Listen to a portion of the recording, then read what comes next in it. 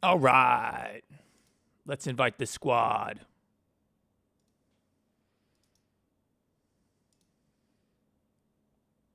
All right. Let's invite the squad.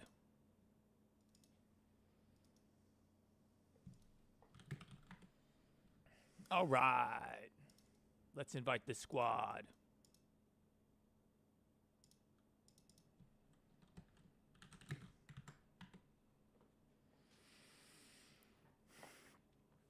Okay, we need to do sound checks and stuff like that. So we're going to have to do sound checks along with music and stuff, because just be how it is. Hey, Azula, there you are. All right, we got Azula in here. All right, Azula, can you hear me? Can you see the twerking robots? Can you see the twerking robots? Okay. I'm looking at my levels, and okay, I need to make that smaller so I can actually see. I can hear you and I can see them. Wonderful. Okay, I need to check my levels against Mimic Song. My name is the Mimic, oh yeah, oh yeah. My name is the Mimic, oh yeah, oh yeah. This is gonna be very loud, but we're gonna see if I can talk over it. I'm gonna go listen back on my phone in a second. Time to play, no, well time to die, cause I'm not nice, no I'm not nice. Look at Chica's hands. I'll pop you in the face. Look at all their hands. Look at Bonnie's hands. Oh, we gotta fix all of this. Time to play, no. We gotta fix all of that. All right, let's do the sound. Let me do a sound check real quick. I can talk over it? All right, let me hear it. One sec.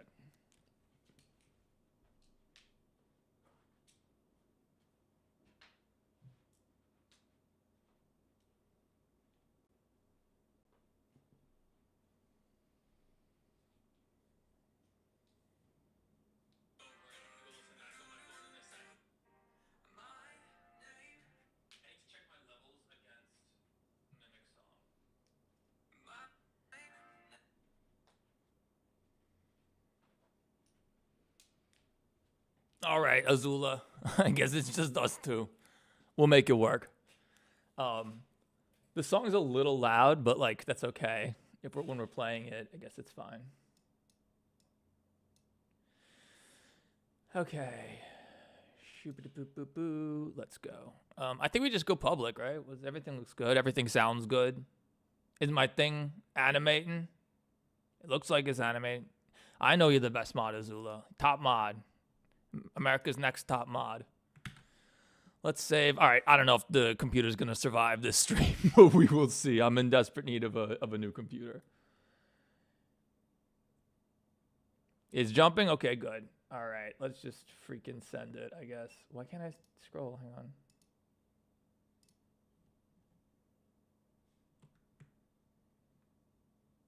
Channel level setting, pop out dashboard, huh? They changed this whole thing, dude. I can't see.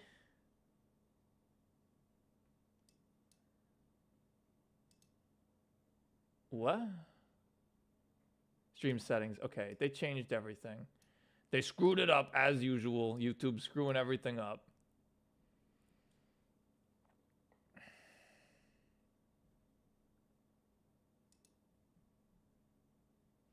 Hey, Change Fanatic is here. I thought you were busy, but I'm glad you're here. Okay. Let's just send it, I guess. Let's get the music going to start it off. Time to die, cause I'm not nice. My name is the Mimic, oh yeah, oh yeah. My name is the Mimic. All right, we're sending it. We'll send it. We'll go. Oh, I should be dancing. I should be dancing to this song, shouldn't I? There we go. Time to play, no, well time to die, cause I'm not Dude. nice. No, I'm not nice. I'll pop you in the face till I make you die. Dude, look at their Bonnie's hand. Oh, all of their hands. Oh no. Time to die, cause I'm not nice. No, I'm not nice. I'll pop you in the face till I make you die. We gotta fix all their My name is hands. Edwin. I made the Mimic. It was difficult to put the pieces Oh my God, Chica. together. Oh no. Oh no, Chica. It looks like she has a butt.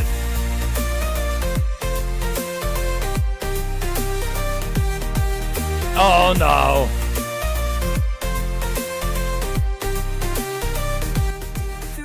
Oh no.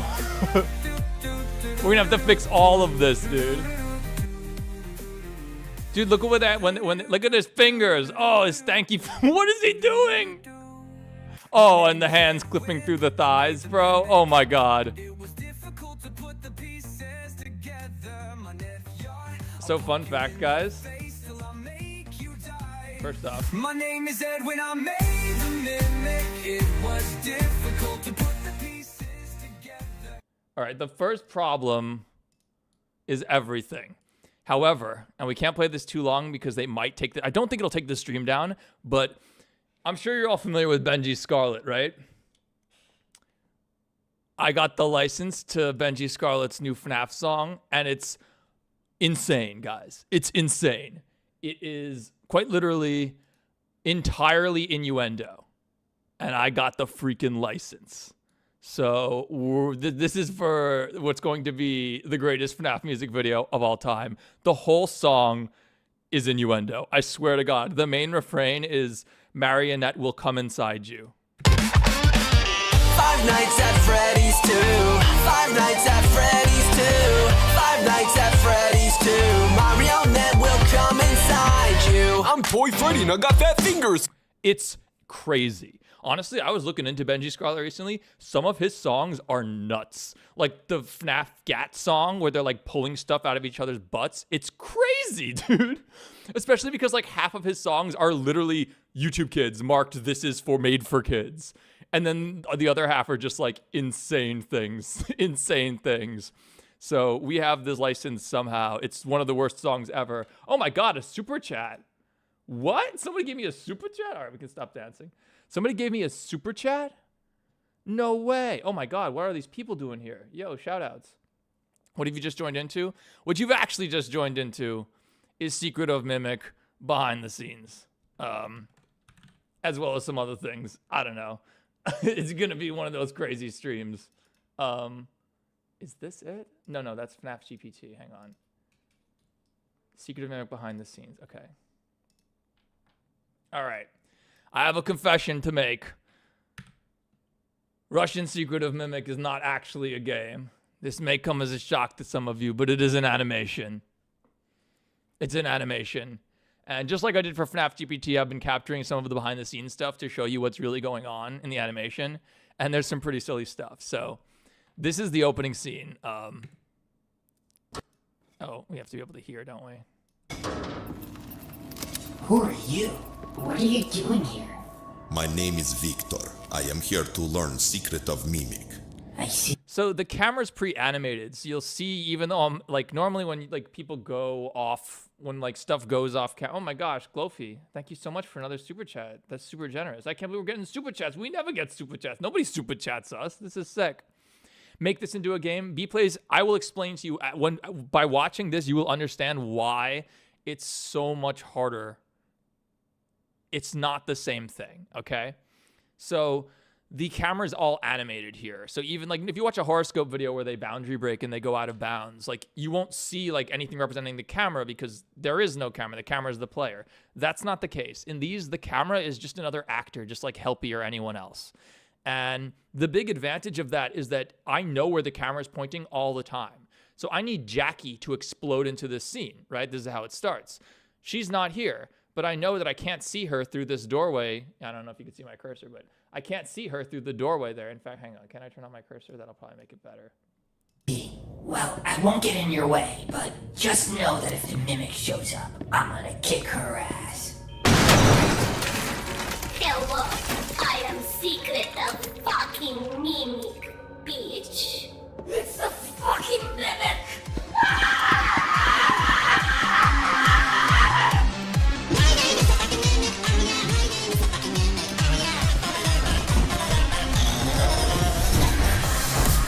So what you'll notice right there at the start is Jackie just literally like, you can't, I know that the camera's here. It's pre-recorded. And so I can just teleport Jackie in here. If it's a real game, the player could be standing closer to Helpy and like looking through this door, and they'll just see Jackie just like, I'm gonna kick her ass. that she just materializes out of this explosion. Hello, I am Also, not all of the behind the scenes animation is perfect. I screwed up certain things and destroyed them later on in the production. So like you won't see her arm movement here. Rambly won't have any of his fur. You know, you'll get it. You get it. secret of fucking Mimi, Oh my gosh, Glofy, another super chat. Thank you so much. bitch. It's a fucking mimic. All right, so for this section, Helpy's going to be highlighted white, the camera will stay green, and Jackie will be highlighted red. And you'll see that, again, the moment anyone goes off screen, that's kind of it. They just stop because you don't have to care about it. For someone, whoever said coding isn't hard, Rambly's naked. Oh, Rambly's super naked in this all the time. All the time, except the final render. Dude, rendering Rambly's fur is a disaster. Don't worry, we'll get there. We'll get there. But the coding isn't hard. It's just so much more work to make an actual game than it is to make a fake game. Like, it's so much more work. And also, you can make the fake game look amazing.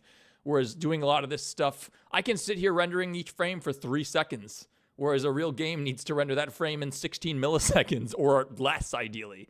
So you can make it look just as good. AAA games look way better than my animations, of course. But, like, it's still, like... it's much harder. You can't just turn up everything and say whatever, I don't care about performance because it's an offline render.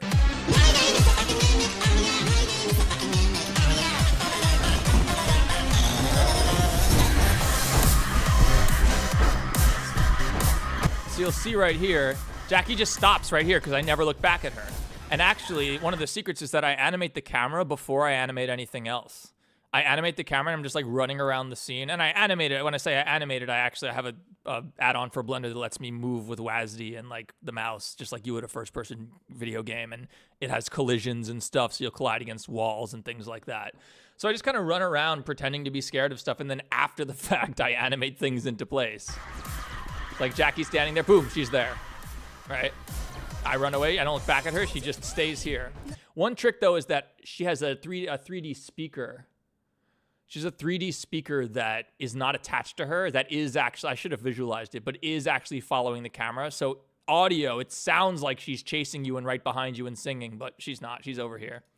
In fact, you probably would be able to see her if you I turned left here, but I never did. And then right here, you'll see she just kind of, poof. So yeah, like, in a game, you have to account, an actual game, you'd have to account for so much more than that. All right, here's Banban's death. Another situation, same exact thing. You could be looking out this doorway or like peeking your head, or you could be in this hallway for all I care, like for all we know. And where does Banban come from? He actually just appears out of nowhere. Boom. Hello, I am Garten of Banban from the hit series. Exactly, Garten of Gloif. Gloif.I. I want to pronounce your name right. I want you guys to know that that blood splatter is 3 gigabytes. Helpy, why did you shoot Garten of Banban from Heat series Garten of Banban? All right, Rambly's arrival. This one's a pretty cool one. So yeah, you'll see, as I mentioned before, Rambly has no fur. Rendering the fur literally is a disaster. It's like the hardest thing ever. It took me 3 videos to really get a good system down for Rambly's fur, so you won't see it in the behind the scenes, but I will show you how this Lamborghini actually crashes into the scene. It's pretty crazy. Come on, Victor, we need to get in Rambly's Lamborghini. How does Rambly have Lamborghini? B plays. Great job being sober, bro. I remember that one video where you said you got arrested because of weed and drugs. Good job being sober. I actually got arrested because of heroin, but yeah, I appreciate it. Thank you. It's not exactly 4 years sober. That would be, I think, December 13th. Whenever Five Nights at Poppy Slentimez and the Indigo Machine of Banban came out, that was my 3-year sobriety date. I believe it was December 13th. So it's a little bit over 4 years since I did heroin. Also, again, sometimes what happens is you make a scene, you render it, you finish it, and you keep going in the same file, and something you do screws up earlier in the scene. It's what we call destructive to earlier animation. So that's why the car is sliding here. It doesn't actually slide there. I just couldn't fix it. I've gotten better at not being destructive as I do stuff, though. Hey, 1KD, thank you so much. I got arrested. I got arrested many times. I was in jail, dude. Yeah. Not for like violent crimes or anything like that. I was just a drug addict and I just kept getting arrested for possession and stuff like that. That's weird. So you can see that there's seams on this wall. Is my cursor visible now? Yeah, it should be. You can see that there's seams on this wall where it's going to be destroyed, but I have another version that isn't divided like this, and I just quickly switch between them right before it explodes. Rambley's car, his Lambo, of course, seen him. is just floating in the void because why? Where else would it be? I see. I'm sending your transport now. You'll see the rigid body simulation just stops once it goes off camera because of course it does. Yo, we need to get in Rambley's Lamborghini. How does the Rambly have Lamborghini? And if you pay attention to the actual video, you'll see that this whole section that's just black nothingness, I just put a bunch of fog in there. It doesn't even look that good. Dude, you didn't. Like you can see this fog up here. It's just like a bunch of fog to make it look a little bit less bad. All right, this was a really, really complicated shot. Getting the Lamborghini out of this freaking attic thing and into the city. I also got to be careful that I don't get copy striked, or that I don't care about getting copyrighted, but that the stream doesn't get taken down by Adele playing over and over again. How do you go to jail? Like, damn, yeah, we had a lot of problems, man. I got arrested. I actually got set up, but it's a long story. A friend of mine got in trouble like a few days earlier, and they were like, yo, give us somebody else and we'll go easy on you. And so he set me up to try to get leniency from the cops or whatever. Not my friend anymore, that's for sure. So you'll see Helpy just kind of floats to the top of the car, because of course he does. My name is Jackie, and I'm fucking Becky. Fucking mimic.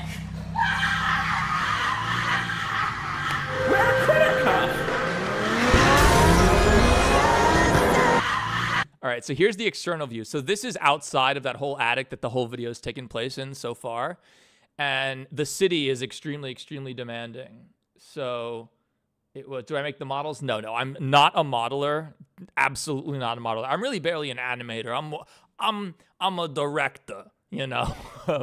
Modelers are really, I think they're like super talented. I have a modeler I work with who makes the custom models, but right now the only custom model that we have so far is Reiko, the red panda. So you'll see here, the city just kind of spawns in the moment it needs to. You are correct. It's a V10 engine on a V12 car. You gotta get your work done. Anyway, I screwed this up. Let me show you the transition proper. And the explosion. Fucking mimic. I do the voice for everyone except Sonic, which is Joder Love. Obviously, Jackie, I transform it. I actually have the original clips of me going, hello, I am secret of fucking mimic, bitch. Like, it's all just me. Helpy doesn't go through any sort of AI transformation, though. That's literally just my voice slightly pitched up.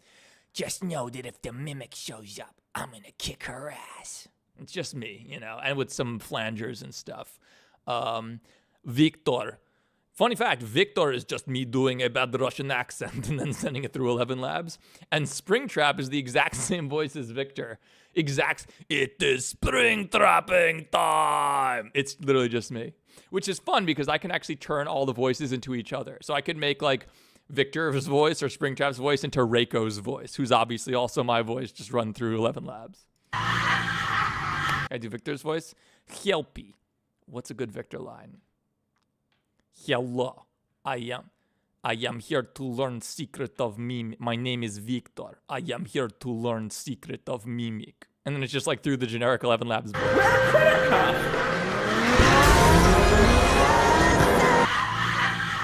So yeah, this shot, here's the GTA version, the GTA angle.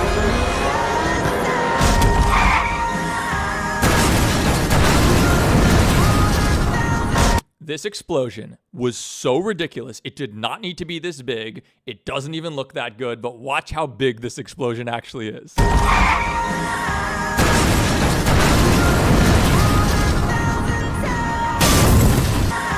Here's Ban Ban falling onto the car.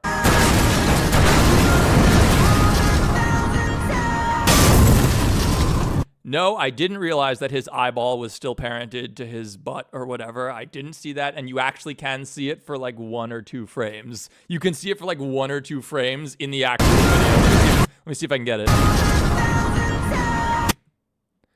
You see this very bright thing right behind Ban Ban? That's his eyeball. It's his eyeball. I just didn't even notice.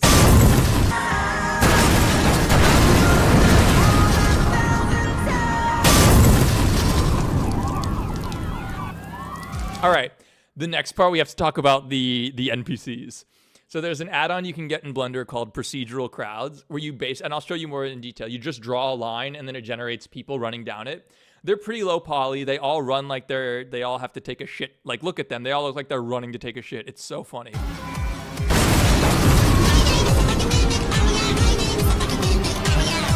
Look at them. They all look like they're super diarrhea and they're running to the bathroom. Later, I learned how to put my own models into that. That's how I did the 500 proto mimics in Mimic 2. And that's how I did the 500 smiling critters in Mimic 4. Since when was there a Coca-Cola ad? I almost always put a Coca-Cola into it for some reason. It's not an ad, though. Nobody pays me for this. I should do a Keeps ad, though, because I've been taking Keeps for a year, and my hair is looking good. All right, car chase with GTA Cam. Again, Jackie will be highlighted red, car will be highlighted green, so you can see it, and you'll see what's really going on here, and you'll see how fake it all is. Hey, yeah, we're live.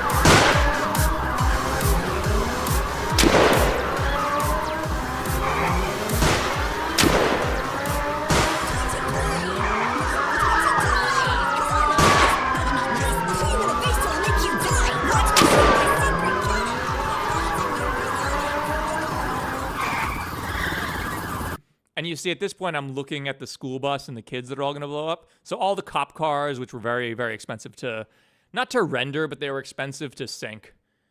Those are all gone. Jackie's gone. Everything's gone. Only what needs to be seen is turned on, because that way I can do it in 2 seconds a frame instead of 6 or whatever. Don't worry, kids. And it might not seem like a big difference, 2 seconds per frame versus 6 seconds per frame. But when it's 60 frames per second like this, like these projects are sometimes over 100,000 frames. That's hours of time saved. All right, here's procedural crowds. I'll show you how it works. So you literally just draw a line in Blender, a start and end, and then they just spawn at the start and disappear at the end. So a good way to do it is to just like make them run around a corner before they disappear and come out of a corner before they appear. But sometimes you can just cheat to the camera. So yeah, here's what it looks like actually in Blender, and you can see it actually like runs, and this is running at 25 frames a second, and you can have a lot of these guys, and you can use any model you want. You don't have to use the people with diarrhea. And you can also you can have them adhere to the ground and stick to the ground, follow the ground, but that is bad performance. So if the ground's pretty flat, you generally don't want to do that. And you can also, when do I get to it? You can also change the curve, and you can animate the curve. So here's 500 of them. You can see it's still running just as well, basically. Not great. 24 frames a second isn't great, but it's enough to work. It's enough to understand what it's gonna look like at 60, right? So here you can see you can just adjust this curve. It's just a spline like Bezier's, and in real time, it's like you can have hundreds and hundreds of people running around. It's a cool add-on. It's Procedural Crowds. There's a pro version called Procedural Crowds Pro. It's even better, that I'm probably going to get at some point. I don't know. I kind of get pissed off when people make 2 versions of their add-on and you buy the cheap one and then you have to buy, you like it, now you have to buy another one.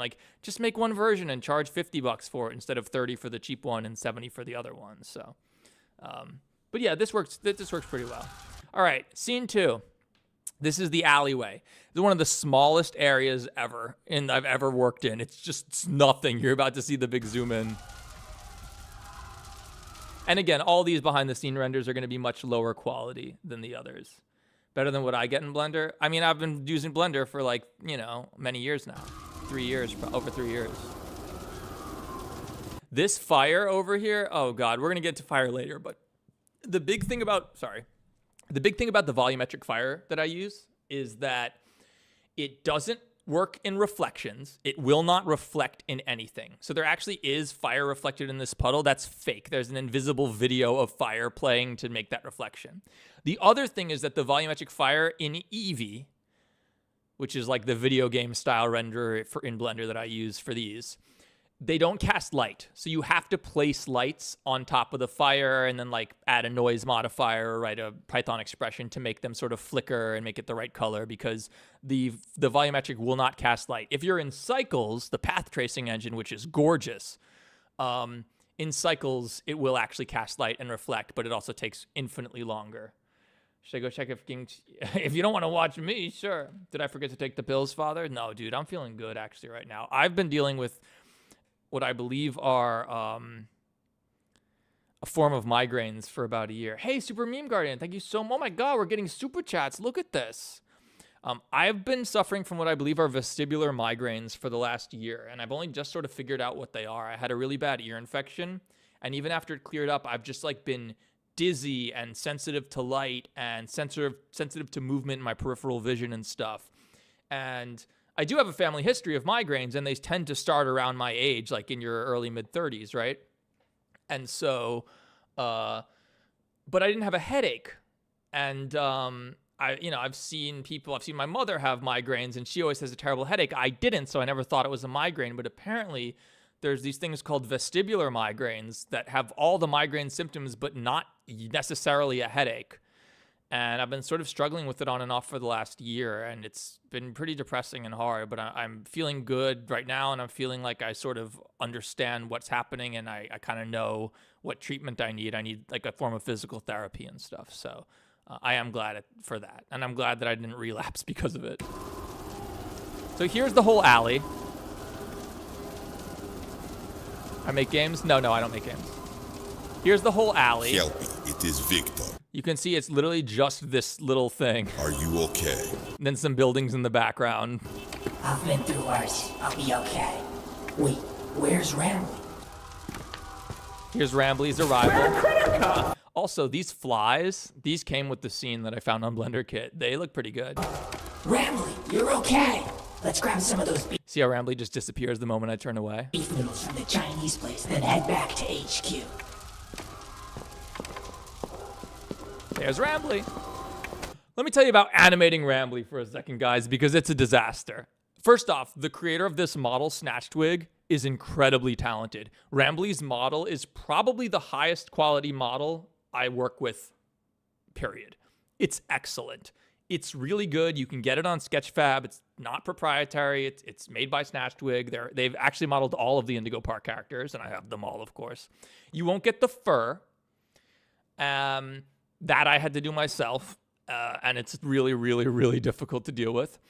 And then the scarf is a cloth sim, and you'll see this in a second. So every time Rambly moves, every time he does anything, once I'm done with Rambly's animation for the scene, I have to go and bake in the cloth simulation on his scarf so that it swings around properly. I also have to bake in the physics on his ears and tail, which is a nightmare, but I finally kind of figured out how to do it, like a good process for it. But you'll see here, I changed the animation while he was off screen, and you'll see his scarf keeps moving even when he doesn't.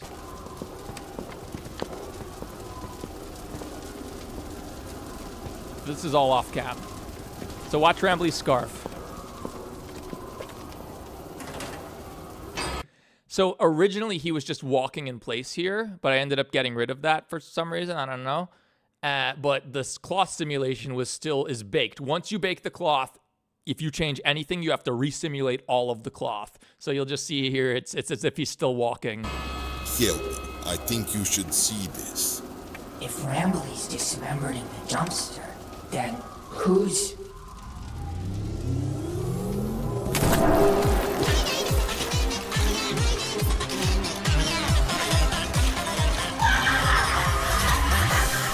Here comes Catnap.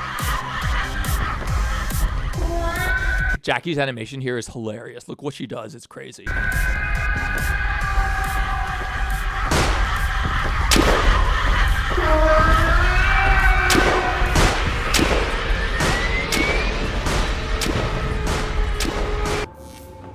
All right, here we go. Here's another 3 GB blood simulation on Poppy Playtime.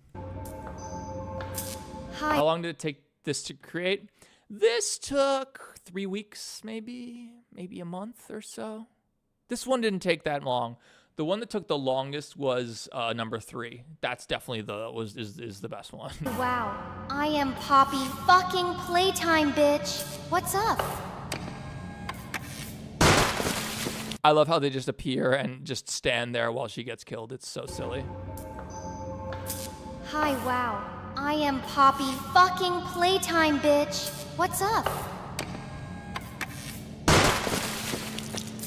Bitch was obviously the mimic. And naturally, to save on resources, when the blood goes off, when I simulate the blood, I also put the camera into the software so I can see when the blood goes off screen, so I can just delete it. You see, like right here, right when it goes off camera, kind of just deletes it. Bitch was obviously the mimic. Help me. Thank goodness that you are okay. Of course, I'm... Also, this next section where they just like walk through them all in real time, big mistake. Wish I hadn't done this. It's boring as hell. And even so, I cheated. When I go up the escalator here, they all just freaking slide into position. So why don't you slide? We're gonna get a copy strike for Goo Goo Dolls. Yeah, they all just quickly slide while I'm not looking, so because it would have taken way too long for them to walk over. Here's another case. Over here, like I'm walking in front of the Playtime store and all that stuff. Julian and Bendy are just chilling. And then they were taking too long, so I just teleport them in. And you can actually see this in the animation. You can see their reflection pops in. I didn't notice when I was rendering it. You got to be careful for that when you teleport things off camera, because they can cast shadows and reflections into the camera that you didn't realize, you know? Why is the blood 3 whole precious gigabytes? Fluid simulations are really, really expensive.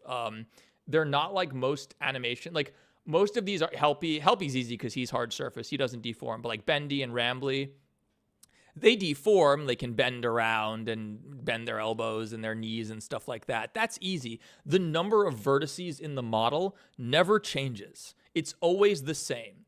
A blood simulation is not like that. A blood simulation is like a flip book of models.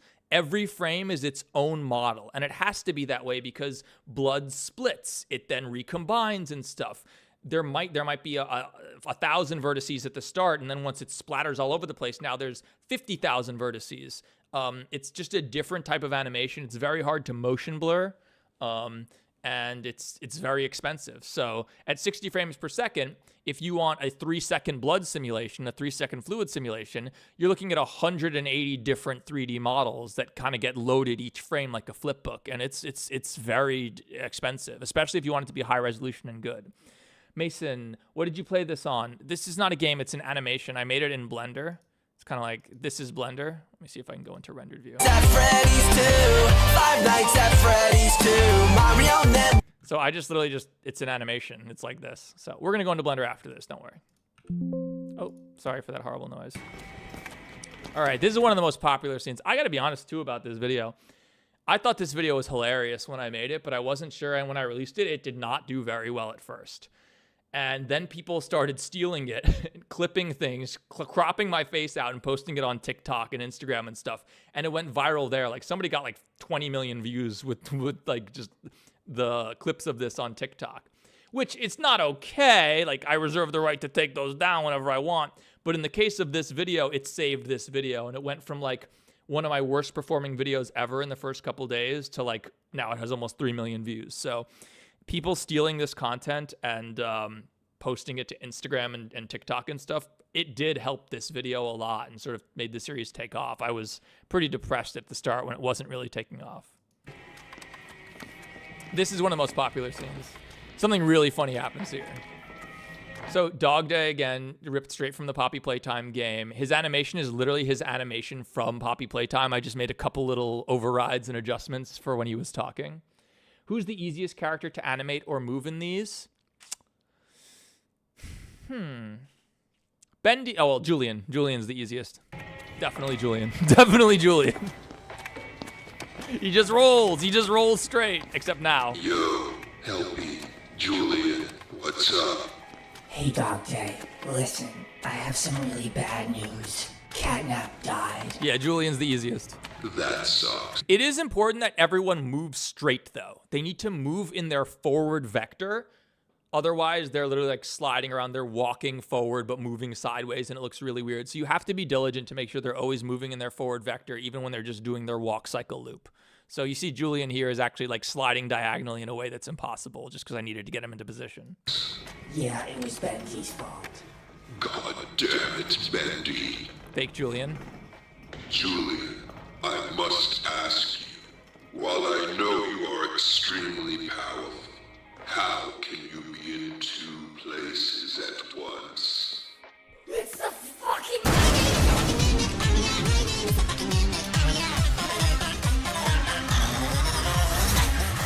All right, a lot of funny things about this one. A lot of funny things about this one. See everyone just teleport in. Bendy looks so cute running. Now you can see, this is what happens when he doesn't move on his forward vector. You see, if he's not moving exactly forward, it looks super weird. He's running but moving sideways, moonwalking. And Jackie just standing there. What was your plan if this didn't work out? Make another video, man. I've had tons of videos that I worked super hard on that just like, I don't want to say flopped. Most of my videos don't flop. But like my second Mario video, Nothing is Eternal, the follow-up to There's Nothing Behind the Castle. Nothing's Behind the Castle did like over 1 million views. It was like a big hit. And then I did another one that I thought was so much better, twice as long, a real story, real acting, and like real voice acting. And like, I thought it was so much cooler, and it just like wasn't as good, I guess, in the end of the day. Like it's dude, fine. It's got like 200,000 views at this point, but you know, that was probably the hardest I've ever worked on a video. It's got, in fact, can I pull up this shot here? People don't understand. Yeah. You are not ready for Super Mario 64. This, I have to be careful because this song is no longer available and I can get copy striked for it. But like this scene here,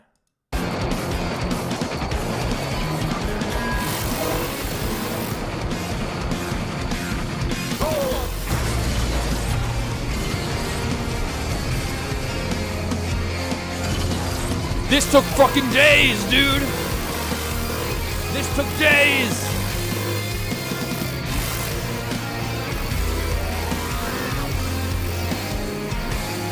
I think it's the coolest thing I've ever made, and it just like, you know, didn't really land. I don't know, you just gotta keep going. On to the next one. What is this? This is the greatest Step King animation that no one watched. Also, my excellent voice acting for Yoshi. Hey, Mario, it's me, Yoshi the dinosaur. What's up? Yeah, no, this video is nuts, dude. There's like crazy stuff going on in this video. It's like, this is the video where I really learned Blender.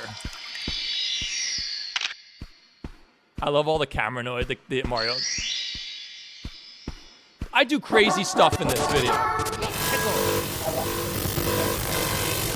I swear, this is easily the coolest video I've ever made. Like, the coolest animation. Dude, this part, oh my god. It's so cool, but I don't know. I love it. I think it's awesome. But it just didn't land. I don't know.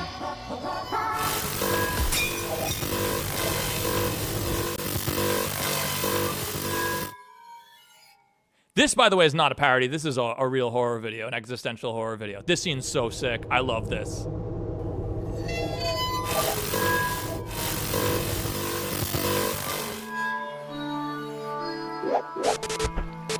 So yeah, like, I know what I can animate. I can actually use Blender. Like, I actually know what I'm doing, but like, you know.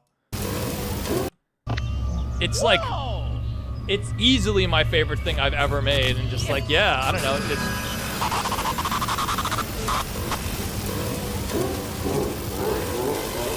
It's just, I don't know, man. I think this video is super cool, and it just, you know, didn't land. What's the Mips part? This is the saddest thing I've ever animated by far, where Mips disintegrates into oblivion.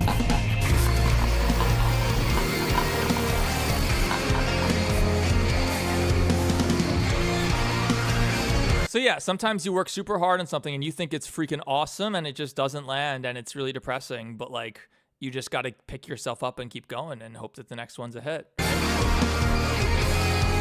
just sucks because this took 2 months.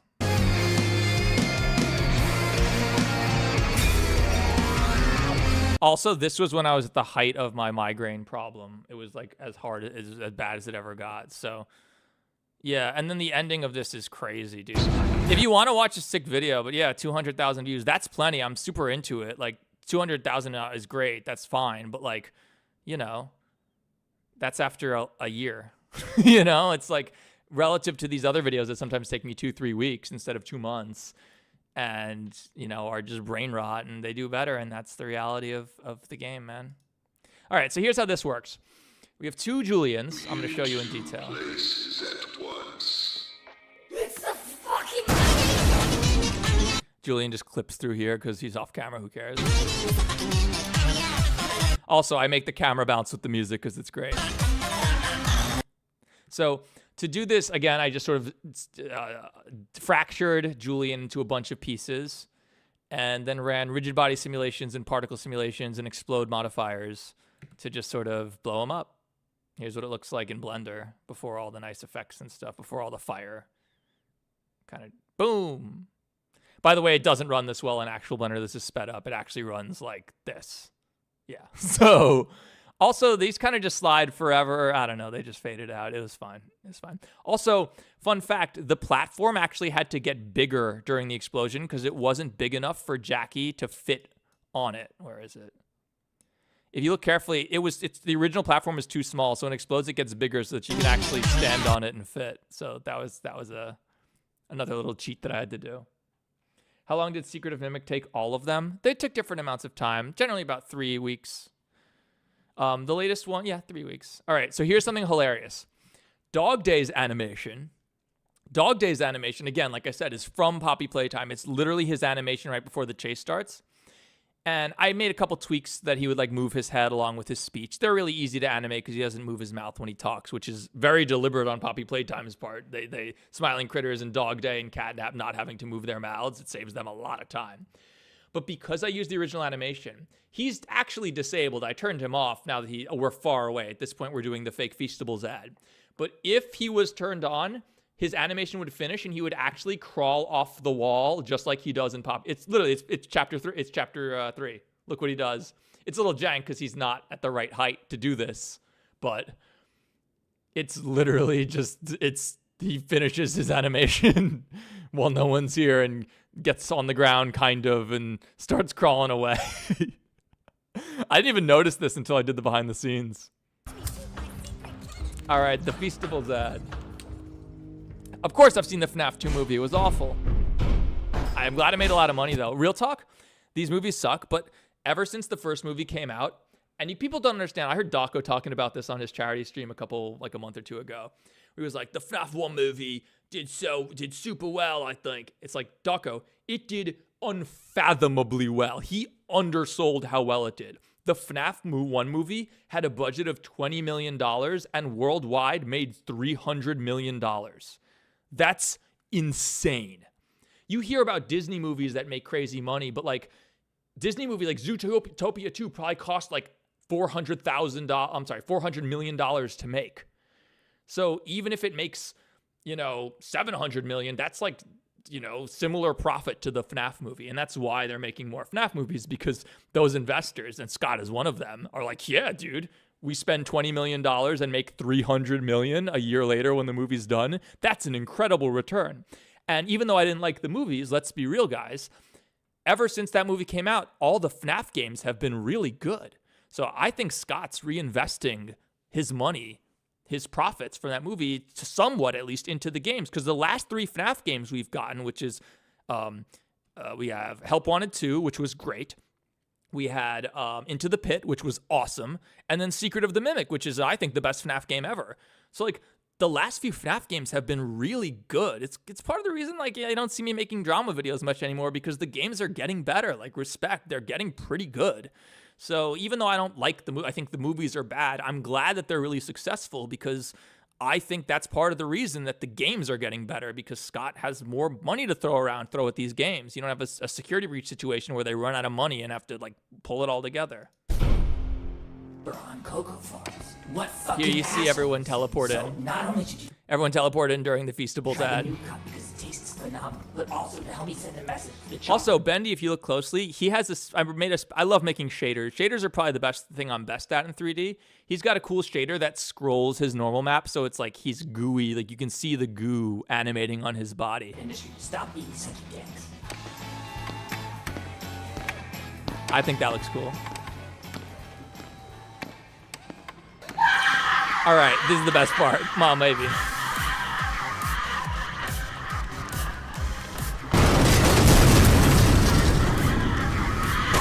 This ink simulation is 12 gigabytes actually, so I couldn't do it in the behind the scenes.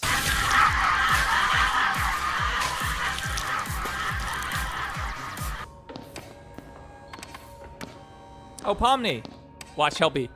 So I'm in here talking to Pomni. Helpy's way over here. Look what happens. Helpy, who is this? That's the amazing digital bitch. That is really her name? And same thing again. Oh, is this Foxy? Yeah, this is Foxy's dance, I think. So yeah, Helpy just has a walk cycle. You just animate him around, make sure he's always moving in his forward vector so that he's moving the right way. And, you know, the turns take a little bit of work to learn how to do, but they're not that hard. And then, of course, for this scene, Helpy would have long been gone, considering how long I look at Foxy, so he just walks in place and waits for me to turn around. Although, again, I animated Helpy after the fact, after the camera was animated, so.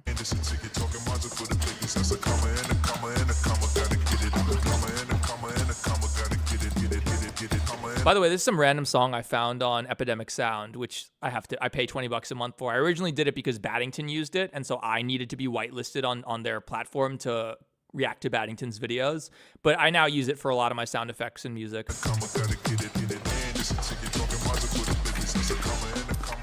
Here's Opila. I love Helpy's hat in this one.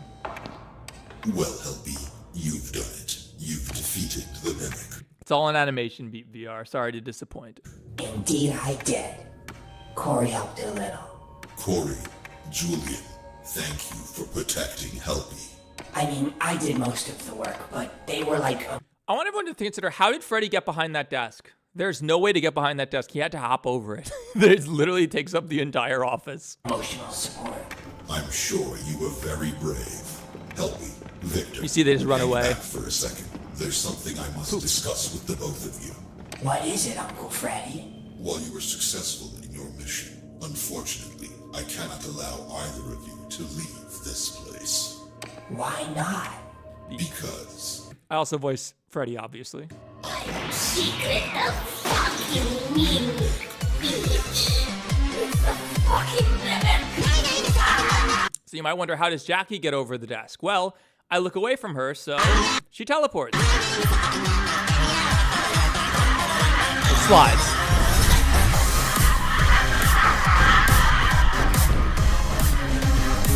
There's Miku.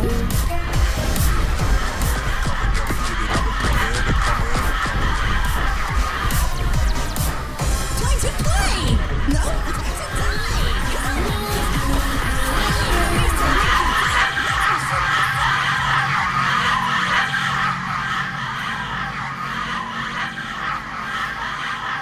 And she just sort of teleports where she needs to be. Fun fact, Helpy's scream is not actually me. That is Static Films, who recorded that scream for me. It's the same scream as if you've ever seen my Poppy Playtime VHS in the Hour of Joy.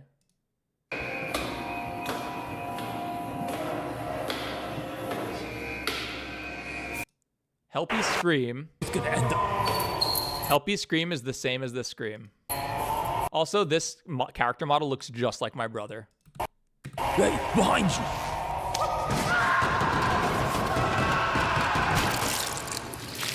Same scream as Helpy's. Helpy's is just pitched up a little bit.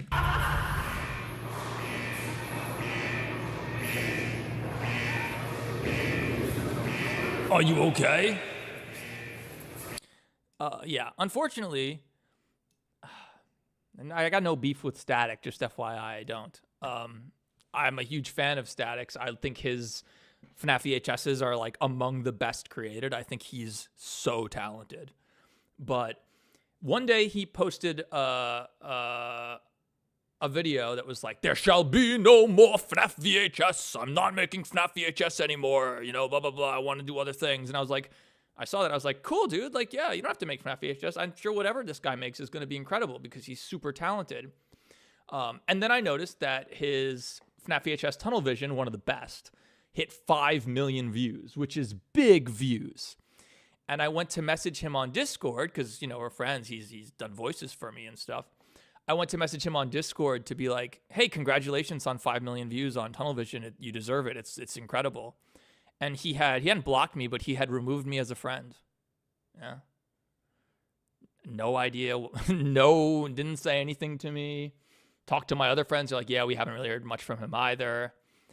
And, you know, it's fine. It's all good. We got no beef. But, like, I was, you know, I was surprised because here I am, like, going to be like, hey, man, congratulations on 5 million. I saw you said you don't want to make FNAF VHS anymore. That's awesome. I also have other projects that aren't FNAF VHS. Like, you know, I respect it. I'm sure you'll be great at whatever you do. I can't wait to see it. And it was just like, this message could not be delivered. I was like, okay. All right. So that sucks. That sucks. But no beef with Static. You know, nobody has to be friends with me.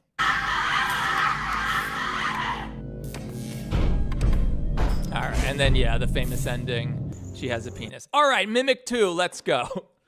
Mimic 2 opens up with Helpy and Victor walking to the DBD location, and everyone jumps out of a helicopter. As you can imagine, the helicopter doesn't have an interior, it doesn't animate, and we don't see them where they're falling from, so... Victor, this looks dangerous. I'm calling in our backup. They're all just floating up in the sky waiting. Jackie, the fucking mimic. Millionaire furry porn star Lamley Raccoon.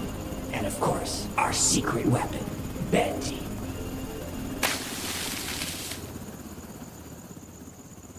We lost Bendy. That was weird. Also, fun fact, Rambley, in addition to his crown and his Rolex, he has a Louis Vuitton scarf. Because he's so rich. He's so rich from all that freaking Patreon money. Didn't Indigo Park, like, make, like... $300,000, raised $300,000. Also, the Indigo Park 2 trailer dropped. Hang on. Have you guys seen this? Yo! Dude, it looks sick. Dead ass. It was done with crashing planes that didn't last. She built a better plane to fly her far and fast. And left up Molly bid farewell to all her friends. Then she crashed again. Look how good this looks. I mean, it fucking better look good for how much money they made, but, like, it looks really good. He's gone, my only threat wiped out at last. Her sad little hunt to feed her chicks backfired fast. Went to the front and heard that long-forgotten This looks sound. dope, dude. A digital rat. Now she's lifeless on the ground. I hope there's actually a video game this time, and it's not just, like, a walking simulator where you walk into every area, talk to Rambley, and leave, but, like... Also, this is a pretty low-res texture, but it looks pretty freaking good. And our own Friendly Wolf is working on it to some degree, which is awesome. Friendly Wolf, one of the biggest supporters of my stream and my channel, so shout-outs to Friendly Wolf. I'm disappointed I'm not seeing caustics, though, like fake projected caustics.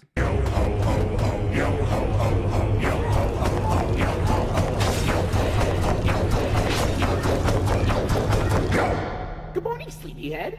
You sure took your sweet time with that union-required Rambley's Rookie Wrangler Rest and Relaxation Regimen. It looks really good. I think visually, at least. I mean, I hope there's a game this time, but like, you know, I think it's gonna be good. People think I'm an Indigo Park hater, but the truth is, like, dude, I hope it's great. I hope that my Indigo Park 2 video is gonna be like the redemption of Indigo Park. Like, yeah, I didn't like the first game. I don't even consider it really a video game. It's a interactive narrative, maybe walking simulator with one mini game that's like a platformer. But I hope this is fantastic and that I can make a video like, yo, the redemption of Indigo Park. They really nailed it. So I'm hoping that's the case. However, I also called it a ripoff, and then they announced their new character who's like literally a pirate fox. So, okay, sure. Very original. Hello. How do I... What's going on here? How do I full screen this? Okay. All right, so just like with them teleported, them dropping from the helicopter, Night in the Woods was good, and that wasn't really a game. Exactly. I like games, and when I review games, I review them as games. And as a game, Indigo Park is not good. It's not even really a game. Again, it's walk into the area, talk to Rambly, and leave. I love how in the Rambly review, one of the lines is, were you satisfied with the rides? What do you mean rides? There was one ride, the train. There was one. Anyway, Springtrap is just floating up here. Hello. It is spring trapping time.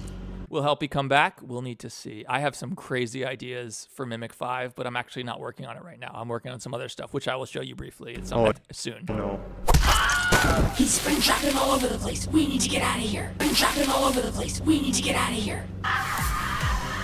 As usual, everyone runs off camera and stops.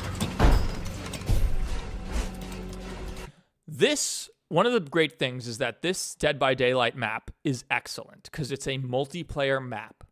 And if you've ever played a multiplayer map in any game, Dead by Daylight, Call of Duty, Halo, whatever, they have no dead ends. None.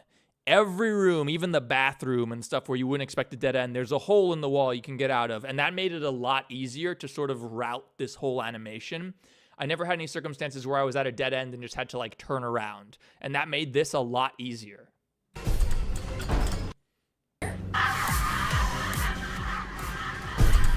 Here's the Springtrap view.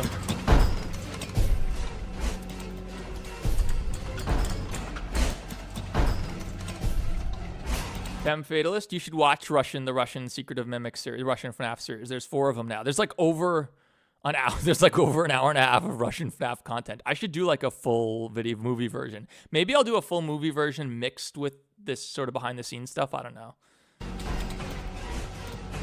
Don't worry about it. So you guys don't have to super chat. I don't have a Patreon. I don't sell any merch, guys. I would be interested in selling merch, but like it's difficult. It would need to be a white plushie. And white plushies are really hard to do. They turn yellow if you use cheap materials and stuff. So they end up expensive. And when I've talked to people about it, just like the price to make it the quality I'd want is just too much. I wouldn't be comfortable selling it. But I don't have a Patreon. I don't sell any merch. I want to be able to support myself from just my videos and the views. So I really appreciate everyone who's super chat. We've had, Gloif has been super generous in particular. I appreciate all the super chats. I appreciate all my channel members and stuff. But like, if you want to support me, just watch my videos. That's all I ask. I want to be able to support myself because people like watching my videos. That's all I care about. I mean, I'm already like the most controversial, most hated person in the FNAF community. I don't give a fuck, right? As long as you like my videos. Here's the truth, guys. Like, I love what I do. I freaking love making these videos. I love animating in Blender for 14 hours a day. I love it, dude. I'm so lucky that I get to do this for a living, and I make my own hours, and I'm my own boss, and I do whatever I want, and I get to do this. And not only do I make a living, but like I make a good living. I make a lot. I mean, I'm pretty successful on YouTube. I make good money from this. So like, I'm super lucky. And so like, I don't care. I love what I do. So, you can't really get upset at what anyone else thinks when you love what you do, right?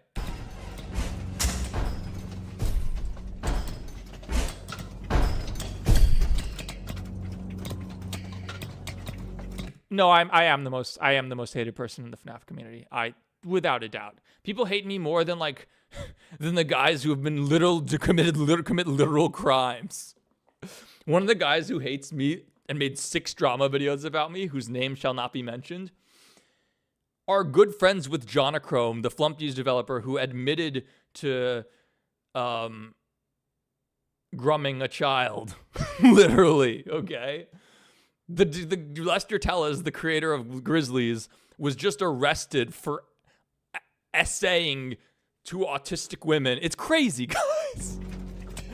It's crazy, okay? Kane Carter admitted that he used to end every sentence with the N-word. Now he doesn't, but in his heart, he's still saying it. Like, crazy stuff. But I promise you, I am the most hated. And you know what? We love it. We like being the most hated. I'll be the villain. It's fine. I could be the heel.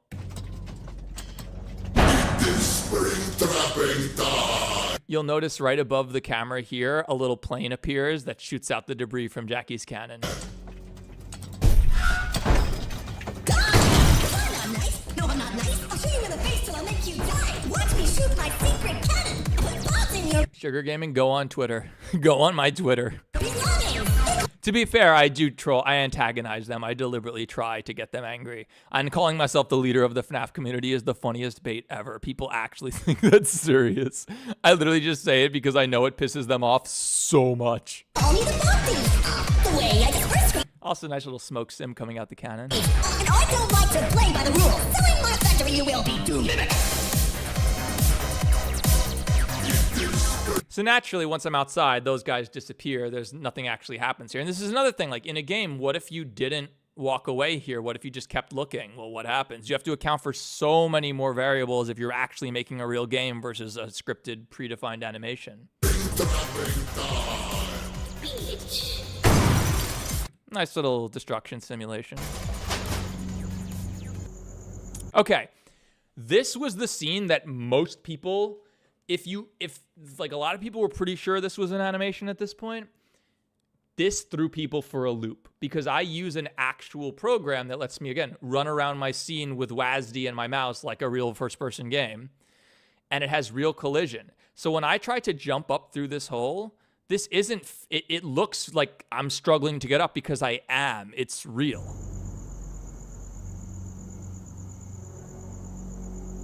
This is real. And people are like, no, dude, this is a real game. Look how realistic this looks when he jumps in. And it's like, yeah, it looks realistic because that's actually, like, I actually am struggling to get up there. Here is the Japanese scene. So there's Rambly working on the generator. Could you bring back some of the randomness the original Russian Secret of Mimic had? I kind of tried to do that with Mimic 4. I don't know if you've seen the fourth one yet. It hasn't done as well as the others, although it's done perfectly fine. I'm perfectly happy with how it's done. It also didn't take as long to make.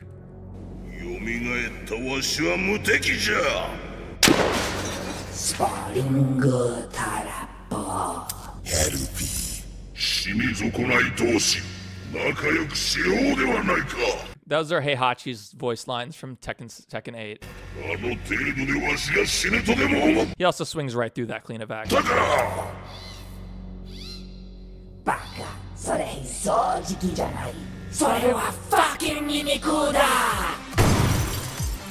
And Springtrap just flies right through the wall if you couldn't tell, obviously. Do a Q&A? Yeah. We're almost through the behind the scenes.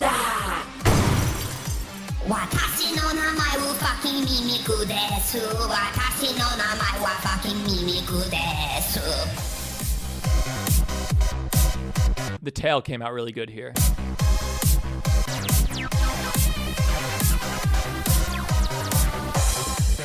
So those same procedural crowd systems of the people who look like they have diarrhea running in the first video, I use the same system for the proto-mimics here. And what's really convenient about the proto-mimics is that they're game assets. They're very efficient. There's like 7 or 8 different variants of the proto-mimics, but there's only 2 sets of textures for each because they're not that big. And the textures are 2K. Like, the Secret of the Mimic textures are gorgeous, so.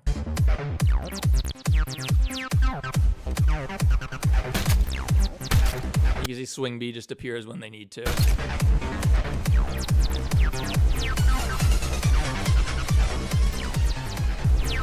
This is the scene that I think everyone ought to have realized. I mean, a lot of people didn't pick up on this, but in this scene in the actual video, let me actually pull it up for you guys. In the actual video,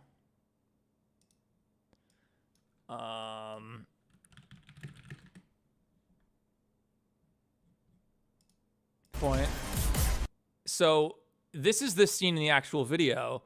If you notice, I talk to Jackie and she responds to me. It's impossible. Call her back up. Jackie, your voice sounds completely different. You're right. It's almost like I'm the fucking mimic. Fair point. So if you were paying attention, you should have been like, hold on. That wasn't Victor. Theft King said that to Jackie. How did she respond? That was another clue that it's not real. Would I consider making t-shirts or sweatshirts? With what?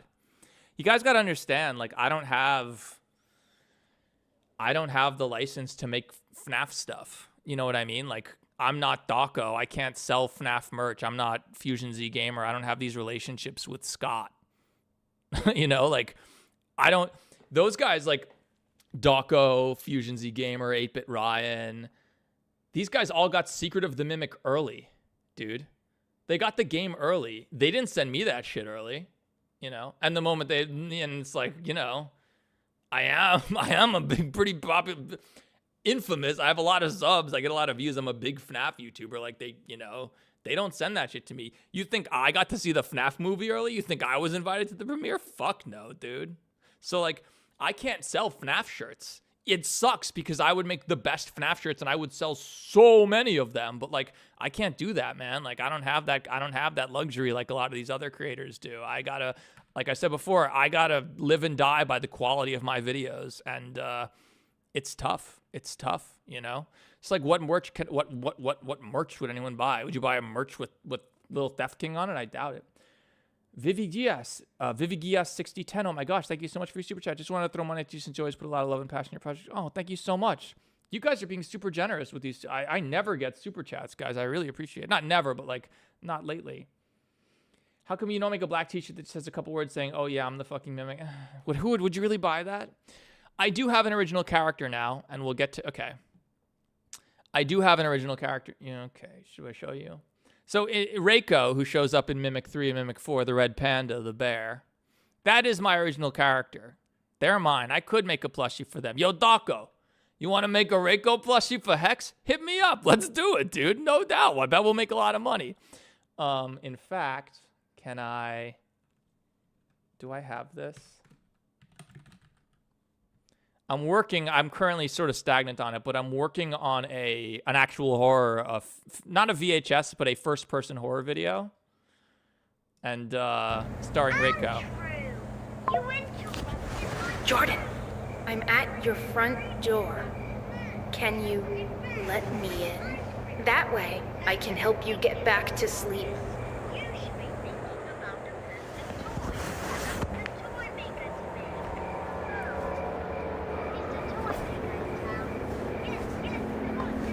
Can you unlock the door?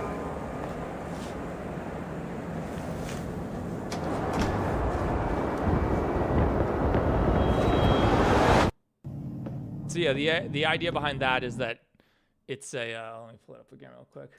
The premise is, you know, Grok, the Elon Musk's AI, you know, it has the Rudy companion who's like a little red panda. I saw that and I was like, I have a red panda character. So the idea is that it's about a kid AI that's basically raising this kid.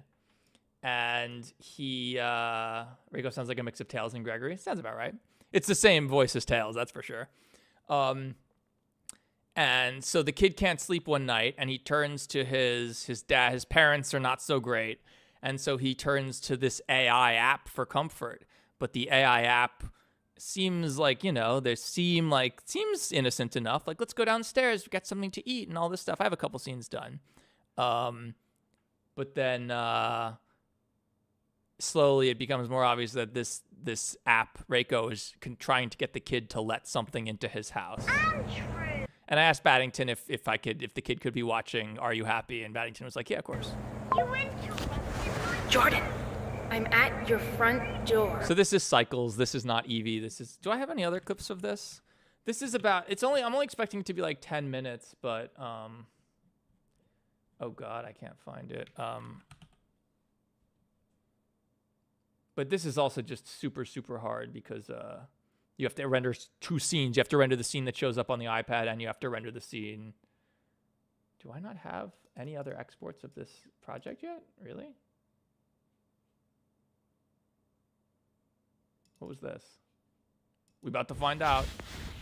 Oh, this is an early version of the first scene, I guess. And yeah, it's Cycles. It looks pretty realistic. I mean, I need to do better, but... Jordan, it's currently 1:44 a.m.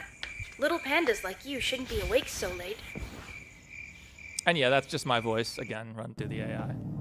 So yeah, it's And then, yeah, I have to go through and like render out just these scenes. Oh God, why is it playing at 60 frames a second? Yeah, and then you have to make 2 scenes. You have to first do the iPad scene, render it out, then put it in the other scene, animate that, render it out. It's a pain, but it's a cool idea. I just need to kind of need to just lock in on it and figure out exactly what I want to do. Okay, where is my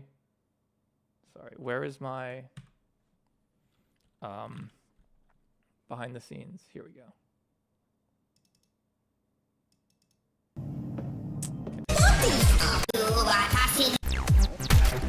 All right, the big top chase. This is like one of the last things we have.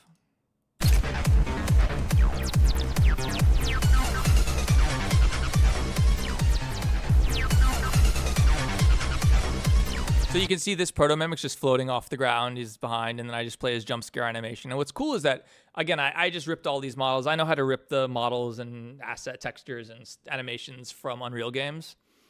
Working on it for Indigo Park.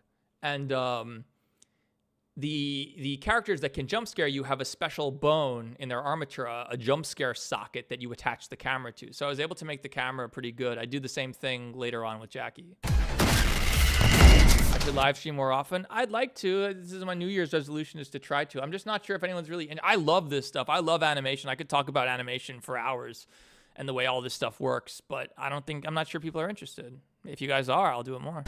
Victor. I mean, people are watching now, which is cool. This shit is getting... All right. So now you can see, again, procedural crowds. That's how we have 500 proto-mimics running around for free, basically, without any real performance impact. And here's the big top chase from the top. It's crazy. By the way, this song is an unreleased song from the alpha version of La Mulana 2. La Mulana is my favorite game. I wouldn't recommend it, though. It's not for most people.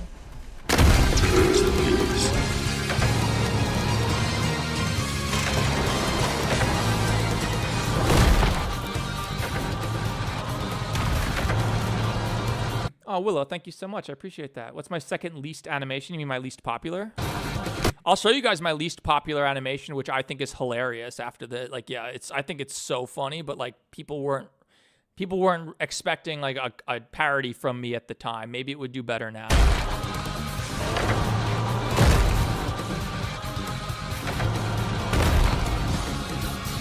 So you can see he's just if he's not on screen, it doesn't matter.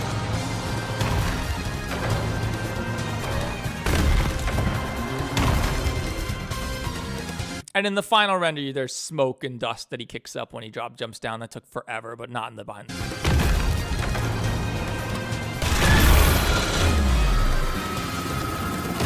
I love the way this helicopter's light shines through these trees and casts shadows. It looks so cool.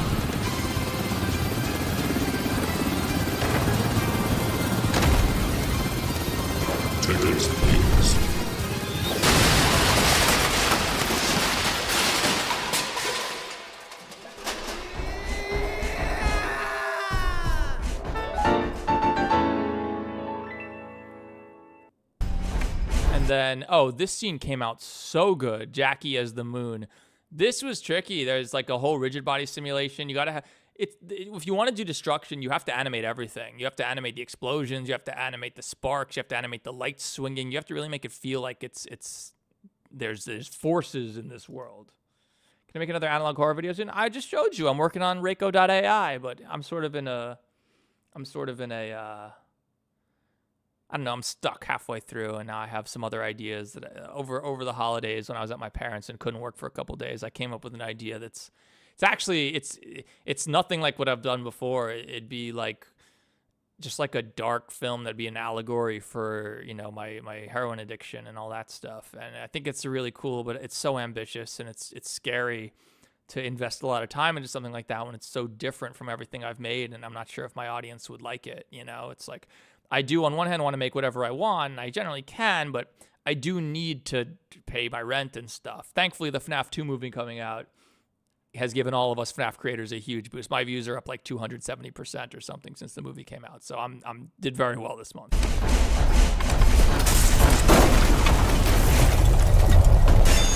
See, that table just sticks. This table just sticks up here because it was too annoying to deal with. I just froze it after that. The moon woke up and And it was secret of fucking mimic, bitch. Jackie. So that's... we will like anything you make theft, don't worry. Well, that's not necessarily true.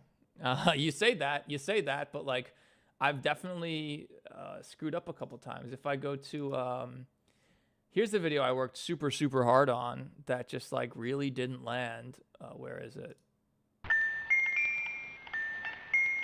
What did you do this time? So this starts off like spooky FNAF VHS. FNAF 4. He locked you in your room again. Don't be scared. I'm here with you. And this one I thought was really cool, but like, I don't know. I don't think people were ready for this because it seems like it's going to be a scary FNAF VHS. Although I don't use VHS effects. I do 1080p, all that stuff. I do 1440p for the games.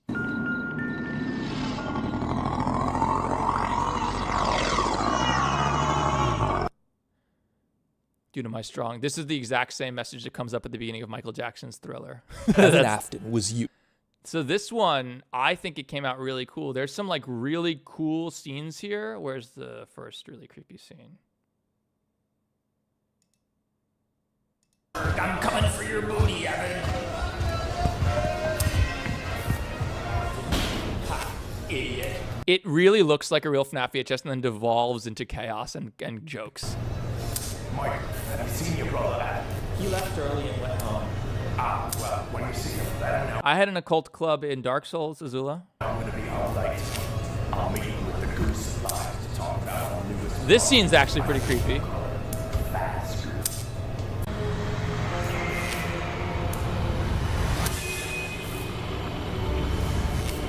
This is inspired by the Goosebumps book, The Haunted Mask.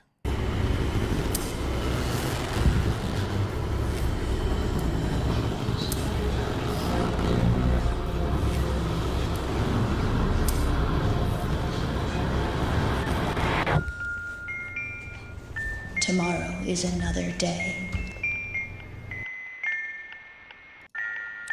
And like it seems spooky and then it becomes very silly. Probably not, sir. I mean, we're doing everything we can.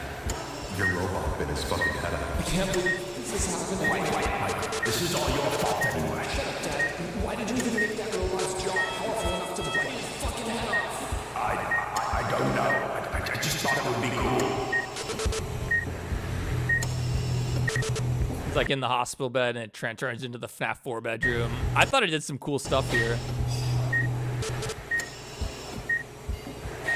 And then, the best part.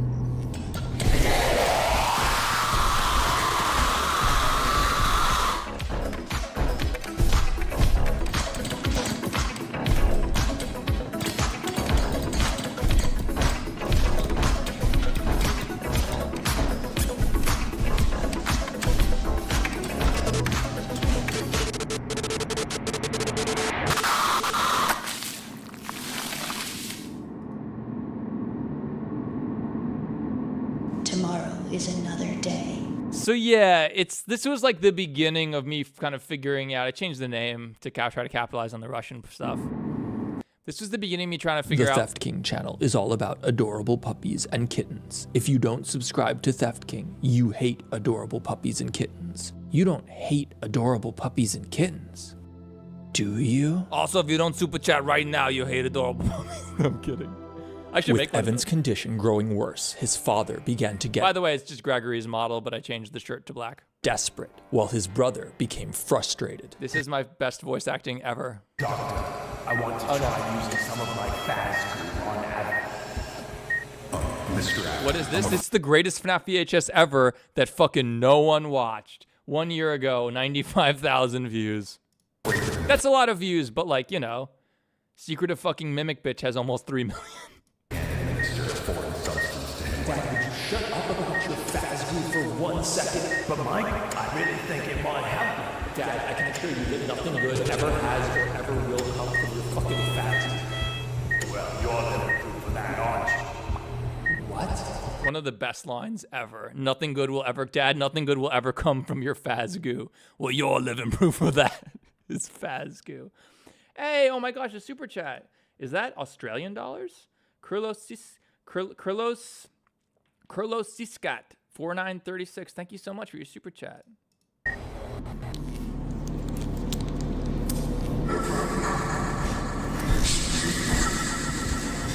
Oh, I think my friend Nick did this voice.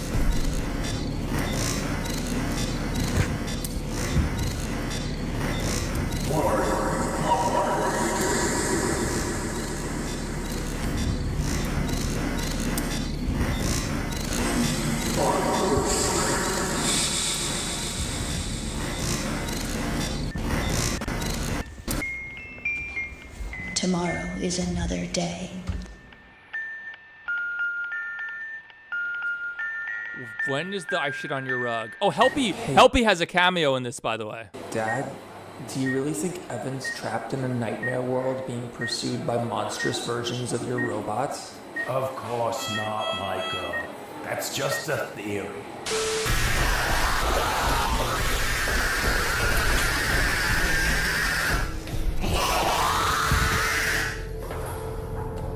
This is cool as he turns into water. I was proud of that effect. Pretty cool, I think. Evan loves my animatronics. I don't think there's anyone he'd rather run into in a nightmare than Freddy Fazbear. I'm sure he would help Evan find his way home.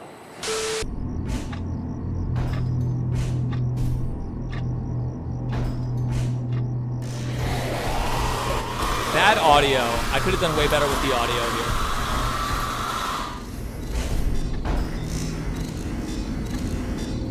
Michael and Evan's relationship was complicated after the strange and sudden disappearance of their family. This is, first off, the original version of this. Charlie's legs were so long. I'll find it at some point. I sent it to my friend Jake, and he's like, Jake Ryan Southgate, who makes the Fredbear's Family Diner series. He was like, Theft, you need to fix her legs. She looks ridiculous. This exterior, by the way, is made by Bazaar. This is from Bazaar's FNAF VHS, The Crushing Blow. He let me use it for this, so thanks so much, Bazaar. Bazaar's amazing. He started making FNAF VHS when he was literally 12 and was like immediately making top-tier FNAF VHS. And now he's like 15 and like he's like one of the top guys. He's amazing. By the time he's like Kane Pixel, by the time he's like the age Kane Pixel started at, like 17, 18, dude, he's going to be like, I'm telling you, he's going to be the top guy. Family friend Charlotte Emily, Michael began to change, taking his frustrations out on his younger brother Evan. Michael knew that This is also like one of the ones where I did the voiceover for my own tape, and I just wasn't confident enough that it was interesting enough on its own. Evan was terrified. Obviously, it wasn't good enough in general. Oh my gosh, Gloif, thank you so much for another super chat, dude. Gloif, Gloif the goat. The animatronics at their father's restaurants, and he took full advantage of this, scaring him and tormenting him at every opportunity. However, now, with his brother on death's door, Michael is forced to come to terms with the way he treated Evan, and he does his best. Another one. DJ Khaled, thank you so much, Gloif. To make amends. You're number one Theft King fan of this stream. Evan. This is one of the funniest lines. I think this is my best line ever. I don't know if you can hear me, but... Also, I love his twitching hand. It's so good. Just wanted to say that. Also, this blood, the tubes running into his head with this shader that makes it look like blood is flowing in and out. I'm really proud of that. I mean, I made this a year ago, so I was not nearly as good at Blender, and I hadn't really learned shaders that well, but I'm proud of how it looks very disturbing. Sorry. And I also wanted to say that one time when the dog took a shit on your rug, it wasn't actually the dog. It was me. I shit on your rug. Sorry. It was me. I shit on your rug. Sorry. That motherfucker, I can't believe he shit on my rug.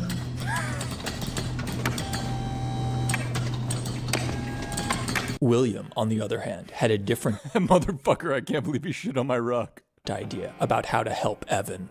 Remember, you got trashed on for not liking Indigo Park? I got trashed on for everything. Indigo Park was a terrible video game. It was a decent product. It's a good product. Like, it's a better product. It might be a better overall experience than Garden of Banban. But at least Garden of Banban is a video game. It's a shitty video game, but like, there is gameplay. There's like stupid puzzles and stupid mini games and stuff. And Indigo Park had none of that. The only gameplay was an optional arcade that had nothing to do with the rest of the game. Like, but I get annoyed. I stopped playing Garden of Banban after 3 because it got so annoying. Indigo Park at least wasn't annoying. It wasn't a good game, but it's probably a better product overall. Like, the whole package is good. I mean, Rambly is great. His animations are great. His dialogue is great. His voice acting is phenomenal. Who does the voice for Rambly? Otterboy. Phenomenal. Like, you know, so there's redeeming qualities to it. And I'm hoping, look, we watched that trailer before, man. Like, it looks good. I'm hoping that all that freaking money he raised off that non-game is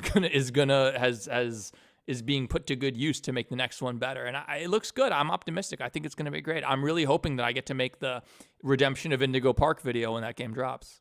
Evan, I've been thinking hard about what you would have wanted me to do, and I've figured it out. I'm going to kill as many children as I can. Yes, sir. For you. But before I go through with something like that, I need to be certain that it's what you would have wanted. So, if that's not what you want, say, Dad, please don't kill all my friends. Otherwise, say nothing.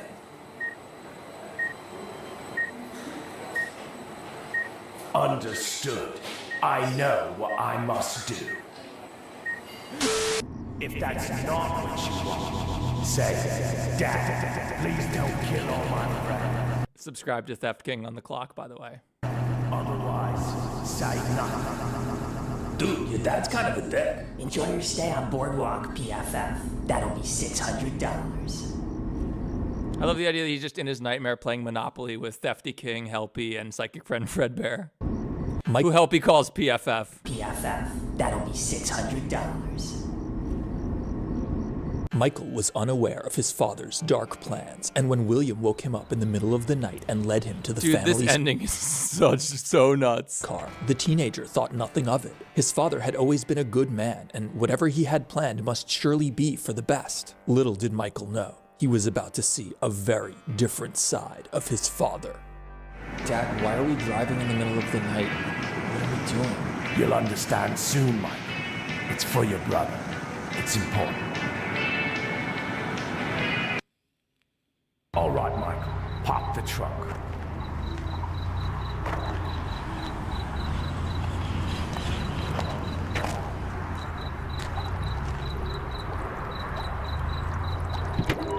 Holy shit, Dad, why do you have like 50 jars of Fazgoo in your trunk? Relax, Michael.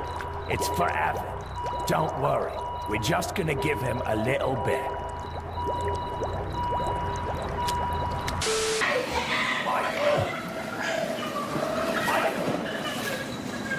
Those damn Yusuf liars think they tricked me.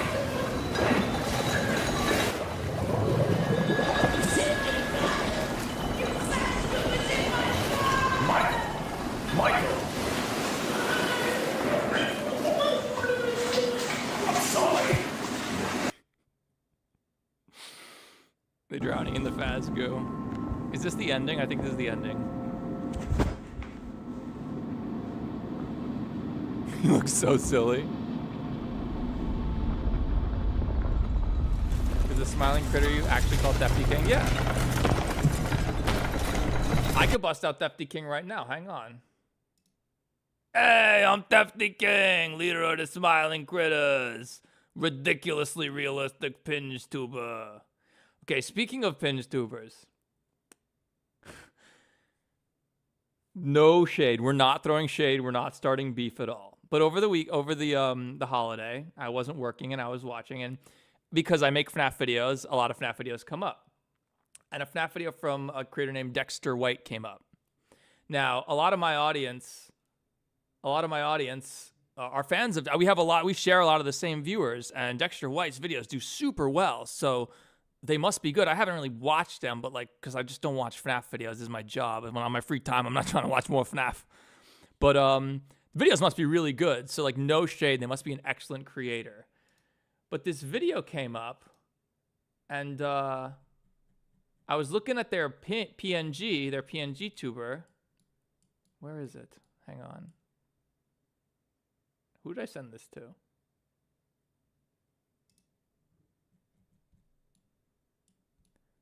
Where is it? Hang on. So yeah, no shade, but I was looking at their PNG tuber, and it has a dick. Yeah.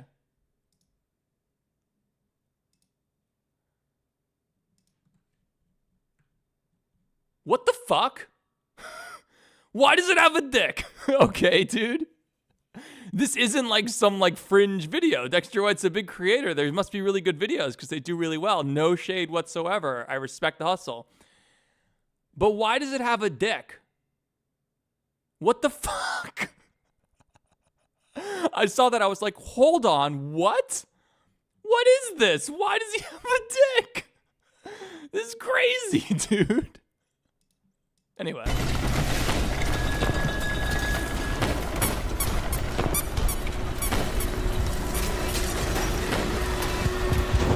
Oh, this is cool.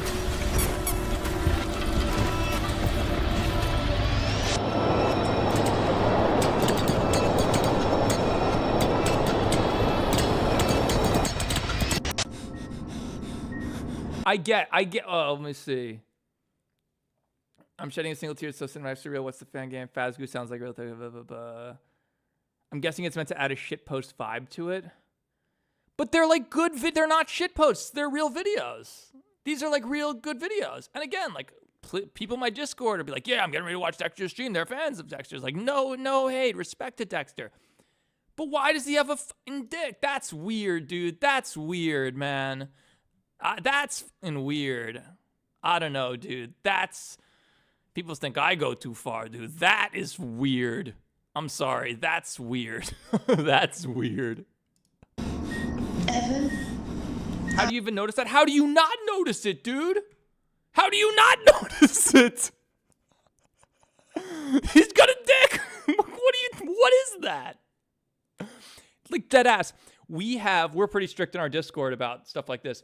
We've many times, some of the mods in chat, Azula or Change might remember this. Someone was once in chat and they had a similarly cropped profile picture. And we were just like, hey, your profile picture is a little too revealing. Can you just crop it a little higher? And they were like, yes. It was less revealing than this. Way less revealing than this.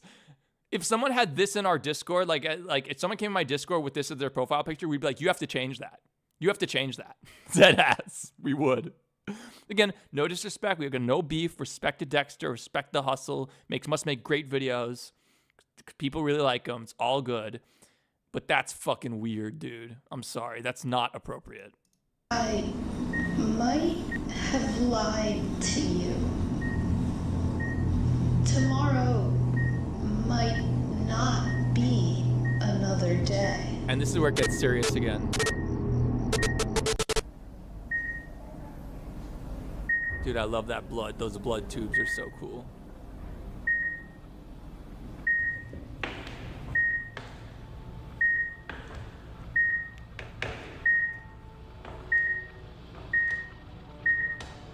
Couldn't show his head because it's Gregory's head and it doesn't look realistic at all.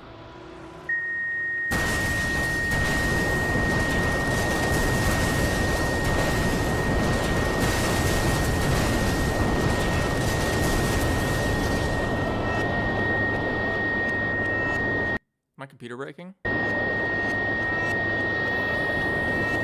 This isn't at the drive-in song.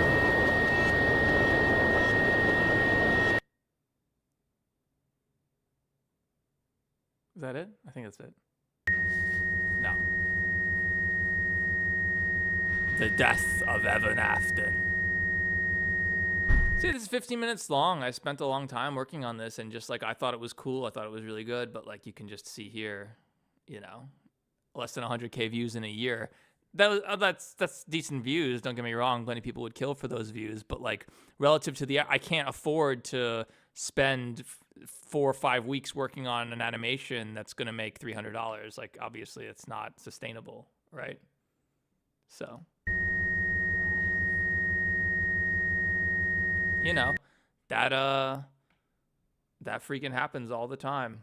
So, yeah, that's how it is. It's why I've sort of, when Russian FNAF took off, I was like, you know what? I like making these. People like watching these. They're doing well. I ought to keep doing them, you know? Like, why not? And then the third one This is definitely the one I worked the hardest on by far. This also introduces Reiko. So, yeah. Here's a funny story about this one. So, within 5 seconds of starting Russian Five Nights at Freddy's 3, it became clear that this game was made by an insane person.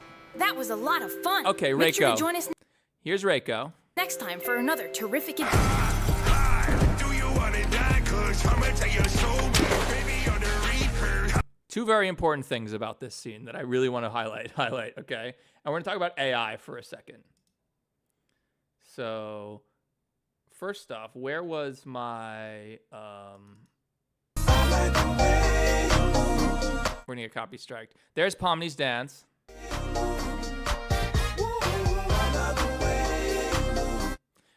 She over there wiggling. So that's exactly what's happening in the video.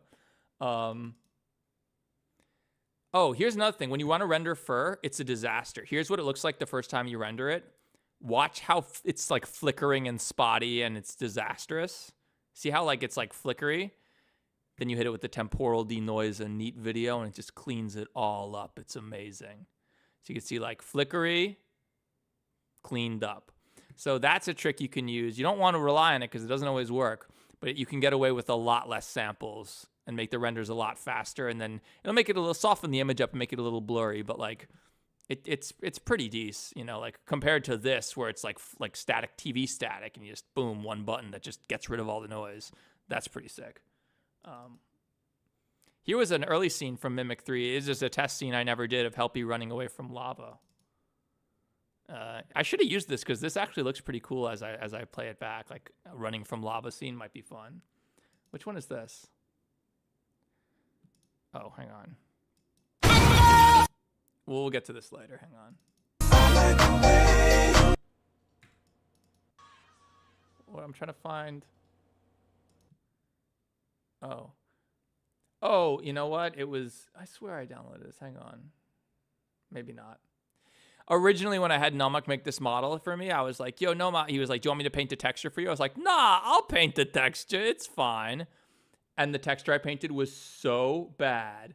I have a picture of it somewhere. It's so bad. It's so funny. Hang on. I'll find it. It was like literally the worst texture. He looks so stupid. And then I did it. I painted that and I looked at it. I did a test render and I was like, hey, Nomak, actually, I do need you to paint the texture for me. Where is it? I got it. Hang on. Got to go back through my chats with Luke. My friend Luke is the guy who inspired me. He suggested I do Russian FNAF to begin with. And it's ironic because Luke is a devout Catholic who works for the Catholics. He works for the Catholic YouTube channel. So he's like deeply religious, like no sex until marriage religious. And he is, here it is. He is the creator. He is the original genius behind Secret of Fucking Mimic, bitch. All right. Why is the dick coming up again? No. All right. So that was a lot of fun. Make sure to join us. That was my attempt to paint the red panda texture.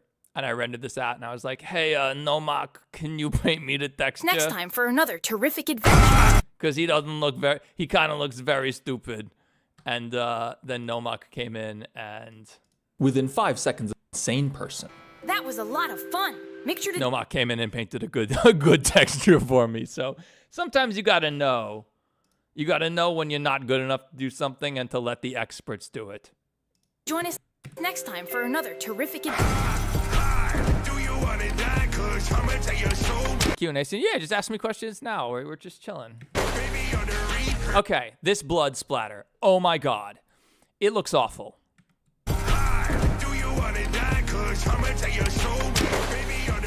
It's just like flickery. It's not good. It's just a disaster. Like I cut away from it so fast because it looks so bad. It looks so bad. Like you can see just like the blood flickering and just like changing shape completely every frame, and it looks awful, right? So in an experiment, just as an experiment, I said, well, what if I just sent this into AI? What would AI do? Now, The AI is not usable. It's 24 frames a second. I need 60. It's like 720p, not even. I need 2K, right? You're going to see it totally screws up Pomni's button. Rambly turns in. Hang on, I'll just show you. Rambly turns into like an evil wolf. His eyes turn yellow. Pomni gets 2 buttons and nipples, apparently.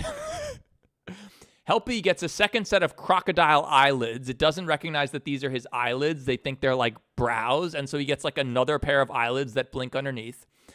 It never shows his feet, so it like generated some weird-ass feet, and it also gave him weird bottom teeth.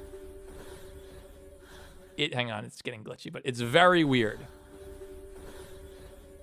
So there's like a lot that's fucked up about this.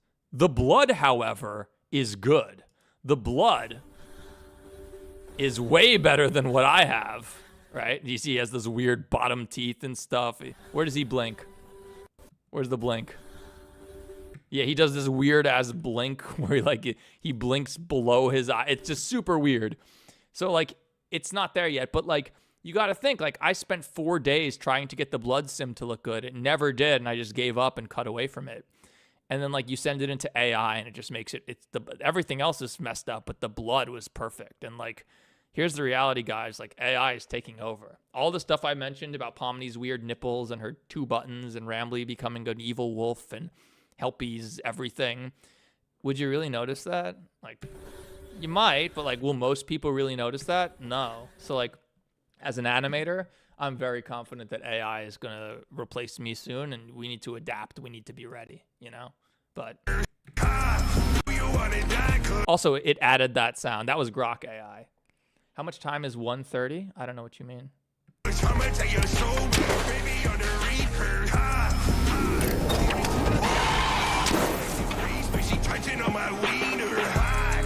This scene was also rendered in cycles. Actually, I should show you this real quick.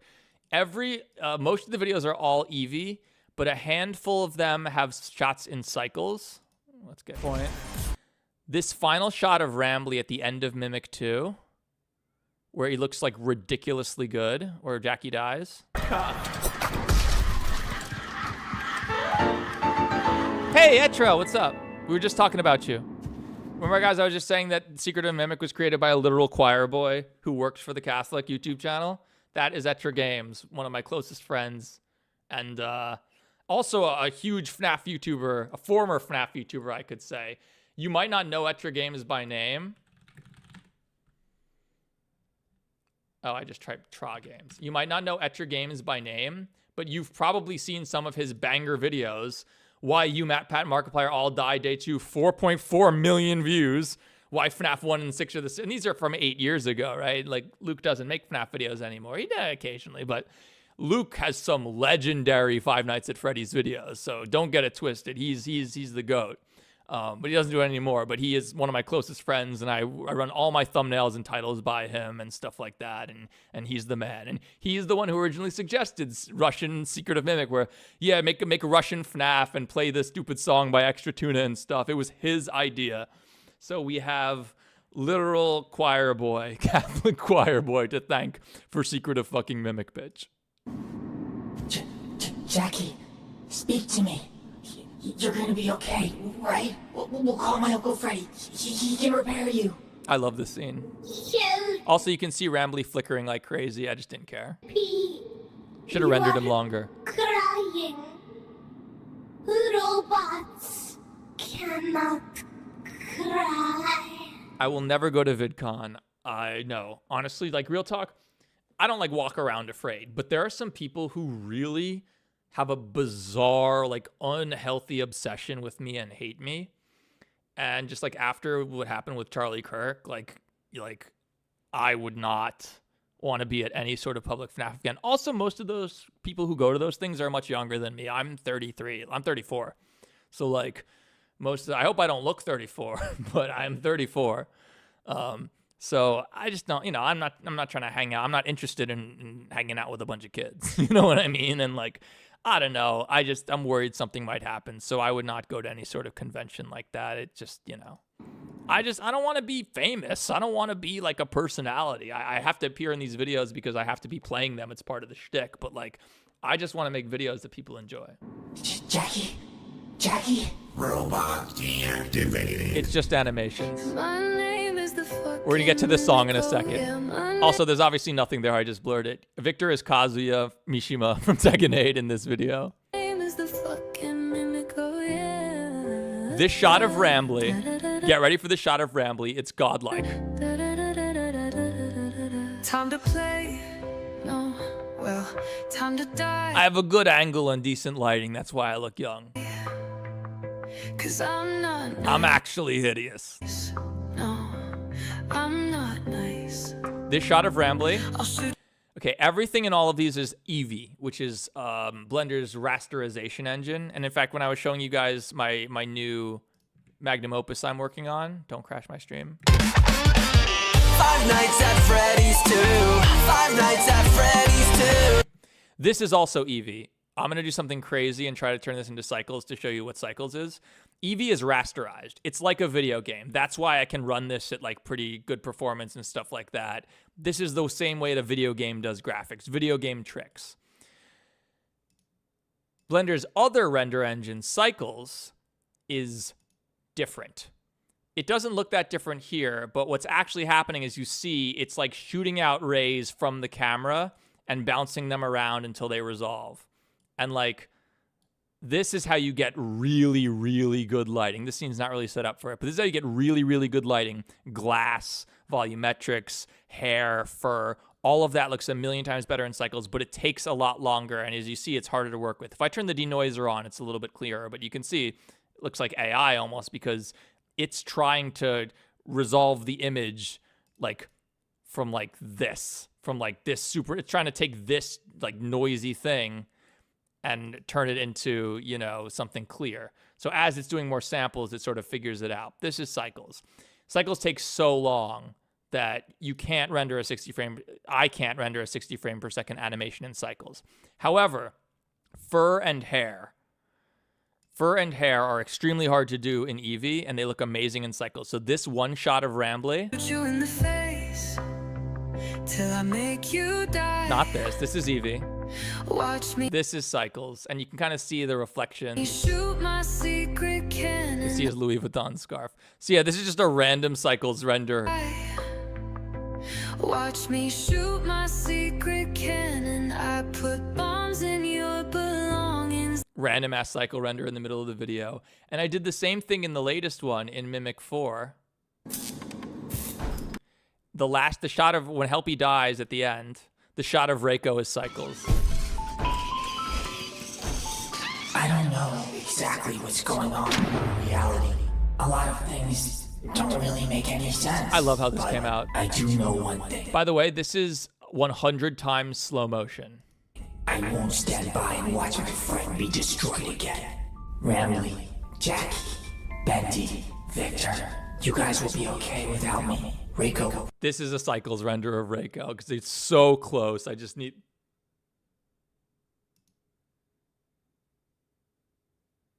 I just ran out of memory. Is my stream even on?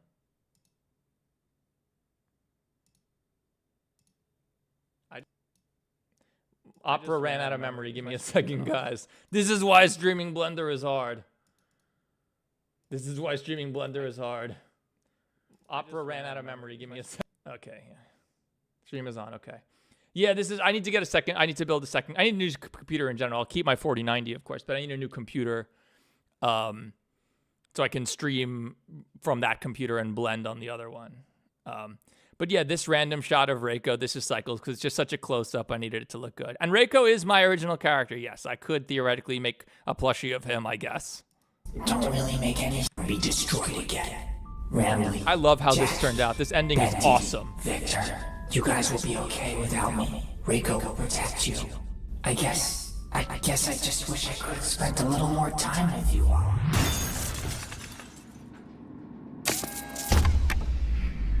I have 64 gigs of RAM. I have a 4090, 64 gigs of RAM. You know.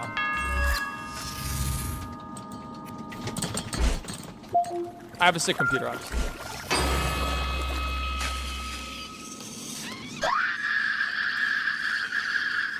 Dude, this whole video is okay. Let's keep. We'll get to here. We'll get here. Is this AI? No. When we'll talk about AI, because okay, there's some AI in the production, that's for sure. The voices. I voice every character. Helpy is not AI. It's just me going Springtrap. It's just me doing the Helpy voice, and I pitch it up a little bit and put a flanger on. You know, my old nemesis. You know, that's just me. But everybody else, Victor and Springtrap, is just me doing a Russian accent. Excuse me. And sending it through 11 Labs generic male voices. Tails and Reiko are just me through generic 11 Labs little girl voice, which sounds like a little boy when I do it. So their voices are AI, but I'm not doing text to speech. I'm recording the lines myself. Let me see if I can play you some of the original lines. Hang on. Let me see if I can find the original Secret of Fucking Mimic Bitch. But like, where we go? Like, where's a good one? Hang on.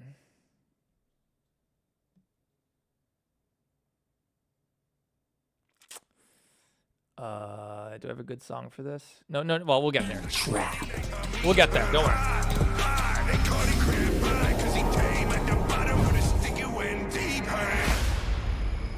This is my favorite one. Picking up 3 months after the tragic death of Jackie at the hands of the Springtrap. Helpy, Bendy, Rambling, Dead Rap side Helpy and from his perspective. Okay. At one point, Helpy, be careful. That robot has bomb. Okay, that line, Helpy, be careful. That the robot has bomb. Team Helpy. Be careful. That robot has bomb. Here's my original voice line for it. Helpy, be careful. That robot has bomb. Helpy, be careful. That robot has bomb. It's just me, and I just send it through the AI. So there is AI in that sense. The animation is not AI. The voices are. Now, it's not text-to-speech. I actually perform all the lines and then just transform them. That way I can voice every character, which is just convenient. I would love to, I can afford to, and I would love to hire voice actors. And for this one, actually, I did hire contract Joder Love to be Sonic, and he did a fantastic job. But just like the way you work, it's kind of like, you know, the way I work, like I can be sitting in my bathtub at 11:30 at night and come up with a great idea and then get out and run to my computer and do it all myself. I don't have to reach out to a voice actor to change a line or give me a new line. Or I can just come up with these ideas, and it just makes it easier to work. The reality is, though, these generic 11 Labs voices were trained. Who knows what they were trained on? Were they trained on actual people's voices? Surely they were. Were they trained on real voice actors and stuff? Absolutely, I'm sure they were. Were those voice actors compensated for that? Hell no, I'm sure they weren't. So there is still controversy there, and I understand people objecting to that, and I understand why the voice actors are suing companies like 11 Labs, because they're saying like, hey, you created this product using our voices. We deserve a cut of that, and I support that, but that's between them and the service, not me. You go after the dealer, not the user. You know, I'm the user of the AI, not the dealer of the AI. That said, if you're a voice actor, or like me, I mean, I'm not a voice actor, but I do voiceover for my videos. You're fucked, man. We're fucked. AI is going to replace you. Absolutely. Everybody is just going to all the contract voice acting work is going to be replaced by AI in the next few years because it's so much cheaper and easier, and it's good enough usually. So it's unfortunate, but that's sort of the reality of AI. AI music also gets used. I can't afford, and we'll get to that in Mimic 4 when we get to Mimic 4, but I can't afford to contract custom songs. I have Azeroth do scores for me sometimes because he's really good and we have a working relationship and we have it's a good deal for me, but he's fucking Tails, the songs that are in Secret of Mimic 4 that we're going to get to after this. If how would I don't have if you went to a real musician to contract those songs, they'd be like, okay, first off, I'd be like, hey, do you want to do a song for Secret of Fucking Mimic Bitch? And they'd probably be like, no, leave me alone. And I'd be like, okay, fair enough. But even if they said yes, they might be like, okay, yeah, there'll be $5,000. And that's not in my budget. I can't do it. So it's like, I have no original music or I have AI original music, right? And so it's a bummer, and it sucks for musicians because the AI can make pretty good songs. They're not going to be perfect, not going to be professional level, but like most people will not care. And it affects me too because animation is getting there too. And pretty soon, all these animations that I've spent years learning and practicing and trying to get good at, you'll be able to type a prompt and generate something almost as good. Oh shit, the cops are here. No, I'm kidding. I live in New York City. This always happens. That's it's going to take our job. I think it's important to look at the American fable of John Henry. If you don't know the story of John Henry, he was one of the guys who drove the stakes into the railroads when they were laying down the railroad tracks in America across the West and stuff. So they put the tracks down, and these guys would come with hammers and drive stakes into the railroad tracks so that they'd be in the ground. Then they invented the steam press, a machine that could do this. And obviously all the guys who used hammers to do this were like, holy shit, this steam press is going to take all of our jobs. And John Henry went up one-on-one against the machine, against the steam press, to see who was better. And at the end, John Henry won. He beat the steam press, just barely, but he beat it. And then he fucking died. And the steam press took over, and all those guys lost their jobs anyway. It's kind of a stupid story, actually. And AI is the same thing, guys. We look at you can look at AI stuff. Like, where was that video of the Pokemon contest that was AI Pokemon contest? This is a great example of this. Artist stole 6 winning points. Okay. This video. Shout outs to this creator, by the way. She knows exactly what she's talking about. But essentially, they do this Pokemon art contest, and some of the winning submissions of Eevee were AI generated, right? And this woman, or this person, I don't want to assume genders, this person goes through and explains how, yeah, it's weird because 95% of these images are like professional level quality. They are. But then there's just a few things that make no sense, that jump out at an artist where it's like, how are you capable of drawing this incredible thing, but, you fuck up the hands? How could you be so good and you can do these crazy perspectives and this underwater shot and all this amazing thing, and then you draw this weird anatomy or something? It doesn't make sense. You can't be good enough to do this and yet screw this up. It's weird. So as an artist, us artists can look at this and be like, that's weird and looks like AI, because it just doesn't make sense. How could you get this good without learning these basics that the AI screws up? And that's absolutely true. But the reality is, unless you're an artist, you're not going to notice those things. You're not going to notice the weird little things that don't really make sense. You're just going to be like, wow, that's a pretty sick drawing of Eevee. And frankly, it is, right? So as much as I hate it, as much as I'm someone who's having their job taken by this as we speak, I acknowledge that at the end of the day, other than us artists who really pay attention to this stuff, no one really cares. No one really cares. Nobody really cares that this reflection doesn't quite make any sense. Did you notice this reflection down here looks weird and doesn't make sense? Probably not. It'd probably just look and be like, yeah, it looks pretty good to me. So AI is good. If you're my age or whatever, AI, you need to be prepared, and you need to start be prepared for the fact that what previously used to be a very valuable niche skill that took a lot of time to learn that most people don't have is no longer going to be, that's not going to be the case anymore. It's not so special anymore. Being able to do a sick blood sim like I can or something is not special when someone can use AI to make something that's nearly as good. And maybe it's not going to be as good as the custom one that I do or whatever, but will anyone really care? When playing as Victor, or die, the game progresses of a duel is. All right. Well, that was a way to start a video game. I love this scene. Who is this? This scene was so hard because I wonder if I could pull this up in Blender. This scene was so hard because there's literally 13 animated characters in it, all of like the lasso pig and the diving seal and Mr. Helpful and Swingby and the octopus and the juggling duck and the hippo, the jug band, the hippo, the Monty Gator. It's like 13 different characters all animating at once. It was a disaster. Hey, TXL, nice to see you.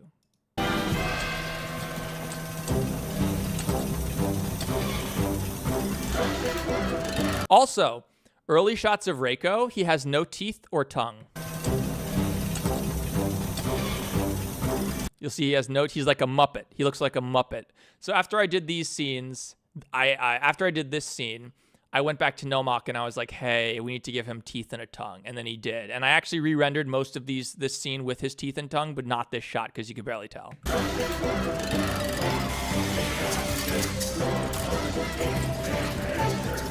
Also, you can see the black rabbit. The black rabbit is all throughout this scene. Hang on. There's a bunch of secrets in this. He's hot. Reiko is hot. Reiko is an adult red panda, so it's okay. You can tell because young red pandas have copper fur, not red fur. I know everything about red pandas. Red pandas are, like, maybe the cutest animal in the world.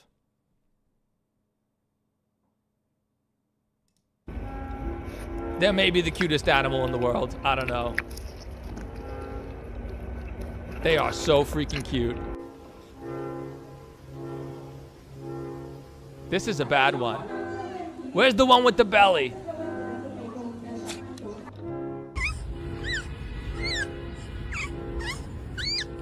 They are very cute. They are not bears.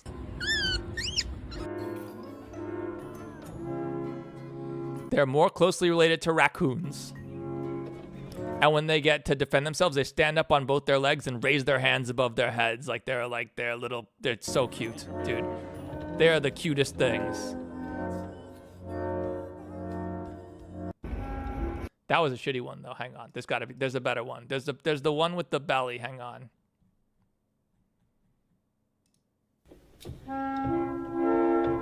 Why does everyone play this Aphex Twin song?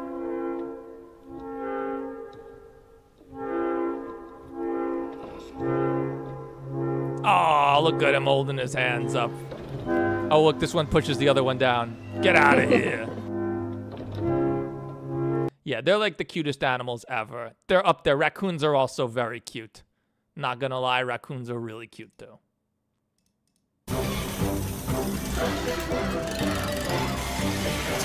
How long have you been animating? 3 years, so.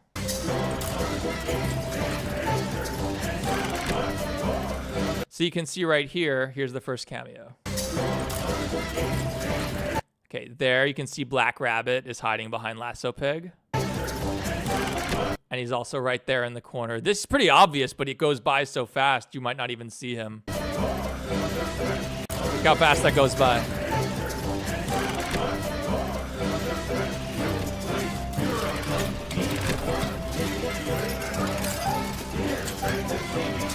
Oh my god, hang on. I did an AI version of this song and it was so funny. Hang on.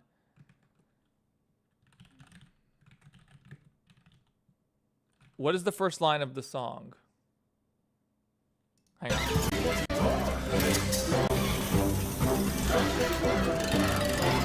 There is something delights beyond this door. Delights beyond this door. FNAF Secret of the Mimic. No, I don't want AI mode. Secret of the Mimic welcome show lyrics. A new world awaits. Here we go. All right. I generated an AI version of the song just to see what it was, and I didn't end up using it, but it's so funny. I may try to make it a gangster rap version. It can't really do gangster rap.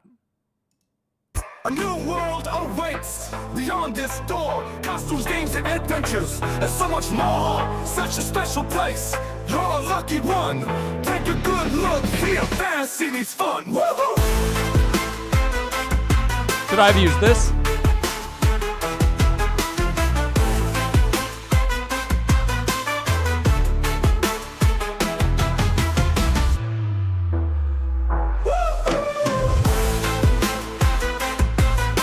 I don't know. Maybe I should have used it, but I don't know. I thought it was better to use the original. I don't think it's cool to generate a song like that usually, but we'll get there. We'll get to...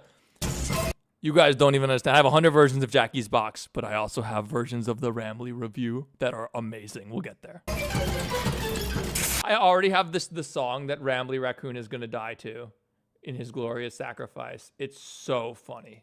It's the Rambly review, but like so funny.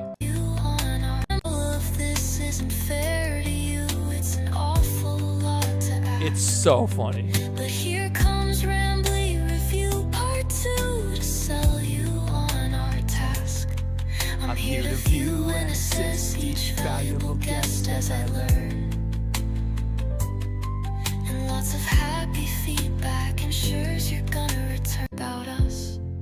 Indigo Park, there at Indigo Park, there is a stark contrast. This is the song that Rambly dies to in Mimic 5. Spoilers. To everything I know this place should be, but out of the dark, you've given a spark of sunshine to this kingdom's faithful devotee. At Indigo Park, more than my remarks are mysteries. It's amazing. Even I don't know what we might find. It's the entire Rambly review, which I know every word to, by the way. Rambly's gonna die to that. It's gonna be amazing. It's gonna be an incredible sacrifice.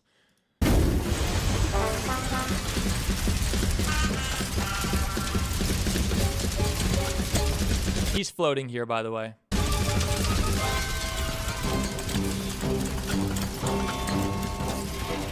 will all join my legion of evil. You, there, you will also join Legion of Evil. Okay. I think I have the original line here. Oh, no, that's not that line. Hang on. Whatever. But Mr. Rabbit, I'm not actually a bear. I'm a red panda. People think we're bears because of panda bears, but they were actually named after us. True fact. Red pandas are not bears. They were discovered before panda bears. They both call panda means bamboo eater because red pandas do eat bamboo, but they don't snap them and eat the stalks like panda bears do. They eat like the leaves at the top. And they also eat fruits and stuff, and they also are carnivores, so they can eat like little bugs and little mice and stuff if they want to. This is AI. No, I animated this. I can literally pull up the blend file right now. In fact, bitch, I will. I fucking will. Hopefully it doesn't crash my computer.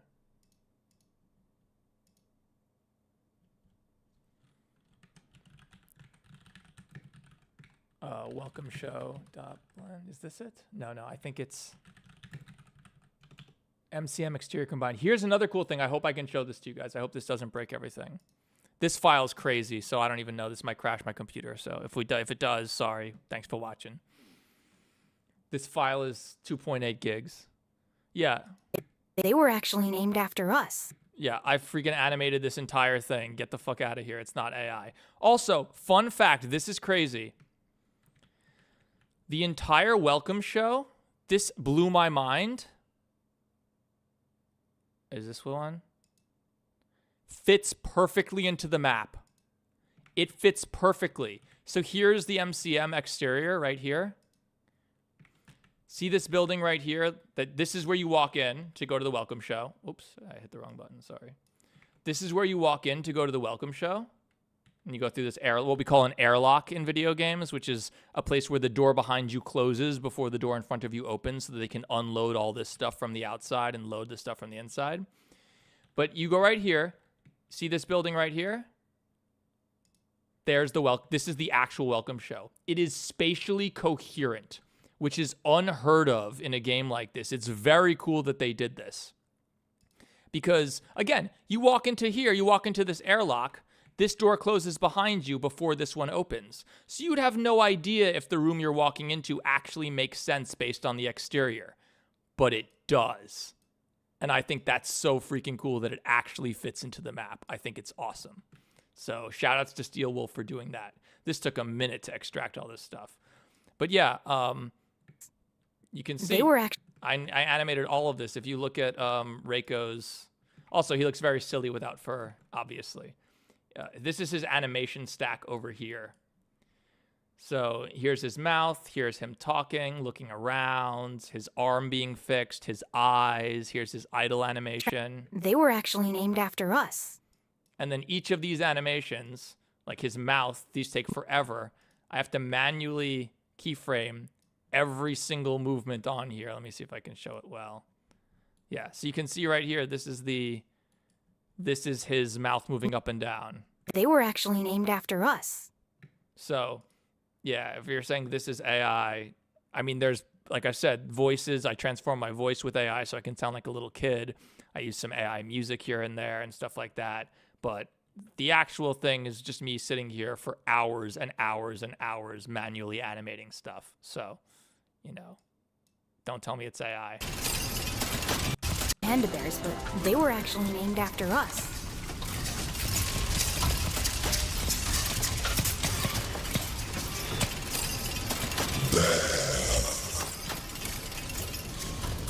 Let us explore. You're like the next Nux Taku in the FNAF community.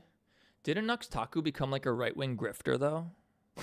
Like, I feel for Nux Taku because what Nux Taku went through with his YouTube revenue was crazy. He literally had over $1 million trapped in an AdSense account because he started his channel when he was like a teenager. Slowly started taking off, and he became eligible for monetization for the partner program while he was traveling abroad on vacation. And he signed up from a different country, not realizing that whatever country you sign up to YouTube's partner program in, YouTube will only deposit your revenue into a bank in that country. So for the next 4 years, he could not get any of his money, which he had like 400 million views on long anime videos, right? That's over $1 million that he couldn't access. Finally, he's like, this is too much money. He gets on a plane, flies back to the country that he registered his account in. YouTube just wouldn't help him, wouldn't transfer his account to be an American or Canadian. I think he's dual citizenship. And he flies back to the country, opens a bank account, tries to move the money in, and it's immediately flagged for money laundering. Because you can't just open a brand new bank account and transfer $1 million abroad from the US to a foreign bank account. That immediately throws up flags for like fraud and money laundering and stuff. So for literal years, he was unable to get any of his revenue, and the entire time, Google was reporting that revenue to the IRS. So he was on the hook for taxes for like $1 million in earnings that he couldn't access and going into debt to pay his revenue. That's messed up. And the really messed up part is he finally got it solved by just like meeting the right person who got the right guy on the phone, and it took like 20 minutes and it was done. He finally got his money.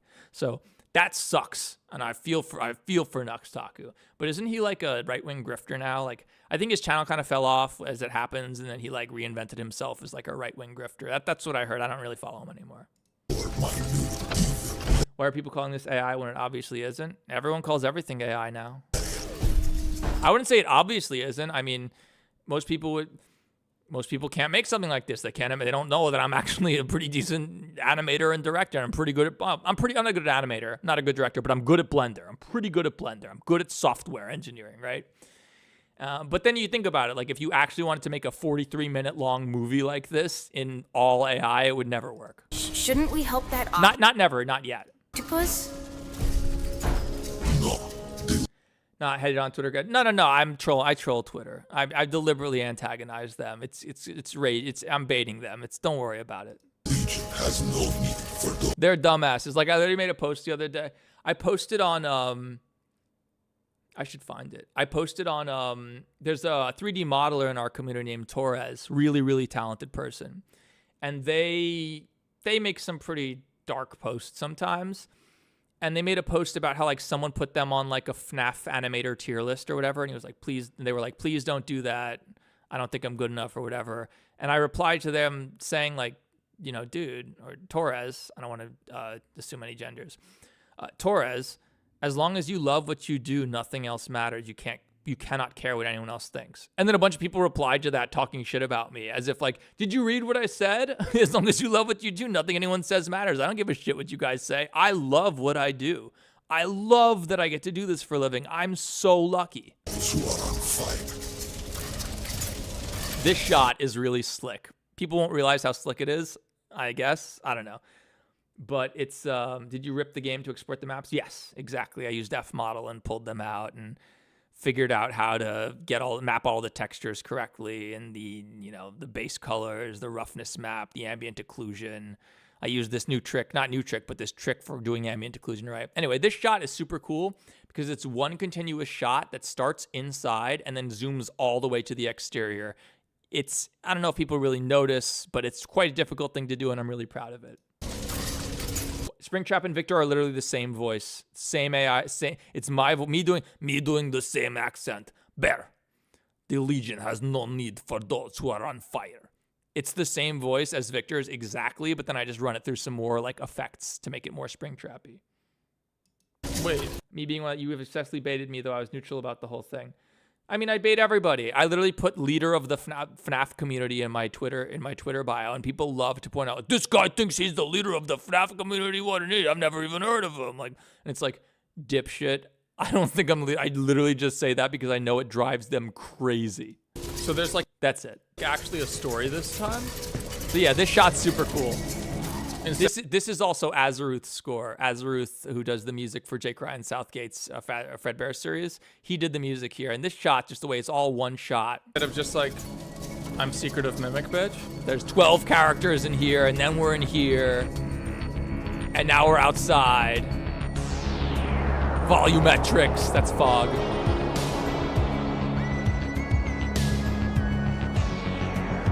This is a slick shot. But it's like an animator's shot. Animators think this shot is slick. Five Nights Freddy. Secretive. A lot of people would call the game Secretive of the Mimic. It's not Secretive of the Mimic, it's Secretive of the Mimic. The idea is it's if you say it fast, it sounds just like Secret of the Mimic. Secret of the Mimic. The Mimic.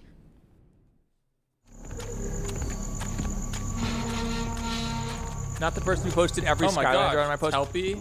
That was fucking funny. I never read the replies to my tweets, but I did because I made that tweet. Because when I posted the Gay and Retarded Digital Circus promo, it got a lot of likes. It actually didn't get ratioed. It still hasn't. It's far from being ratioed. So I made another antagonistic post y'all can't even ratio me. And then this one guy posts every single Skylander, literally hundreds of replies. And it's dude, it's not really a ratio if it's just one person spamming bullshit over and over again. You haven't really ratioed anyone. You've just proven that you're an idiot. Bendy, is that Choo? And so, yeah, this scene, Choo Choo Charles' voice is also mine. And I don't think I transformed it even. And Pomni is the best here. Choo Charles? Theft, answer me. What are you asking? Rambly, Julian. Ask it again. The whole crew's here. Hey guys, sorry we're a little late. Also, someone before said Julian. His name's not Julian. That's just the guy who made it. No, the guy who made it is not Julian Reverchon. It is a sculpture of Julian Reverchon. Let me show you what he actually looks like. One sec.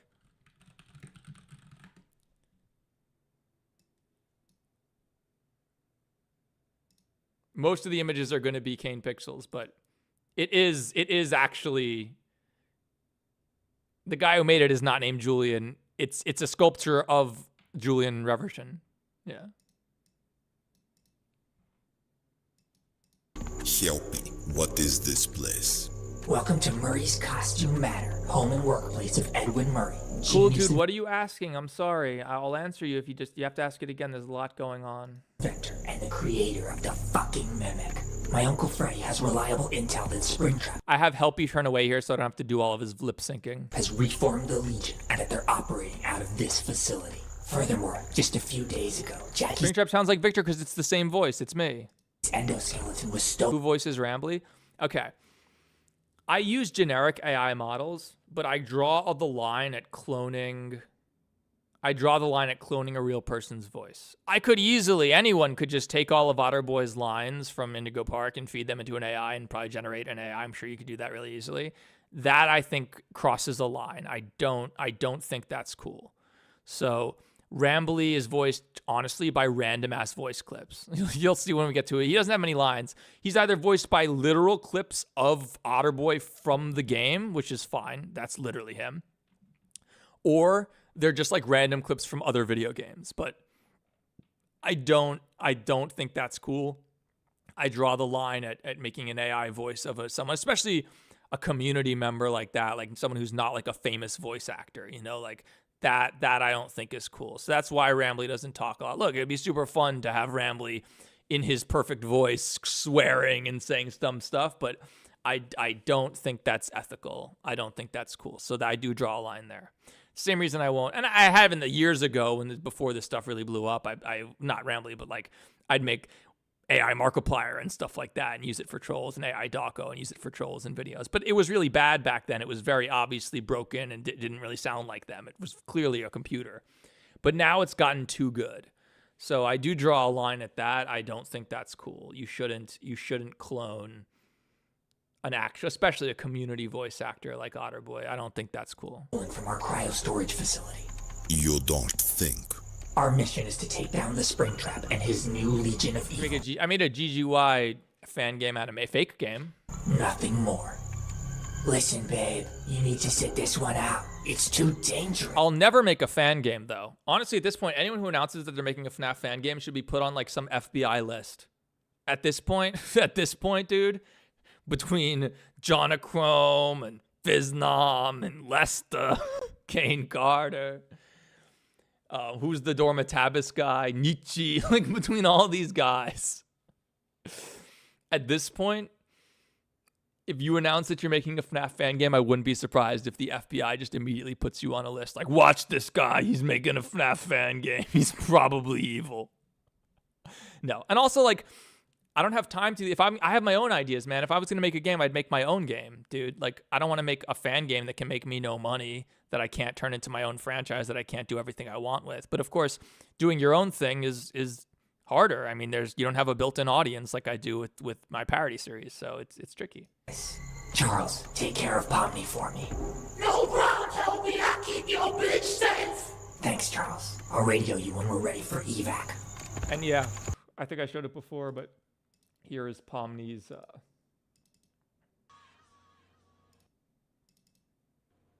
No, I'll find it. Hang on. Where is that?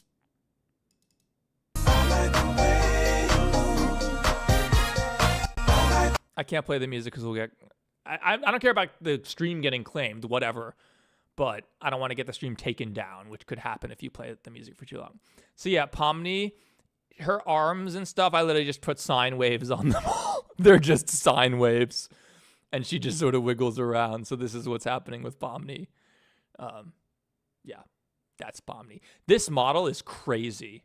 I found this from, I forget who made it. I found it from Coda. You know that super good fandom animator Coda? He uses this Pomni model. Obviously, I have it all turned down, but this model is insane. The rig on this model is literally ridiculous. Actually, do I have it? I think I might have it open right now. If we do, then we'll check it out. Where's my actors folder?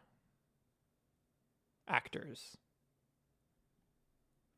You can see Reiko's just called R Panda here. Oh, nope. This we don't have. Where is... I saw Pomni was... Oh, no. It's a different file. All right, it's fine. I was not expecting Charles to sound like that. You should make this an actual game. I just explained why I can't really make... I wouldn't make this an actual game. And also, it wouldn't... It's not a game. It'd be like Indigo Park. It'd be everything I criticized about Indigo Park. Indigo Park was an inspiration for this series. I was like, wow, people love this fucking non-game. Because it has good, decent production values, great voice acting, great writing, a great character. The 2D animation was great. The 3D animation was sparse. There wasn't a lot of it. There was almost no 3D animation, which is fine. But I criticized it for not really being a game, and this doesn't really have any game. This one does. This one has the RPG stuff, but like there's no like mechanics, there's no random battles, there's no stats or level ups. Like you'd have to design an entire game, and designing a game is not the same as making an animation. Indigo Park is more of an animation than a game. You know, I can make animations, making games, I don't know. Again though, Indigo Park 2 trailer looks sick. I hope it's great. I think it's gonna be awesome. I'm really optimistic. We're gonna stream it, don't worry. Do I like The Amazing Digital Circus? Fun fact, I've never seen The Amazing Digital Circus. We're going to watch it in the next couple days. I'm going to be streaming more. This is my New Year's resolution, you know, because I love 3D. I love talking about it. I love video games, man. I'm a super nerd. So like, you know, I should stream more, and I should, especially once I get a new computer put together, although these fucking RAM prices are killing me, especially once I get a new computer put together and I can stream from my old computer, like with my old 3070 Ti, and just work on my 4090. I'll be able to like do real Blender streams where I'm actually working and stuff. But we're gonna watch the Amazing Digital Circus on stream because I'm pretty sure they're allowed to react to those, right? They don't copy strike those. They don't take them down. I see people reacting to them all the time. So I've never actually seen it because I'm very tempted to make a parody of the Amazing Digital Circus, like the equivalent of Russian FNAF, but the Amazing Digital Circus. Everyone is Russian, like Pomni will be Russian. It'll be great. But I haven't actually watched it. Not for any protest reason. I hear it's fantastic. I'm not saying I haven't seen it. I haven't not watched it because I'm protesting or I don't want to or I think it's lame. I hear it's awesome. So no fucking shade. Everyone is here. It's like super FNAF bros. And I guess Pomni said yes to help his date in the first game. I didn't realize. Oh, this is the storage my facility. headphones on. The storage area from Secret coming of the out my Mimic. speakers Secret of the too. Mimic. Sorry. The real secret of the Mimic. Dude, how is this game going to be scary if we're surrounded by badasses on all sides?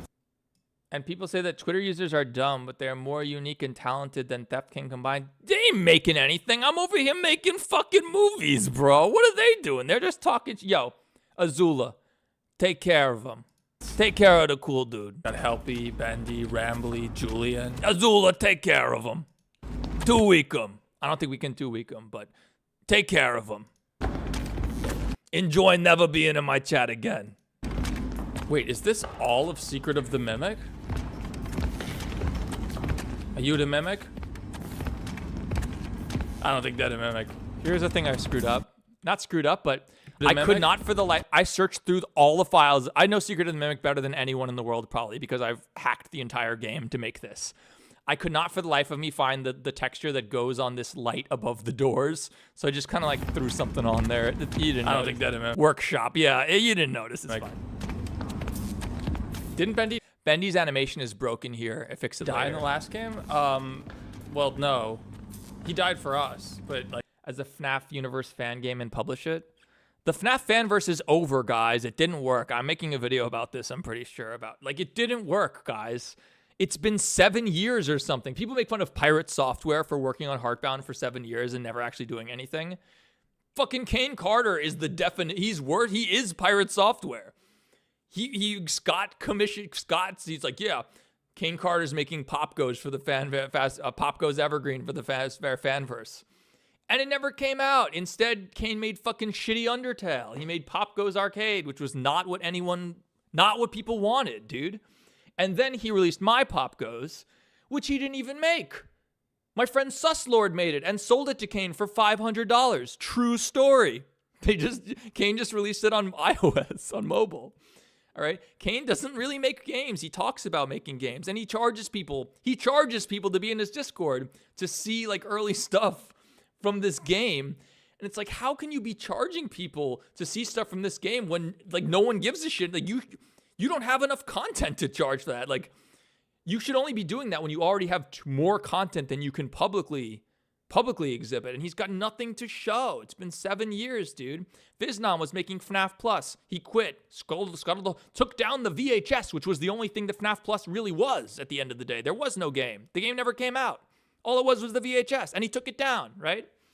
Flumpties came out and was actually Flumpties 3 came out and was good. Jonachrome then admitted to, planning to marry a minor. So, yeah. And then, who's the guy who makes Joy of Creation? Nixon. Nixon worked on Dark Deception. Cool game. And now Nixon actually released the Joy of Creation demo and for the fanverse, and it actually is sick. It's the only one that's going anywhere right now is Nixon's. And he was also canceled for like being transphobic or something like that. I don't know. And then who was the other one? Emil. Five Nights at Candy's super cool. Emil is obviously very talented, but like, where's the fucking game, dude? Make the games, not Emil, it's Kane and Emil. They make the game that Scott fucking paid you for. Don't make FNAF fur.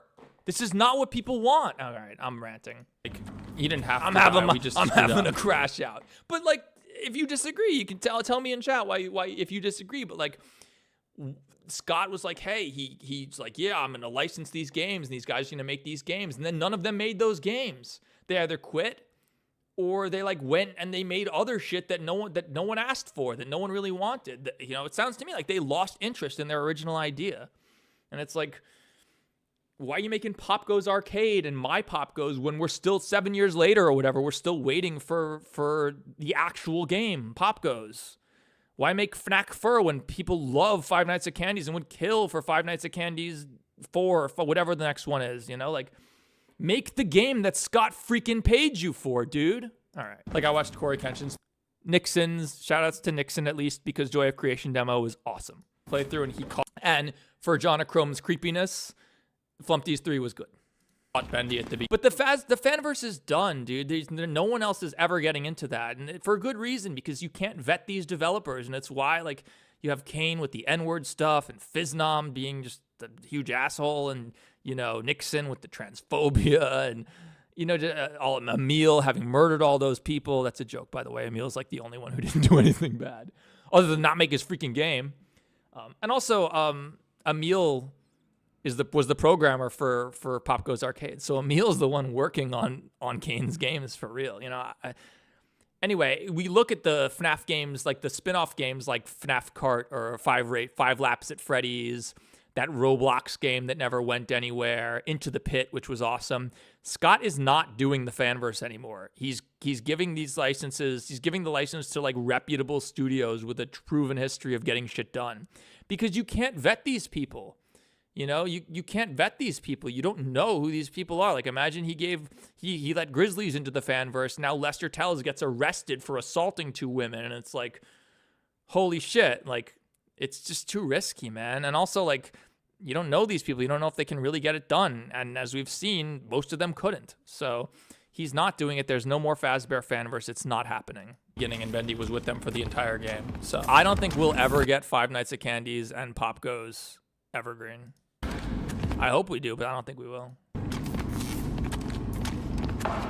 Is something gonna happen? I don't know how we got away with this song. One day I'm gonna get copy strike for this song, but for now we're okay. Watch out, guys. That Cleanovac is with the Legion. Shelby, how do you know it is with Legion of Evil? Because it's got evil purple smoke coming out of it. Come on. So these scenes are cool. People don't even notice this, but how it transitions from the first me allegedly playing in first person, and then just like the camera swings around and suddenly it's cinematic. Of evil. Because it's got evil purple smoke coming out of it. Come on, let's kill it. This UI was so hard. I wish I could show you the compositing node tree I did in Blender to set all of this up. It was a disaster. Shout outs to my friend Phantom, who helped me with the original, the basic designs for these, and came up with the idea to like use a Kingdom Hearts style health bar. These were so hard to do. Because like everyone animates inside their little health bar and stuff. This was so hard, man.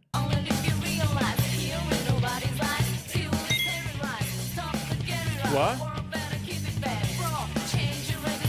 Huh? The mention of Fiznom ever being in the FNAF community felt weird to me. I watched his more modern streams for so long. I see him more as a general indie game streamer. Yeah. To be clear, Fiznom is talented. I think he's an asshole, but he is talented. His game that he did release, Shadow Over Freddy's, is fantastic. Highly recommend. I made a FNAF VHS out of it. Highly recommended. So we're not friends. In fact, we're enemies, I would say. Not really enemies, but we're not friends. And I don't think about Fiznom ever. I'm sure he doesn't think about me. But he is talented. He also coded Pop Goes. Again, Kane didn't make anything. Fiznom coded Pop Goes, the original Pop Goes. Fiznom did all that shit. So despite him being a dick, Fiznom is at least talented, and his game was good. And this is why like people don't get it. Like, I don't like Fiznom, but I admit his game is good. I have no beef with Unique Geese. None. I don't know him at all. Them, I shouldn't assume genders, but I don't know them at all. No, Mason is his name, right? I don't know them at all. I've got no beef, and I respect what they've done. But I didn't like the game. It's not personal, okay? None of this shit is personal, dude. Like, if it was personal, I'd tell you that Fiznom's shit and he's not talented and his games suck, but that's not true. Shadow over Freddy's is really cool. Fiznom is obviously talented. Like, you know, it's just how it is, man. I don't know. He's an asshole, though. These menus, oh my god. I learned a lot about compositing from this project, though, that's for sure. Oh my gosh, it's like FNAF World. It's like a JRPG. What is Smash? A lot of people are like, how does this sync up to the music? It's crazy how this gameplay syncs up to the music so perfectly. It's like, yeah, because it's an animation. I made it sync up to the music. This shot took a full day. Helpy shooting himself in the head. And fun fact, Helpy's arm is not long enough. He cannot do this. I had to fully detach his arm from his body to get the gun into this position. I also love how he loses health as he shoots himself. I love that cheat here. What is Smash?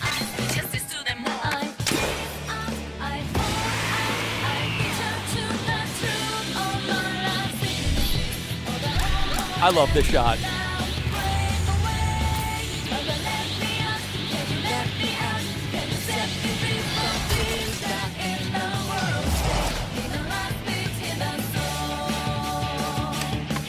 And this is the Victor's best line ever, maybe. Victor, did you get cool angles of the battle?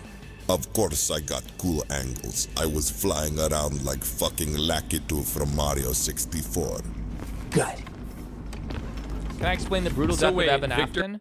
That's my friend Jake's series, so it's not really my place to. He said he wanted to do a behind the scenes, but you know, doing behind the scenes, like you saw, I had that whole video we watched at the beginning showing all the behind the scenes stuff for the first 1.5 videos, but it takes a long time to do a behind the scenes, and I think Jake just wanted to move forward to season 2. But I really hope it's not my place to. I don't have enough knowledge, and it's just not my place to do like a behind the scenes there. But I would love for Jake to do that, and if he's too busy, I would be happy to help him with it actually, because like, you know, I've been very successful covering Jake's videos, and I always want to. He's my very close friend. I always want to support him, but so we'll see. I'd like to, but it's Jake's place to do a behind the scenes for that. He made it. Is canonically controlling the camera even during the FNAF World JRPG battles. This scene's pretty cool too. A data diver? Helpy, the door to security office appears to be locked. Don't worry, I have the key. Oh, he does have a data diver. And then he just shoots it. That works too, I guess. Fun fact, I actually set up this fake room. Just like in Secret of the Mimic, this is just a fake room. It's just an HDRI of the room behind this. It's just like a flat image. It's weird to be able to walk straight into the office, because like in Secret of the Mimic, I had to animate that fan too. I don't think it's animated in the real game. Always the door. You can't just like walk freely in and out. You have to open the door and then it closes. Oh, here's a mistake. Huge mistake. The Mimic, there's always the door.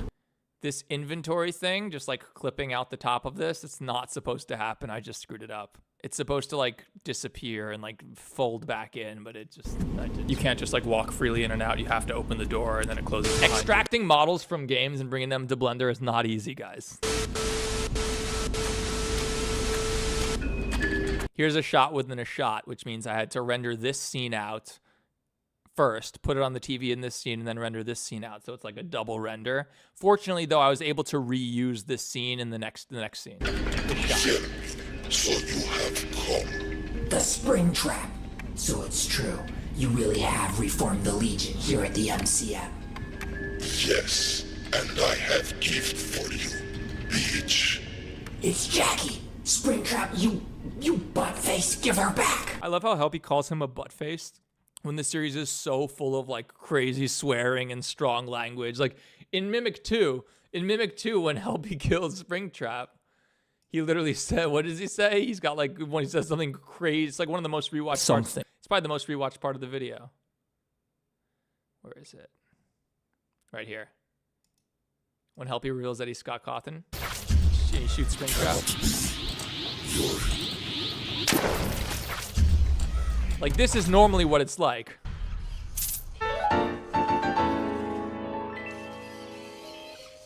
Springtrap, My Uncle Freddy was right about you when he said you was a bitch-ass motherfucker. I love Rambly dancing in the background the whole time. He was right with his crown. About you. Because he's so rich from all that fucking...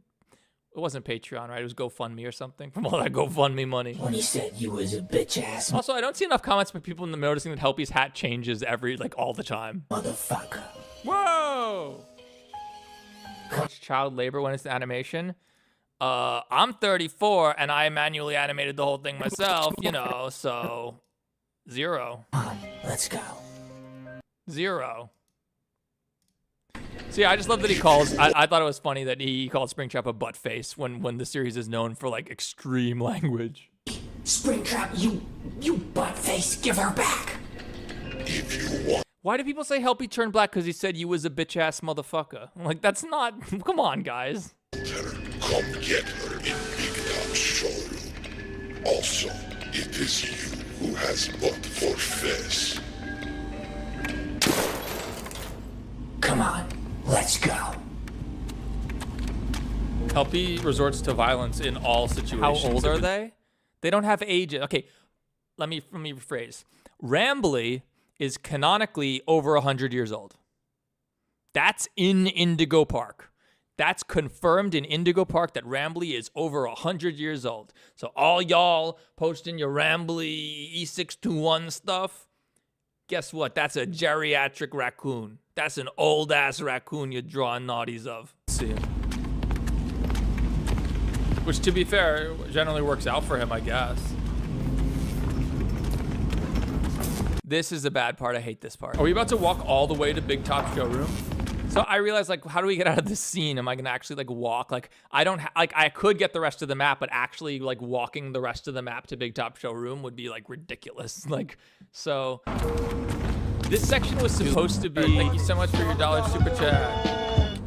Shout outs to Sus Lord, creator of My Pop Goes, better than the actual secret of the mimic, and creator of FNAF GPT. I thought the data.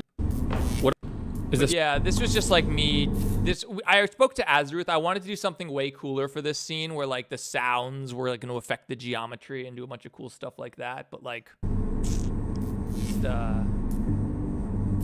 just kind of. I really don't like this. I do love how I guess you. I really don't like infinite expanses.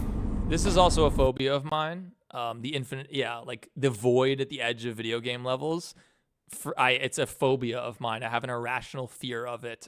It's what my whole Mario video, There's Nothing Behind the Castle was about. And it's why I can't play games like Subnautica. Because like that ecological dead zone at the edge of the map, no, I can't handle it. How do you do what? How did I do what, TXL? Oh, thanks so much, Corlo. Thanks for being here. Yeah, it's just like the map just ends. Why is it just like a black void? This is an effect I used in the Mario vid a lot. And this connects to the Mario vid because you get the Bob skull. This is weird. Still there. This scene originally went so much longer. Actually, I think I can maybe find it in my Discords with Azeroth. Azeroth, where are you in my Discord? There you are. Has video. I think I can try to show you the original.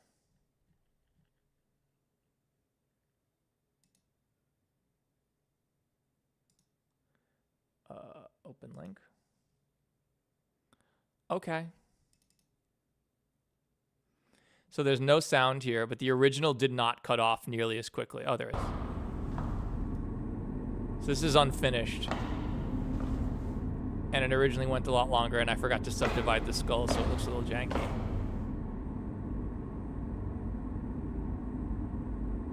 It was just too much. Like, you just see him for too long, it stops being scary. I mean, I would have put in sound effects and stuff, but like, it just didn't work. Yeah. So we instead just cut it. We cut it like this.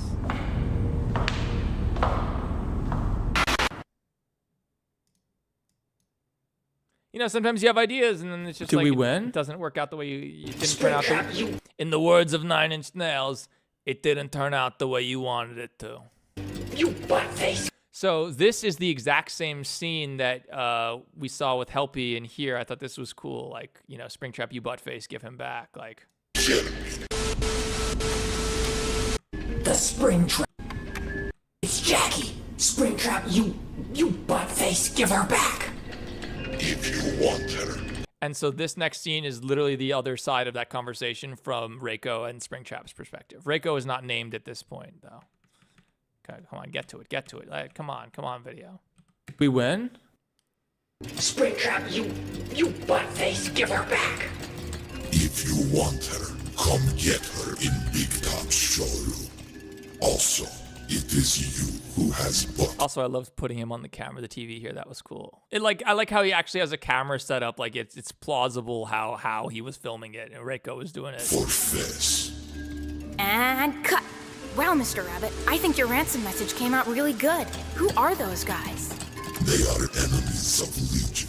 Very bad. This is one of the sleeper funny lines that I thought was really funny. We must prepare for their arrival. Okay, I'll help, but I don't want to do anything violent. Not to worry. You will be planting bombs. I thought that was so funny. I don't want to do anything violent. Not to worry. You will be planting bombs. Scatter these along the showroom entry. These shots are cool. The repairs on Big Top. Okay. So this is where I had this idea that like, oh, we're gonna have two player characters in this game. We're playing? We're gonna have Reiko and playing on Victor. Springtrap's team now? And when you're on Springtrap's team, you're playing as Reiko, and he's shorter, he's faster, he jumps. Victor doesn't jump. This scene took a long time. I guess you can only take one at a time. Okay. Because if you notice in the actual Secret of the Mimic, this is another airlock over here. He said the showroom entry, so this way? It's closed. Oh. This door, the curtains come down. You never can walk just like straight from the showroom through. You can't see from the showroom into the showroom entry like this. So this is something that I was able to just only do in Blender. In the game, you can't do this. Also, this thing, oh my God. This must have taken longer for them to program than everything else in the game. Deadass. It's crazy complicated, and just to get it to like animate correctly and have all the conduit fluid move in the right direction, it was so hard.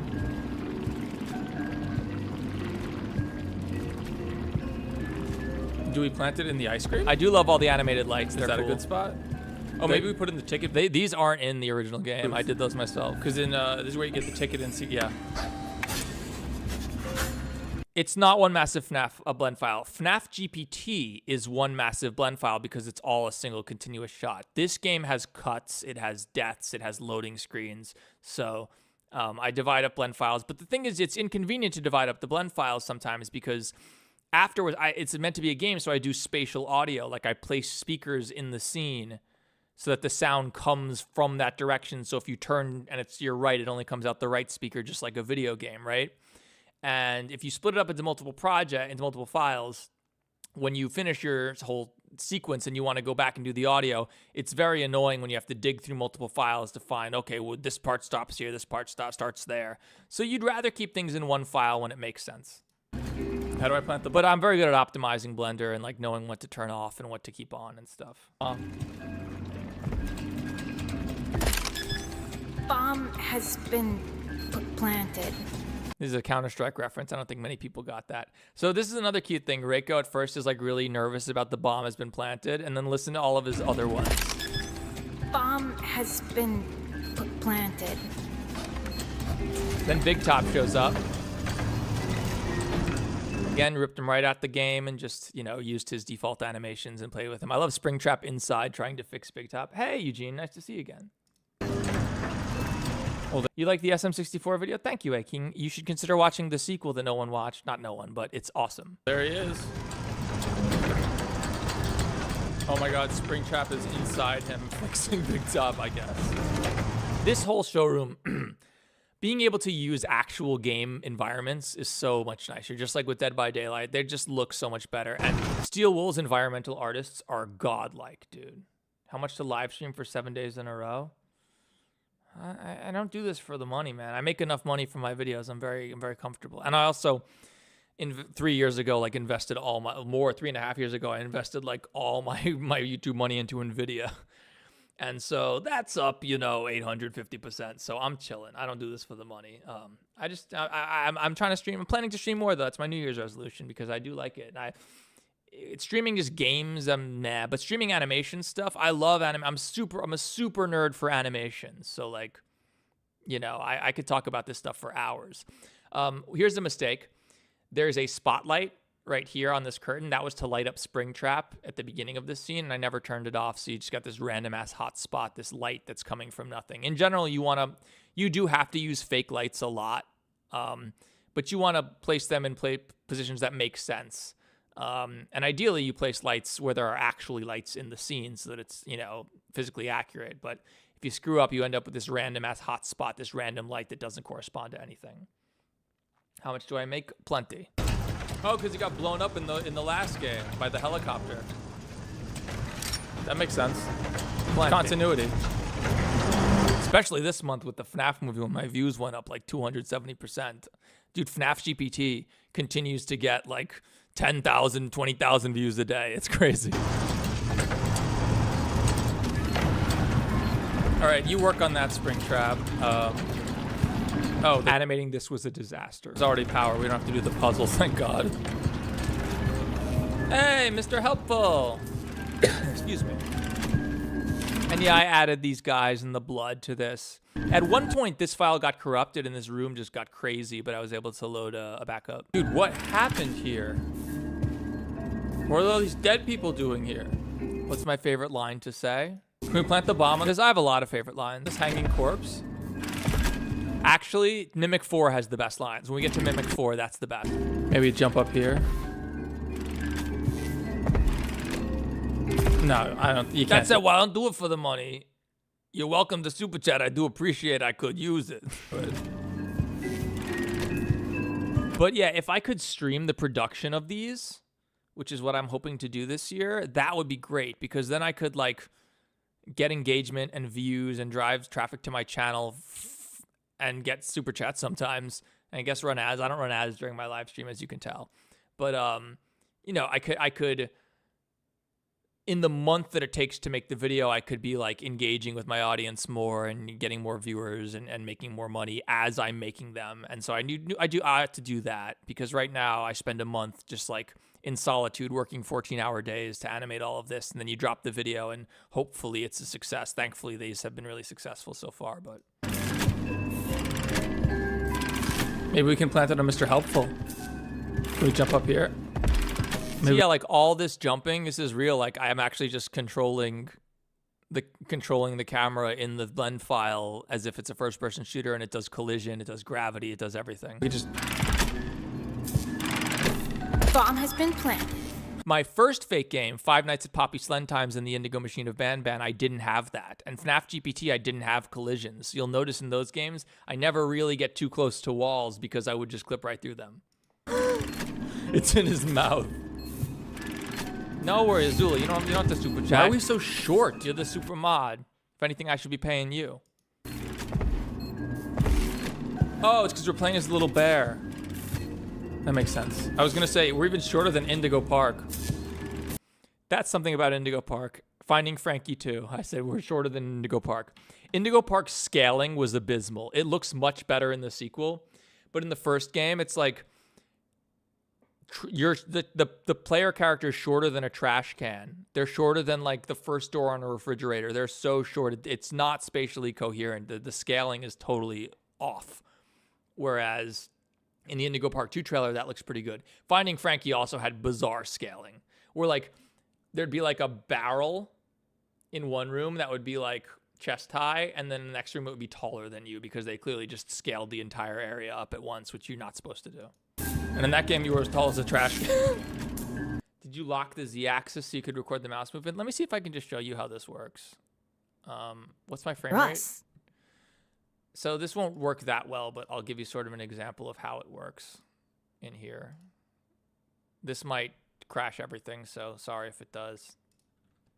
You know, Blenda is otherwise known as the Crashy McSplody, Markiplier's Kerbal Robot. All right, so I'm going to have to be a little destructive here. Hang on. Okay, so I've just made this new camera, right? So I can move this camera around the scene, but I'm just floating like this. Like, it's not super realistic, right? Like, if you wanted to, like, run around, yeah, you could, like, lock the Z location so that you can't move on Z. And now it's, like, a little bit better so you can't, like, just, like, go flying into the air or something. But you're not going to, like, collide into walls. You're not going to have gravity. You're not going to be able to jump easily. It doesn't work that well. So I actually have an add-on that I paid for called OmniStep. Let me try to make this. Let's see if this works. Animation. Do not play the timeline. But so with this, please don't crash. Oh, no, it doesn't. It doesn't work because I'm in Blender 5. That's why. There's a thing that I run, and then it just lets me, like, walk around the environment exactly like a first-person shooter. It does collisions. It lets me jump. It lets me crouch. It lets me do all of that. But it doesn't work in Blender 5 yet. They have to make a new version. So, sorry about that. Oh, we need to get more dynamite. Am I the king of theft? Yes. I love the weird oil that, like, comes in behind him. That's using the Cell Fluids add-on, which is, like, a really efficient way to fake fluids. They can't splash around. It has to be one continuous blob of water, so it's not a true fluid simulation, but it looks pretty good.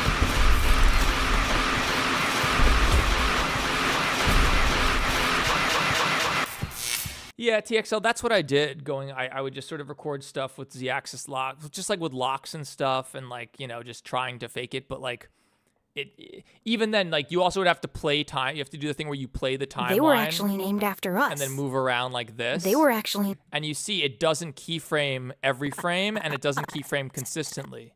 Here, there's 1, 2, 3 keyframes, 2 keyframes between. Here, there's 1. Here, there's 2. Here, there's 2. It's not consistent. So OmniStep is a lot better for that. It fixes everything, and it's not expensive. It was like $20, $30 or something. I don't know. It was... Actually named after us.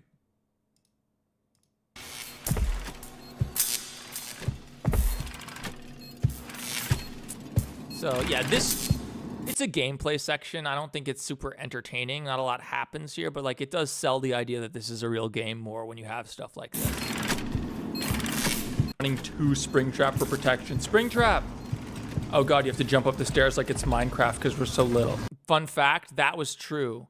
The character's scaling is so small here that he couldn't just glide up the steps like normally you'd be able to. I actually had to jump up like Minecraft. Protection. Springtrap! But that made it look more realistic, I think. Oh, God, you have to jump up the... I stream on Twitch now. Stairs like it's Minecraft because we're so little. Mr. Rabbit, do you need help? No. Hang on. If we were streaming on Twitch...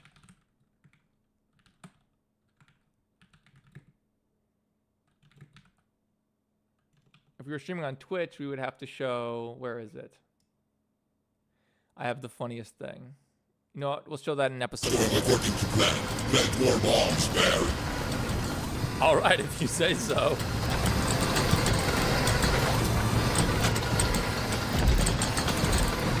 Fucking thing sucks. I love that line. Fucking thing sucks.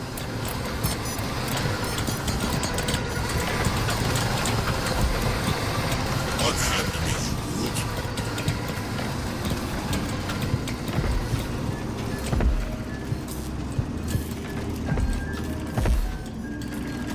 I really don't want to go back in here, dude. That was creepy. Is he still there? Can we just plant it in the mailbox? Is it this one? Hang on.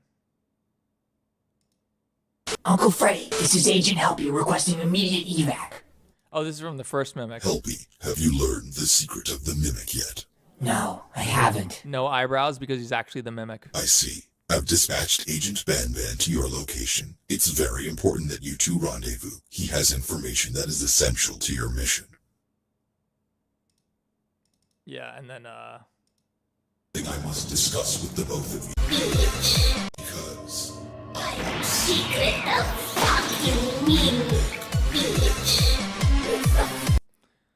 Bomb has been planted. Okay. Yeah, what was that?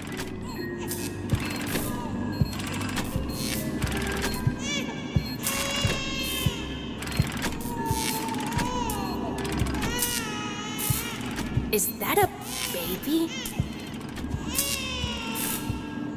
Fun fact, that baby crying is Murgo from Bloodborne. In Bloodborne, there's a mechanic called Insight, and it's like a currency in the game, and it also makes enemies harder and stuff. But as you gain more insight, you start to see and hear things that you couldn't hear before. And when you have maximum insight, you hear that baby crying in the background of every area in the game. It's so cool. It's so creepy. Hello? The Legion is no place for little pandas.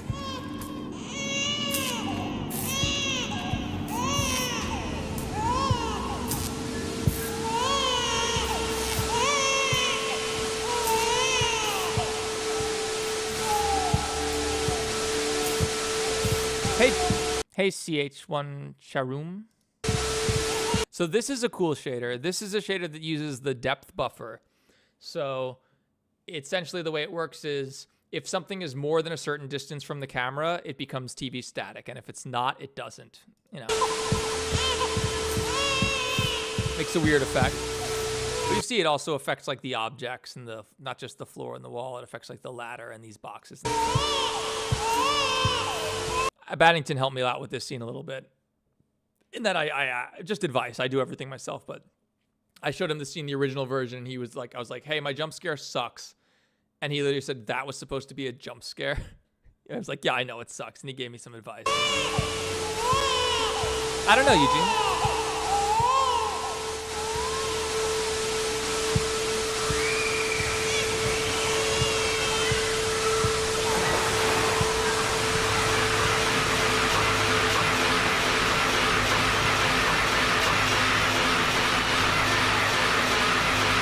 I love this where, yeah.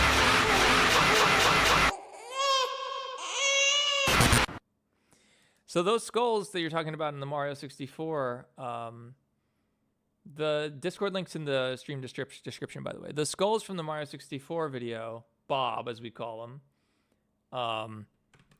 yeah, that's one of my original characters, I guess. He's also in the Reiko video I'm making. He's also in this. Jordan, I'm at your front door. Can you let me in? That way, I can help you get back to sleep. Reiko looks so good in Cycles.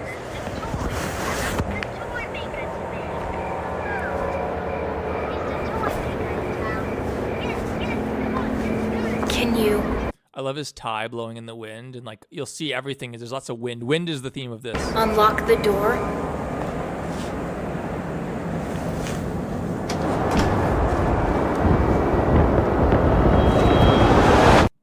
So, Reiko and Bob show up. They're my original characters, I guess. We'll see. When did I make this? Russian FNAF? I made Russian FNAF a couple months ago. 2 months. I made it probably more like 3-4 months ago. If you're asking when I made the Reiko tape, I'm still working on it. It's only halfway done, but I've sort of hit a creative block with it. I need to figure out where it's going. I thought the scene that I just showed you took a while to render in Cycles because it's 1080p. Yeah, but I have a 4090, which helps. This game was a meme. This is my best explosion ever. Also, Helpy totally teleports here. Like, he's behind Victor. Oh my gosh, Mr. Helpful still has the bomb. Dude, he's behind Victor, and now they're ahead of him. It was total teleport. Yo, watch out, Helpy! Helpy, be careful. That robot has bomb. Don't worry, I know how to disarm it. This was one of my best explosions ever. It just came out really good. I love the way I animated the hanging corpse reacting to the explosion. Remember, there's no physics. Everything is manual here. Like, I have to animate this corpse flying away. I have to put the explosion in. The explosion doesn't have to cast light. I have to put a light there and animate that to get bright and then dim again. You have to animate the rigid body simulation for Mr. Helpful. You have to animate the corpse swinging back and forth. It's a lot of work. Helpy continues to solve everything with violence. It did work, though. Hey, Rambly. Hey, Julian. Oh, shit, the mailbox bomb. Bendy. Bendy, stay away from that bomb. He's gonna die. The whole gag for this section was I wanted to get killed by the bomb that I planted as Reiko 5 minutes ago, He always right? dies like immediately in these games. And also, I got up here and then realized how the hell is Julian gonna go up the stairs? And so I figured out a way to not have to do that. Because Julian's on wheels, how could he do it? This is Eevee, broke guy. The cycles render that he was talking about is my Reiko tape, this one. Untrue. You went. This is clearly Jordan, cycles, I think you I'm can at tell. your front door. Can you? These frames, oh my god, like 50 seconds a frame sometimes. But like, yeah, this is cycles, definitely. These take like between 10 and at worst like 50 seconds per frame. Thankfully, this is not 60 frames a second, it's 30, so it's... Can you unlock the door? It's not as bad to render.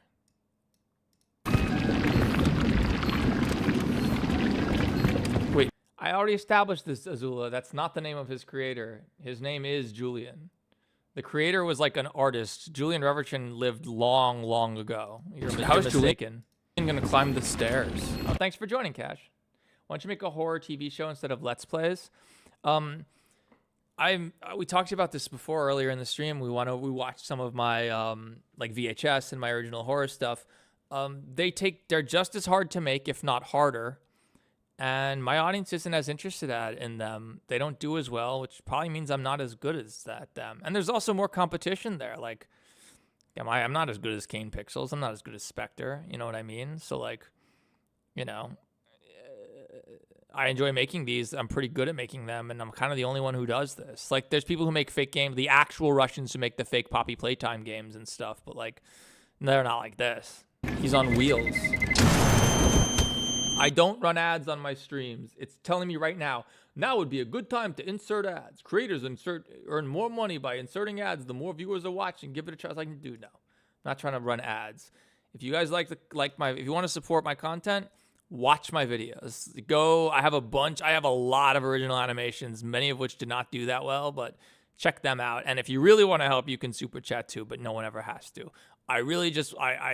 I never, it's why I don't have a Patreon. It's why I don't have merch yet. I'd like to figure out merch eventually, but it's why I don't have merch after all these years, having 1 million subs, no merch, no Patreon, no buy me a coffee, no premium Kane Carter Discord server that you have to pay money to join to see nothing, nothing like that.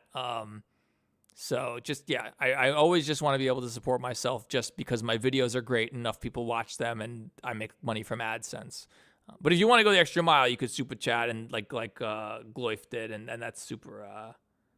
It is super helpful. Yeah, but I'm do fine. I'll do fine. And again, I made that Nvidia investment 3 years ago, so I got it. I'm doing okay. And I moved out of Manhattan into Queens because really not just because I needed quiet, but it's also like way cheaper. I pay like $800 a month less rent here, so that's nice. You want to make? I did FNAF. We just got killed by a analyzation. bomb that we planted for ourselves. Yeah, I love that. I did FNAF VHS analyze. That's like what saved my channel, dude. After I got canceled and lost 20,000 subscribers because I told a FNAF weasel to burn for eternity, bro. I play Tekken. Like I'm a part of the fighting game community.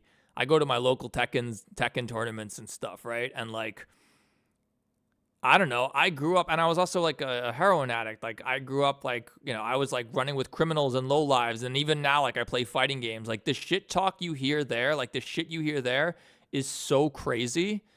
Not so crazy. It's like, I tell like people, fighting game streamer friends of mine, that like, yeah, I got canceled and lost 20,000 subs because I told some guy to burn for eternity. And they're like, are you kidding? Meanwhile, these are the guys who like lose in a Tekken match and go, you should have been aborted to their opponent. Like they actually talk shit, dude. They talk actual shit. It's just that like the FNAF Twitter people are just total bitches. Oh my gosh, Vivi Gias 6010. Is Vivi a reference to FF9 by chance? Because it's one of my favorite games. And Gias, maybe code Gias. Thank you so much for your super chat. I appreciate that. Have you ever thought to make a 3D model of your 2D character? Would you get sued by Sonny Clark? And I can't get sued by Sonny. Sonny's work on the SCP Wiki is Creative Commons, which is why like I could theoretically put Theft King on a shirt, but so could anyone else. essentially, right? A 3D model of my character. Someone did make a 3D model of it that was quite good, but then when I told King Carter to burn for eternity, they requested that I not use it, so I haven't. And now Julian is just up here. We didn't get... the closest, it's not really my character, but the closest I would have is Thefty King. Thefty King, leader of the Smiling Critters, who many people could think is a catnap recolor, but it is not. If you actually look what catnap looks like, it's nothing like this. It is Dog Day with catnap's ears, a custom zipper, and the white coloring. So it's not catnap. It's Dog Day with catnap's ears to try to make it look more wolf-like. You're the first person who got my username right, Vivi Gias. Well, I know Vivi from FF9, and I know Gias from Code Gias. So, but yeah, thank you so much for your super chats, Vivi. Respect, shout-outs. Get to see him roll up the stairs.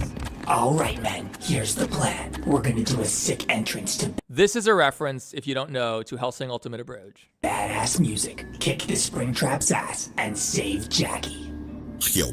High Octane Clash, thank you so much for your dollars. Yo, people are super chatting. This is sick. Maybe I should stream more. If you guys actually like this, I just think I'm a nerd and I love animation. I love what I do and I love talking about it. So like, I'm not sure I didn't think anyone would be interested. Getting canceled for telling someone to go to hell is crazy. That's so nothing.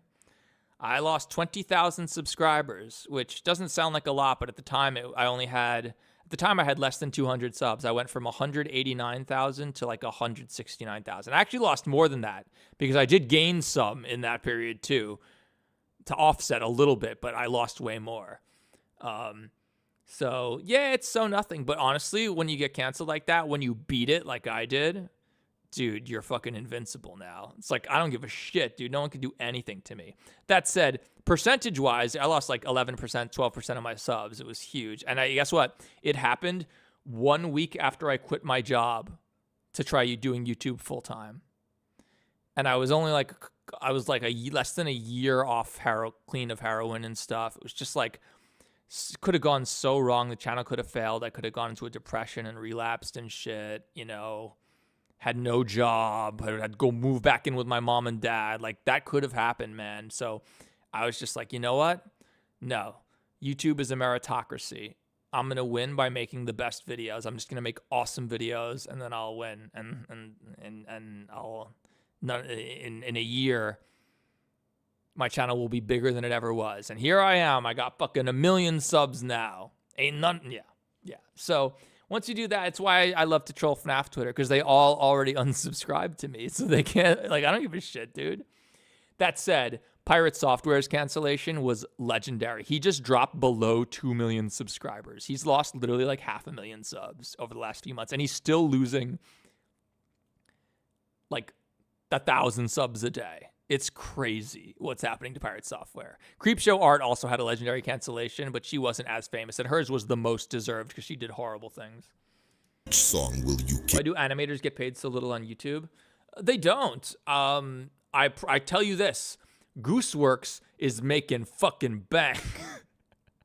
Gooseworks is making money with the Amazing Digital Circus. Vivzipop is making money. So don't say that animators get paid so little on YouTube. I guess Vivzi's not on YouTube anymore, but you know what I mean. That's not the case. It's just that animation is so hard. If you can be moist critical, if you can be, what's the balding moist critical's name? If you can be Asmongold and just like make slop videos every day of just like you talking into a camera that the video literally takes, you turn on your camera and talk for 15 minutes, then publish your video, and your video took 15 minutes, and then it gets 1 million views. I mean, that's way better than you spend 3, 4, 5 weeks animating one video, and if it does 3 million views, it's a huge hit. Like, you know, so that's what it's about with animators. Not, you know, it's just animation is so hard. It takes so long that compared to sort of the traditional YouTube model, if you're a Fusion Z gamer and can just like play different games every day and post them and get great big views, like that's way easier. Obviously, that's ideal. But there's also more competition there. There's less people who animating and making. No one's making stuff like I am, obviously. So, you know, that's part of it too. You know, I'm not that good a streamer. I'm not that good. I'm not that interesting. I'm not that funny. I'm not that good looking, all that stuff. So like, for me, it's like, okay, well, I can compete by having some ridiculous, crazy game that everyone wants to see, and I'm the only one who has it. There's no one else who has it because it's not real because I made it. Ass. Doesn't matter. All the songs on my phone are great for kicking ass to. Watch What is a Roman giveaway? Do you want me to make a shirt with your logo on it? No. I don't know. No. this. Hey Siri, play random. The only merch I'd be interested in making would be like the Reiko plushie, maybe the skull, something like that. But plushies are really hard to make, like I said, if I'll never do makeship. Screw those guys. I'll never do makeship, but like I said, I'm looking into it. I've looked into it a few times, looked into doing it myself. It's a lot of work. If, like I said before, if Dawko wanted to do a Hex plushie with me, I would do that. Because also, real talk, guys, Dawko and I aren't like super close or anything like that. But when I made my video where I came out about like my addiction and all that kind of stuff, and like, just talked about all that stuff and like my struggles, only one creator in our community reached out to me to say something, and that was Dawko. And Dawko sent me a message. Doesn't matter what he said, it's private, it's between him and I. But Dawko sent me a really nice message, and he was the only one who did. Everyone else was just talking shit about me. And they still make fun of me. Like, they make fun of me being a heroin addict, which is crazy to me. Doesn't offend me, obviously. I don't give a shit. I don't care what they think. Dawko was the only one who sent me a message, and it was really nice, and I will never forget that. So we love Dawko. We stand Dawko. Dawko is always welcome in the Theft Kingdom. It actually did mean a lot. So.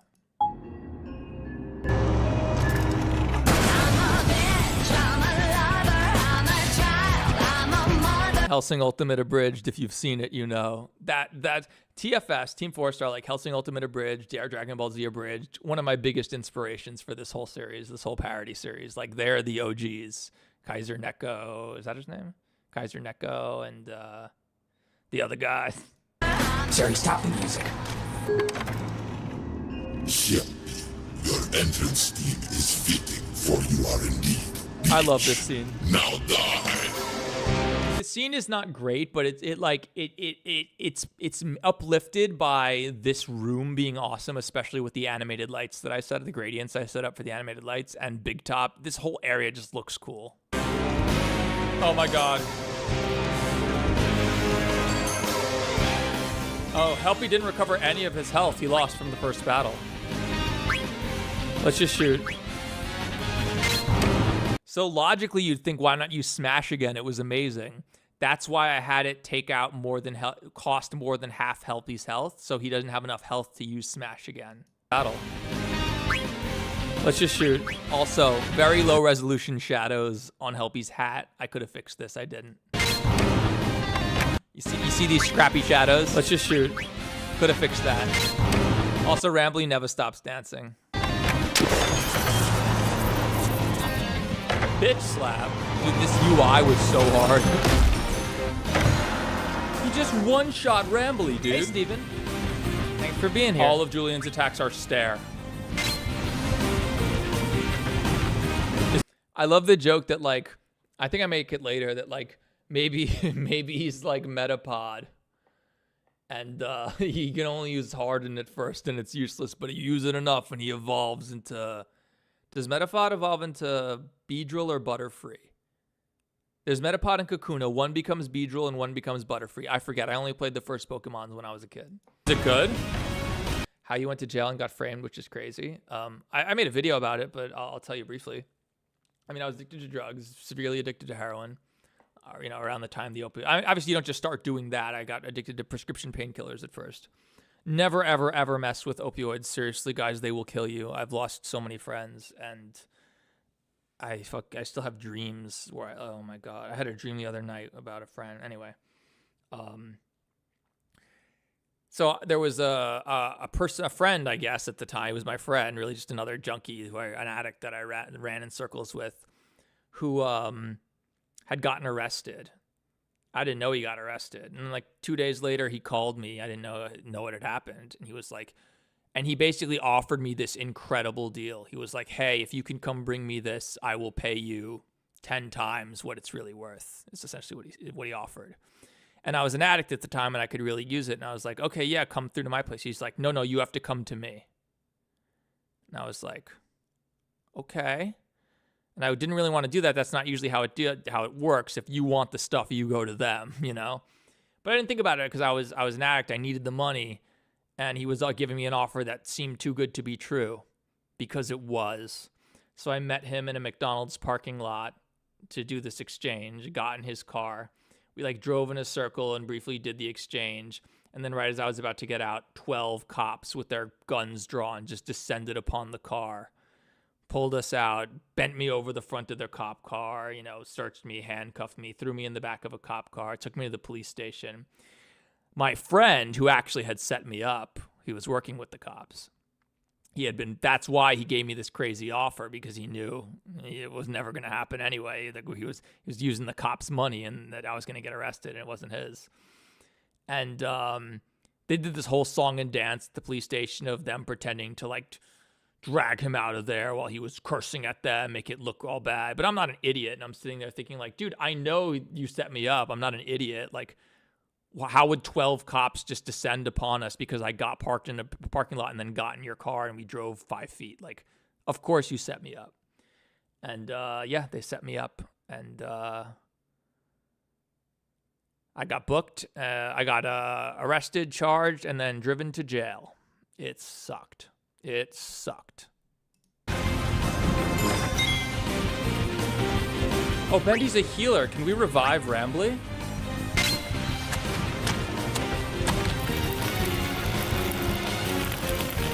Bendy peeing on Rambly is the funniest thing in this video, maybe. I don't know. This came out so good that Bendy's ink heal is just him peeing on Rambly. Oh, Bendy's a healer. Can we revive Rambly?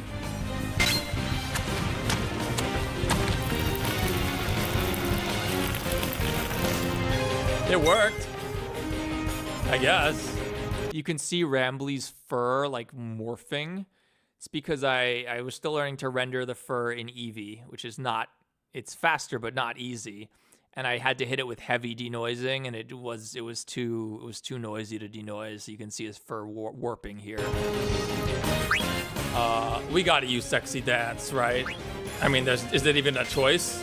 No, that ink simulation was maybe 2 gigs. By the way, this song is from Disgaea 5. It's called Wolfberry. Again, another special attack totally synchronized to the music.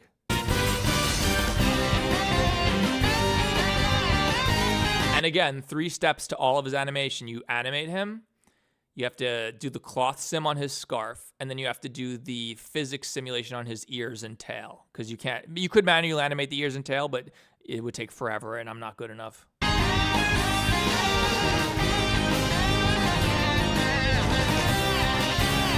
The joke here is that I just don't get why Rambly Raccoon is so popular amongst furries. I don't get it.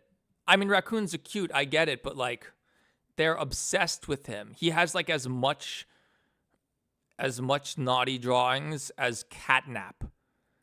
And Poppy Playtime is way more popular than Indigo Park. So the fact that he has so much is just, I think it's so funny that people see Rambly Raccoon and they're like, he's so hot. Rambly, he's cute. Rambly's adorable. I'm with you, but hot? This isn't gonna do anything, dude. I guess if you think Reiko is hot, then. But Reiko is, you know, Reiko's cooler. He's more badass. Reiko kicks ass and takes names. And swears. My dream for the end of Mimic 5 is Reiko fighting Gay Springtrap. We'll get to Gay Springtrap at the episode 4. Reiko fighting Gay Springtrap. And you know how Reiko is like a video game character, so every time he dies, he comes back. So Springtrap keeps killing Reiko, and he immediately keeps respawning, but Reiko's corpses keep lying around. And by the end, like, Reiko is like grabbing his own corpses and throwing them at Springtrap and like trying to beat Springtrap with his own severed limbs from his prior corpses and like throwing one of his heads. I think it'd be so cool and disturbing. It seems really hard to do, but I'd love to do that. Did not go as planned. Indigo Park was peak, though. You didn't play it. Must regroup in Doll Hospital. Meet me there. Dude, Sexy Dance is sick. Yeah, Reiko's the way bear's hot. okay. Reiko's way hotter than Rambly. Hey. Although I'm not sure if red pandas are cuter than raccoons. Raccoons are really cute. Red pandas are too, though. I thought he got killed by that skull man. So here's where he goes all Amanda the Adventurer. The way you do this, I'll show you in a second.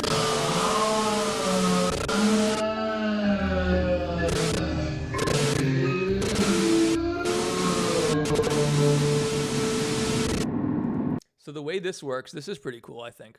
This is what they do in Amanda the Adventurer. They do the similar effect. What is this? Okay.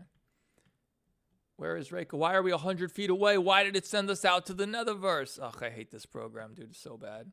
So normally the way that you animate a character, you see he has a skeleton, an armature. So I can move his head, can move his ears, although again, I simulate the ears. I don't usually animate them manually. You can move his arms. You can move multiple bones at once, of course. You can even do like weird stuff with the bones, right? The point is that the underlying mesh adheres to whatever the bones are doing. So you can move the bone and the mesh moves with it, and that's done using weight painting, where you basically say like, hey, this bone here affects this part of the body, right? When a model is bound to an armature like this, you can only move the armature. If you try to move the model directly without moving the armature, it'll move, but it'll keep trying to stick to the bones, and you'll get really weird stuff happening. You know, like really weird things. So, I didn't mean to do that. So that's how we do this effect, is you just move the underlying model without moving the armature, and some like really just, you can see he's still supposed to be standing like this, but now the model's over here and doesn't know what to do, and it just gets really weird. So that's how I do that effect.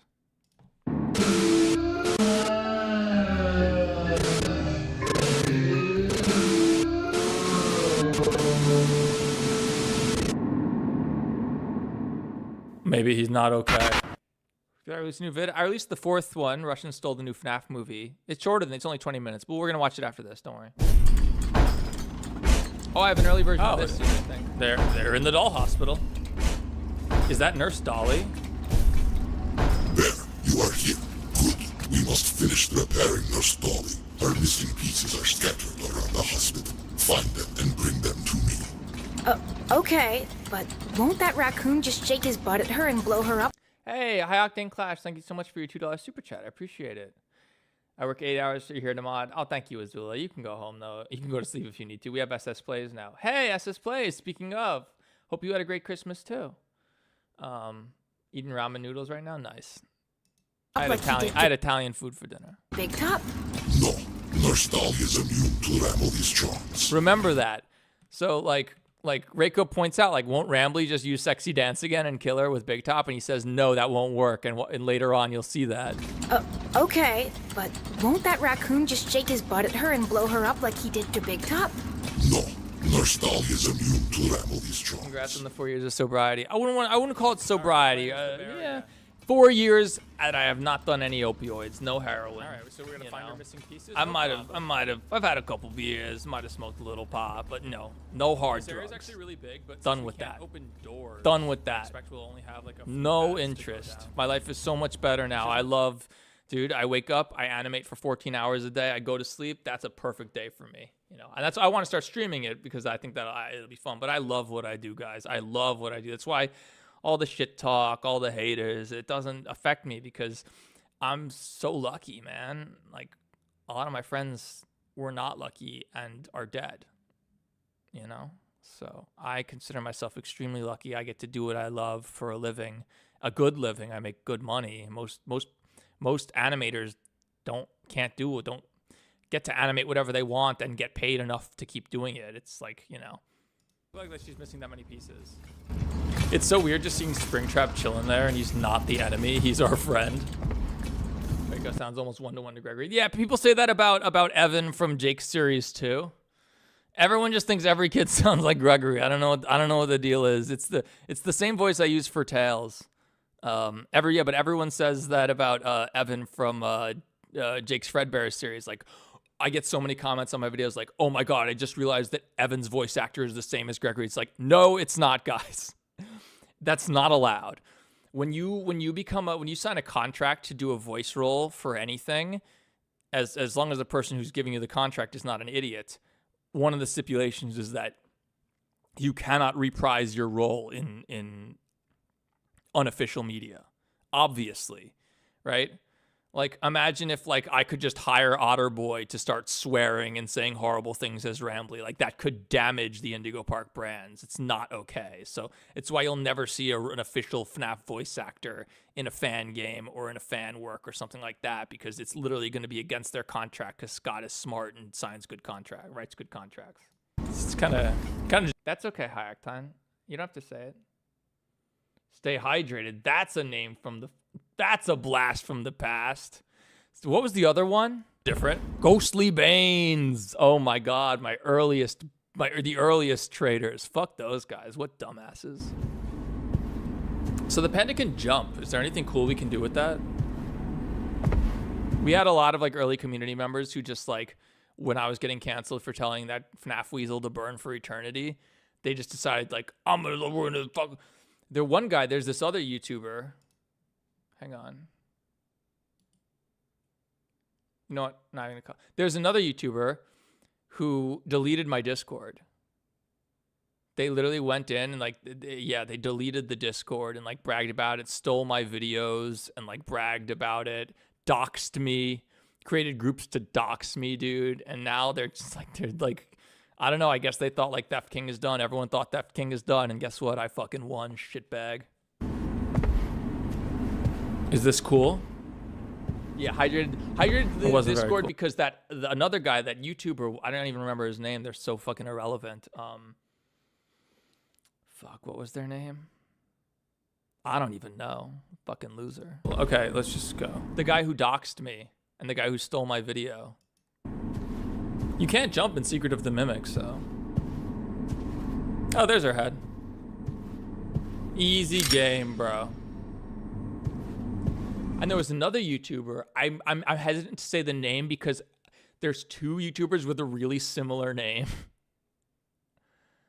And one of them I've no beef with. The other one, like when I posted, makes fun of my age. It's like, just to know the guy who makes this is a 34-year-old man, like mocking it.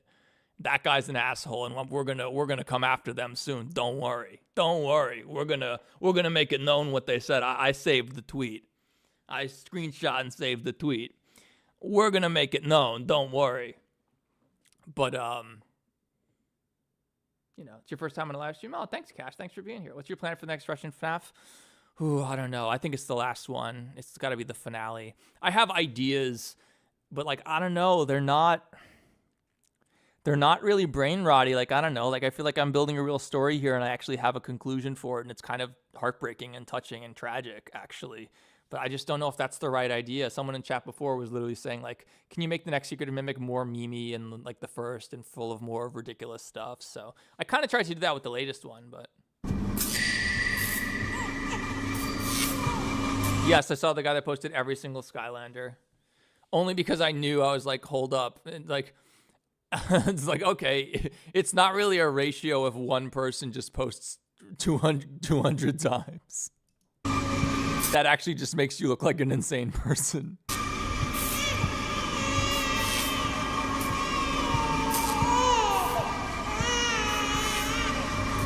How enlightened this stream is making you feel. Enlightened. I don't know about enlightenment, but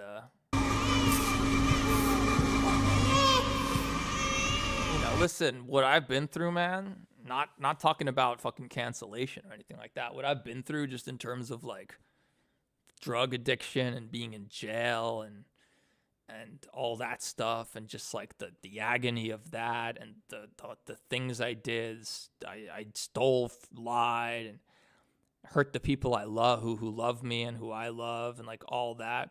When you've been through that and you've come out the other end and you go through that withdrawal and you suffer for weeks and weeks and weeks and you get your shit together, when you crawl your way out of hell by yourself and break every nail along the way, but you fucking make it, it's just like, it's hard to let that stuff get to you. You know, it's just hard. I'm so lucky that I'm alive. A lot of my friends aren't. A lot of my friends overdosed, died, went to jail.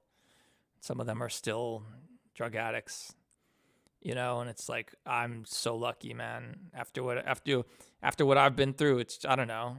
And that's not unique to me. That's my story, but everybody's been through some shit. So whenever you're dealing with something, whenever you got somebody who's like, you know, if it's, you know, you're dealing with social pressure, people are trying to cancel you, people are talking shit about you, people are making fun of you, you got to remember that we've all been through worse than that. We've all lost loved ones, we've lost friends. It's just, that's part of life, man. You know, you lose a grandparent, you know, a friend, someone gets cancer, someone has a terrible tragedy, an accident. We've all been through fucking hell in our own way, right? And the worst pain you've ever felt is the worst pain you've ever felt. It doesn't matter if it's lesser or greater or more severe than someone else's. It's all relative. And so when you're dealing, when shit feels bad, you got to just remember, like, yo, I've dealt with worse than this. You know, we all have dealt with worse than bullshit drama. And you just got to remember that.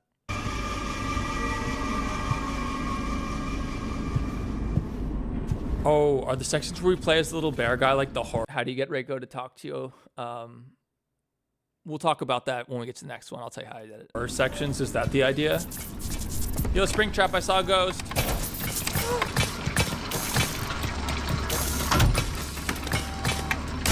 Did you did have help getting out of all that? I did. Many people don't, though.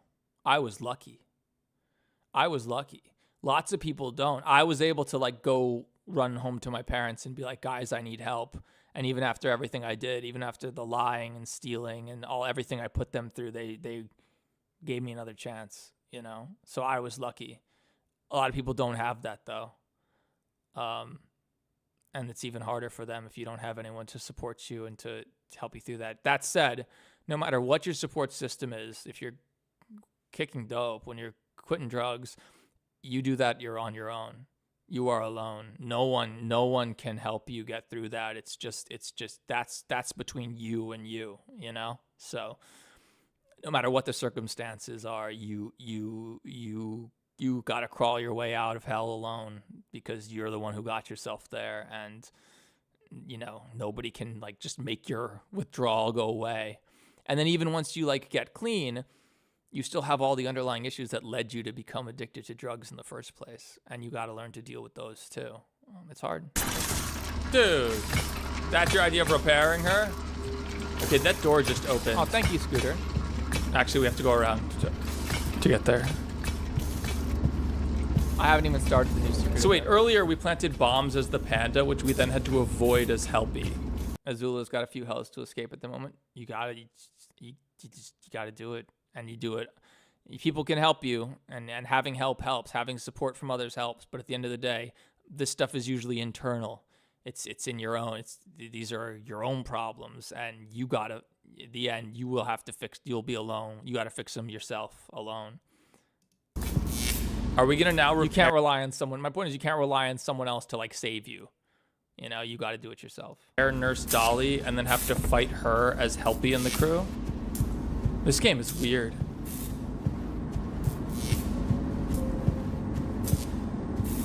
Should I donate? I appreciate it. You don't have to, though. There it is. Rambly! Oh, wait, he's the bad guy. All right, man. I like this Enter the scene. doll hospital. Spread out and clear the area thoroughly. We need to find the spring trap and save Jackie. Yeah, you need a computer to animate like this, certainly. To animate, you don't need the best computer, but to render it in a reasonable time, you want a pretty solid graphics card. You don't need a 4090. But like, you know, I know people with 4060s who get by, you know, but there are certain limitations. Like you need the VRAM for your scene. Oh shit, cops. No. You need the VRAM to support your scene. So like most gaming cards will have 8, 12, or 16 gigs of VRAM. 16 is quite a lot. The 4090 has 24, which is very nice because it lets you, I don't really have to worry about optimizing the scene and worry about running out of VRAM because I had too many high-res textures. But you don't need it. Like, you can get it done with a less powerful card with less VRAM. It's just you got to be a little bit savvier with it. Wait, we're on Team Springtrap, so they're the bad guys right now. Yeah. Weird.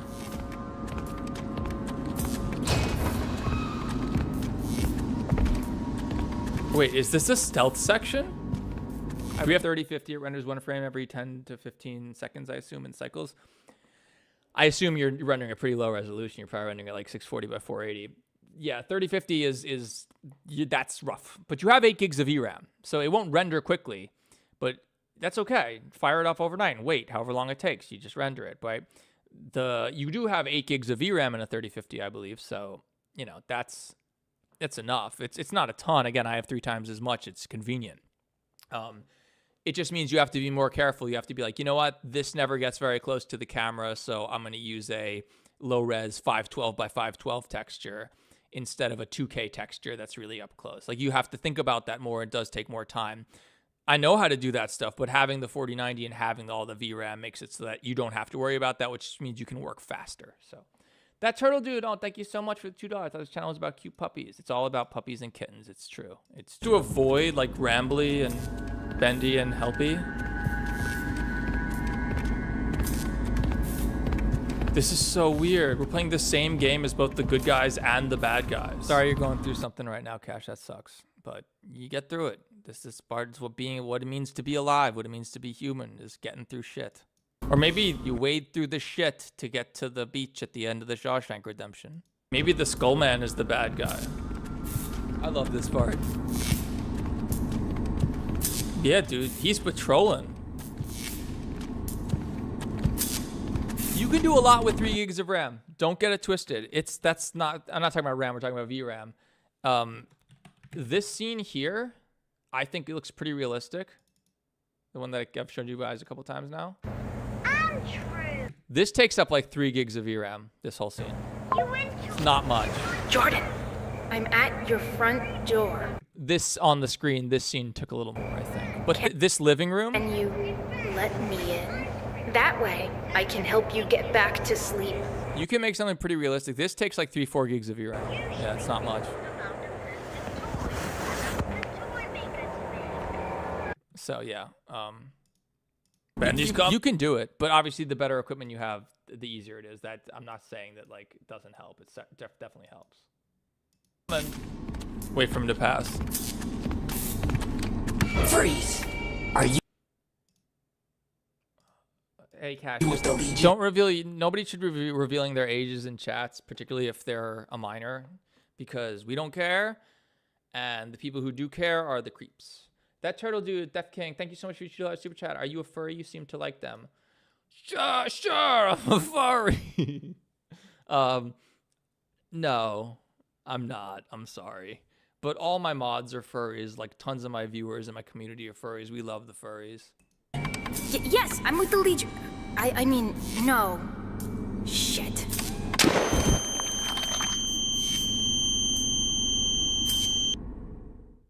All right. That's why nobody can fuck with us, Azula, because all our mods are furries, and furries are the most powerful gang on the internet. I don't mess with those guys. Dumb of me. What? Didn't that bear just shoot me?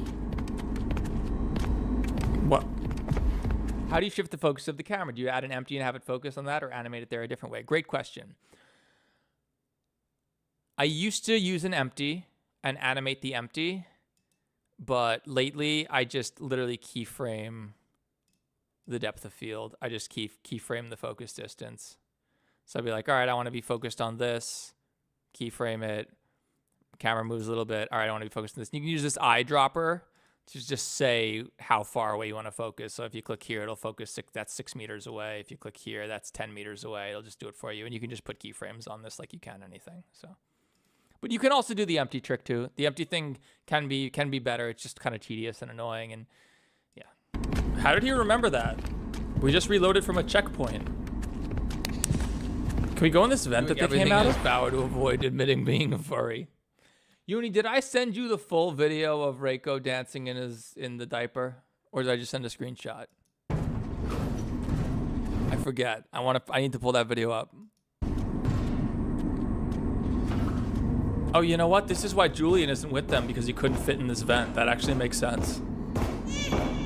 Also, what's up? Oh, shit, not again. You have no idea. All right, I'm gonna have to pull it up because it's so funny. We out. Get me out of this vent, dude. I remember sending it to you and you saying I sent this to one of my coworkers. I guess they're like a diaper furry.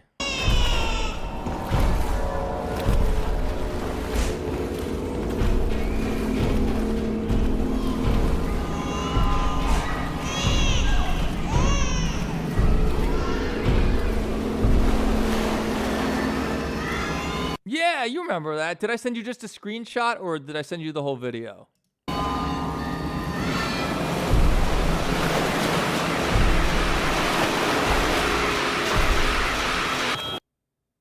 Cool scene. That also uses the depth buffer.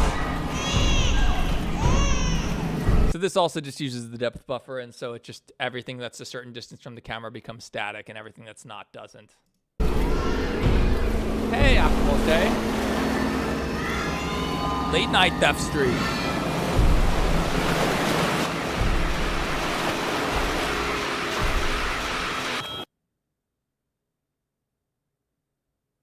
Oh, Uni loves Femboy. Okay, I have an early version of this scene.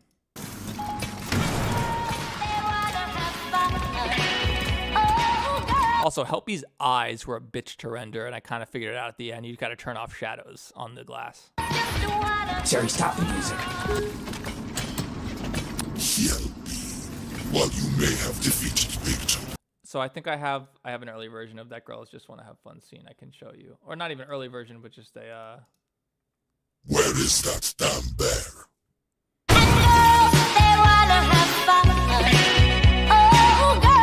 This is what it looks like when you're actually working on it. You gotta have to see, you can of course shift into rendered view and see what it'll look like for real, but like when you're actually working, it looks like this. Where is that damn bear?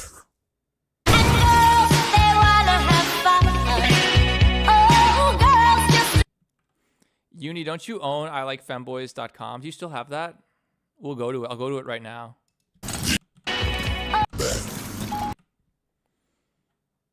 It was just an image. Okay. I have the whole video. I'm gonna show it later.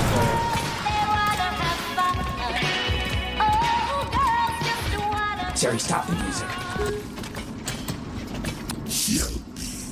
While you may have defeated Victor, the nurse is ready to see you.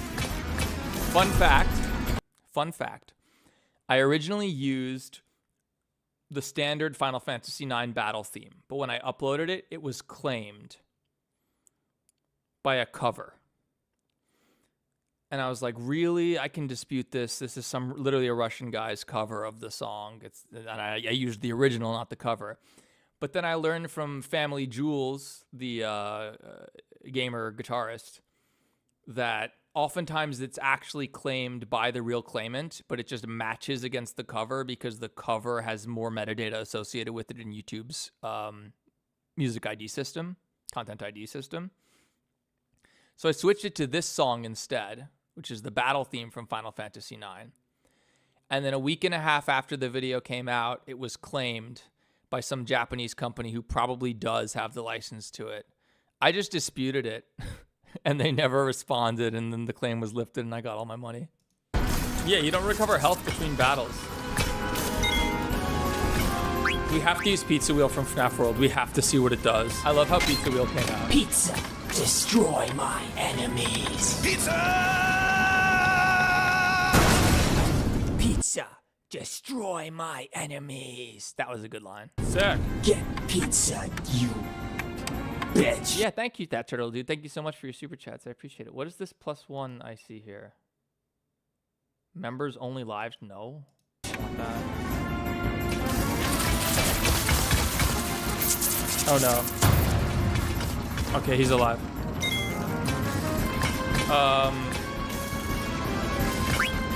What is Arctic Blast? Let's just use Sexy Dance because we know it's good.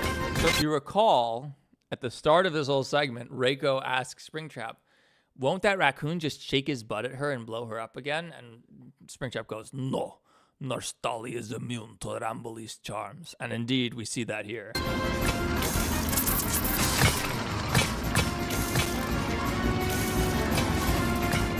Oh wait, Nurse Dolly is immune to Rambley's charms. Does nothing. It did nothing. Let's just use a move for Ban Ban that'll definitely work. Jump punch. Some of the jankiest animation in the whole thing right there. Remember this jump punch though, you're gonna see it at the end. That's also just her falling down animation played in reverse. That's how she got up. Seemed pretty decent. All right, we should really use Ink Heal on Rambley, but we're gonna use Ink Demon. Sorry, we gotta use Ink Demon.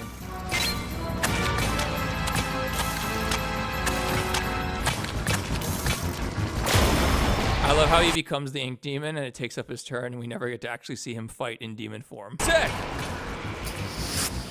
Wait, that used up Bendy's turn? I love Dynamo Run where she just Allah Akbars them. Dynamo Run. Fun fact, do we win?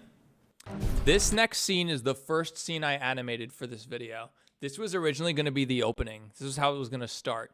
And you'll notice a couple things are wrong. Rambley still has his crown and his Rolex and his Louis Vuitton scarf from Mimic 2, which I later decided to take off, get rid of because they were annoying. And you could barely tell. It's hard to tell. There isn't much time. But you can see Rambley's got his crown all of a sudden because this was the first scene I animated for this whole project. Why did you open the door? He's coming. Close it now. Initiating lava overload. God damn it, Rambley. Oh no, Ban Ban's about to die. And we don't have a data diver. Shit.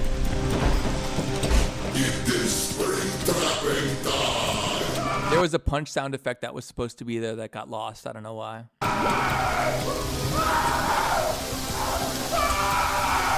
That also uses the Cell Fluids add-on. So again, it's like a simple fluid simulation. It's not really a fluid simulation. It's like a fluid surface simulation. So it can't splash. It always has to be one contiguous mesh, but that's why it performs well and it can look pretty good. Rambley, that was too close. Someone could have gotten hurt. I love just as someone could have gotten hurt and you just see Ink Demon Bendy like holding his finger like, never mind. Come on, let's rendezvous with Julian at the Murray residence. He says he has... Fun fact, look what's on Rambley's computers. Oh my God, Logan, ooh, that's tough. Logan G. Kotsieras. Thank you so much for each super chat. I love your videos. Oh, thank you so much. I appreciate it. Can we ban him? Because you should ban him twice because Ban has 2 bans and also Garden of Ban sucks. At least it's a game. But yeah, if you look at the monitor, this is a shot from the end of There's Nothing Behind the Castle, my Mario creepypasta. So that's just a little reference. The lead on Jackie. Well, not my Ban. I decimated the hell out of the Ban model because yeah, he's very high resolution. We lost Ban. I guess we. What is ramen giveaway? I don't have any ramen. I ate it all. Lost the battle, so Ban died. Okay, Reiko again. Oh God, not this thing again. Oh Logan, thank you so much for your $1. Guys, you guys are super chatting today. We got a Gloy VV change. We gotta do something special. If we keep getting all these super chats, we might have to do something crazy.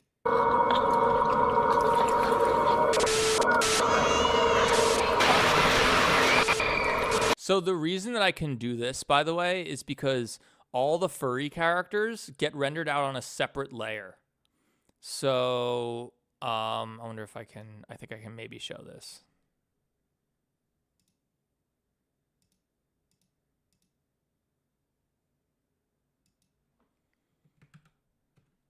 Oh God, Blender 5 being terrible. Okay, this is a compositing node tree. It's not supposed to look like this. I'm just a dumbass.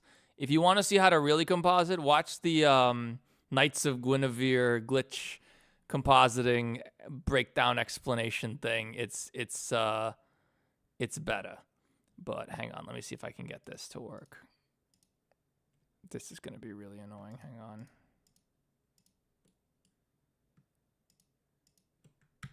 All right, this is dangerous, guys.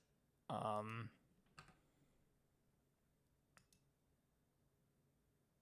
don't think we can do this. I don't think it's going to work.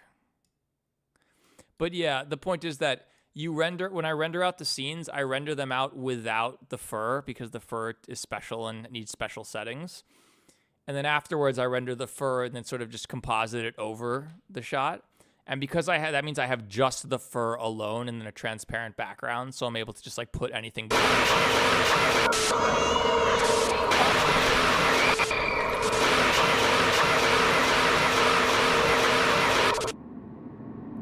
Maybe, Bear. We don't really call it Russian FNAF in universe. Yep, perfectly normal. Yeah, these are the spooky sections, I guess, with this little bear guy. This part's one of my favorites. This is one of the most rewatched, as you can tell from the graph here. This is Edwin's house, where I just like flubbed the line as Springtrap and then just it kept going. Oh, that was Edwin's basement. Okay. There you are, Bear. Follow me. We must prepare for Helpy and his gang. Shit, let me do that one again. There you are, Bear. Follow me. We must prepare for Helpy's arrival. Did he just... I spent about 2 days setting up Edwin's house, getting all the textures right. Another thing is you don't get the door frames and stuff like that. When you extract the map, you got to manually place those. Here's a weird seam in the wallpaper, but it's wallpaper, so it's okay. And then I had to write this really complicated shader to get the buttons to flicker randomly. Love the line and then do it again. Yeah, we're old school Theft King tonight. And they just like left it in the... Although maybe we should... Do we still have that guy with the deck? Maybe we should do what he does. Where is it? Yeah, here it is.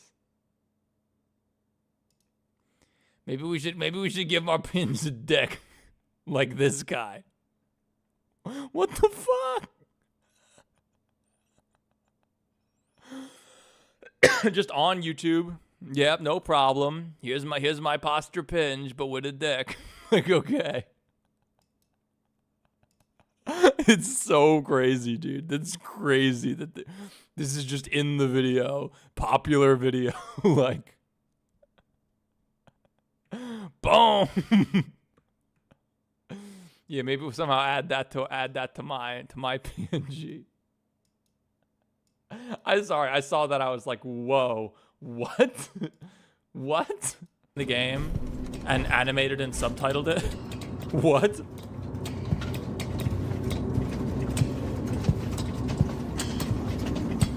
You've been exporting maps from Dungeon Defenders and reconstructing them. That sounds... Dungeon Defenders is surely easier to export from than UE games. UE games are a disaster. You gotta like the mappings to make sure that the roughness and the ambient occlusion and the base color. Oh, God forbid there's an emission texture. Oh, and the normal map. It's all... Take this and hide it upstairs somewhere. I don't have a fursona.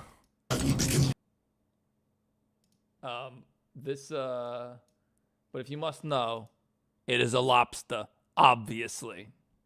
The sexiest furry lobster you've ever seen. Loading the war machine. Oh, I was thinking of Dungeon Keeper, not Dungeon Defenders, my bad. I remember Dungeon Defenders, there's a blast from the past. Alright. Fun fact, look at Jackie's nose. Yo, Jackie. Look at Jackie's nose. I fucked up the texture, and it's literally her entire face. You can see her eyes. Her entire face texture is replicated on her nose, and I just didn't notice, and I'd already rendered out these 6,000 frames, and I wasn't going to fix it. Can we, like, go find Helpy and give her back?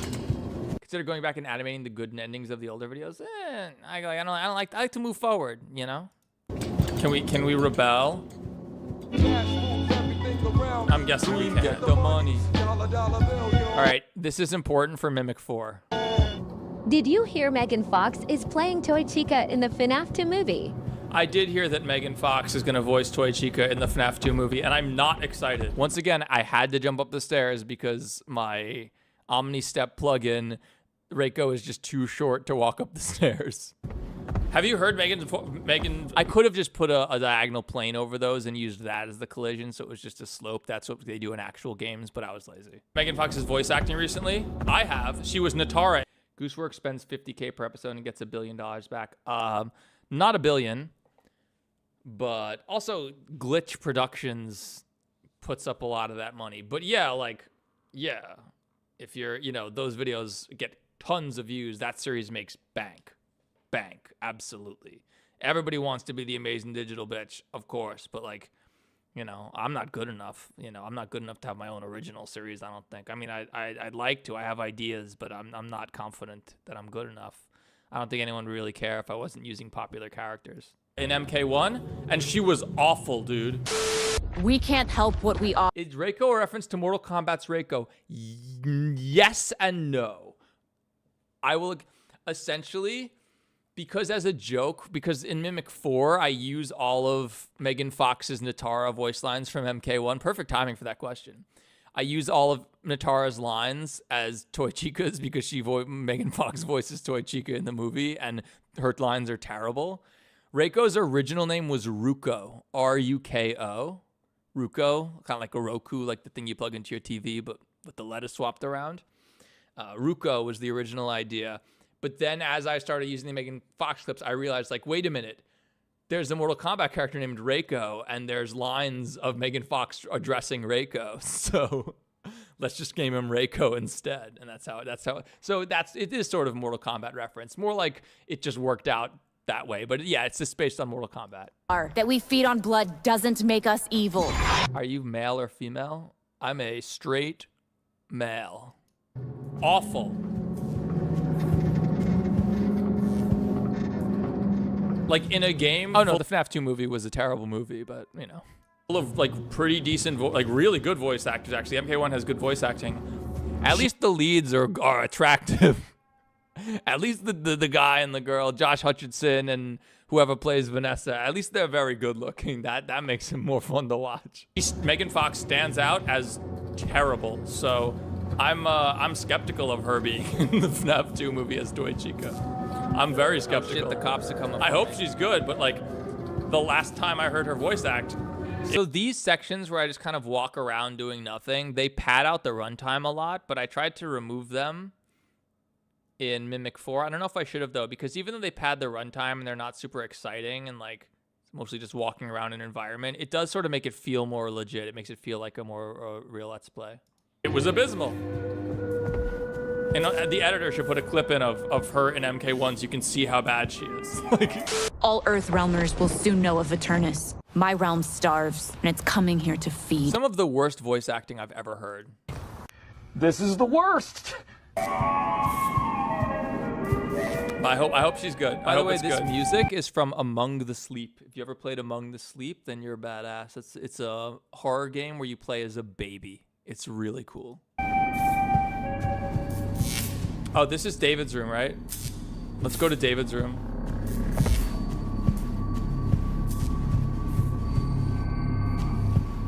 Here's Nightmare. Right. Fun fact, I discovered this. I'm the one who figured this, who found this. I'm 99% sure. This is actually, I didn't put this here. This is actually in Secret of the Mimic, right? In Edwin's house, in this dresser, you see this endo. All right, what's the problem? What's weird about this? You know whose endo that is? Nightmare Freddy. Think about how weird that is. I don't know why anyone hasn't made why hasn't Rytoast made a lore video about this yet? Because this is easily the most interesting thing in Secret of the Mimic, in my opinion. That's a Nightmare Freddy endoskeleton in Edwin's workshop. So to get into FNAF lore for a second, the nightmares aren't supposed to exist at all. They're just nightmares in FNAF 4. They're just in the crying child's dreams in FNAF 4. They're illusions. And even in UCN, they kind of reference them being illusions, phantoms, nightmares, stuff like that. And yet here is a Nightmare Freddy endo in Edwin's house. Edwin, the original creator of the robots, which means that the Nightmare animatronics did exist for real in the canon. This is easily, in my opinion, the most interesting thing in the game, the most interesting Easter egg or hidden detail in the game. And none of the FNAF lore people are talking about it. And it's like, guys, this is so weird that this is actually in the game. Nightmare Freddy's endoskeleton. Can't put it in there, okay. Where does he want me to hide this thing, dude? Look how good the ray tracing is on Jackie's head in this vent. It looks so good. Where does he want me to hide this thing, dude? Look at this fucking sick ray tracing. Vents, I hate vents in this game.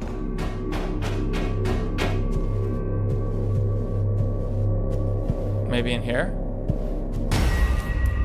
Maybe it was a mistake. No, it's not a mistake. It's very deliberate. It's still there. And that has huge lore implications that the Nightmare animatronics existed, or at least were based on real animatronics that did exist. All right, enter Sonic the Hedgehog. I'm glad you like the graphics. I worked Was really that hard. Sonic the Hedgehog?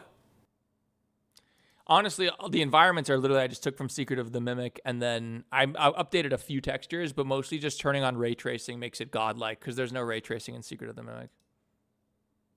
Not by default. Where is that damn bed? Turn down the one! Love this. I love the cloud, the dust cloud. That volumetric sequence came out so good. Turn down the one!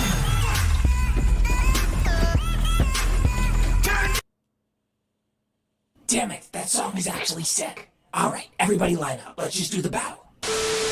Everybody line up. I love how canonically they're having RPG battles where they line up and take turns attacking each other. I think John said something about that, but I don't remember. Maybe. If anyone would, it ought to be him.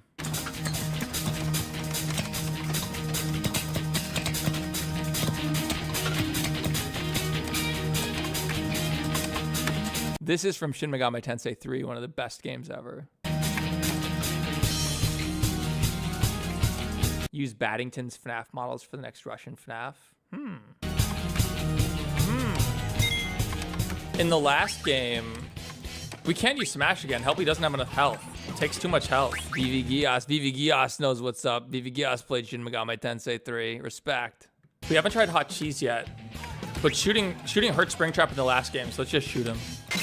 You brought I Like Femboy. What is the full URL? Is it .com? I'll find it. Hang on. I wrote femboobies.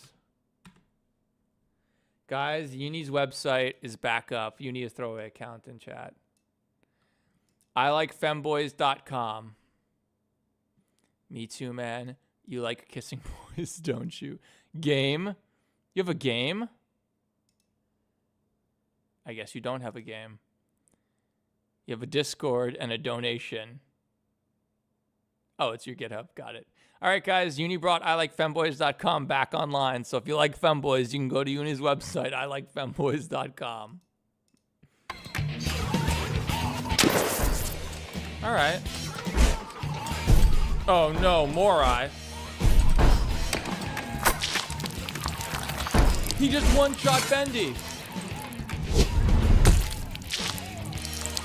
I did an AI version of that shot to see what happened. It was so weird where he throws Bendy. It confused Bendy's head. It confused Bendy's head with Springtrap's head here, and like they merged together. It was so weird. He just one-shot Bendy. Bendy can't actually die. He's like an ink demon, so he reconstitutes himself. We show that in Mimic at the end of Mimic 4. Bendy's dead? We have to try Arctic Blast. All right, Arctic Blast. We have to see what it is. Why does Rambly have an Arctic Blast? Now bear my Arctic Blast. Foolish raccoon. Ice magic has no effect on me. I worked at the Blizzard for 7 years. Okay, we have to try.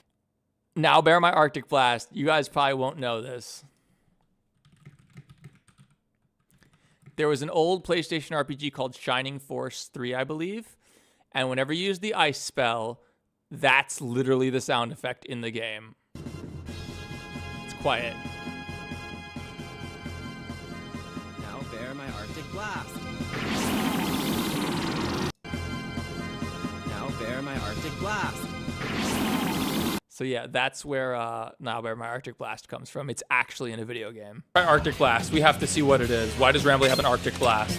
Now bear my Arctic Blast. Thanks for that, crew. Ice magic has no effect on. No way, Vivi. You did not play Shining Force 3. No way.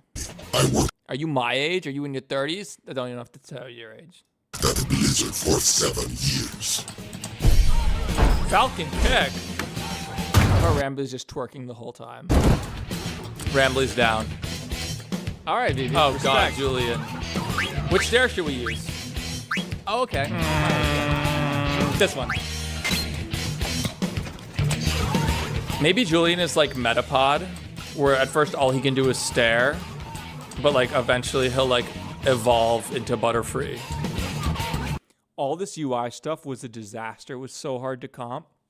Like how they their health bar goes down, and as they take damage, like having the health bar work correctly and turning gray when they're downed, it was really hard. Did I go to school learn? No, I taught myself everything. I was a software developer for 10 years before I started YouTube.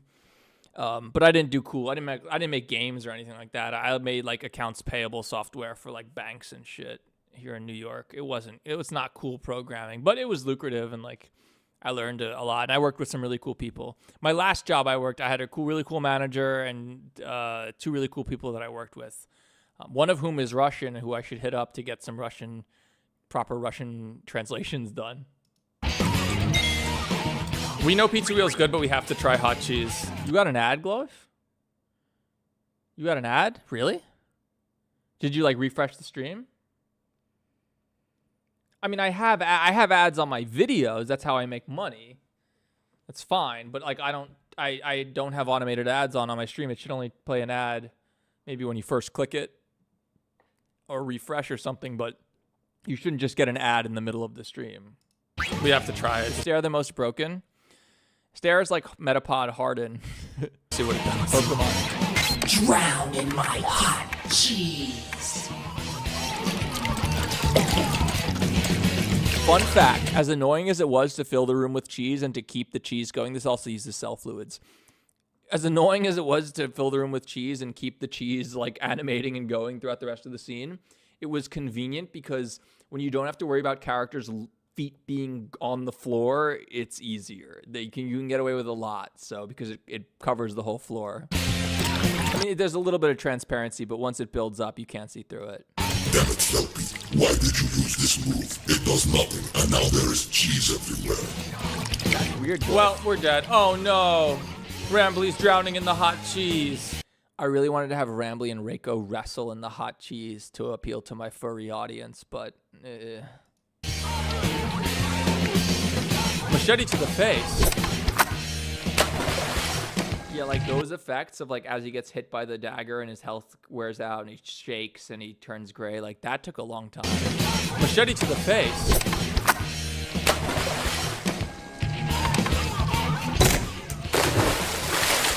The worst splash I've ever done. Look how bad this splash animation is. The worst splash ever. Oh, I ran out of memory again. Give me a sec.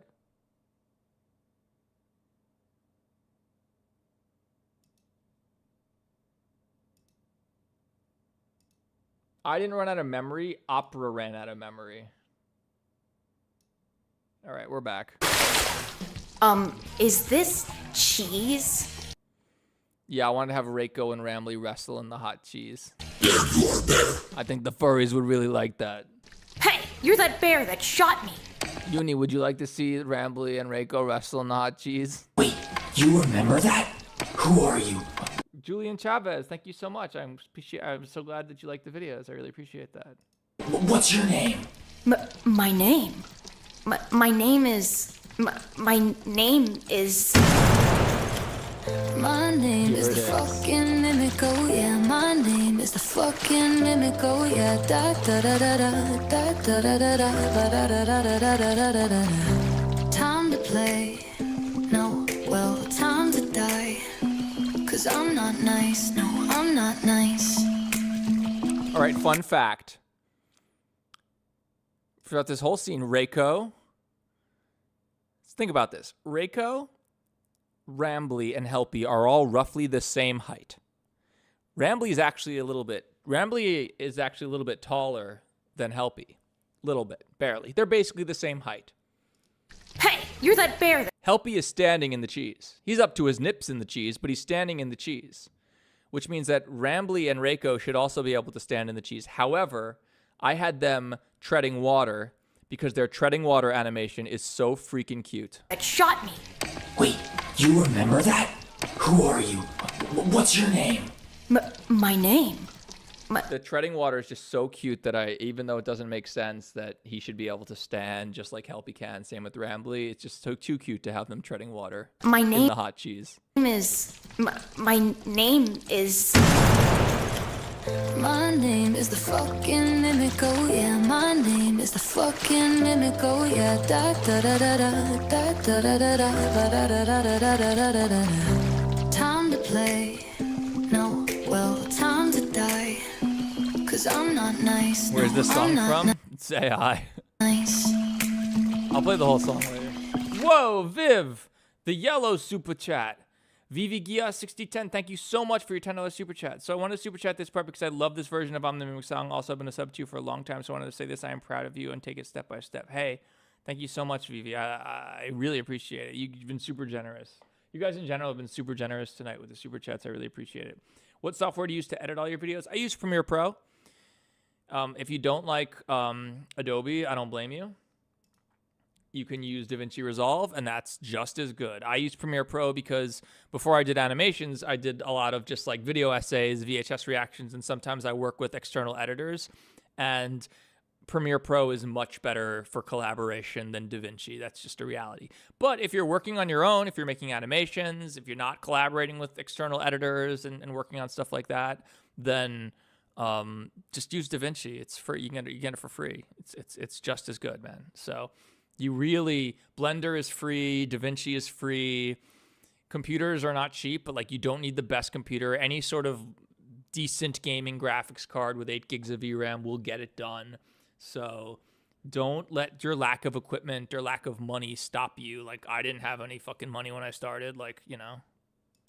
I'll shoot you in the face. And Blender's built-in one is usable. I don't find it very good, but Bazaar, legendary FNAF VHS creator, uses Blender for everything. They use Blender for video, and they use it for video editing and stuff too. You absolutely can. Blender has a built-in video editor right here. I use it for audio mainly, but like, yep, it's got a timeline. You can do everything. Here you can see all my different camera cuts. Camera K, camera M, camera K, camera O, camera M, camera O, camera P, you know. So yeah, it's got one. Do it. In Blender 5, it's even better, so. I'll make you die. Watch me Heard SMG4 quit YouTube forever. Yeah, I did. That's pretty crazy. shoot my secret cannon. I put bombs in your You're working on my own FNAF free roam games. Going good. I've been needing a reliable source to use. A source for what? belongings. For video editing? Just if you need video editing, then yeah, there's tons of free options. And Blender is totally free. Call me the bomb thief. The way I disperse grief. Love this scene of Reiko saving Rambly from the hot cheese. I think it's so cute. Call me the bomb thief. The way I Blender tutorials. I don't know about tutorials. I don't think I'm good enough at Blender to teach. And also, they're just like Blender tutorials. There's a small... The audience for them is not that big relative to how much effort they take. But in my behind the scenes, I definitely want to do, like if I do a scripted, edited behind the scenes for the whole series, like kind of like what I'm doing this stream, but just like scripted and tightened up and voiceovered and stuff. And like with all the out of bounds stuff and like, you know, behind the, like where I pull the camera away and show you what's really happening off camera and stuff. If I do something like that, I would definitely want to get a little bit more into the Blender stuff. If you've seen my behind the scenes of FNAF GPT, I go into a lot of sort of how I do stuff in there, yeah. Yo, use whatever you need to use to get your video done. Nobody cares. You don't need the best tools. For a long time, people was like, oh, you can't use Blender for 3D. You got to use Maya. You got to use Maya. Maya fucking sucks. Use Blender. And I don't like to play by the rules, so in my factory you will be doomed. Jackie, it's really you. And who is this? What? Did you guys see Baddington's compositing video? It was crazy. Hang on. It's crazy what Paddington does.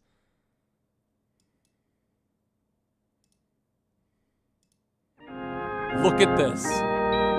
Look at how many passes are in his compositing. It's crazy. Export animation is OpenEXR Dual Lossy Render. That's what I do. But then he puts it right into DaVinci. He doesn't use Blender for comp because DaVinci is very good at comp. Color space transformation. So he I don't know why he'd make the color transformation logarithmic immediately. I feel like this would be one of the last steps you'd take. I feel like you'd want the linear color for the other steps, but Paddington's better at this than me, so I don't know. But look how many steps. Blender sRGB loot. Five Nights at Freddy's movie loot. Filmbox plugin Rec 2020 Gamma 2.4. So wait, now he's going back to Rec 2020 after converting linear 709 into log? I don't get it. But he's better at this than me, so I'm not saying he's doing it wrong. I just it's beyond me. Filmbox halation. This is all DaVinci, which is free. Filmbox 35mm film grain. This is nuts, bro. Filmbox dust. I couldn't even tell the difference there. Filmbox Gateweave 65mm generic. He is a mad scientist. Filmbox lab with lower vibrance push-pull process. Filmbox split tone, raise intensity and highlight. Scatter plugin, pearlescent, spelled wrong. NTSC RSVHS plugin with 0.5 bandwidth scale and what? What is going on, Paddington?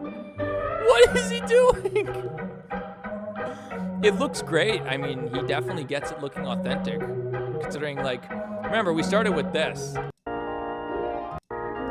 This is what we started with, and now we're at, like, this. All from compositing. This is nuts, dude. These are so many steps. Now, I know he's got his whole chain set up. He can just probably just, like, run everything through this, but, like...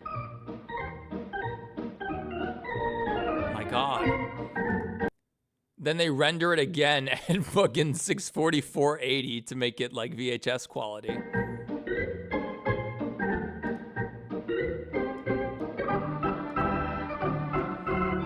Data moshing, that's cool. I don't love that data mosh effect, but it's pretty good. What is going on, dude?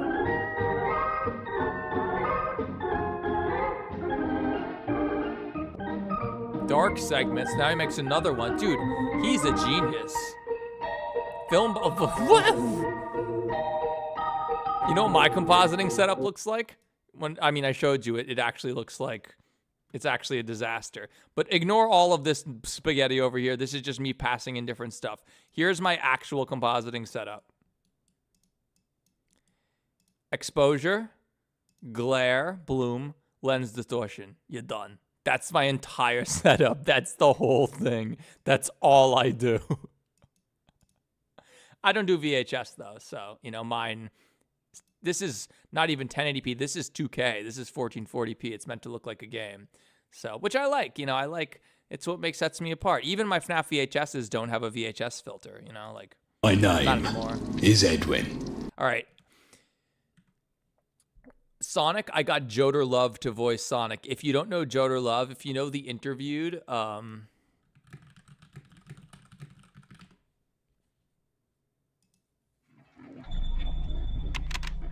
It's me.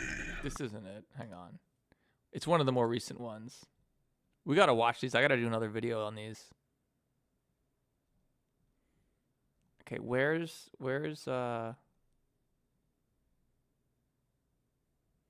give me a sec. J-Gem's the GOAT, by the way. Cassidy, that's not Golden Freddy.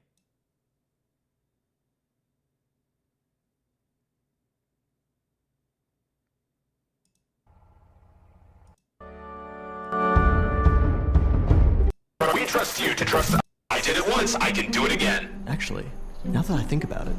Ennard, you're coming with me. I'm gonna need... Where's the scene I'm looking for? Here we go. So Springtrap's voice actor? I killed the rest of them. Going to... Fleeting, but noticeable. I'm going to kill you like I killed the rest of them. So Springtrap's voice actor there is the same as Sonic. They don't. Joder Love, same guy. Sonic. Jackie, it's really you. And who is this? My name is Edwin. I made the Mimic. Learning to lip sync this Sonic model was... Is there actual writing behind Russian FNAF, or is it just whatever comes to mind? It is pretty made up as it goes along, but I have... This one in particular, I had story beats that I knew I wanted to hit. Same with the next one. That improves the pacing and makes it a little less random. Although the first one's the most random and did the best, but it also went viral, so... Indeed, it was difficult to put the pieces together. And unfortunately, something went It wasn't obvious. These are literally the lyrics from Jackie's Box, from Edwin's verse. so wrong. And I accidentally gave it a penis. There's nothing wrong with Jackie. We like her just the way she is. Oh, wait, J-Gem switched to Blender? Really?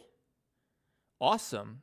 J-Gem has been using SFM for too long. Blender's where it's at. Like, I see people who are learning SFM now, and I get it if you know it from Legacy, from the day, back in the day. But if you're learning to animate now, don't use SFM. It's abandoned software. Use Blender. It's free. Ben, the situation has become dire. We must... Oh, yeah, dude. We use the junior... We use 3FS's Midnight Motorist song. And you know who made this song? Also, I love him jumping out the window. And also, yeah, Rambly just treading water is still so cute. Also, the reflections in these windows are so sick. A little janky here, but it kind of flickers in. Like, the fact that you can see Jackie and Sonic and Helpy in this reflection, I think that's badass. Sick McTwist. Damn it, the Springtrap got away. What do you know, Hippie? I believe I know where they have gone. And I think, this is what it says, this song that's playing here, I think is by 3FS. You guys know 3FS. Huge FNAF YouTuber. He made this song. If I know where they have gone. I think that's pretty All right, sick. Jackie is backy, yo. You don't know 3FS? Oh, 3FS is huge. 3FS got more subs than me, bro. He's bigger than me.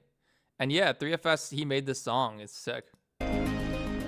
Everything's getting real. I didn't know he was a musician, too. Like, that's fucking awesome, man. Edwin is Sonic. Oh, bro, get me out of this vent. We've had just such bad experience. VV Gias, thank you so much for being here. I got to work tomorrow since I got to cover coworker shift. You all have a great night or day, whatever time zone. Here in New York, it's getting late. Yeah. Thank you so much for being here. Thank you so much for your super chats. You were super generous, VV.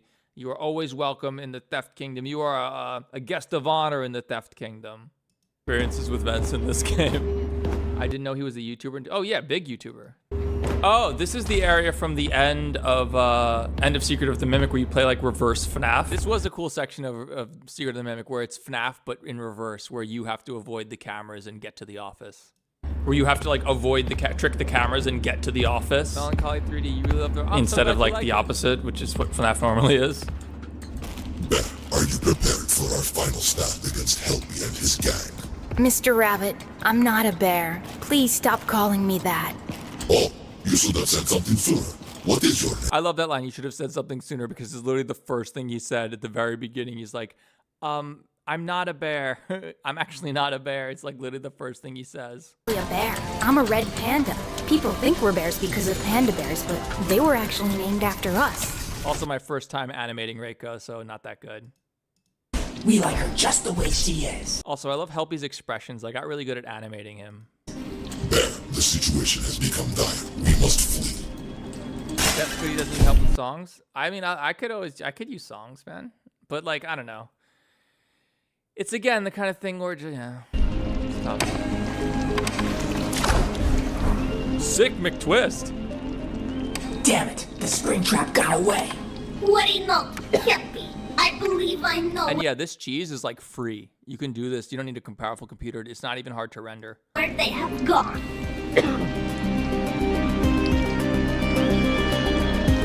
All right, Jackie is backy, yo. All right, let's get back.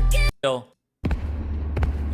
Not a bear. Please stop calling me that. Also, Springtrap lost his machete because he threw it in Julian's face in this fight right here. Where at first well, we're dead. Oh no. What's your... Machete to the face. Springtrap throws his machete. See, there's a banjo behind Springtrap. It's covered in the cheese now, but you can see it throughout the whole fight. That's where he gets the banjo. He loses his machete because he threw it at him, and then he grabs this banjo as a weapon. Not a bear. Please stop calling me that. There's a lot more continuity than you might think. There's a lot of little hidden stuff in here. You should have said something sooner. Sine wave on a vertex shader. It's the geometry node setup, so it's a little more complicated, but it's not quite a sine wave. It's much more advanced.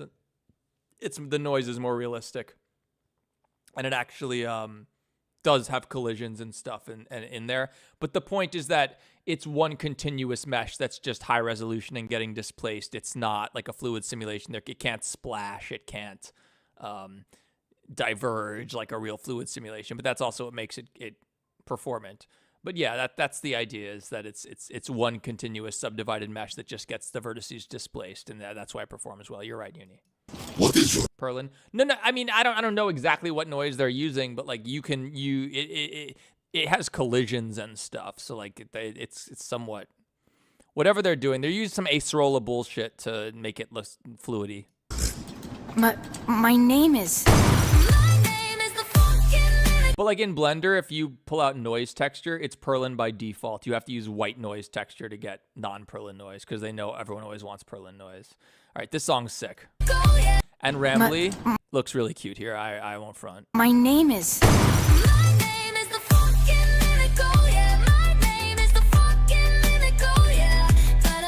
I love how there's a red, green, and blue light shining on the stage, and the shadows are in different colors. It's so cool. Helpy can't really dance because he doesn't have any hips or knees, but Jackie and Rambly dance very well. And they're doing the same dance. They're choreographed, if you couldn't tell. And Helpy does spin with them. This was when I finally figured out how to render Reiko and his ridiculous fur. This is probably the best shot of Reiko in the whole thing.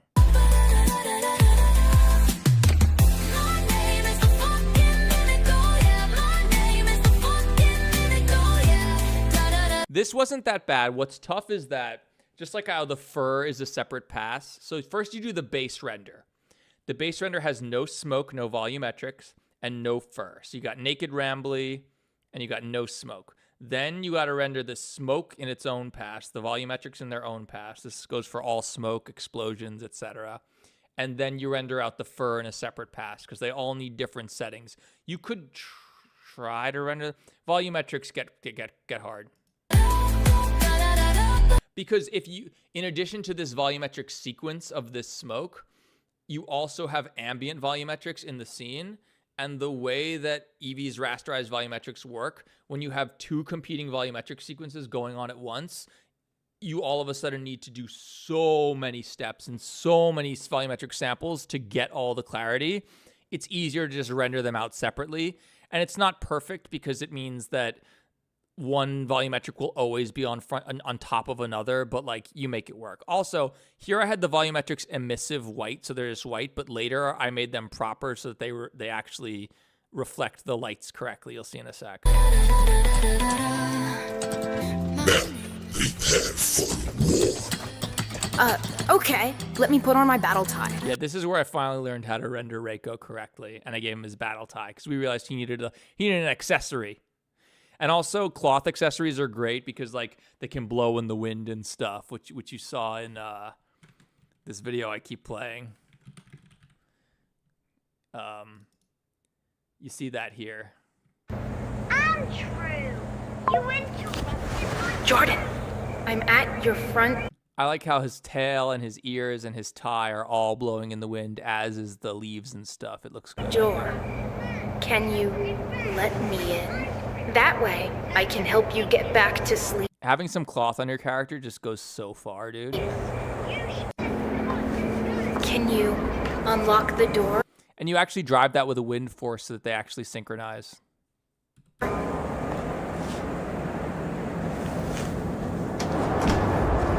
And then you come out, you can even see the grass is blowing in the wind. The leaves over here are still blowing. It's cool. Here's a little secret for this. If you notice, because Reiko is obviously letting something in, look where Reiko's standing on the doormat. It's like not really blowing the right way in the wind. Can you let me in? And then when you see Bob outside, you realize why it's blowing like that, because it makes sense for where he's standing. Uh-oh. I love doing stuff like that. I think it's super fun. My name is Jackie. This one won't be unlisted, actually. I set it to not be unlisted afterwards. We'll see, though.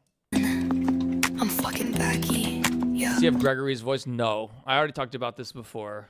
I don't think it's cool to clone actual voices. I did it for Ban once, but I don't think it's cool to clone people's real actors' voices. I use the built-in 11 Labs ones, but like I said before, those voices were trained on who knows what, and whoever they were trained on probably were not compensated for it, and they need to figure that out. But again, that's between voice actors and 11 Labs, not me. Here's where you'll start to see that the smoke is now is now getting colored by the lights properly. Also, Reiko sticks out his tongue because that's what red pandas do to sense danger. They blep. My name is Jackie. Yeah, you can see now the blue and the green and the red lights. And funny, when the red, green, and blue lights all converge, they become white. It really looks like Cycles. How did you make it look like that? It's just the new Eevee that has ray tracing. It can get very close to Cycles for a lot of things. What it's not good at is transmissive stuff. So glass, it can't really compete with Cycles. Hair and fur can't really compete with Cycles. Volumetrics in Eevee, even if you have an explosion that's an emissive volumetric, it won't cast any light and it won't reflect. Cycles, it will, because while path tracing is very computationally expensive, it is conceptually simple. Whereas Eevee, which is computationally much less expensive, it's also much more complicated because it's doing all these video game tricks. And so stuff like, volumetrics reflecting or casting light, and actually, you're about to see this, you can't see volumetrics through glass at all in Eevee. It doesn't work. And I have ways around it using masks, but I screw up at one point, and I'll show you in a sec. I'm fucking Becky. Yeah. Cause with my clown power, I am gonna make you scream. Thank you, Change. No, I love what I do. I'm super into it. I know it's silly brain rot stuff, but I work really hard on this. It's why you don't see any other brain rot that's like this. You know what I mean? I get a lot of comments why is this stupid game look so high quality? And I love that.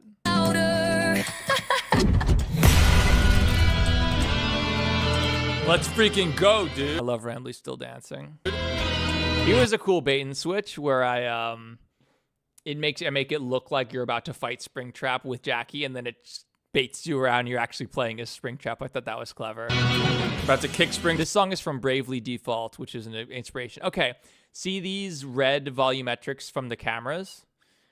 Keep an eye on these. You're going to see one of the limitations. Trap's ass. We have Jackie on our team now. This is going to be easy, dude. Remember that these are here. So when I say volumetrics, I mean fog, fire, smoke, that kind of stuff that simulates particles that are in the air. Or you ever show the real Mimic, or we only have Jackie? We do show the real Mimic. She becomes the real Mimic right here. As long as Benji Scarlet. Funky, funky, funky. During the funky, funky, funky, funky, funky, funky. Here. The two, Pinky and Purple are super cool. Funky, funky, funky, funky, funky, funky. Yeah, Jackie gets naked here. Helpy does a tray flip, which is hilarious. And then this, I use the same technique as before. The camera swings into Springtrap's perspective.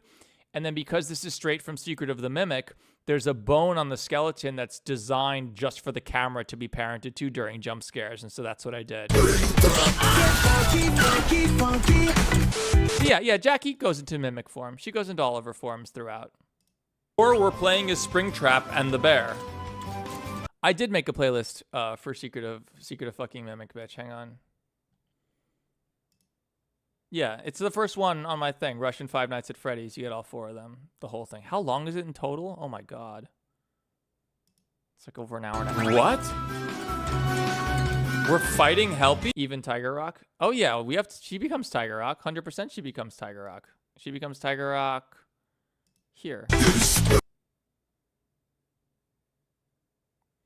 She becomes the moon here. Fucking mimic, bitch. And she becomes Tiger Rock here.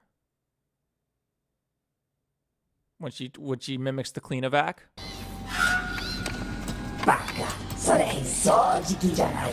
それは fucking ミミクだ。私の名前は fucking ミミクです。 We use a lot of the mimic outfits. We used Party Chica. She shows up again in this costume, but the fur is so annoying. Or play Twister. I'm not sure. Victor, this shit is getting crazy. So yeah, Tiger Rock shows up, definitely. Have you ever heard of... Oh, I got you, TXL. Have you ever heard of FNAF ransomware? Yeah, I mean, it's all nonsense. I should make my own FNAF ransomware. I should make a fake FNAF ransomware that's actually cool and scary and funny.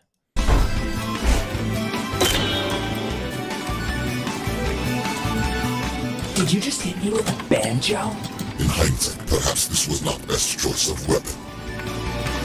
Good, I didn't want to hurt Helpy. Secret cannon. I love this. This cannon model literally couldn't aim low enough to hit Reiko, so it just goes over his head. No, the bear! It would seem that... And those little things, like when it shoots over his head, you'll see his icon shakes. Cannon. Oh no, the bear!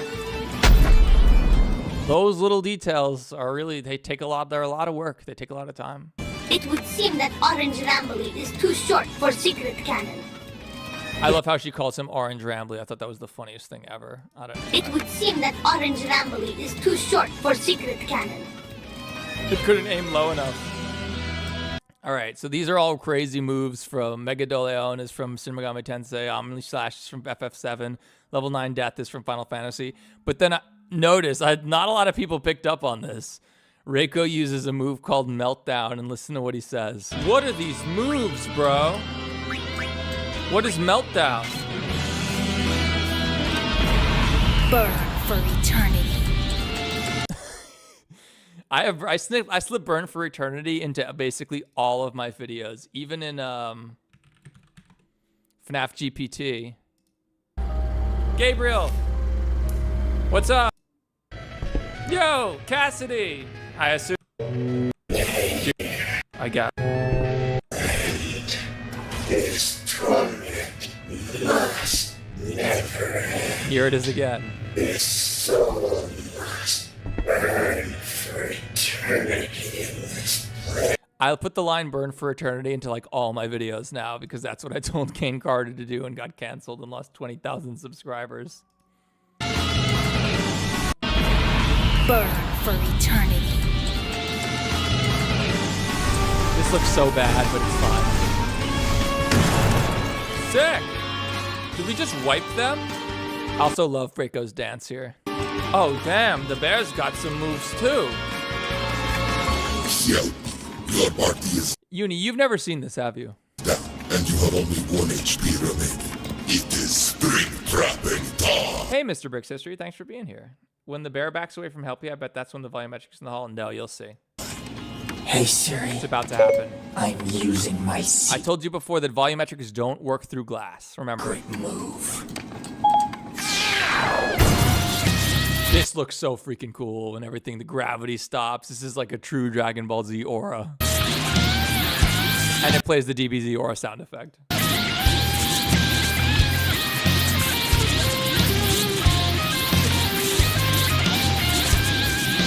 And then the gravity stops and everything falls, and then he becomes king from Tekken 8.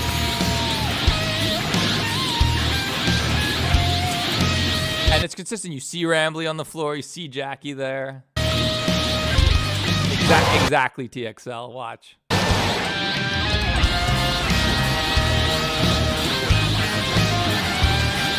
By the way, he totally walked like all the way to Springtrap right here, and then I just teleported him back because I needed him walking longer. All right, so see how you can see these volumetrics behind the glass? That is a trick. That is a trick. It's just a trick using this glass as a mask, basically a separate layer. However, I forgot to do it right here. So you see how you see these red volumetrics in the hallway? The moment they go through the EV glass, no more volumetrics. And I noticed this like after I rendered this, and I could have done the mask thing, but I was like, yo, fuck it. No one's ever going to notice that. It's not worth spending an hour fixing this. I need to keep moving. And guess what? You didn't notice. You didn't notice that this disappears behind the glass.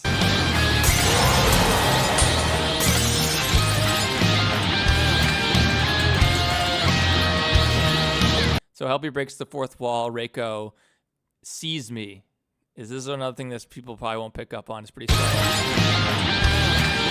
The moment that Helpy breaks the fourth wall, Reiko looks around and he looks right at my webcam. This jump. You remember a while ago? Remember during the Nurse Dolly fight, I said, remember Ban Ban's jump attack, his janky jump attack? And that'll definitely work. Jump punch.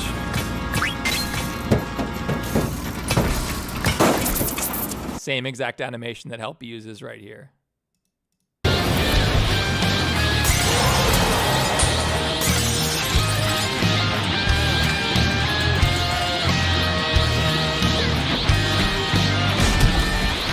Same animation, just looks way better. Did we lose? Because we were playing a Springtrap. Mr. Bear, I surrender. I don't want to fight you. I don't even know who that guy is. Also, he just gets a fish at one point after he breaks the banjo. I don't know where it came from. It's just hilarious that he just uses a fish as a weapon, and his brain is on the floor. Or was. You remember when I shot you in the doll hospital? How? I don't know. I don't know who any of you guys are.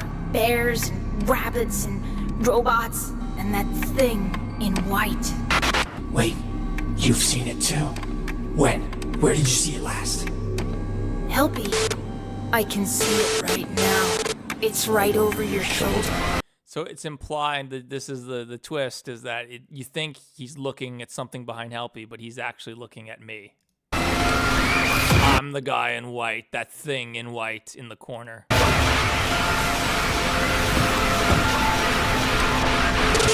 For this, I did the same ideas with Rambly. I just rendered the scene and then rendered Helpy and Bob separately so that I could just like put static behind them.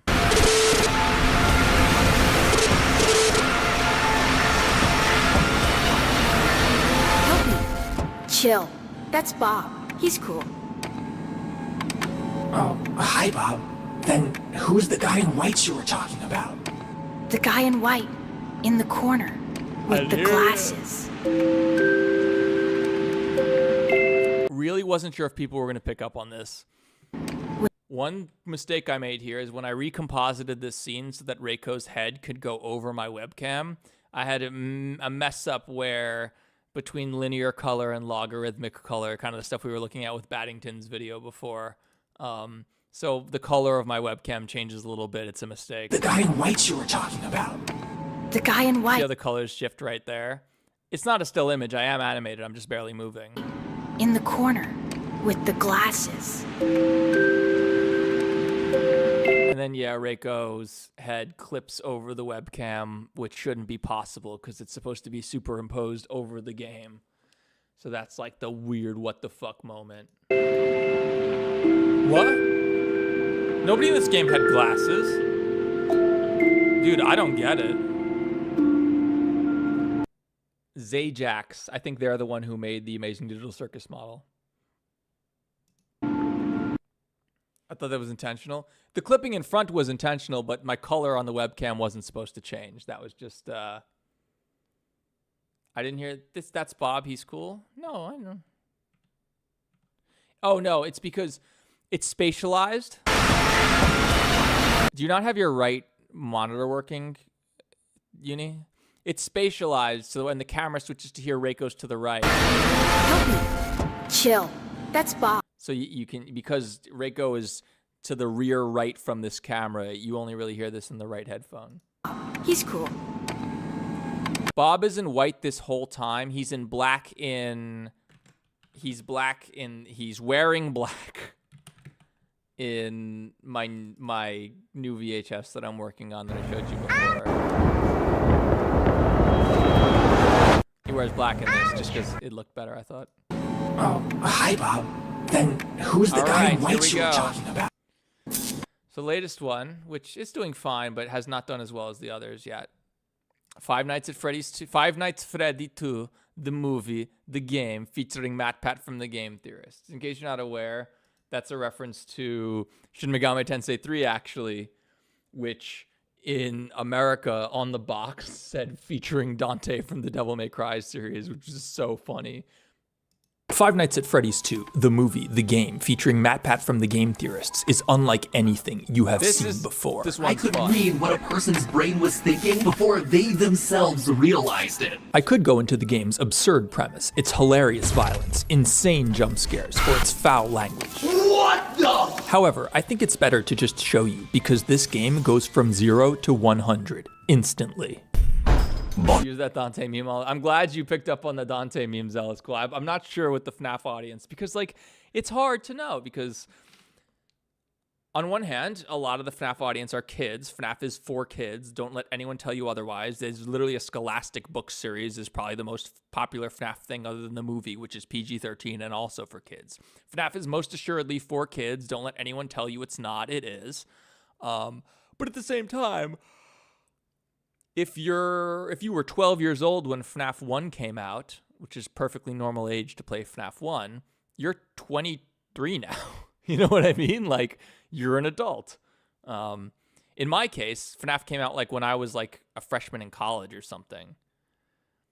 When I was like college aged. So like, even though we weren't 12, we weren't kids, like college kids absolutely got stoned and played Five Nights at Freddy's. It was huge. It was huge in high school. There's college kids, absolutely. So that's where I got into it. Chica, we must lure more children here so we may harvest their blood and... I won't forget, Lance. Thank you for still being here. That's respect for you. I'll explain how I did it. It's not that complicated. feed it to the spring traps.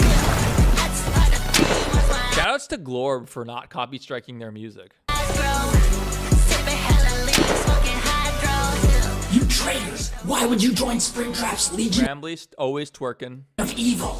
That we feed on blood doesn't make us evil. That is actually Megan Fox from Mortal Kombat. You can even hear the little noise at the end of her voice clip of like the battle beginning sound. Why would you join Springtrap's Legion of Evil? That we feed on blood doesn't make us evil.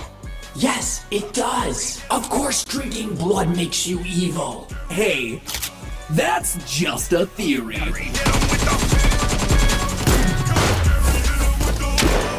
These came out okay, the bullet trails. They uses what's called a meta ball in Blender.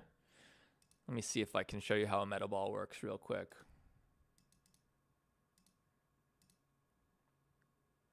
So meta balls, we call them meatballs usually, are ray marched. So here's a meta ball, right? If you have two meta balls, they will merge if they get close enough, essentially. It's a special kind of 3D object. It uses a technique called ray marching. And of course, you can like increase the resolution to make it smoother if you want. You can create different shape meta balls. You could have like a meta ball plane. Oh, this is new. This is new, I think. Meta ball plane and stuff like that. So it uses an interesting rendering technique. We call them meatballs though, like I said. And that's what's happening here. It's a particle system that's emitting a bunch of these meta balls that merge together and then separate. It came out okay. Why didn't I just dump the voice line? Oh, I don't know how to dump. I don't have time for that shit, dude. I didn't have time for that shit, dude. I don't even know how you would dump the voice line from MK. But yeah, it didn't make a difference. No one noticed. Wait, that's the thing when you're trying to make like 20-minute long animations in a month by yourself. It's like making an episode of, you know, it's like the Amazing Digital Circus puts out episodes every month or two, and they have $50,000 to spend on every episode and a team of people, of specialists, like talented animators and stuff. Like, yeah, I'm one guy. I do this all myself. I'm not saying that makes me better than anyone else, but you have to cut corners. Otherwise, you'll get 2 videos done a year. My friend Jake doesn't cut corners, and his videos are phenomenal, and he gets 2 videos done a year. No shade, disrespect to Jake. It's how he likes to do it. It's his art, right? But that's, you know, if you want to produce like an hour and 45 minutes of this content over like 6 months by yourself, you have to cut some corners. And like not having to go in and extract a voice clip and just like dealing with the weird sound effect at the end is just, it's what you have to do. It's more efficient. I actually thought it was a real game to reveal the fake AI thing. Springtrap's a hospital patient now. You'll see. How do you feel about 2D animations? Like path tracing versus rasterization, 2D animation is certainly conceptually simpler than 3D, but it is much, much harder. Much harder. What VivZpop does, so much harder than what I do. Yeah. I can compare what I do to the Amazing Digital Circus. Like, you can be like, yeah, like, I try to put out like almost as much content as them. I can't, and I'm one guy, right? But like 2D animation, oh my God, it's so much harder. It's so much harder, dude. It's way, way harder. I would love to, but I'm not really that good at, I'm not that good at animating or art in general or even direction, but I am good at using the software of Blender. And if you get good enough at using the software in 3D, you can make decent stuff, you know? You ever seen Murder Drones? I haven't. I haven't seen any of Glitch's stuff. I haven't seen the Amazing Digital Circus yet. We're going to watch it. Probably this week we'll watch it on stream. The fact that Rambley's blood made Springtrap gay. We'll get there. I'm like a 1930s type animated, and I'm in my teenage years. Oh, you like 1930s style animation? Do you think 2D or 3D animation is better? Really good 2D. Nothing is like really good 2D animation. Nothing is quite like really good 2D animation, in my opinion. I can't do it. I'm the first to admit that I can't do it, but nothing is quite like really, really amazing 2D animation. I'm trying to think of like what an example of some incredible 2D animation is. We can't get copy striked, but like,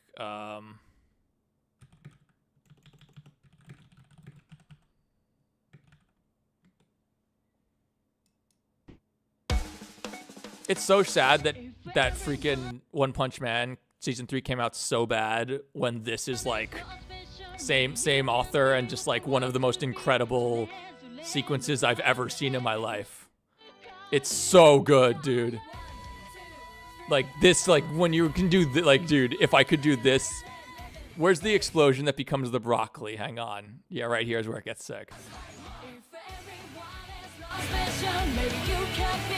Dude, if you can do this, you're the dude.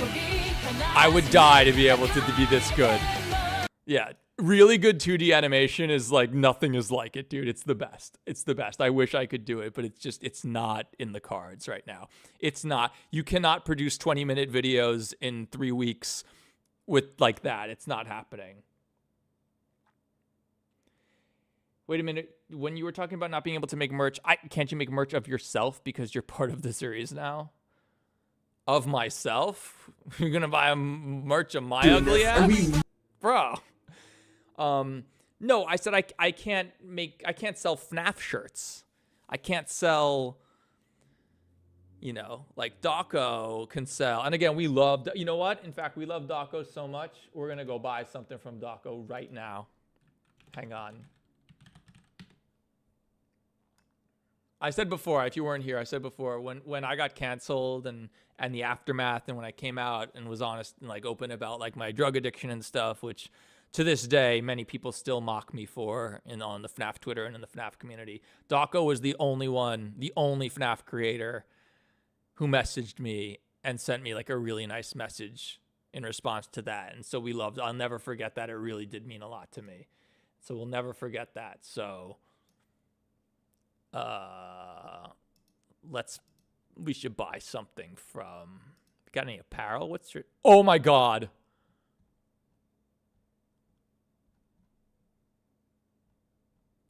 Okay. $80. $80. They are pretty sick though. All right, we're gonna get the Freddy.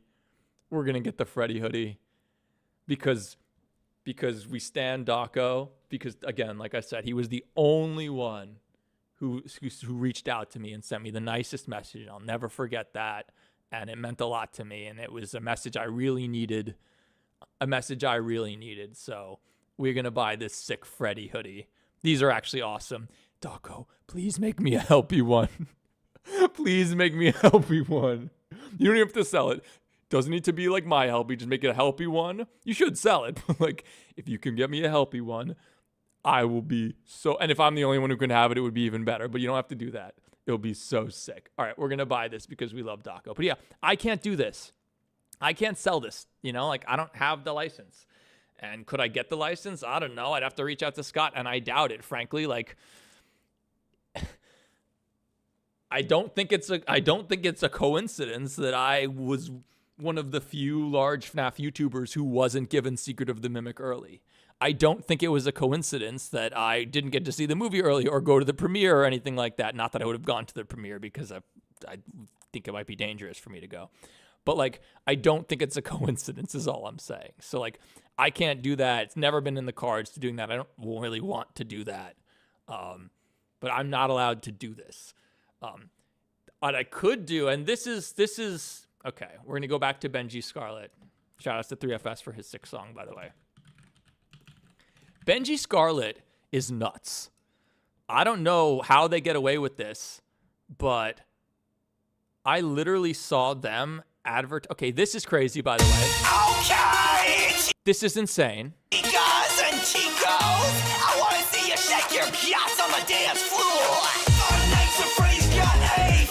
And like, not this one, but half of this guy's songs are YouTube Kids. Freddy's got 5 nights of Freddy's got, I need it now. Freddy's got a freaky got chicas, got a freaky got bunnies, got. So first off, this exists and it's insane, and it gets way more insane than you think. So Freddy's got 5 nights of Freddy's got, I need it now. 5 nights of Freddy's got 5 nights of Freddy's got. Yeah, this is crazy, dude. This is crazy. This is insane. But what he does, he did something that blew my mind, that I was like, hold on. Can you do that? Like, that's not okay. And let me find out what it was. Let me find it. He did... Was it this? Bang, bang! No. He did a merch promotion with the Amazing Digital Circus characters, like wearing his merch and saying, buy the Benji Scarlet merch. And like, I think that's fucking nuts, man. Like, that would be like me making Theft King merch and then animating the FNAF characters being like, buy the merch. Is this it? Did you also... No. Where is it? How did I find this before? Maybe it was on... I don't know how I found it before. He has a video that literally is just like the Amazing Digital Circus characters being like wearing his merch and being like, buy my merch. And that's like, whoa, I don't think that's cool. Like, I don't think that's okay, man. Like, I would definitely not make merch and then animate my, like, the FNAF characters promoting said merch without permission. Like, that I think is going too far. Which video was it? I was watching it earlier. Maybe it was a short. No, I think it was from like a year ago, maybe. It's something Amazing Digital Circus. Benji Scarlet merch.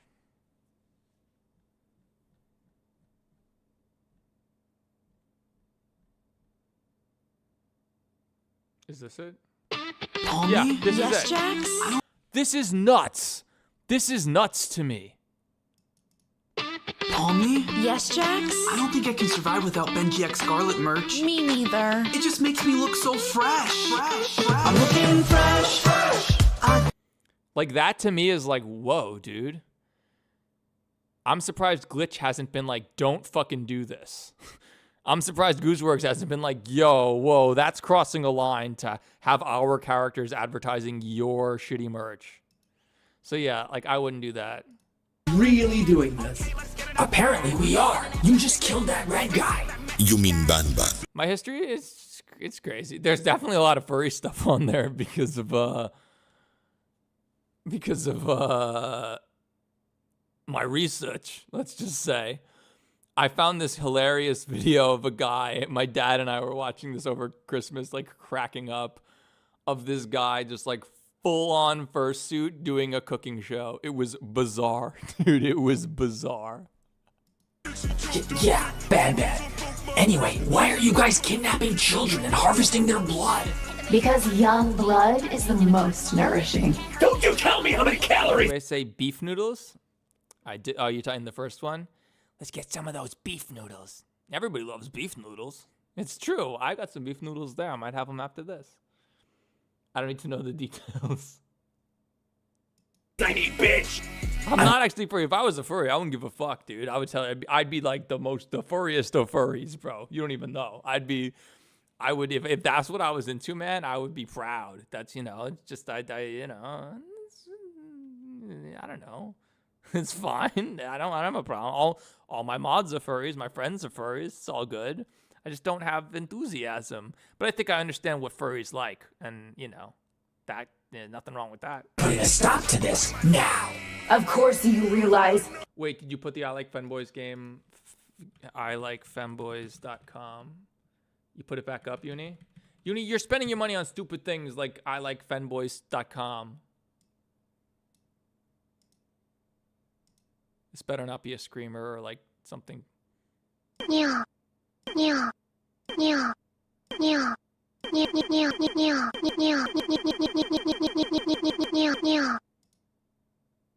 Who's Reggie? Who's Astolfo? Well, let's get one Reggie and see what happens.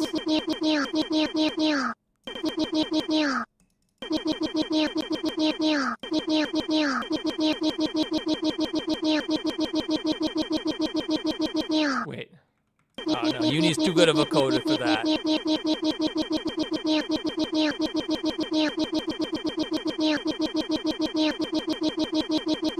Fun story.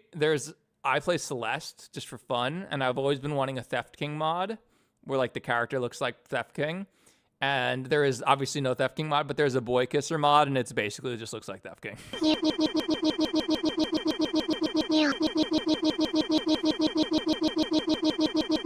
Okay, what happens, Uni? What's Reggie? Reggie clicks for you once every second. Oh, I see. Nice. Good job, Uni. Good game.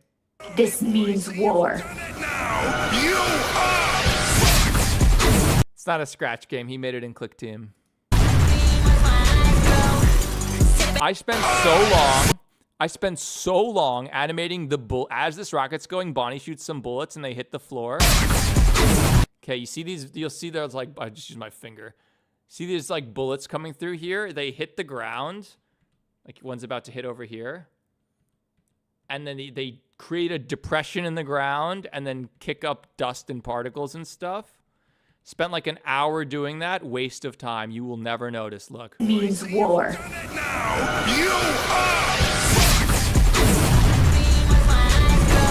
Waste of time.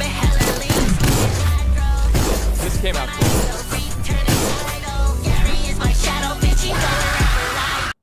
Glorb is the name of the band that does the AI SpongeBob. And they're awesome because they don't copyright. I'm not going to copy strike you for AI SpongeBob. Come on. Are we ever going to play this game?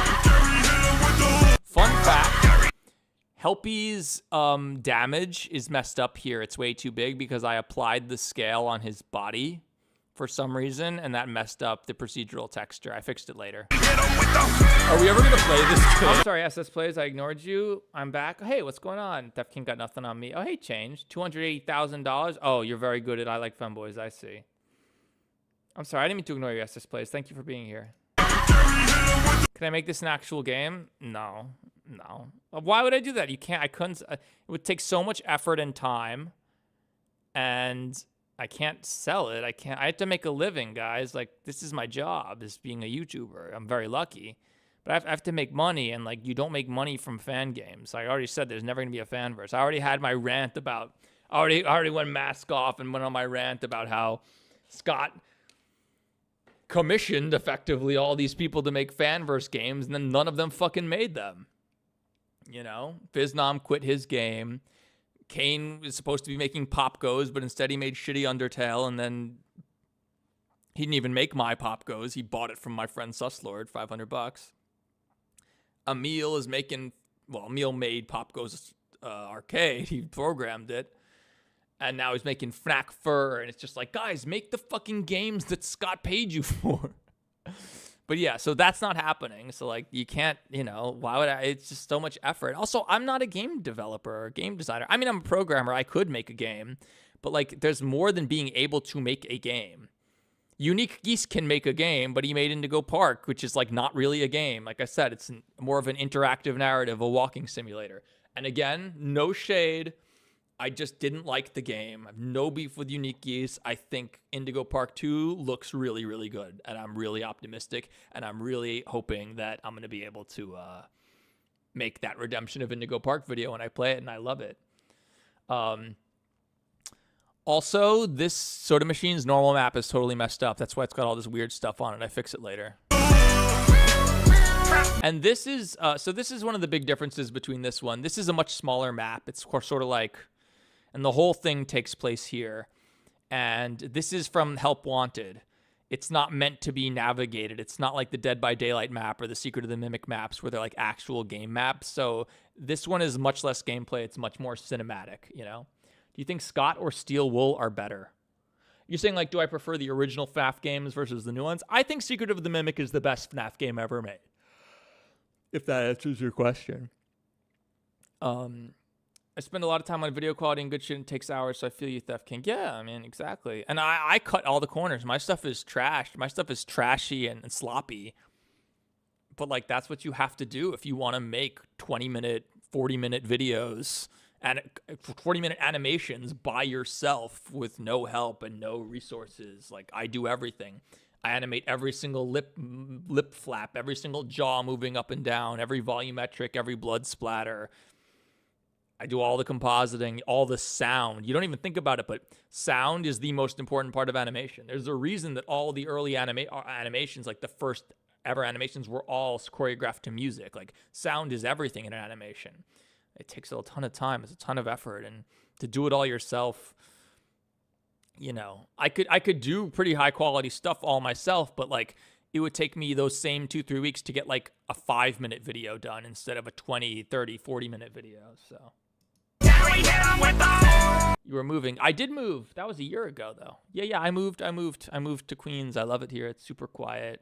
I pay less rent, although that's not really the issue. I have a bigger apartment. Huge terrace. Yeah, it's nice. It's really nice here. This is where I grew up. I grew up in Queens, so, you know, I live, like, around the corner from where I was born now. It's pretty cool. I won't forget. Don't worry, Lance. I got you. Don't forget the ramen giveaway for all this. What? I never promised no ramen to nobody.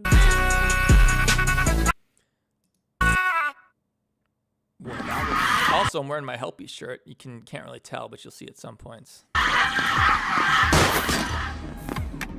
Helpy D Fazbear. So you have come. So yeah, that's the same as Reiko's voice. It's just me going... let me see if I have this. Hang on. I think I have it. Forward transform.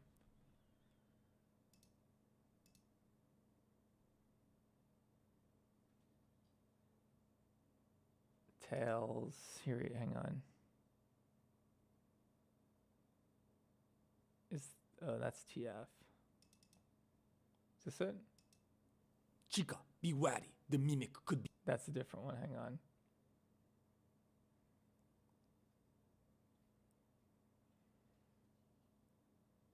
Why can't I find Tails? Why can't I find the original clip for this? Alright, well, whatever. Miles T. Prower, my old nemesis. I should have known you were the one behind. I'm not using the webcam now because I was planning on putting Blender Because we've been hopping into Blender and like we're doing a lot, and the webcam is actually, even with a computer like mine, the performance can get kind of nasty. So speaking of, let me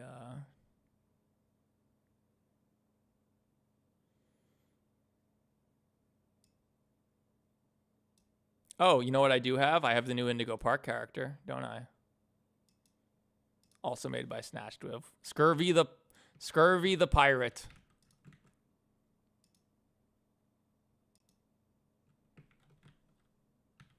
Scurvy the pirate by Snatched Twig. Pretty good model, if I don't say so. If I could say so myself. Not that I made it.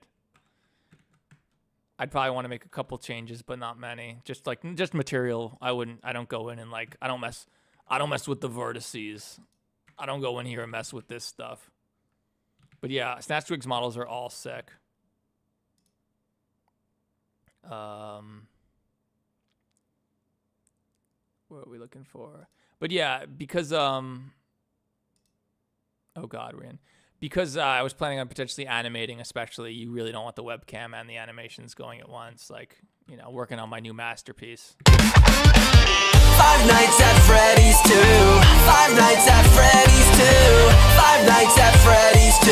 Marionette will come inside you. Yes, the line is Marionette will come inside you. The whole song is innuendo. But Tails' mouth is much easier to animate than Sonic's was because it's all shape keys. So why resurrect Afton with the blood? Actually, we should try to open some of this. Let's see if we can open this project.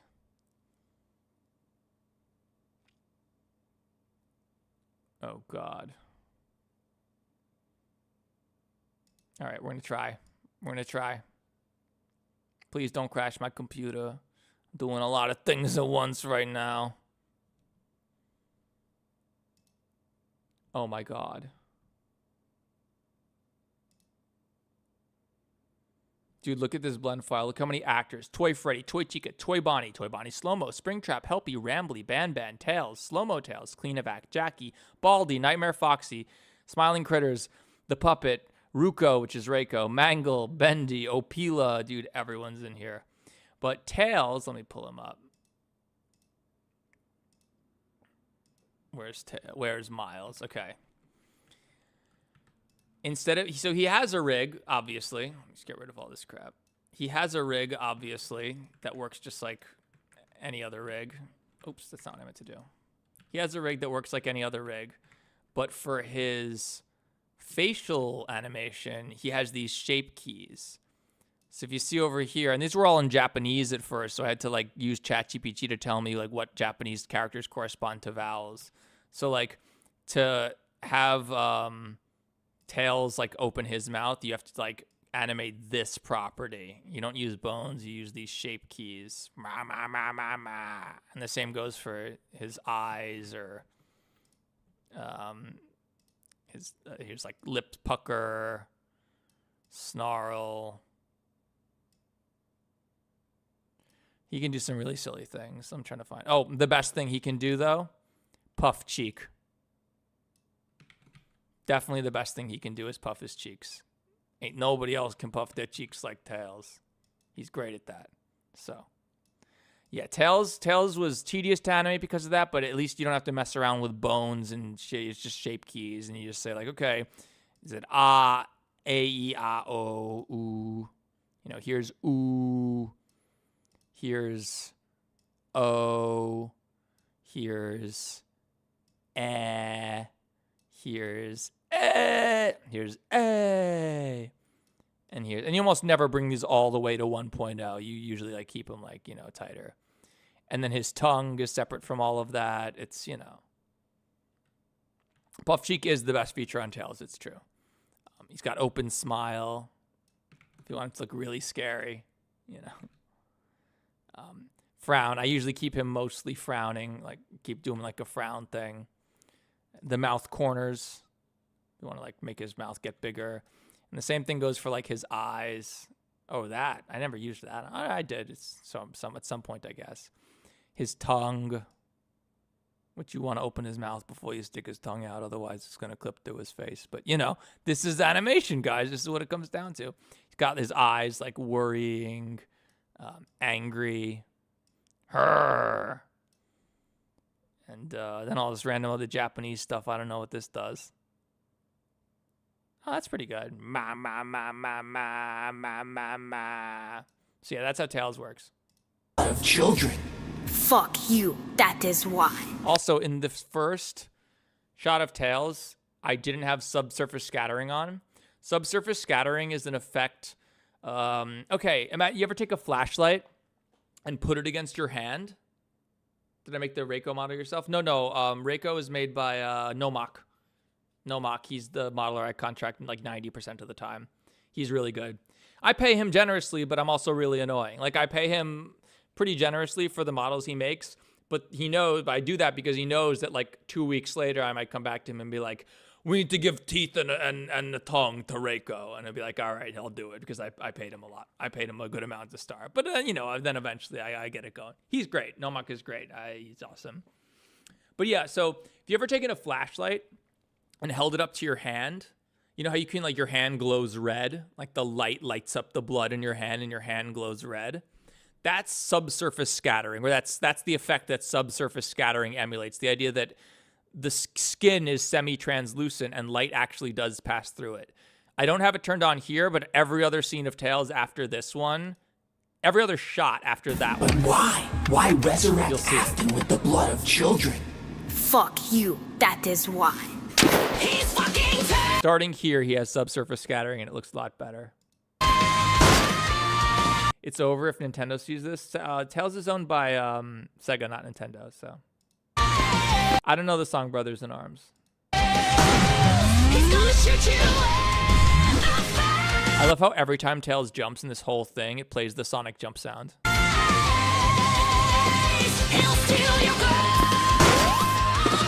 I don't know how I did this. This is probably the best animation I've ever done in my life.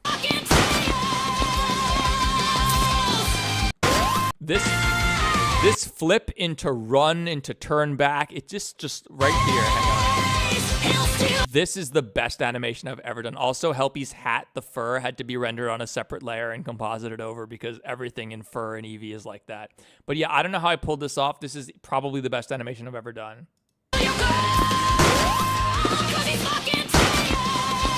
Tails, the ears.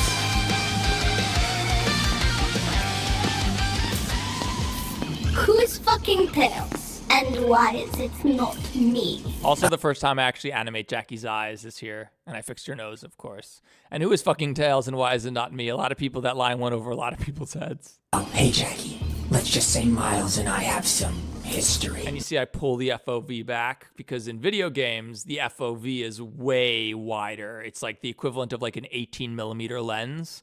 Whereas like in film, a 35 millimeter lens is considered rather wide. 18 is crazy, but that's what games are used to. One thing I also did in this one is I made it so that whenever the character sprints, I pull the FOV back, which is more realistic to video games. I have to do it manually, though, which sucks. Is Cuphead ever going to appear? Maybe. I have Cuphead models. I do. And I love Cuphead. So you like FOV really high? So high in terms of degrees is probably what you mean. It's the opposite for millimeters. So 90 degree FOV is equivalent to 18 millimeter lens. Something like 70 degree FOV is closer to like a 30 millimeter lens. So it's the same thing. It's just different ways of measuring it. He's fucking Tails. Who is he? Hey, I made that joke. Well, yeah, exactly. I knew that would be the joke. Come on. It's parody. It's defended by fair use law. No, it is not. No, it is not.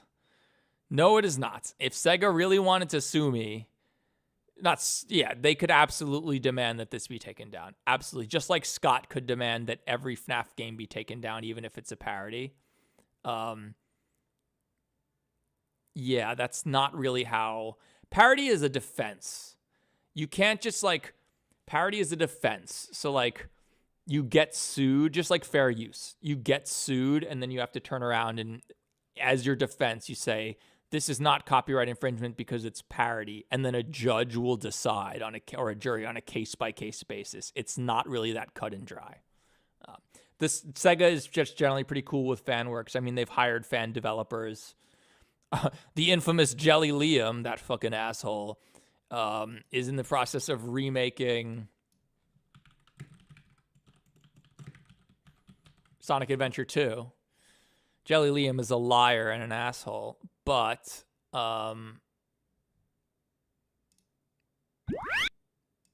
love Sonic Adventure 2. I do love this game.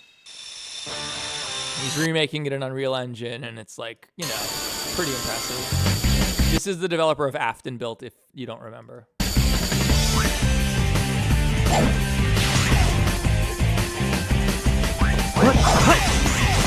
You would not win that throwaway. You would not win that case, no. They'd be like, you're using our character, you're using this copyrighted character and making him say obscene things. This is damaging to our brand. And the judge would be like, yeah, that makes perfect sense. You can't do this. By the way, Jelly Liam is clearly hoping that Sega is going to hit him up and officially license this and make this an official game, like a fan versatile thing, but they're not going to do that. They did it for Sonic Mania, though, so I guess anything's possible. But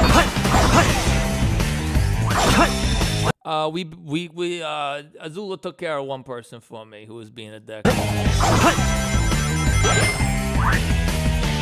Yeah, this is quite impressive, though. I mean, I love this game, too. Like, it's quite impressive. But, like, yeah, if Sega wanted to, they could shut this down instantly. They just don't, because they're, like, pretty... They sort of realized that fan works are good for Sonic in the same way that Scott Cawthon long ago realized that fan works are good for FNAF. So, whoa, we're getting more viewers? How are we getting more viewers at 3 in the morning? Awesome. Thanks for being here. We timed 20 people out? Sick. Set up our Songs are bangers in Sonic Adventure 2, except for Tails' theme, which is perhaps the worst song ever made. It's so bad. It's so bad. But I made my own version of it that's way better. But when I copied the lyrics and I accidentally pasted some of the advertisements, and it goes crazy.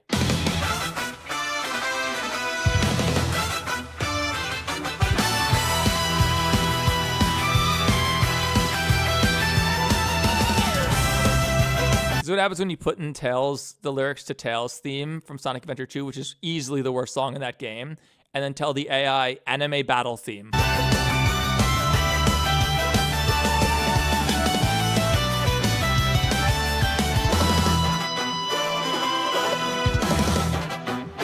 Get to the When I'm alone in my chair, I just go about wishing. Wanna be strong, really wanna be trusted. Easily one of the worst songs, and this is the AI version that tries to make it better. Where's the part where he starts reading advertisements? I see myself, might also like believing. Yeah, here we go. Now is the two I will never. Okay, this is crazy. Hang on. I have the picture. I need to show you guys the picture of the ads.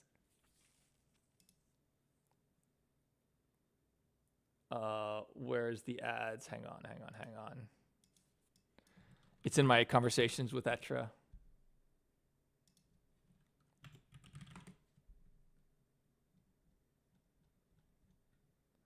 Hang on, I gotta find this. It's so good. All right, in the meantime. Base of operations in the security office. Oh, we're finally playing. Okay. Well, that was a way to start a video game. Can we talk to Jackie? Hello, Jackie.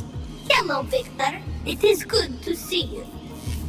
Dude, I love how like Jackie and Victor are like bros now. It's tight. Oh, did I do it with Jake? I think I did it for Jake. Okay. Ramley, get over here. I need you to establish a connection with Uncle Freddy back at HQ. Okay, here we go.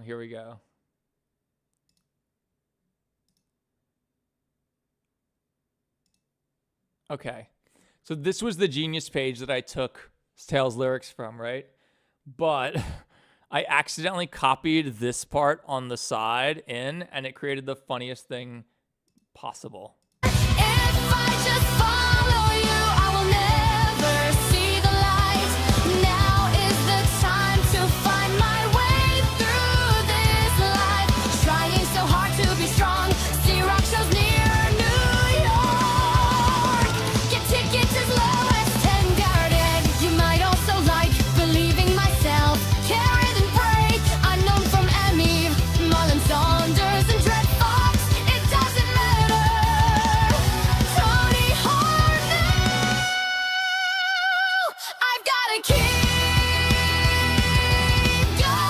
just runs with it, yo. It just runs with it. Also, I just want to say, see rock shows near New York, get tickets as low as $10. Bullshit. You can't get fucking Chipotle for $10 in New York, let alone tickets to rock shows. That's a scam. 100% a scam. Can't get freaking Chipotle for $10. Chipotle is like $18. You might also like, can you watch this video on TikTok, please? What? Is Victor actually Baldy? Yeah, he is now. I think you sound like this person. Oh, I mean, plenty of people sound like me. Are you going to stop adding Sonic characters? I mean, what other Sonic characters are there? There's Tails and Sonic. Those are the main guys. Those are the two, right? It's too late for this shit. I thought that was funny too. And Tails' actual theme, though, he's fucking Tails, is so good. The whole thing is so good. Maybe half of it gets played. Let me find the lyric.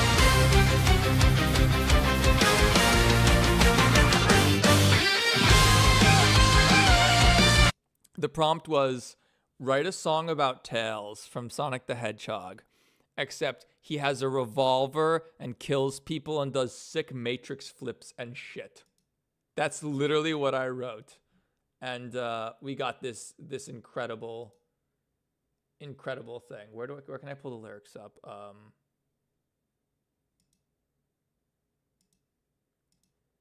Where are my lyrics? Hang on. Song details. Nope. Also, it made the funniest AI generated image for Tails. It's this. This is the image it generated for the song about Tails.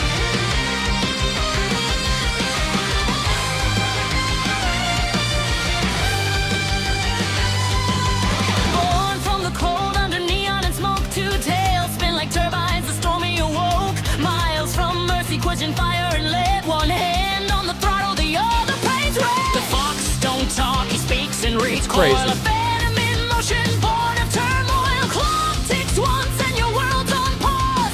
He bends the bullets, rewrites the laws. He's fucking Tails. This song is 3 minutes long. I'm like a choir of doom trench. Oh, this is it. What is it? Jet engines hum like a choir of doom. Trench coat swings through the shadow's gloom. Casing hits floor, the silence screams. He moves like a glitch in your digital dreams. Hum like a choir of doom, trench coat swings through the shadow's gloom. Casting hits floor, the silence screams. He moves like a glitch in your digital dreams. They aim for his heart, but he's got none to spare. He reloaded his soul with the cold. They aim for his heart, but he's got none to spare. He reloaded his soul with a cold blank stare. Blank stare in slow motion glory. He's rewriting fate. Pulls the hammer back. It's already too late. He's fucking Tails. The rest is in the video, so. Rambly! Why is Rambly establishing the connection? So Rambly establishes the connection because Rambly has fingers. Raccoons have fingers, so he's got dexterity. So I can't help it, YouTube. I don't know about releasing AI-generated music. I think it's kind of lame. But using it as part of my animation, I have no problem with. Because again, if I wanted... Okay, who can make a song like this? The people who make Ruby music? Like, really, like if we go to the end where the song actually plays, hang on, like...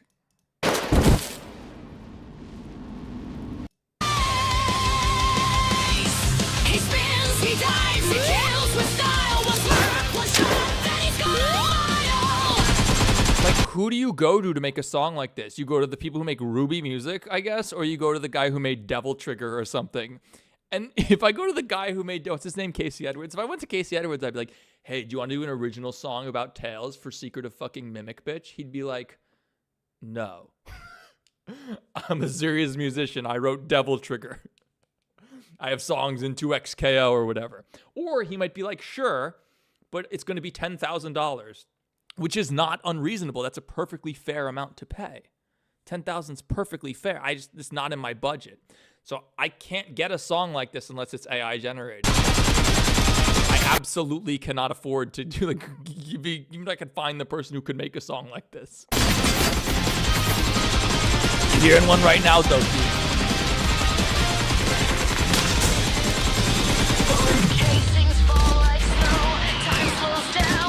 Best line.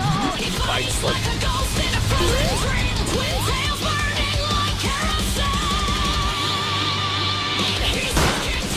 See ya.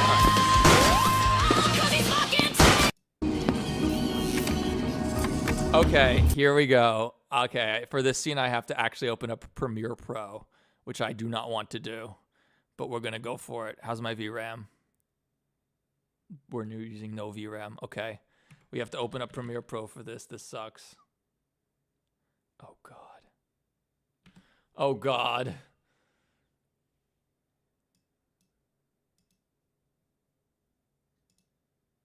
Oh God. This is gonna ruin everything. All right, Mimic 4. Yes. Opening project. Please don't destroy my computer. Did I archive everything in this fucking project already? Hang on. No, I didn't. Okay.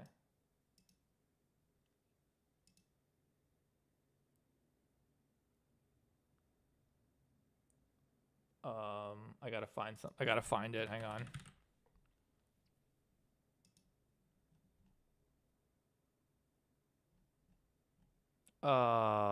Where is it? There are so many sequences. Here we go. Okay. Okay. Rambly, get over here. I need you to establish a connection with Uncle Freddy back at HQ.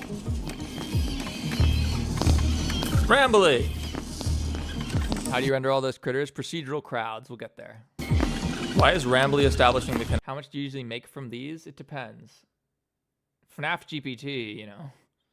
FNAF GPT and Secret of Mimic 1 have done like, on average, like 3 million views each. And they're pretty long and people tend to rewatch them and there's a good amount of ads. So those are going to make, you know, into the 5 figures.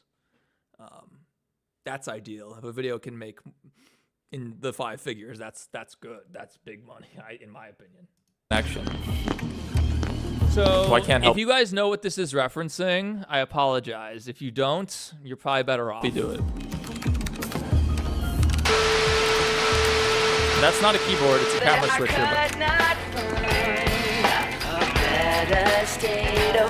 Rambly, what the hell is this? Oh, Helpy, how is your mission progressing? Uncle Freddy, what's going on there? Helpy, we're currently on the front page of Twitch. I don't care. This is incredibly strange. We've made $14,000 in the last 2 hours. Holy shit. Fair enough. Anyway, listen, you were right. The toys have betrayed us and are working to resurrect Afton. Ban is dead. We need backup.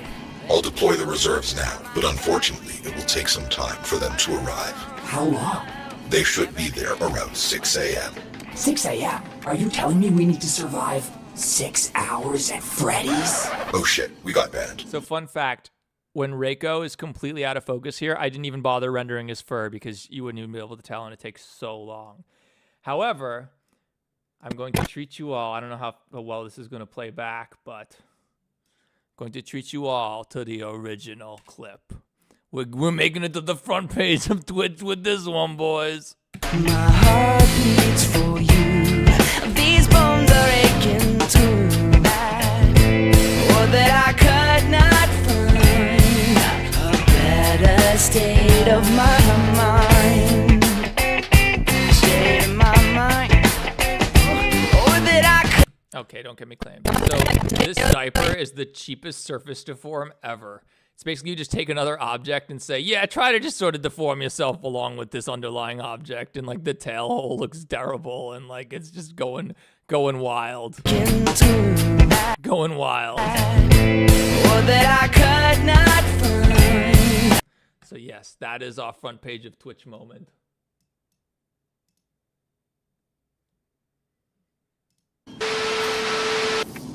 No, what happened was some guy went I shouldn't say some guy. A Twitch streamer. You guys saw this, right? XQC diaper. I'm sure that's all you have to type. So this guy's XQC is apparently a big streamer. I don't really watch streamers, so I don't know, but he's huge apparently. So he goes onto the front page of Twitch and sees this. Page stream and representing I adore you a woo asshole DR1. They adore you. Anything for you? I need to use this clip of him in one of my videos, but make it look like he's reacting to something I made. That's such a good clip. Has Kevin said anything? Kevin is so he switches to Smash to Melee, and then he hasn't spoken a back. word in 50 minutes. I heard Kevin. You now. It's just like, what is going on here? What is going on? Why is this on the front page of Twitch? Why is there a pregnant male wolf that says dad? Apparently they got banned for this. This is weird, man. Like, I don't know. I love the furries. All my mods, a lot of my community, a lot of my viewers are furries. We have no problem with furries. But this infant stuff is weird. It's weird. Apparently got banned for this, so. Freddy was useless. 6 hours at Freddy's is essentially what the last couple of FNAF games have been, so.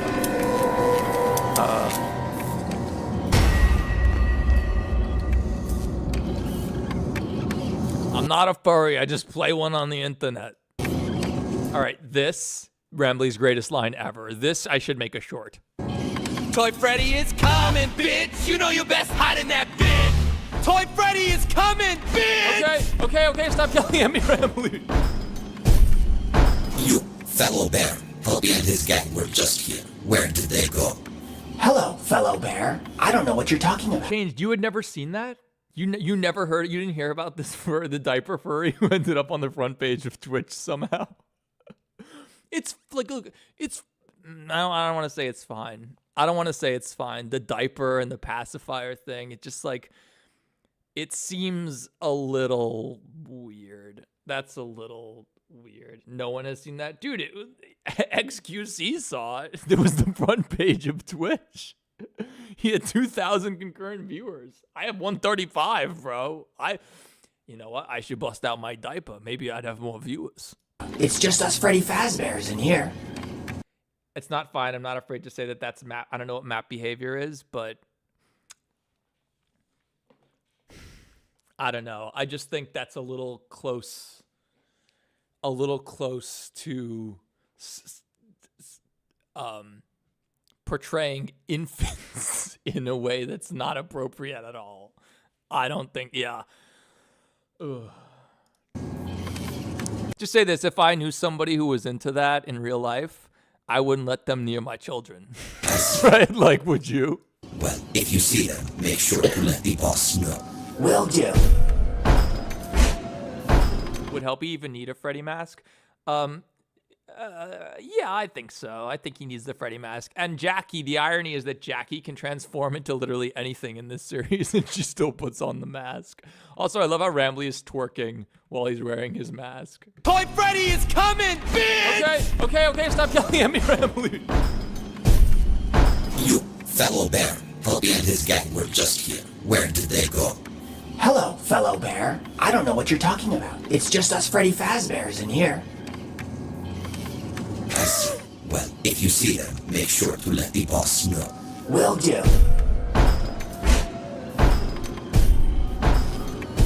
How did that work?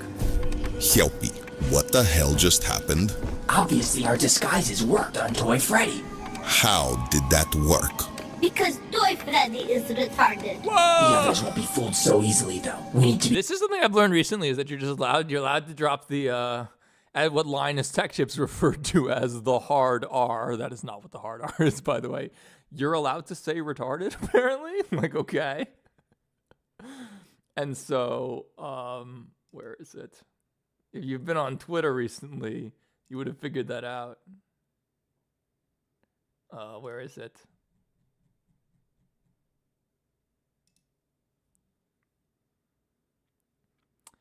I'm pleased to announce my new brain rot parody series, The Gay and Retarded Digital Circus.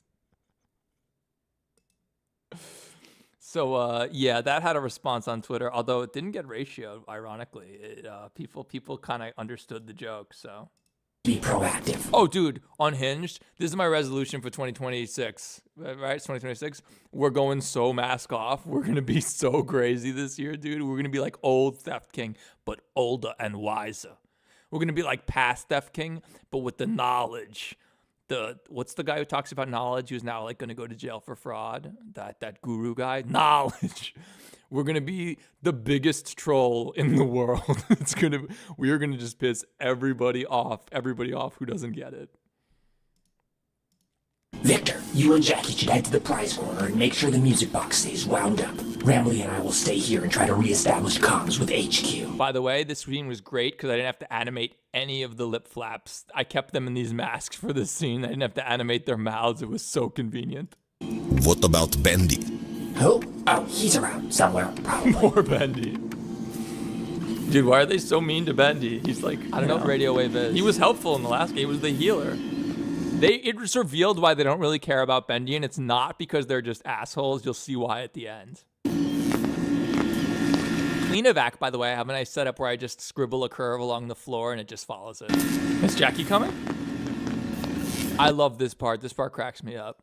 Oh. Jackie, we must be stealthy. I worry about Toy Bunny's Kalashnikov. Understood. Activating stealth mode. That's her stealth mode. Also, like, one of the little things is, like, even though Helpy's kind of done in this scene, is Jackie coming? When he turns around and looks at Jackie, you can see Helpy, like, walking through the office and turning back, and he's still there. And that stuff is really important for animation, for making it feel coherent. That's her stealth mode. Dude, she's the mimic. Why not just, like, turn into this cupcake? Turn into this party hat? She could do whatever, man. Dude, these devs didn't even think about their own lore, man. The mimic, if I made this game, Jackie would have turned into a cupcake. It would have been much better. No one would have suspected a thing. I mean, I guess it's sort of stealthy. There goes Chica. Chica walks on her tiptoes here. Kind of weird. See, I just didn't want to fix it. There goes Chica. This is another thing that's very not game-like, is the depth of field. Like, the way the camera focuses in. Like, you see how, like, right now, the dining room's in focus and this fire extinguisher in the wall isn't? And then it shifts. That can be done in games, but it's very, very hard. It's really hard, because you don't know exactly what the player wants to be focusing on. Like, they just have to rely on what's in the center of the screen, and that's not always what a camera would be focusing on. So that's one of the ways that I not cheat, but that's one of the things I can do in an animation that's not so easy. You also get these nice aperture bokeh stuff here. I put 6 blades on it because that's what the FNAF 2 movie used. Later, Official Maletsky. Thanks for being here. And so that's something it's very hard to do this well in games, and I just can manually adjust my focus and keyframe it however I want. Also, check out the balloon. It's just casting shadows on the floor. That's cool. Also, dust floating through the air is huge. More games need to do this. I took this from Ruin, actually, which did this really well. Just like have some dust particles floating in the air. It just makes things look nicer. The game in animation. It was indeed an animation. It's all a Blender animation. This is well, most of it's unloaded right now, but yeah, it's all just a Blender animation. Of course. Oh, we still need to buy that hoodie from Daco. I'm gonna buy it. You're gonna see me wearing that in a stream or a video or something. Do what Jake does and slap it into Unreal? Hell no. Hell no. And I've told Jake this isn't like a secret. I think switching to Unreal was a mistake. It was a mistake. It was a mistake. Unreal is just not, it's not as easy to use for animation. It's not as mature for animation. The big studios that use it for animation have direct pipelines to Epic Games where they can get people on the phone to help them when something isn't working. Whereas Blender has this huge community. The main reason Jake, I've talked to him about this, the main reason Jake uses Unreal is because the motion capture system he uses, particularly the facial motion capture. I can't believe that was still up. Actually, I should tell Jake. We're talking about you. Is he online? He is.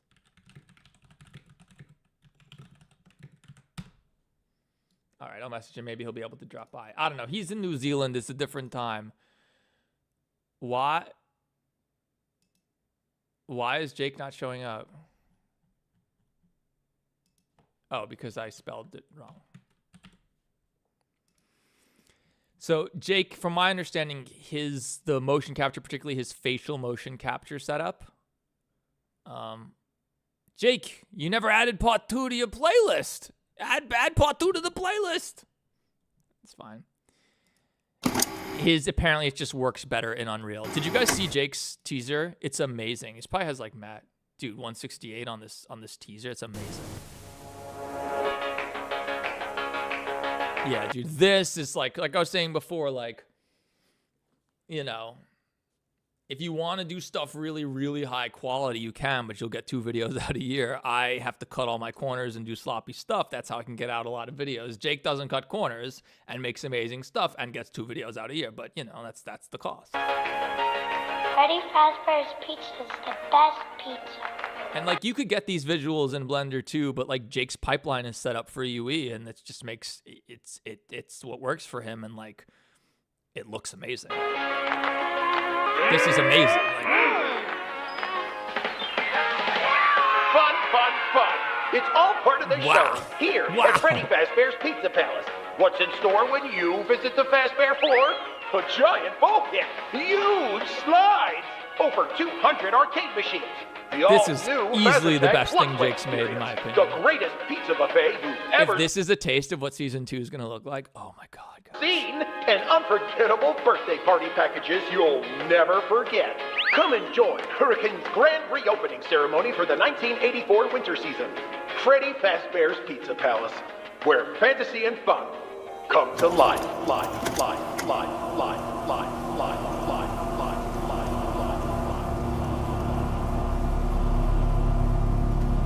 Afton Robotics.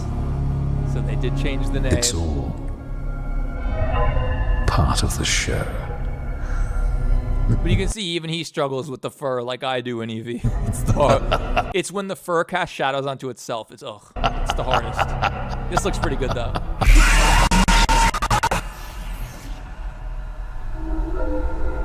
Also his best film effect that I've seen so far. Okay, good question. 1440p. So he does it Unreal and it works for him, but goddamn, dude, it's tough.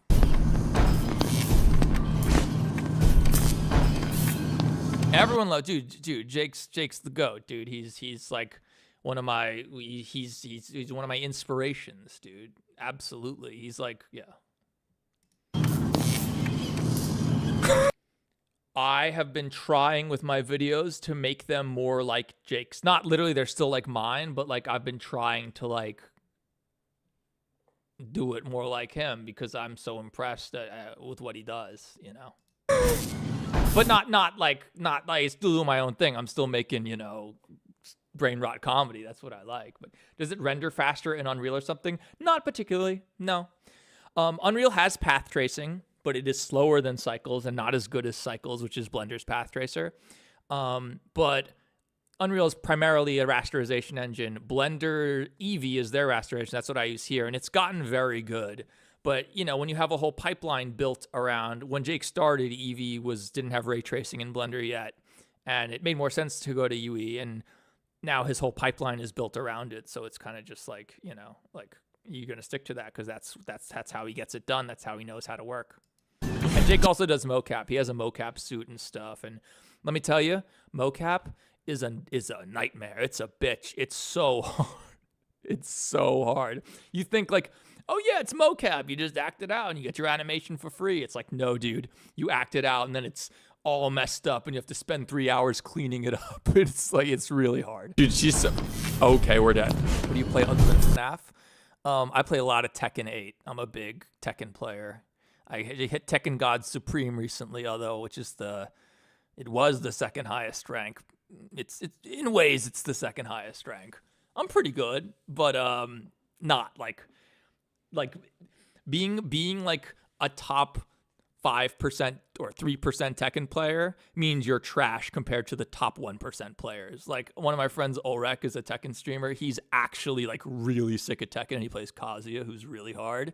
And we've matched twice. We've had 5 games, and my record against him is 1-4. And if we fought 10 times, I might win like 1 or 2.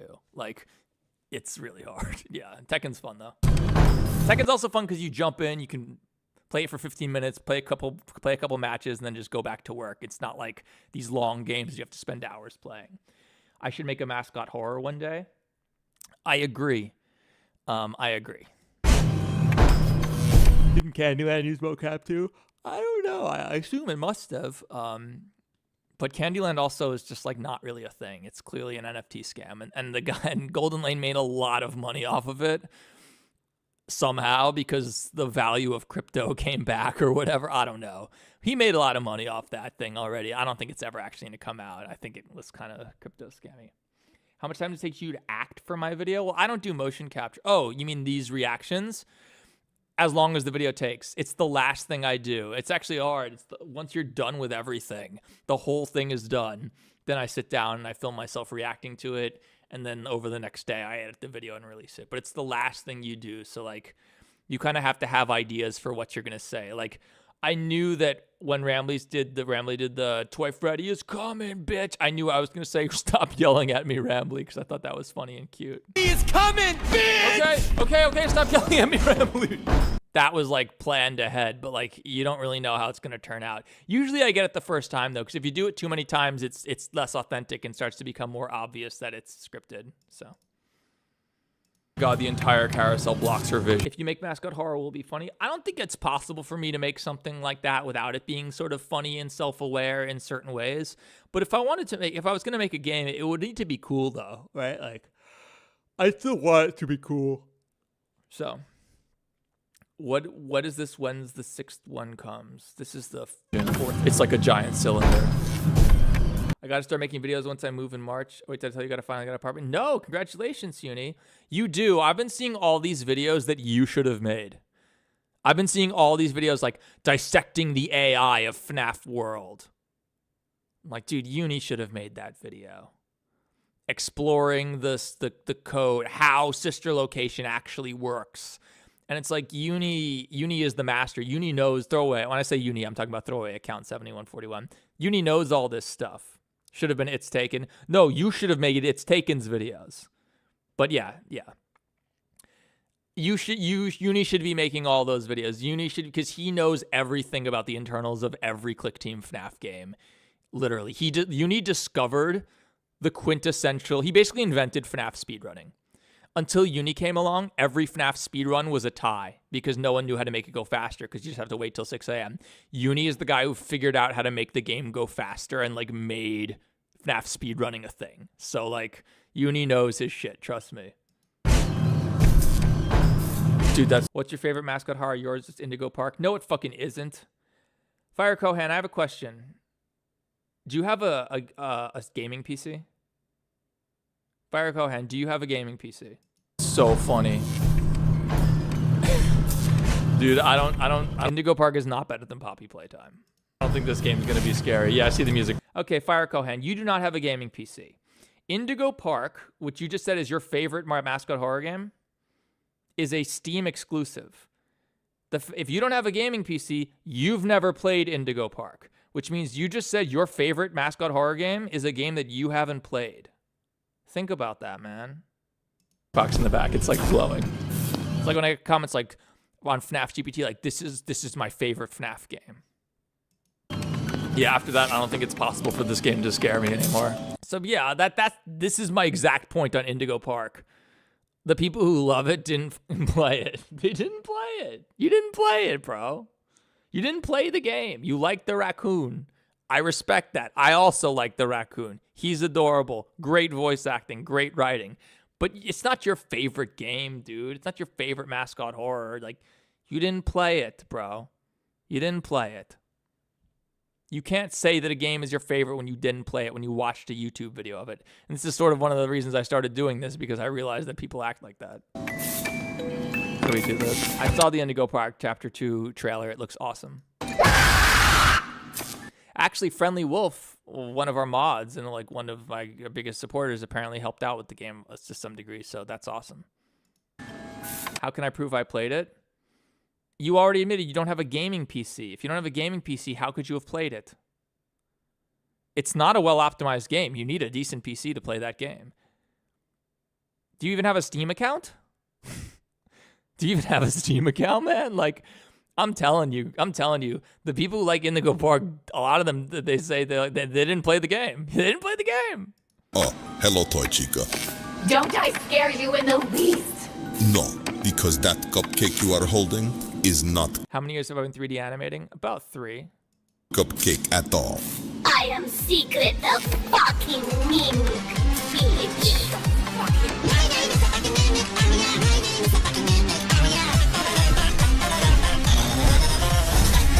My favorite part of this scene is right as she's going da da da da da da da, a light shows up inside her mouth, and you can see on the left the shadow of her jaw opening up and down. Right here. Right there, I love that.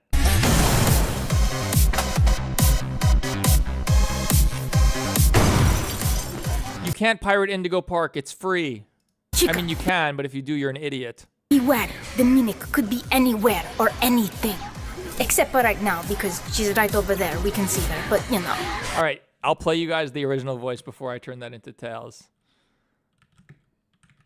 I have that one. I saw that one before. I can find it. So this is how it originally sounded. Chica, be wary. The Mimic could be anywhere or anything. Except for right now, because she's right over there. We can see her, but you know. Chica, be wary. The Mimic could be anywhere or... So I just ran that through the AI and then, you know, boom. Anything. Chica, beware. The Mimic could be anywhere or anything. Except for right now, because she's right over there. We can see her, but you know. I don't know what Mascot Mayhem is. What's my specs? 4090, 64 gigs of RAM, you know. That's all that really matters. Obviously, you have a dope CPU and shit if you have that. Here comes Selfie. I like a 5090, and I would have gotten one. Well, the price, I was waiting for the price to just be $2,000, the MSRP, and then I would have gotten it. And a couple weeks, like months ago, not even that long ago, I checked, and it was $2,400. I was like, cool, it's going to get down there soon, and now it's back up to $3,000 because of the memory shortage and AI and stuff. And what's crazy is my 4090 that I paid $1,700 for like 2.5 years ago is still worth like is now worth more used than I bought it new. It's crazy, dude. This trademark running. Hey, Atticus, not 5090. No, I just explained why. I would have bought one, but also the 4090 is like really, it's pretty good. The 5090's main advantage, it's got the CUDA cores for me for rendering. It's got some more CUDA cores, which for cycles is nice, but for EVU doesn't make a huge difference. And the 5090 has 32 gigs of VRAM versus the 4090's 24. But if you're going over 24 gigs of VRAM in your scene, I want to know what you're doing. I want to know what crazy shit you're doing that you're using more than 24 gigs of VRAM that you need 32, because at that point you're like doing professional level stuff, like, or your shit's terribly optimized, because you know, yeah. 59 is like endangered species, yeah. No, I mean, it's not looking good, guys. Especially now that NVIDIA is not shipping the board partners VRAM on the cards, and they're making the board partners source the VRAM themselves. Micron's not making RAM. Dude, it's just going to get so much worse. It's all because of AI. Running in and screaming. Is that Paul, dude?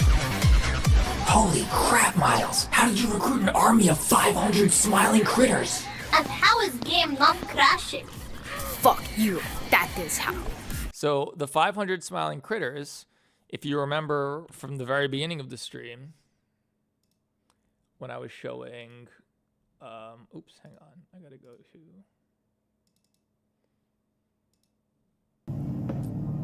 it uses,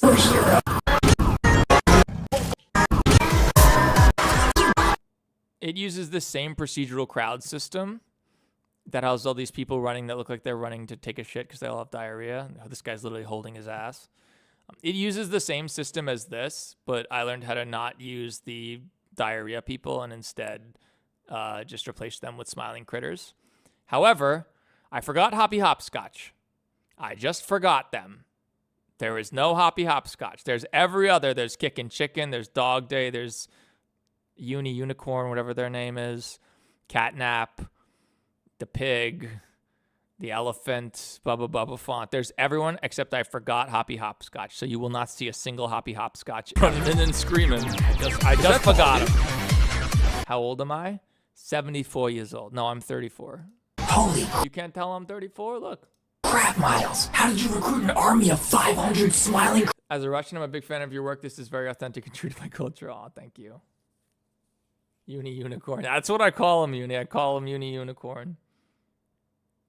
Even if I don't have a gaming PC, you can download Steam on anything. Yeah, but you can't play that game without like a moderate PC. You need a graphics card. It's terribly optimized, dude. It's terribly which again, I'm not making like it's his first real game. Like it's fine. It was a big success. I mean, I'm happy that it was successful.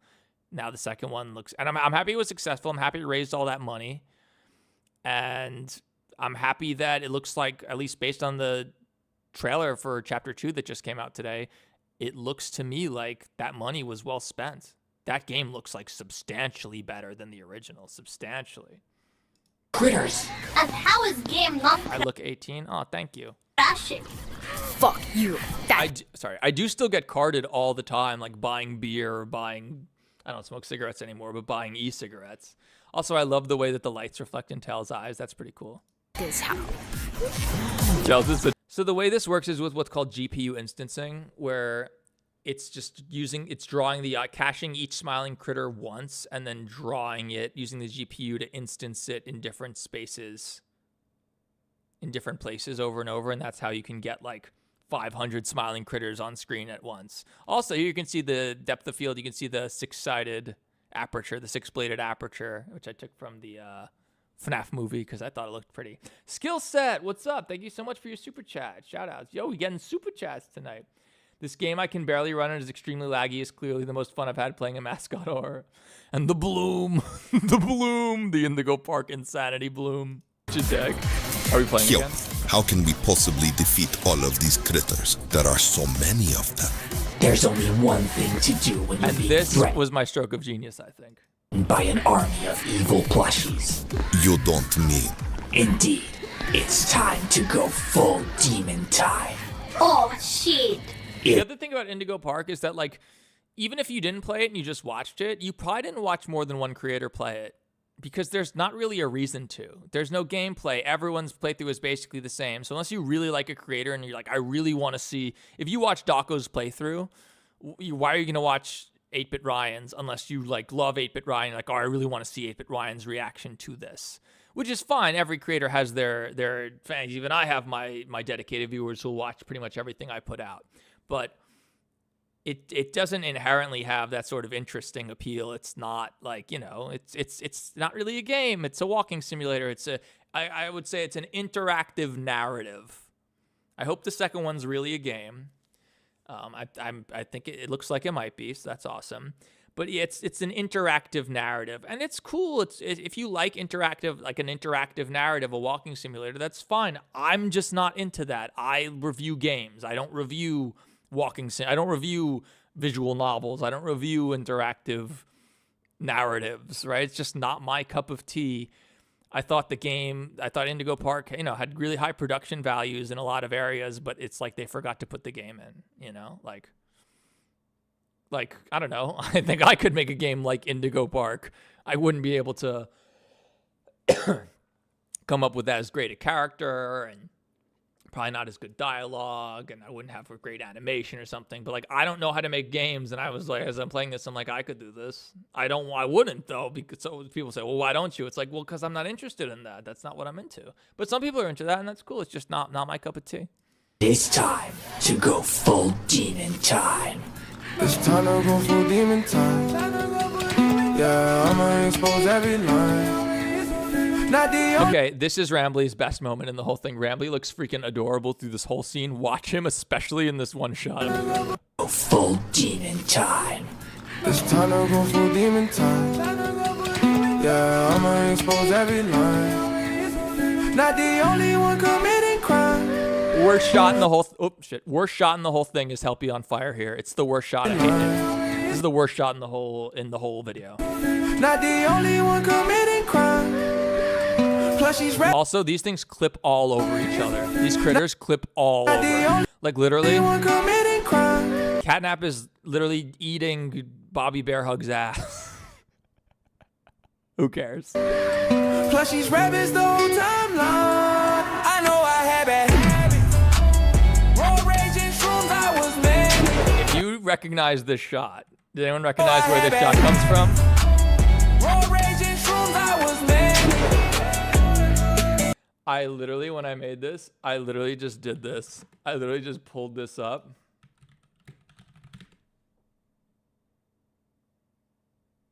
We're not reviewing, we're doing it behind the scenes.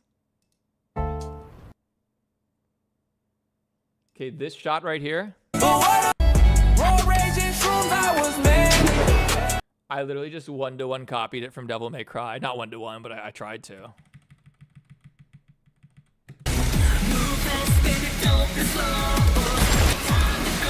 What the fuck just happened?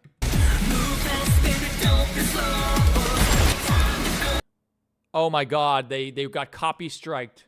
They got copy striked from the music. And so they cut random parts out and ruined it. Hang on. Where's the proper part? Hang on. Here we go. Don't take down my shit. I don't care if you copyright the stream after the fact. Just don't take it down. Oh dear. Hang on. Come on, stupid computer. All right, here we go. It's this shot.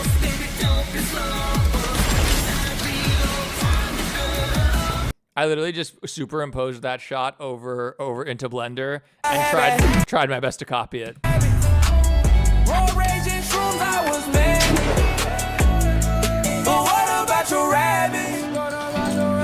It's not Ebony and Ivory. This is a Tokarev, and the other one is Alucard's Jackal pistol from Helsing. Don't you tell me how many calories I need, bitch!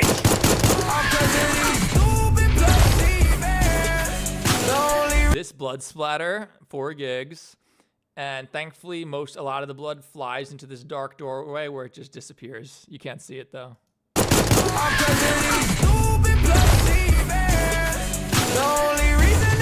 We used that same blood animation because it was so big and high resolution, like 10 times. Also, to do slow motion, you have to render this out at like 900 frames per second. Normally it's 60 frames per second, but if you want to do slow-mo like this, you have to like rebase your scene and render it out at 900 frames per second so that you can play it back at 60 and it's in slow-mo.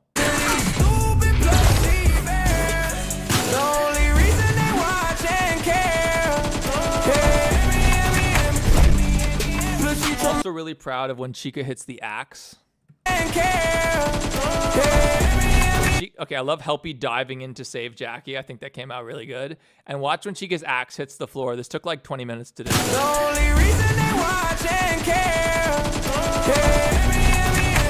Boom! It's like particles and dust and shit. It's pretty cool.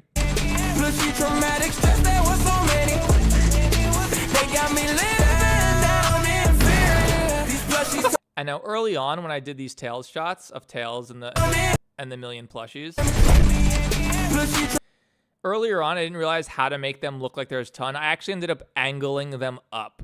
So these guys are actually above. They're like diagonal. They're like tilted.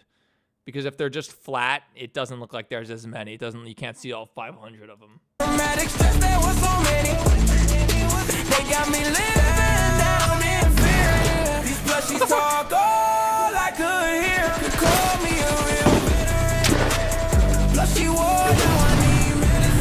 This took forever because not only do you have to do the fire and the light and stuff, but I had to make custom shaders to have them actually look like they're burning.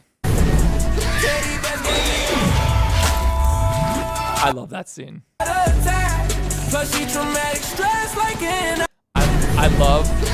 I love how the blood, and I love how the half the head sticks to Rambley's spiked bat. It's just so good. I love this, dude. It's so good.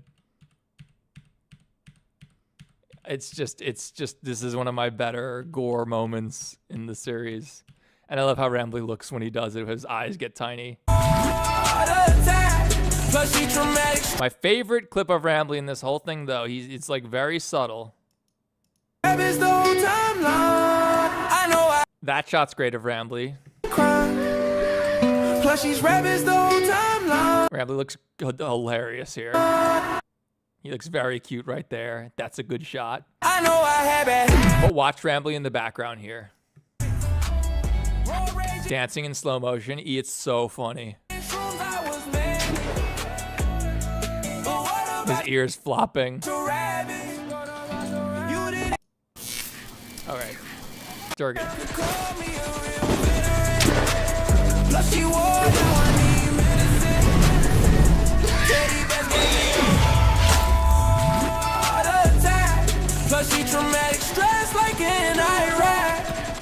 Fairies, elves, humans bicker. While the real danger lurks in the east. It is time for me, Durgan Forgesteel, son of fire, to save these lands and restore balance before this great evil. So the way this works is it's a physics simulation on like most of his body, his head and stuff, cloth simulation on his fingers, and yeah. That's how he like consumes everything. The path is filled with peril. I must master my powers and walk this road alone if necessary. The flaming sword of the Forgesteel shall vanquish this plague.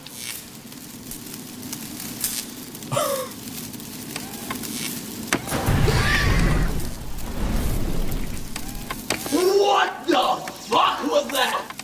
All right, let's go.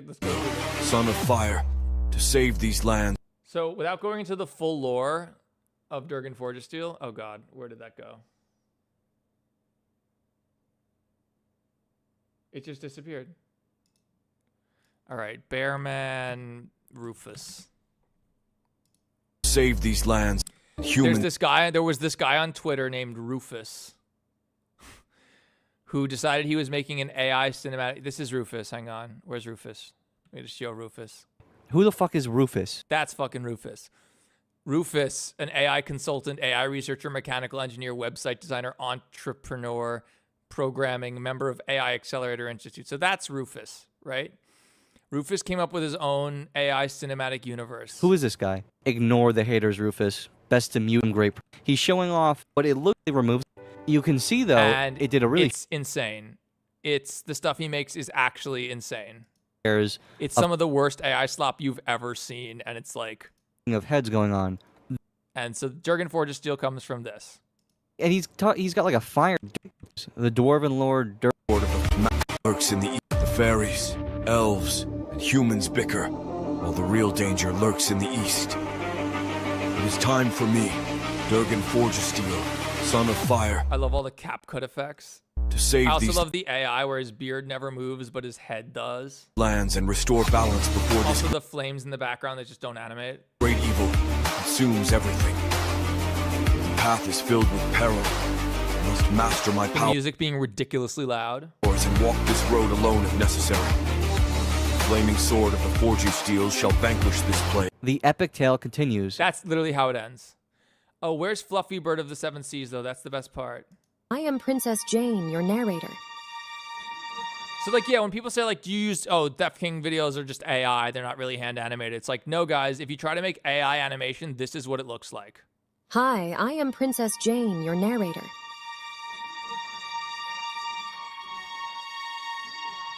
I'm going to tell you a story about a kingdom named Avaloon. For too long, the fairies have challenged my rule. It's a magical place with fairies, elves, and all kinds of mythical creatures. Oh no! My magic wand is missing. But an evil human king wants to destroy Avaloon. The darkness of King Daxton threatens the fairy kingdom of Avalium. He's vowed to hunt down every last fairy and elf until there's none left. The This fate of is what AI animation actually looks like. But you guys got to see Fluffy, Bird of the Seven Seas. He's the best part. Was Fluffy the Bird, which is created by @DID. Hello, I am Fluffy. I'm a bird of the seven seas. I'm going to take you on a voyage. Join me as we transverse the world. I especially like the cutoff of the balloon up top. Like the AI just fucked up the balloon. He claims to be a bird. He's got like a lazy eye. I'm a bird of the seven seas. He's a bird who flies the seven seas. It's like you took... Bro, ain't no fucking birds of the seven seas. Maybe a bird of like 1 or 2 or 3 seas, but a bird of all 7 seas. Get the fuck out of here. Anyway, shout outs to Bearman. Love Bearman. You probably saw his recent video about Mario Kart. And the Switch 2 and stuff like that. But everyone knows Rufus is the real Bearman. Anyway, shout outs to Bearman. I love his videos. He cracks me up. I love in this scene when after he finishes and they like look at each other like what the fuck just happened, that like a dog day walks in and Bendy just blows him away with the flamethrower.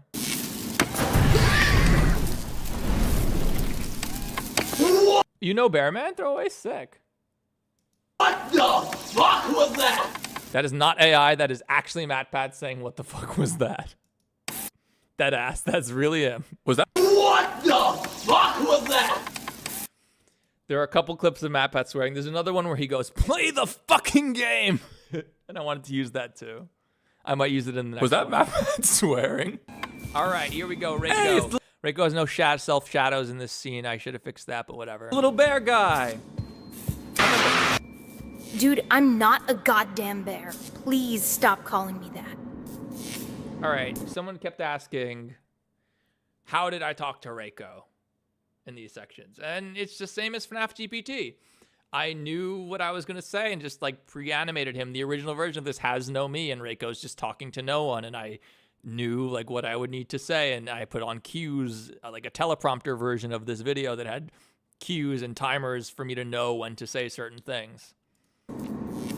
But so yeah, continuing from the last one, the fourth wall break at the end, Reiko acknowledges the player. Sir, I've reached the pizzeria, locating Helpy and the others now. Wait, when did we learn his name? If this is anything like the last one, then these parts will be like the horror sections. I wanted Reiko to say I should have had Reiko say, look at all these dead plushies. Helpy and the others must have gone full demon time. I should have said that.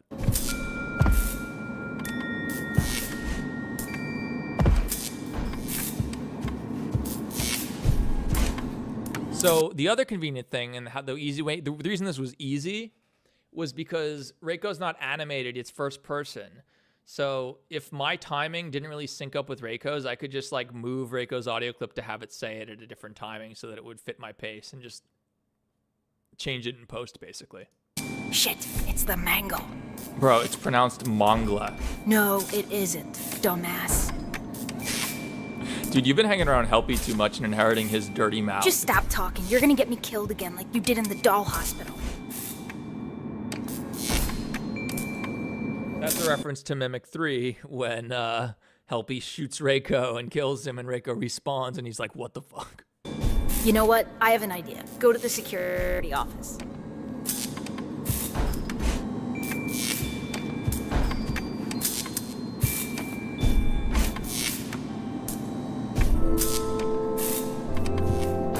Also, when I made the collection of smiling critter parts, I just separated the meshes by loose parts, but I didn't delete the eyeballs. And the eyeballs, yes, you just see some random ass eyeballs floating above the ground. Same with this button floating above the ground. Oh well. I know how to fix that now, and I knew how to fix it back then, but I'd already started rendering it. If I fixed it then, I'd have to re-render this all, and it was just too much work. I'm not familiar with the cells. Weird choice to just have it have no death screen.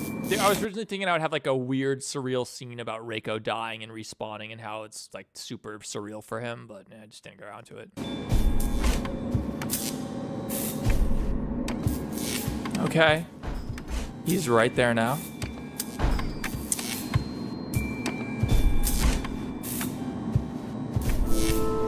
It seems like he's just in a room that he can never, if we just Don't go in there. Well, I guess he chased us out of there. All right, I'm going to the security office. So this jumping, this is all just using my the Omni tool system. So, you know, it actually has real collisions. It looks pretty legit.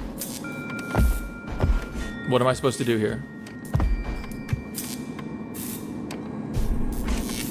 Hey, I'm on TV. Now you stay there and be quiet. I'm gonna go look for Helpy and the others on my own.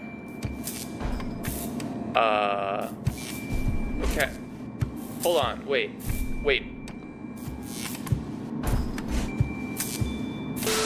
Okay, guys, I'm still playing. So this was annoying as hell. To do this, I had to... Hold on, wait. So remember, I have to render this all out before I ever react to it, right? So I had to render this whole scene out with the TV blank, finish the video, react to the video, and then re-render this scene and take the footage of me reacting to the video onto the TV. So I literally had to render this twice. I had to render this, the original version of this is just a blank screen the whole time and me standing there. Just like, you know, and then, yeah, I went, finished the video, reacted to it, and then went back in, took the reaction, put it on the screen, re-rendered this scene, comped it back in. It was complicated. Fun Guy, can you please give me a shout out? Sure. Shout outs to Fun Guy. Shout outs to everybody here at 4 in the morning. Good night, DXL. Hey, I'm on TV. Now you stay there and be quiet. I'm gonna go look for Helpy and the others on my own. Okay. So again, obviously this is impossible. I've heard some people being like, this is so cool that a game integrated the webcam and the streamer integration. Guys, it's literally captioning my words before I finish them. It's captioning my sentences before I finish them. It's not possible. Hold on, wait. Another big key was using the 3D speaker so that my voice came from there. So as I moved around, like you can hear the voice swirling around and stuff.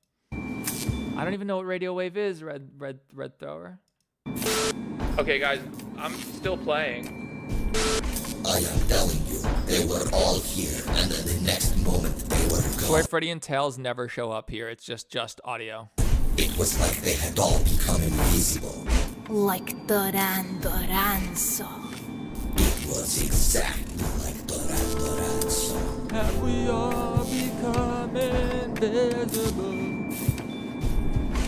Okay, guys, I'm gonna be right back, I guess. I love this part where you hear my voice fading away. Dude, your footsteps are so loud. I thought that was cool.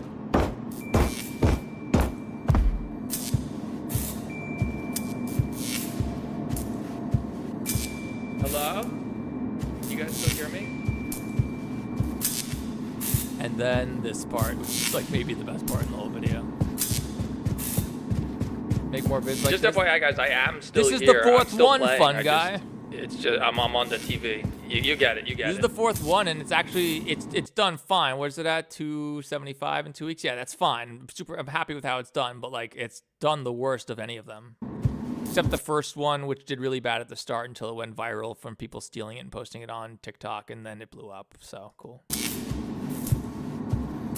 For Snake to appear, I don't know. I think Snake appearing would be a little. It ruined the suspension of disbelief. I love when you explain how you did things and point out stuff. Oh, I'm glad you like that. I think this stuff, I love talking about what I do. I love what I do, so. Also, fun fact, you can still see the... Where is it? You can still see the hole in the wall from when Tails shot at Helpy at literally the very beginning of the video right here.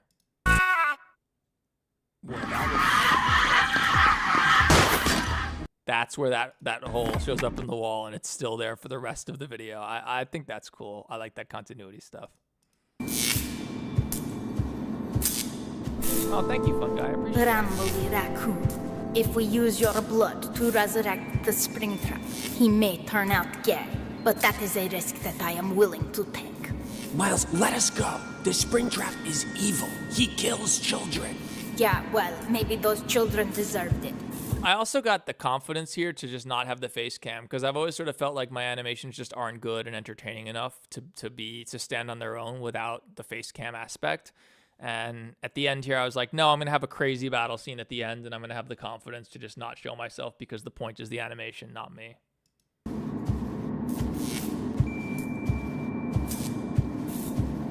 Oh, Pila, why are you here? Call back to the very first Secret of Mimic. Draco, we must save Helpy and the others. Hop on my back, and we shall ride forth into glorious battle. Okay. Tails, cease this foolishness. By the way, this song that plays here, a couple people asked about it. It is called Blood Moon by Tim Henson, who is the guitarist in Polyphia. And watching him play it is... Oh, okay.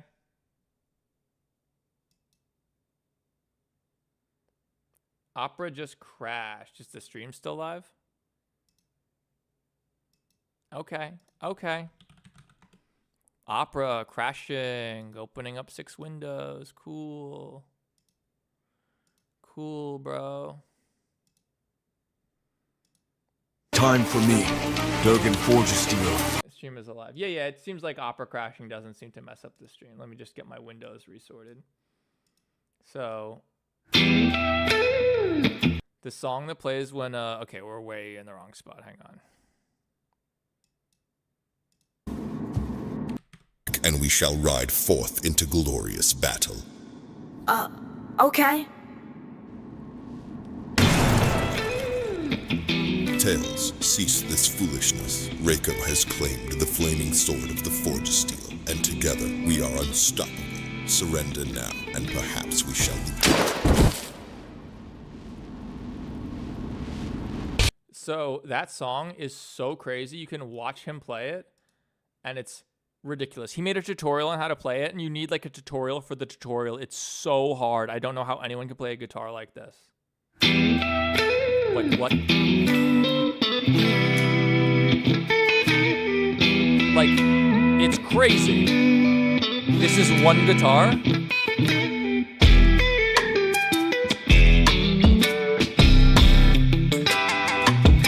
I play the guitar like just for fun, like not seriously, casually, and I could never play this in a million years.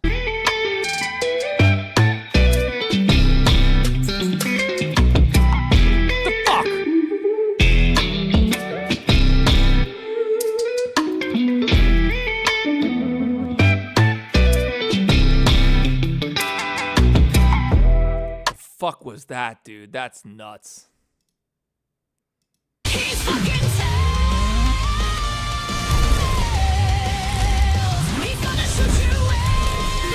I promise you, it's ridiculously impressive. He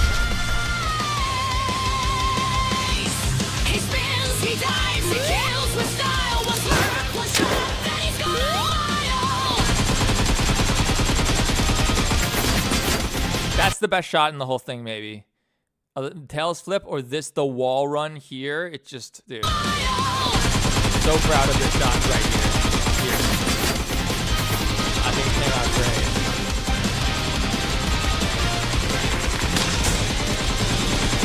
Casings fall like snow. Time slows down, the engines glow. He fights like a ghost in a frozen dream. Twin tails burning like kerosene. He's fucking tails. Pika dancing, of course.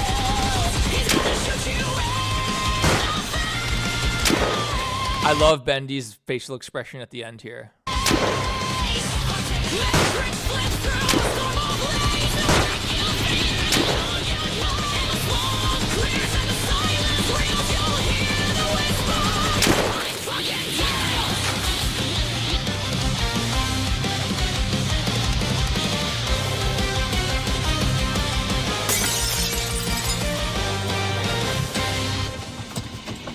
It is gay spring trapping time. I made a mistake here because of the explode modifier. Springtrap's neck is transparent. You can see through it. It is gay. You can just like a ghost. You can see right through it. It looks all right. Spring trapping time. I mean, it doesn't look good, but it's kind of hard to notice. Nah, shit, I knew it. So the flame sword in this whole sequence, Reiko's flaming sword. Oh my god, it was. So the way this works, let me see if I can do this without destroying my computer. So this is EmberGen. This is how I do volumetric simulations like fire and smoke and stuff like that. It's not free. It's actually pretty expensive, but you pay once and own it forever. So that's pretty sick. It also takes a minute to launch at the start. So give it a second. It says fluid simulation software because fire and smoke are just very hot fluids. So that's how it works. That's how it works. Yeah, Gay Springtrap is going to be in Mimic 5 whenever we figure that out. Did I like the FNAF 2 movie? No, it wasn't very good. It was super fan servicey. I like the leads. I think Josh Hutcherson is good. And that cute girl who plays Vanessa, she's pretty cute. Oh, please load, you piece of shit. Hey, Daniel Lacurakos. All right, so yeah, these were a bitch. Let's see if this loads. So to do these, let's get out of camera mode. You basically have to make a box, and that box is the entire everywhere that the fire is allowed to be, right? The smaller the box is, the better. But if it's too small, the fire will clip out of it. But if it's too big, it becomes slow and it becomes a gigantic file. So I give it a little bit of time. I give it a couple frames to a couple seconds for the fire to start before I actually start the animation in the simulation. And because this fire doesn't have any smoke, I'm actually able to that like lingers and stuff. Is this ever going to play? Maybe not. Maybe this was a bad one. Hang on. Let's try this one.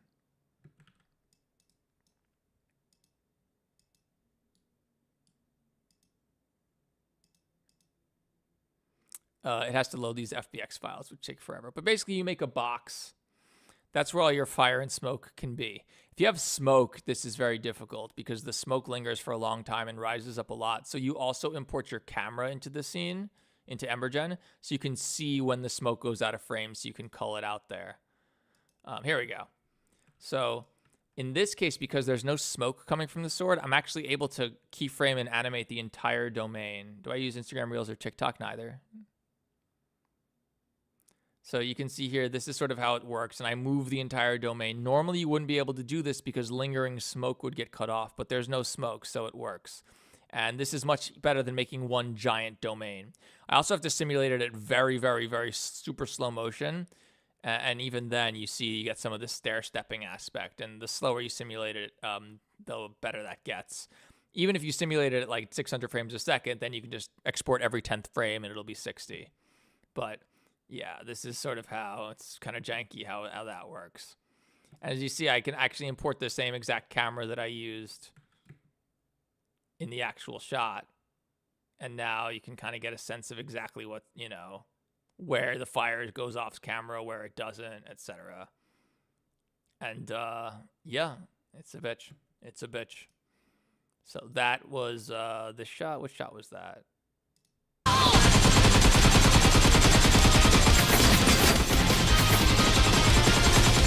And I had to do that for every single shot. It's not like you can just set that up and then it'll just keep going. Like I had to make a separate simulation for every single shot. And if you change anything about the shot, you have to redo the whole simulation.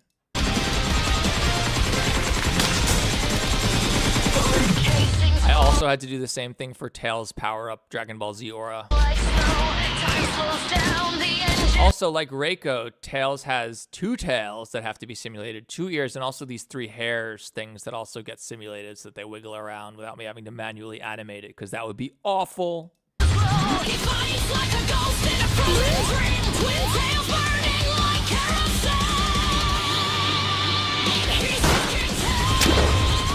was the shot we just looked at with this scene.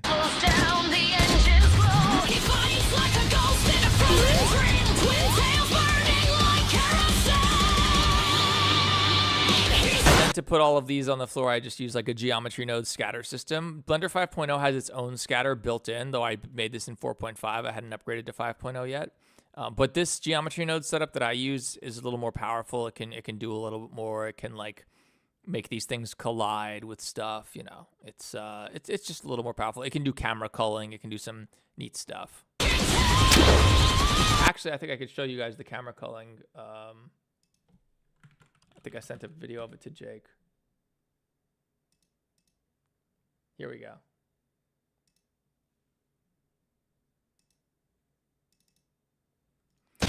So what's happening in here is, even though it looks like, and it not looks like, it is, there's like a million smiling critters on the floor, right?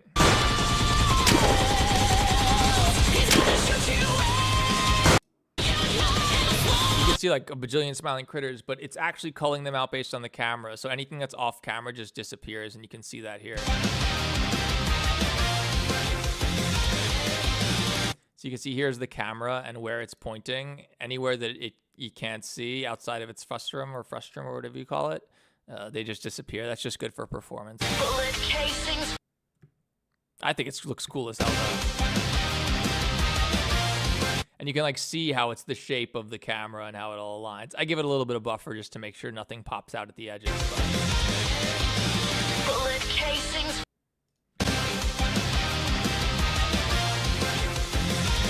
And yes, there's 500,000 verts, apparently.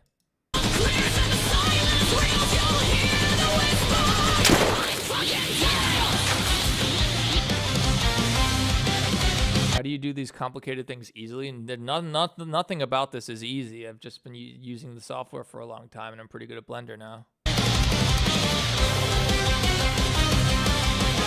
I don't have any innate animation talent. I never went to film school. I never went to animation school. I guess when I was growing up, I made like silly 2D flash animations back in the age of like Newgrounds and Homestar Runner, but nothing that was very good. But I guess I played around with that a little, but nothing like frame by frame hand drawn. They were all like motion tween, like Benji Scarlet videos. But I'm not a good animator. I don't have any experience animating, directing, or writing or anything like that. I just I trial by combat. And if you watch all of my animations, you'll see that the early ones are really, really jank, and they're just getting better because as I do it more, you practice and you learn, you know? It is gay spring trapping time. So indeed, after feeding some of Rambley's blood to the spring trap, he did come back, but he came back gay because he had Rambley's gay blood. Nah, shit, I knew it.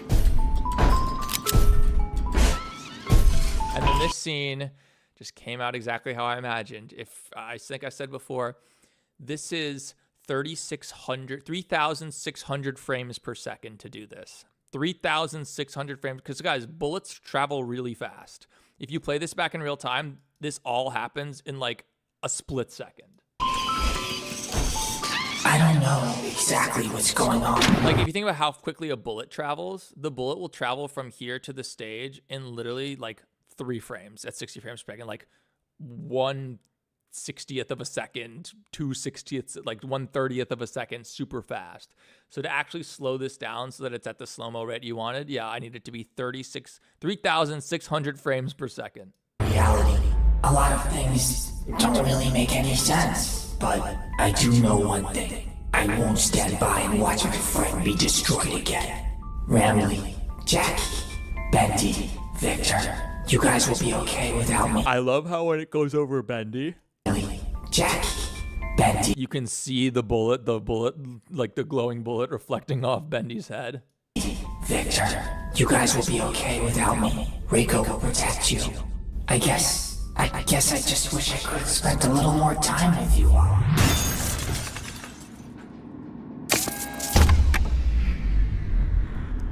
I think that came out pretty disturbing and cool.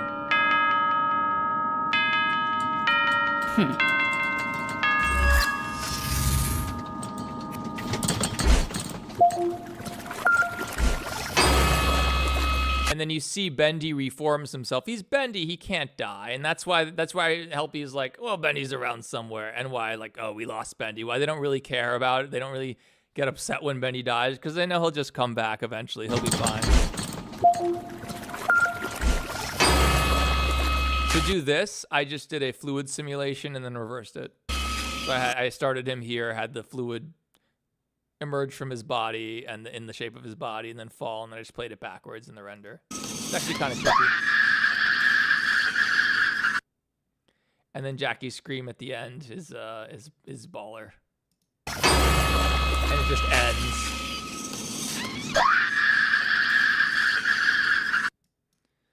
And that is Secret of the Mimic. Secret of fucking Mimic, bitch, rather.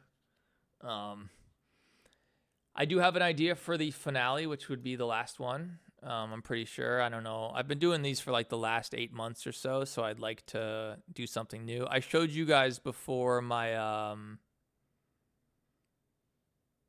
I showed you before the project I'm working on now, which is the well, there's this, which I want to work on right now.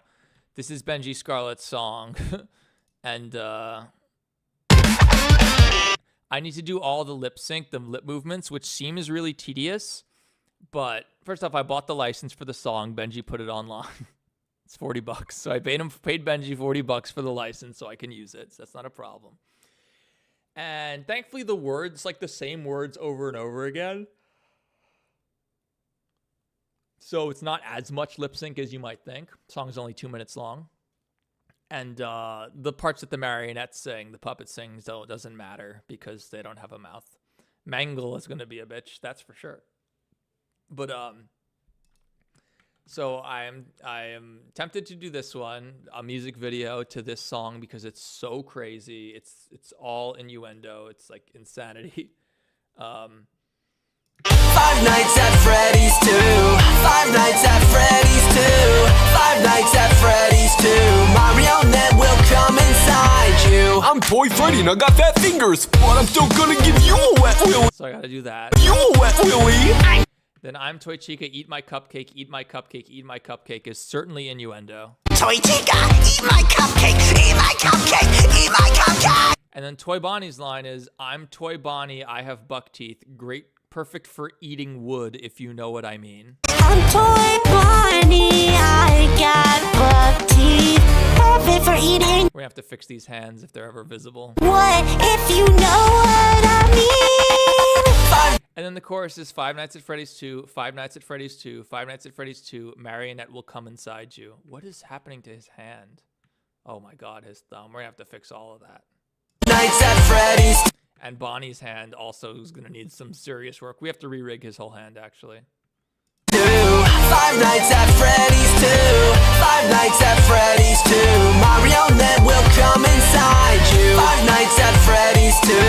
5 Nights at Freddy's 2. 5 Nights at Freddy's 2. Marionette will come inside. And at one point I have Mario with a net show up because when he says marionette, it sounds like Marionette. It straight up sounds, he's saying Marionette. The AI is or whatever. Freddy's 2. Marionette will come inside you. Oh, I'm Mangle and I got a crush on Fox. By the way, the original music video for this is just as crazy as you think. It's just as insane as you think. It's a masterpiece. All these songs are surely AI. 5 Nights at Freddy's Sprunky. Sprunky, 5 Nights at Freddy's. Yeah, this is stupid. Again, he has this approach of just like throw shit against the wall and see what sticks. And occasionally he drops the Sprunky song and gets 28 million views. Get funky, funky, funky. I got the license for that too. Why does Pomni have huge tits? Zootopia 2 Christmas song. I don't even know what Dandy's World is. Anyway, here's the official. 5 Nights at Freddy's 2. 5 Nights at Freddy's. So I'm gonna make my own music video to this song because I got the license. By the way, if you're a FNAF musician, you probably shouldn't put your licenses for sale on YouTube Music because then it lets someone like me go in and buy the license and make a better music video and take your views. It's like probably not a good idea. I actually did it once with Black Griffin. I don't know what happened. At some point in the past, there was like 21 Pilot songs on Creator Music for $200. Like you could get Taking My Time on My Ride. You could get like Heathens for 200 bucks. Chlorine was always 500. But like you could get like real hit songs and then they just disappeared. They disappear all the time. And here's one that disappeared immediately after. Okay, when I did this one, when I did Five Nights at Poppy Sometimes the Indigo Machine Abandoned. By the way, the missing children from the 90s, that's me as a baby. That's Jake Ryan Southgate as a kid. So they're not actually missing kids. Don't worry, it's just me. I used Alvin and the Chipmunks. This license cost me 200 bucks. And the moment they saw this, they took that license down. No one can buy it anymore. And I also, same exact thing happened with Flesh and Steel. Flesh and Steel, another one of my fake games, where at the end he's not killing us. Yeah, okay.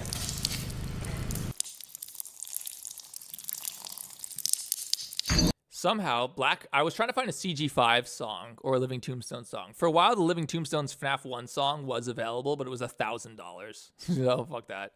No CG5 songs, but I typed in CG5 and I was like, saw this song by Black Griffin featuring CG5 in the Living Tombstone. License cost $60. Did I make this game? No, dude. If I made this game, you'd know, because there would be way more singing and dance. So for $60, it's only a 2-year license. So how old is this video now? 9 months old. So in just over in 15 months, this video might go down. Who knows? And everybody knows it. 5 nights, 5 innocent lives I took. This one's a banger though. Most FNAF music has terrible lyrics. Black Griffin has good lyrics. They can write, this is a cool song. Before their time, it's alright, I'll be fine, even though they died, I'm part of the... So yeah, this is why you gotta be careful if you make FNAF music. You might not want to put them on Creator Music because I will buy the license and make my own better music video.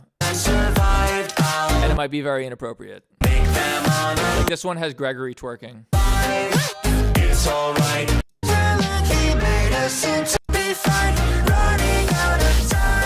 Yeah, twerking Gregory. We might get taken down for playing this, we'll see.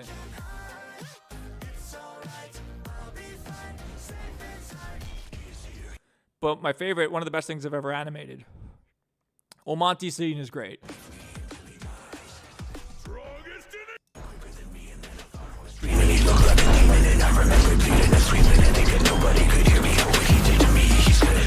I should do more stuff like this in Mimic 5. Kick your ass!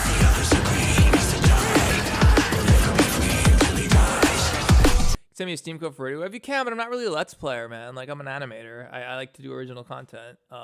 You'd be better off sending it to, like, people who actually do Let's Plays. You'd be better off sending it off to that guy. The guy we were talking about before. What's his name? The guy with the dick.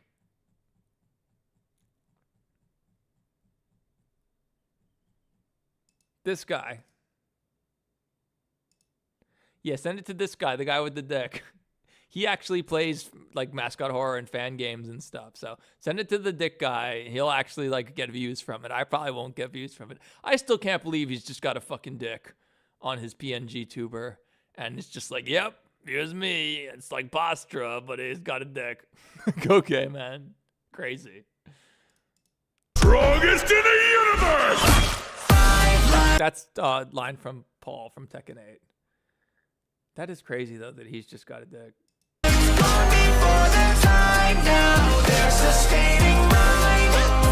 The best thing I've ever animated is right here. Springtrap singing along to CG5.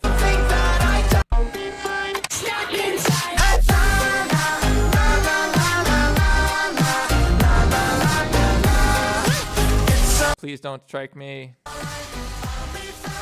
This is it. This is my favorite thing I've ever animated, maybe. Up there.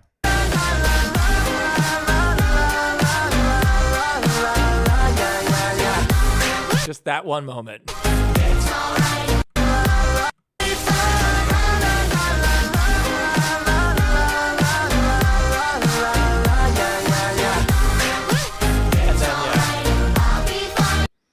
Yeah. Unfortunately, after I made this, all of Black Griffin's songs disappeared from Creator Music. All except one. Actually, they all disappeared, but then recently, I don't know what happened, But for some reason, I got to be careful with this. For some reason, this song, which is an amazing Digital Circus song called Knock Knock Who Cares, is up here. It's their only licensable track, $60. Y'all know I already licensed it because this is a mistake, I think, and he's going to take this down when he realizes. But I already got it. If I go to my library, if I go to my licenses, same thing with, okay, I've got Benji Scarlet song ready. Here's the ones I've all used: Stuck Inside, Beetlejuice, Lotus Pond. Did I use this? The fuck is this? Okay. Weird. You Spin Me Around Like a Record. Can't get it anymore. Download not available. And then Cradles by Suburban has no copyright, but they took it off. But it was free. It was $0. So I licensed it one more time before it expired. So I have one more free use of Cradles. And I actually used Cradles in, oh my God. I used Cradles in my most popular video. Original video. It's at the very Going beginning. well for William Afton. This is Cradles. Stay back! When I find you, I'm gonna It's the instrumental, but still. rip you limb from limb. This was one of the first. I made this about 3 months after I started Blender. So You slaughtered us. You're gonna perish. another cool thing is that YouTube's added this new collaborators feature. So I've gone back to all my old videos and added the original creators as collaborators. So now when you see like my video on Valix's video, it says by Theft King and Valix. You know, when you go to this video, because Scarecrow originally did the audio for this and wrote this, it says Theft King and Scarecrow. And I think that's really cool. I'm super stoked about that. And, oh, I didn't mean to do that. And I've done that for like everything that I could. Like, you have to reach out to the creators first. I'm not in contact with all of them. Like, yeah, Theft King and Easy2B. I have to get Bazaar. I started to, but it's just, there's so many. It's taking a minute for me to get through all. Theft King and Baddington. These are all mine. Theft King and Valix. Theft King and Dravy. I'd like to include Piggy Soda on here, but I am not in contact with her. If anyone knows Piggy Soda, please let her know that I would love to make this say by Theft King and Piggy Soda. Angel Hair, the East Patch. We love the East Patch, so that says by Theft King and the East Patch. Theft King and 12 Man, Theft King and Easy2B. So I think it's dope. Theft King and Scarecrow, Theft King and Scarecrow. I think it's awesome that it's now easier to credit the original creator when you make derivative content of it. So, I think that's dope. Oh my God, I still have that thick guy up. All right, so now we need to make our freaking video, don't we? All right, y'all ready to animate this music video? See, and I'll cut you up. I'm kidding. It's 4:30 in the morning. I think it's time to go to bed. I'm practicing 3D modeling in Blender. Would it be okay if I attempted 3D modeling your PNG? Absolutely. Go for it. I would love to see that. I have Cradles on one of my playlists because I'm autistic. I mean, Cradles is a super banger, dude. How are you not done yet, bro? I have work in 6 hours trying to go to bed. Guess what? This is my job. This is my job, bitch. I can do whatever. I could be, Any good mascot horror recommendations? Yes. Yes, there is. You want a good mascot horror recommendation? It's called Venge. Nobody has played this. I mean, some people have, but it's $1. It's $1 fucking dollar, guys. And it is on the same level of Secret of the Mimic. Better than Security Breach. Better than any Poppy Playtime game. It's fantastic. It's so good. Every area in the game, you go through when you play it the first time and you're like, cool. And then you realize that at every point, every objective you had, there were 3 or 4 alternative ways to progress. And those alternative ways to progress let you keep items that you wouldn't otherwise be able to keep, which unlocks stuff later in the game. It's awesome. It's so good. And this game has so much lore and so many secrets, and it's a really interesting story. And Poppy Playtime basically stole everything from this game. It's actually true. The original game came out. This is the remake, essentially. And this game, if you're interested in making like YouTube videos, you want to make like mascot horror video essays, this game is begging to have someone do the full hour-and-a-half long deep dive video, you know, on this game, because it's awesome and there's so much here, but it's hard. You're going to spend like a good 25 hours, 30 hours just playing the game and getting all the endings, because it's a real game and it's like a ton of work. It'll probably take you a few weeks to beat the game and write the video and make it and edit it. It's hard. But if you're trying to get into like, you know, video essays and mascot horror video essays, Venge is the game that the first person who makes a good Venge video will get 1 million views. One by one, no one is left behind. Red Thor Games. I played it. It's so amazing. The creator is so chill. Yeah, Ecker Coaster is the man. He's a good friend of mine. He's a genius. I'm telling you guys, Ecker Coaster's I was watching his stream the other day. My God, the way he just like, okay, we need a toy train for my game. He has that game. You probably saw some of the other creators play it recently. It was called All She Wants for Christmas Is You. Dude, I watched him model the train in like 40 minutes, not even. Get it into Unity, make the nav mesh, program it. Dude, he's a genius. He does everything. He does all the animation stuff that I can do, but he's better at it. And he's a game developer, and he does it all himself, and he sells his game for $1. It's on sale. It's normally $2, but still, like, guys, you have no excuse. I would make the video on this if I had the time, if I was still making videos like that, and I still might. If nobody makes one soon, I'm going to make it, so. You're collaborating with Coaster from Mascot Mayhem? Awesome. It will find. Sad the creator got conned by the creators. It's not just conned. He was like harassed and abused and taken advantage of and mocked and all this other stuff. And when I made my video calling them out, one of my earliest videos, calling them out for what they did to Coaster, they ended up issuing an apology. And then a few months later, deleted the apology. As if no one would notice. I fucking noticed, assholes. Oh, fuck those guys.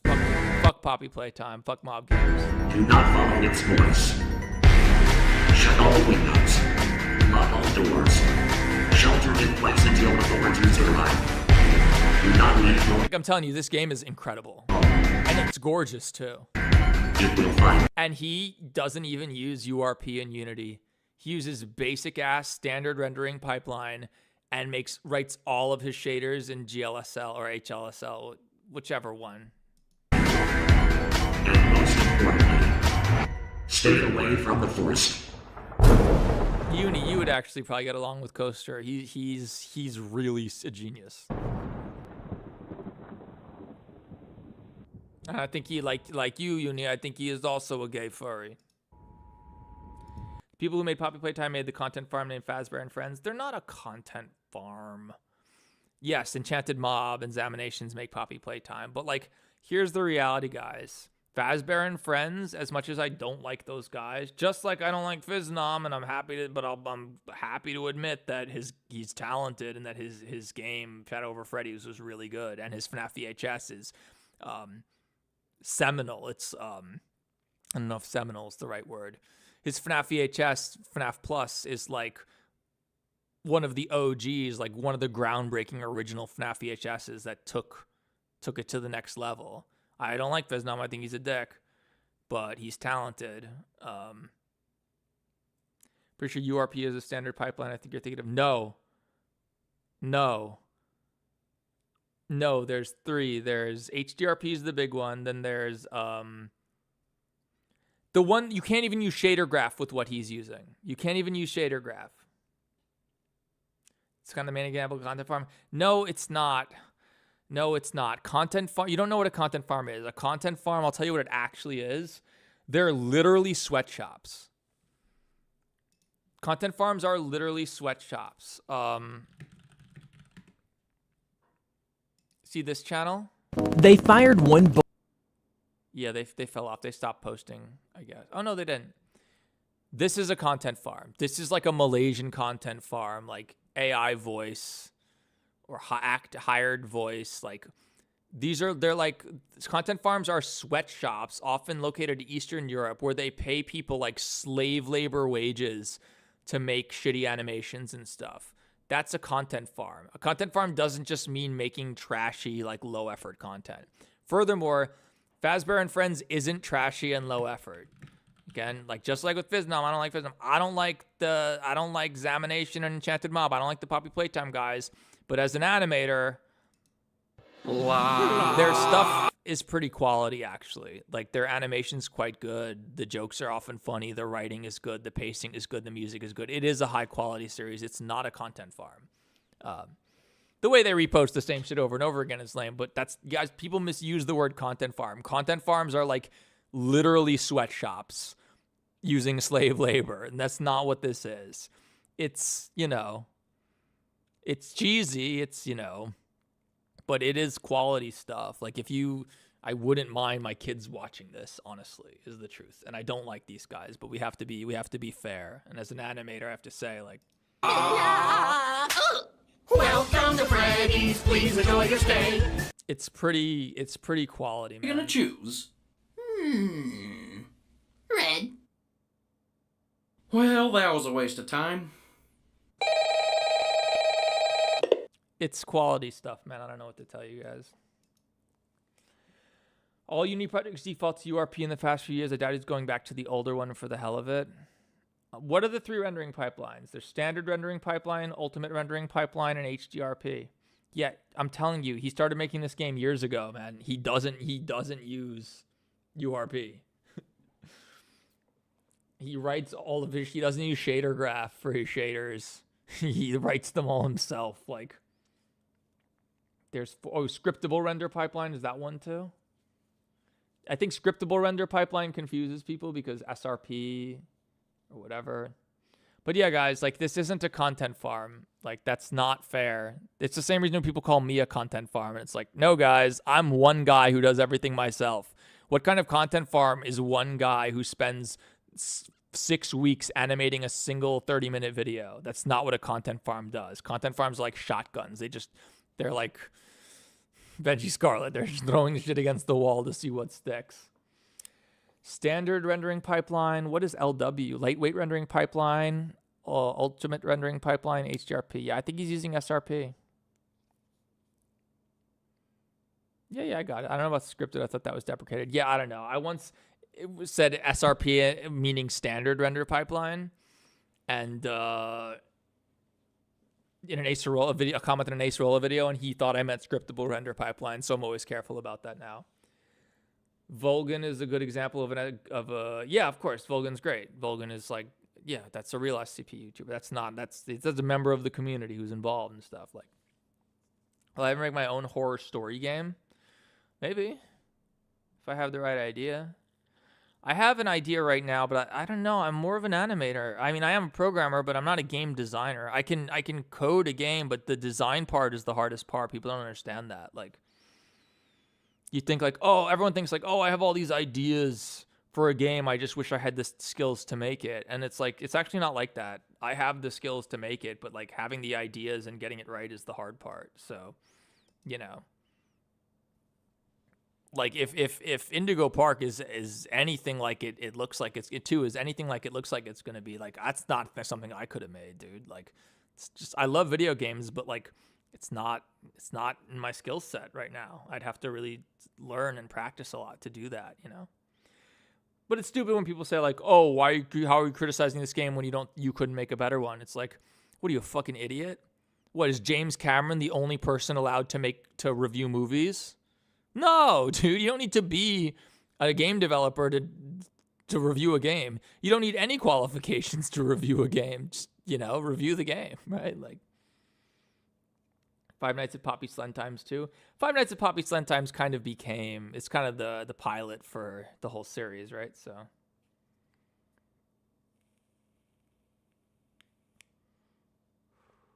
just DPOT, bruh. I'm not sure what you mean, but no, we're chilling.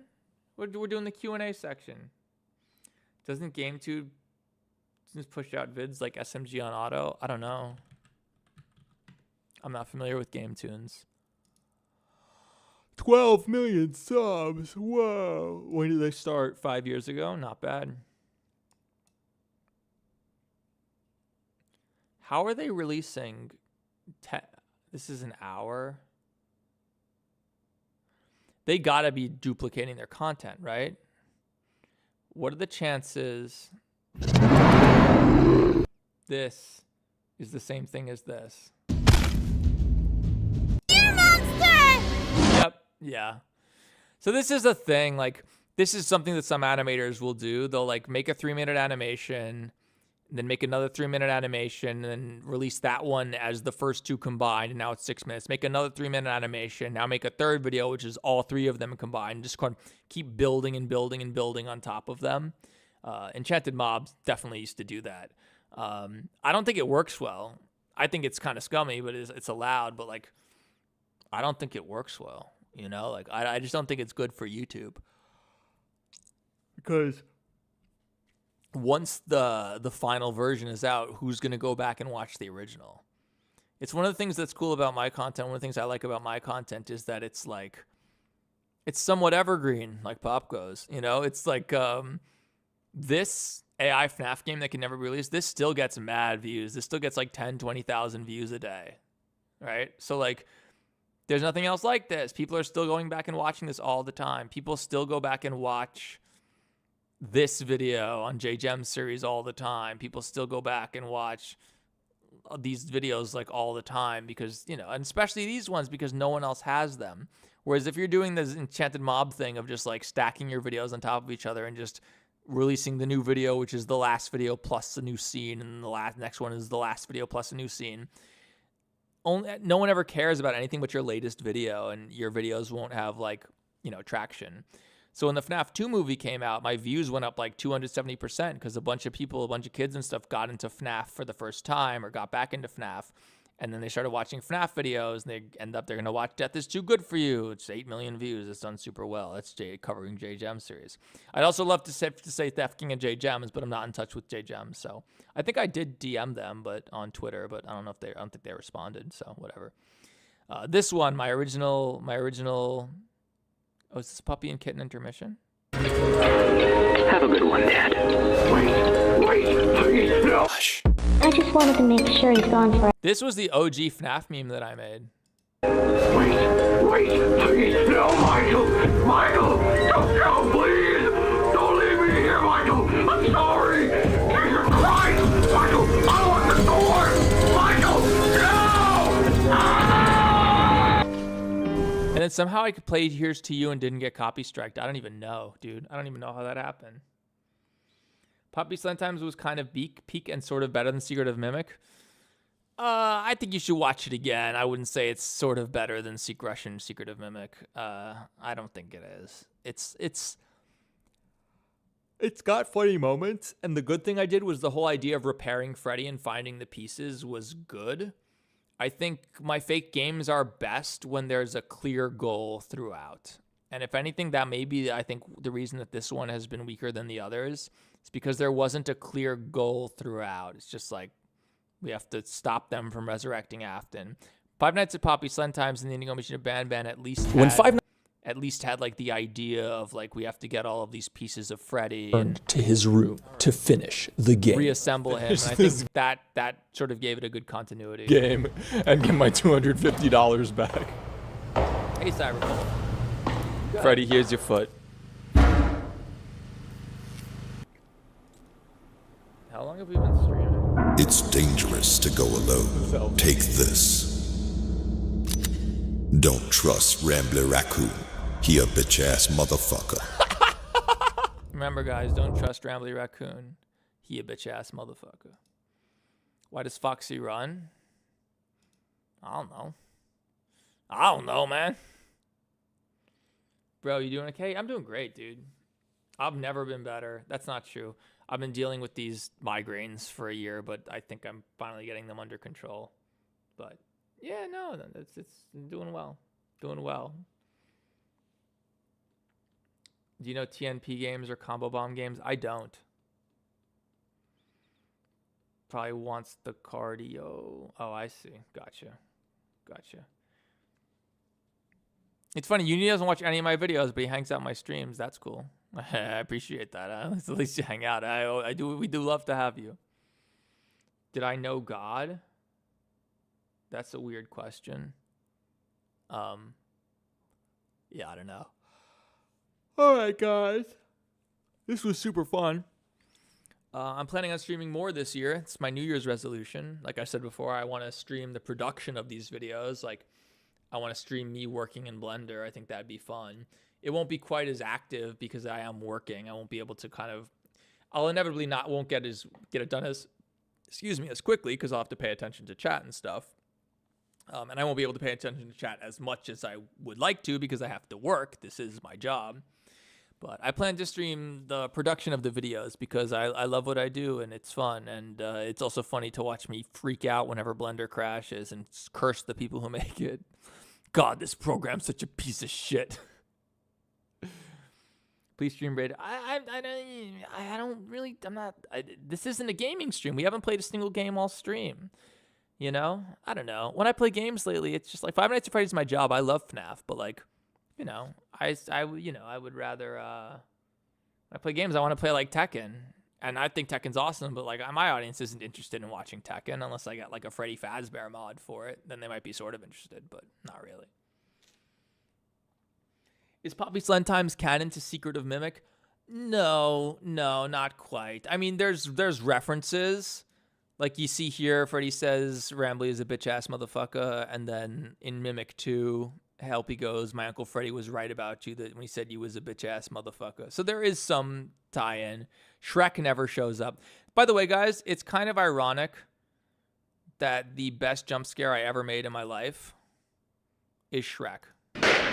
What? Is this a first-person shooter now? But yeah, the idea of like it playing a clip of me from the future on the TV, like it started getting into the idea of like, if you're gonna make a fake game like this, you should do cool, weird stuff like that would be impossible in a real game. And I definitely want to do more stuff like that. And you see that with like Reiko breaking the fourth wall in Mimic 3, and then straight up talking with me in Mimic 4 and putting me on the TV and stuff. So like, I think if you're gonna do these fake games, like you should be doing, like I want to be doing cool, creative things that you wouldn't be able to do in a real game. I think that's the point. Otherwise, it gets a little sloppy, you know?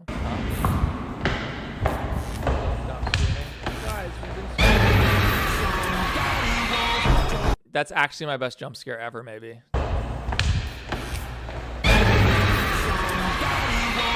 it's Shrek. Is that motherfucking Shrek? This one was censored. I censored myself. Oh my God.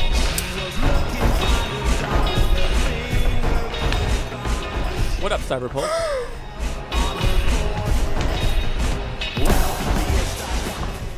Dude, what is this game? I can't get claimed by Smash Mouth. What is this game? That's a Fusion Gamer up. I didn't know Shrek was in the game, dude. What I'd really love to do, I have some ideas for a scripted co-op game. Imagine like one of my fake games, but it's co-op. Right? So that could be so cool. I have some cool ideas, like one player is playing as the guy investigating the pizzeria and another guy's playing as a ghost. And you can't communicate, but you can help each other. Or maybe you can communicate, but only from one section of the map. So you have to both have to run back there to talk to each other through like a mirror or something. I have some cool ideas like that. The problem is, I don't think anyone would collab with me. I am, despite being the leader of the FNAF community, I'm also the most hated man, the most dangerous man in FNAF. So I don't think anyone would collab with me. I mean, like, I'm sure people would, but like, if I'm gonna get someone to collab with me on that, it needs to be like, a creator like myself, like someone that people will recognize. It needs to be like, okay, if you get Corey Kenshin, that'd be the greatest. I ain't getting Corey Kenshin. That's okay. I get that. You get Markiplier or PewDiePie. PewDiePie doesn't play games anymore. You get Corey Kenshin or Markiplier. It's like, yeah, of course that would be ideal. But that's not happening. But like, you know, like, well, Fusion doesn't have a face cam, so that wouldn't be that good. But or Dawko, our goat, would be good. Who else would be good to collab with? Trying to think who else would I guess Dawko's one of the only people who's nice to me. So he's the only people. But I don't want to ask him because I wouldn't want to ask him because he might be, he might feel like, well, if I collab with you, like, then the FNAF Twitter people are going to have a meltdown against me, and I don't want to risk that. And I understand that, so I don't want to put him in that position.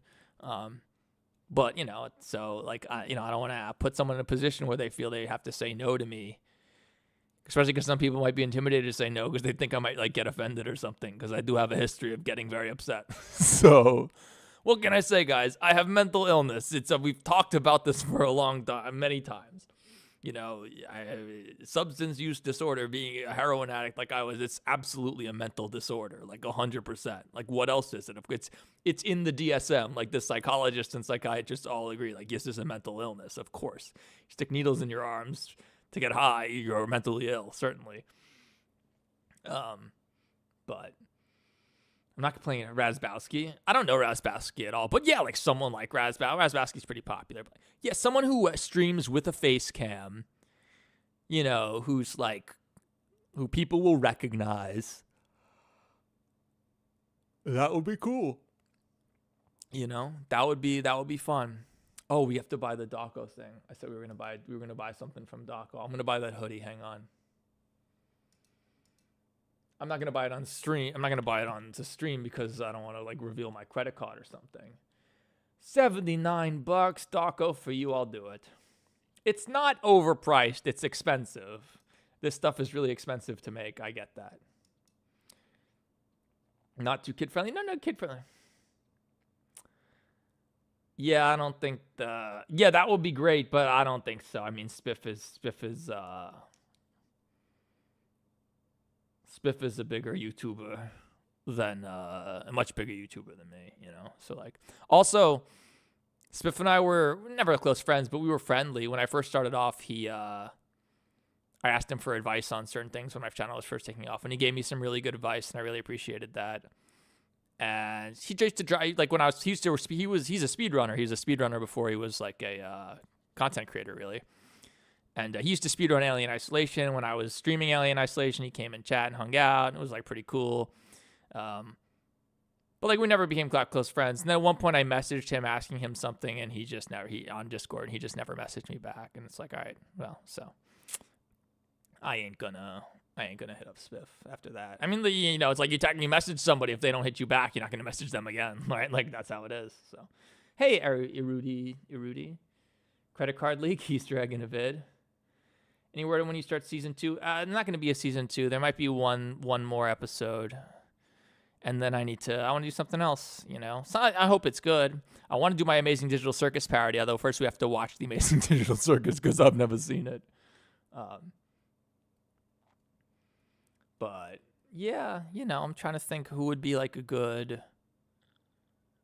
Somebody who uses face cam, who would be down, who would be willing to, play along with the idea that this is a real game. Like, that would be fun. And, it's not like they get nothing out of it either. They'd get a bunch of content. They'd be able to get a video for that to post on their channel too. It would be like good cross promotion. I don't really care about the promotion aspect of it. I just think I have cool, unique ideas that I could do with a fake game if it was multiplayer. Maybe I just hit up like another FNAF VA, like a FNAF animator who's somewhat popular.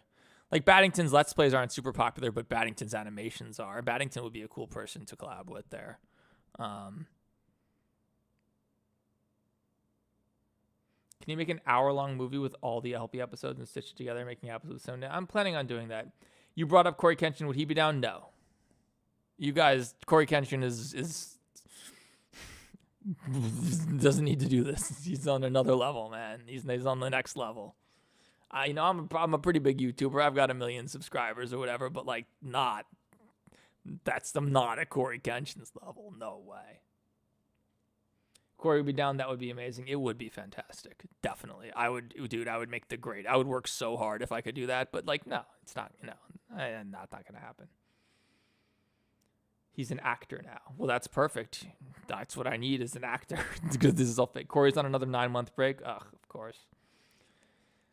No, and look, I'm sure plenty of people with less without large sub counts would be good, but it's just like it would be a lot of work to do this, and for me to do the effort, it needs to be someone that's going to be recognizable to my audience. You know, Dawko is the best option, honestly, as far as like I can't think of anyone better. Fusion would be good. He just doesn't have face cam, which makes it a little bit weaker. You know, it makes it just like not as good. Like it wouldn't be as good. 44 million channels and sub to you, would you? No, because you're still one. Its subs are not meaningful. You'd still only be able to watch my videos once. You know someone better than Dawko? Who? Oh, 3FS? Yeah, sure. I'd be down. 3FS would actually be a really good person to do that with. I bet he would be good at the sort of fake reaction thing. I don't know. 8-Bit Ryan. I don't know 8-Bit Ryan at all. At least Dawko sent me that nice message that one time when I came forward about my mental illness and my addiction and stuff. Like, at least he did that. So obviously, like, we know, like I said, we stand Dawko. I'll never forget that. I appreciate the hell out of that. I just don't know 8-Bit Ryan. But he's, 8-Bit Ryan would be very good too. He'd be, just as good as Dawko. I just don't know him as well. Jacksepticeye, come on, guys. Jacksepticeye's kind of a big deal. 3FS is low-key the best option. I don't know 3FS either. I know people who know him. I'd need a really good idea. But he also, I don't know. I don't know if he needs to. He's kind of on fire right now, right? So, how about Markiplier? Yeah. Let me just... Great idea, guys. Let me just collab with Markiplier.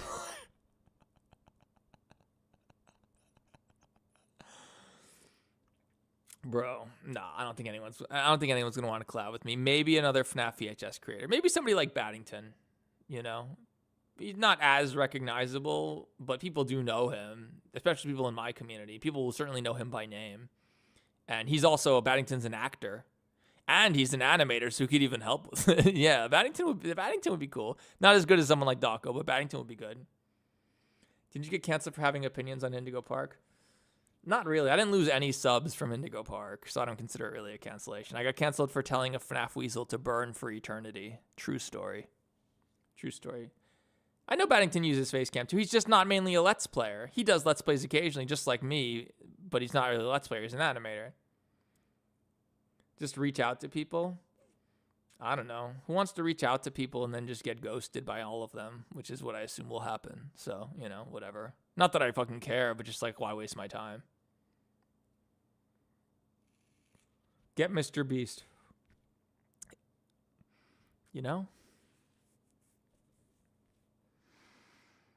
That's obviously he's the biggest YouTuber in the world.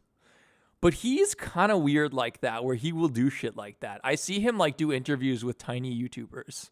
I see him like collaborate, like not collaborate directly, but I see him interact with smaller YouTubers, and it's like, oh, what we should do? We should ask the guy with the dick. What's this guy's name? We should ask the guy with the dick. He people know him. He doesn't have a face cam though. He's just got a dick. Why does he have a dick? I'm sorry. It's just so funny to me. Like, what the fuck? I wasn't sure, like, is this just me? And I showed this to my mom. I was like, because my mom watches my channel. She knows all about this stuff. And I was like, you notice anything weird about this guy? And she's like, why does he have a dick? Immediately. We can PNG him in. Only if he uses the one with the dick. Does he still use it? What's his name? Dexter White. By the way, no disrespect to Dexter White. Son of fire, to save these lands. I just think that the dick is funny. All right. 15 hours ago. Man, like big views. Day is Night Watch at... Oh, he doesn't do the dick anymore. This game was released in 2000. I think he wised up. Someone must have told him, like, bro, You can't do this. This is insane. What are you, crazy? Someone must have told him, like, this is inappropriate, man. This is too far. 2025. Yeah, he doesn't do the dick anymore. Smart. Cool artwork. Very postura, but you know, nothing wrong with that. He's got representation. Dude, never sign up for that. I mean, it's just my opinion. Yeah, I never do that shit. All these people like, join our network, we're gonna help you and do all this shit. It's like, no, you fucking won't. What can you actually do for me? Nothing. You know, like, I don't get sponsors anymore just because I mean, I get sponsors reach out to me. I don't take them because the way a sponsorship on YouTube works is it's like, a sponsorship on YouTube is like, hey, would you be willing to do a Raycon ad? And it's like, sure. It's like, okay, we need the video in the 3rd week of January. And it's like, my videos take weeks to make. I don't know that it's going to be ready by the 3rd week of January. So that style of getting doing an ad where like the agent reaches out to you and is like, hey, you know, so-and-so is running a campaign for this month. They're looking for creators for the 3rd week of January. You can have a video out by then. Like, that's how they do it. And that's not really compatible with my style of animation. So I need to, like, I have an idea for a sponsorship for my next Secretive Mimic bitch. But I'll have to reach out to them. But it's a product that I actually use and believe in, and I would do an incredible ad. And like, the ad would be over before you even realized it was an ad, so you couldn't skip it. It was really good. The way he wrote Scott as Scoot. What? He got castrated. He doesn't use it anymore. Ask him to. I can tell he doesn't use it anymore. Although if he did mine, I'd want him to use the dick. This is crazy, man. Again, no disrespect to Dexter. His videos get mad views, so they must be really good. But like, man, that's wild. That is wild that this went on for as long as it did. Because that's not appropriate, man, at all. I ruined my channel. My channel is more popular. What are you talking about? Have you seen my channel lately? 900,000, 1.7 million, behind the scenes that did 400,000, 2.7 million, 3.4 million, 1.2 million, 1.3 million. Like, what are you talking about? I ruined my channel. Do you remember what my views used to be like? 82,000, 228. This one did well. This was like a big hit for me. 757, 48, 157, 112, 43, 199, 208, 64. This is years ago. You saying I ruined my channel? You're a fucking idiot, bro. Look at my views. They've only been going up. 2.2 million, 764, 1 million, 1.3 million, you know, 500K on a video game review, 1.2 million, 3.4. Come on, guy. Like, ruined my channel. Dude, my channel is doing better than it's ever been statistically, dipshit. Come on. The videos are not scary. They're too childish. I just want to make whatever's fun. I never set out to make scary videos. I just make fun videos. My first video was fucking like review of why Security Breach sucked, bro. What's going on, Bozo? Bozoing doggy. So, yeah. Yeah, so I have some cool ideas I think that would work well for that would work well. So, all right, guys. Whatever floats the boat, buddy. The ad is so random in the vid as well. It's not as noticeable. I don't know. I'm not following. But yeah, no, it's he brought up that he had to change it because of the dick lines. Oh, good. Yeah, that's fucking crazy that he ever thought that was okay. That's crazy. No, again, we're no beef. No beef with Dexter. He must make really good videos because people really like them. And a lot of my audience watches them too. But that is wild that he just had a fucking dick in all of his videos. What? I'm glad he doesn't use it anymore. It's crazy though. That's insanity to me. I'm surprised YouTube even allowed that.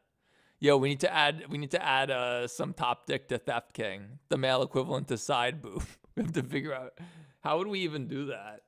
How would we even do it? Oops, hang on. I'm dragging the wrong thing. Hey. How would we even do it? How do we give him top dick?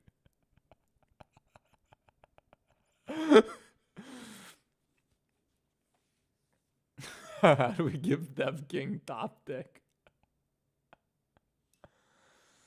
All right. Anything else? Anyone else have any questions before we go? We're going to stream again soon, so don't worry. I think we're going to stream a lot more this year is the plan. A little vain. I don't know how you'd even do this with my stupid thing, so I don't know. Maybe you could do it with Thefty King? Hang on. Theft Lobster? That would be kind of difficult. It would be kind of difficult to do it with Theft Lobster. Thefty King?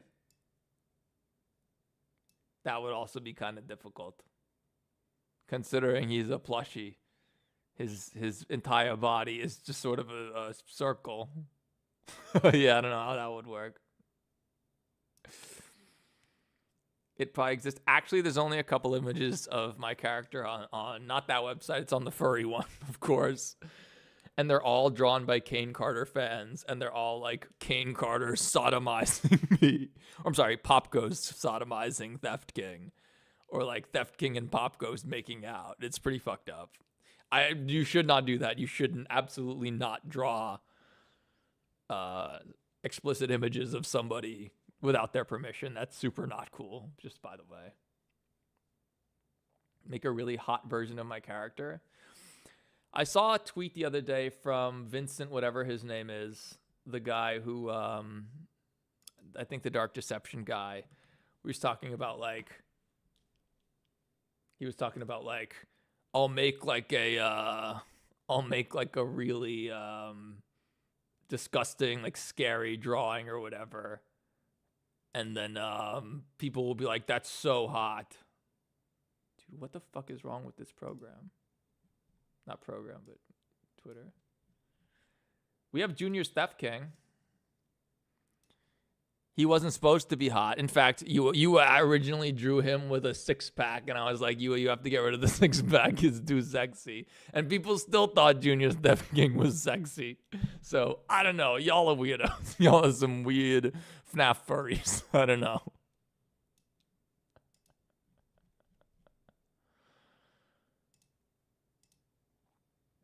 You simp for Rambly Raccoon. Make a really hot version of your character. I simp for Rambly Raccoon. Rambly Raccoon's over 100 years old, you know. He's over 100 years old, so you're simping for a geriatric raccoon. And I'm not making that up. He is canonically over 100 years old. It's me. It's established in Indigo Park 1. Also, Rambly is gay. He's obviously was in a relationship with Lloyd the Lion, and they had a bad breakup, and that's why things are kind of iffy between them right now. It's very, very clear if you read between the lines and find the secret lore that only I have. I just got it. I just figured out the video. I found the secret lore of Indigo Park, and we make it all up. We pretend we found all this crazy shit in the game. But we actually just added it in ourselves. Like Rambly and Lloyd dating. That's a good idea, actually. I discovered the hidden secrets within Indigo Park, except it's all made up.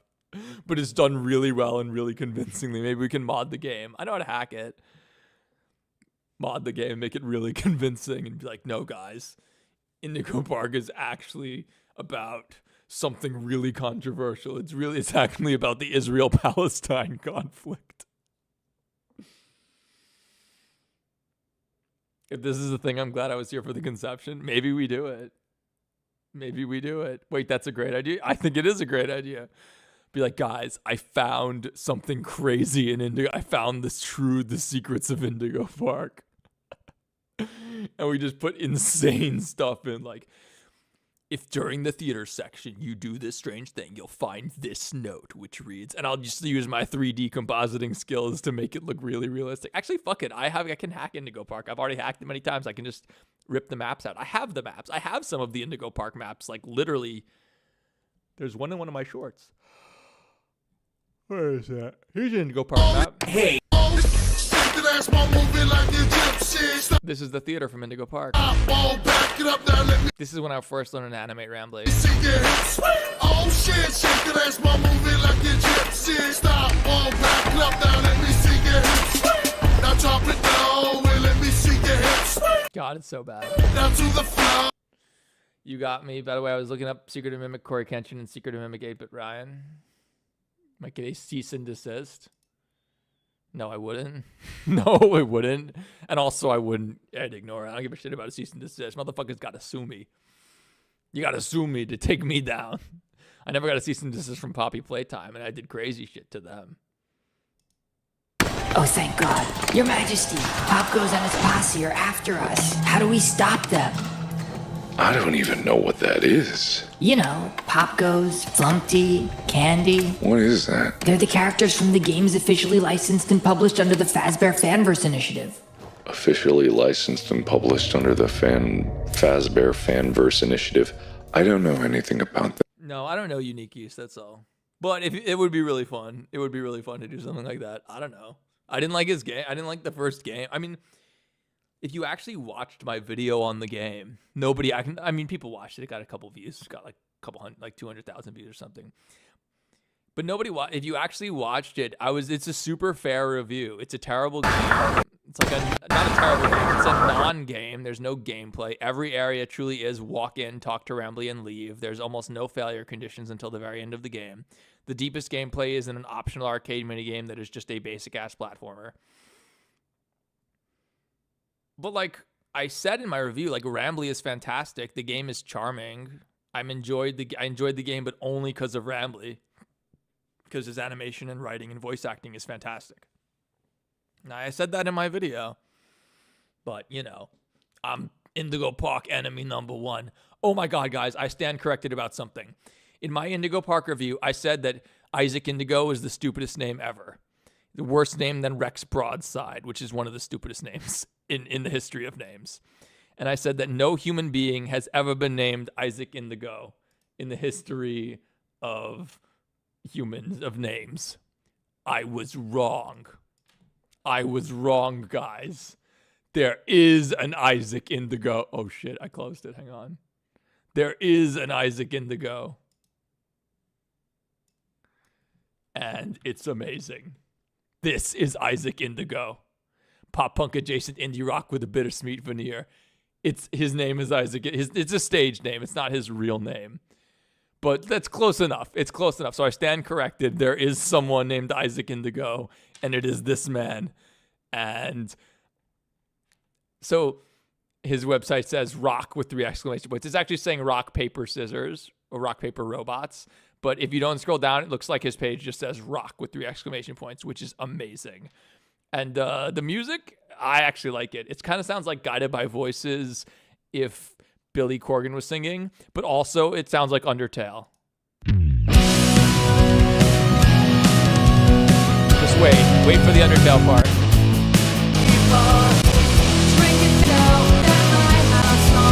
It's like indie rock, Guided by Voices, Smashing Pumpkins kinda, but then it has the Undertale. Like it sounds almost exactly like that song from Undertale, right? Listen to this. Where did you go? It's Undertale.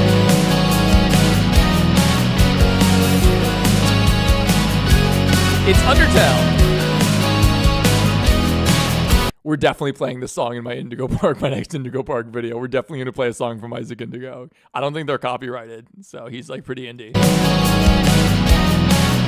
And this sounds like, which song is it? Is it Hopes and Dreams or Save the World? One of those. It's literally Undertale.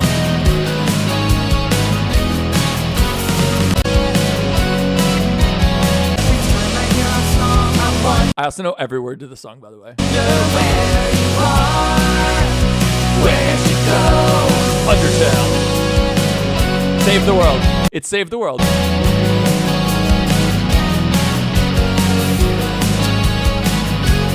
It's not exactly, but it's like, if you hear that, you're like, isn't that Undertale? That's exactly what everyone, like, it definitely sounds like Undertale.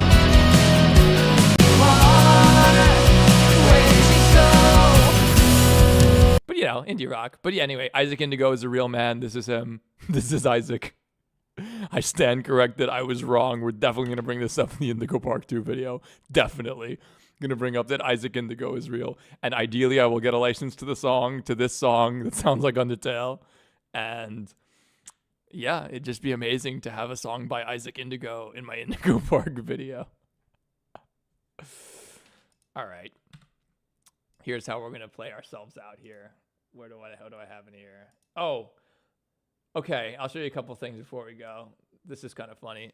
So in Mimic 2, these all have different names, but I just call them Mimic, Mimic 2, Mimic 3, Mimic 4. In Mimic 2, at the end, you hear this hilarious version of this crazy AI version of Jackie's box. Jackie? Robot deactivated.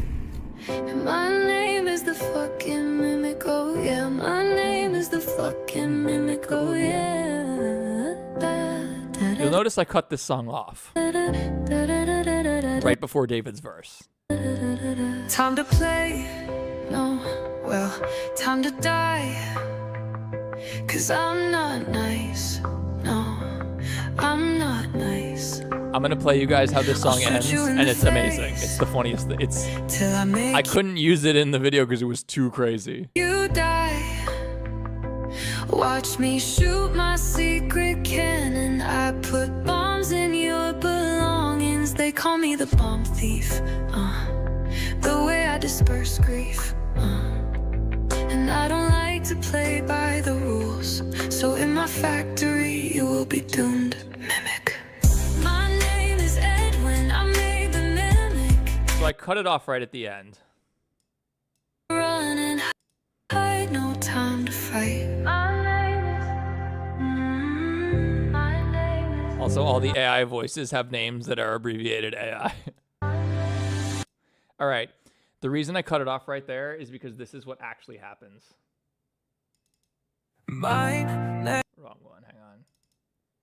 My name is the. I have a lot of these. Give me a sec. My name is the fucking. It completely loses its mind at the end of this song for David's verse. It can't handle it. Fight. It's time to run and hide. No time to fight. Oh, this isn't the whole one, is it?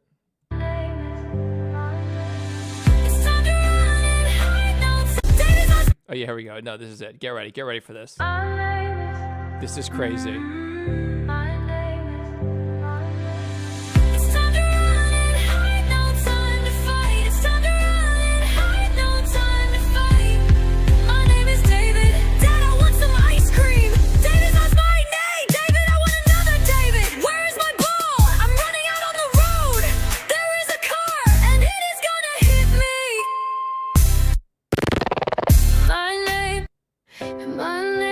And that's it. The AI gave up.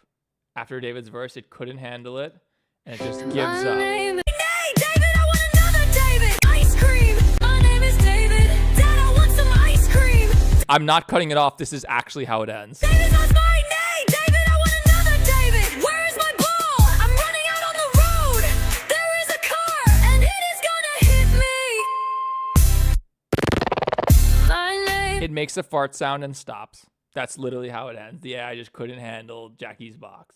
What other versions do I have? My name is the mimic, oh yeah. 21 Pilots version. Oh, Not really yeah. 21 Pilots, but My name is the mimic, I used this in the trailer for Mimic 3. oh yeah. Oh yeah.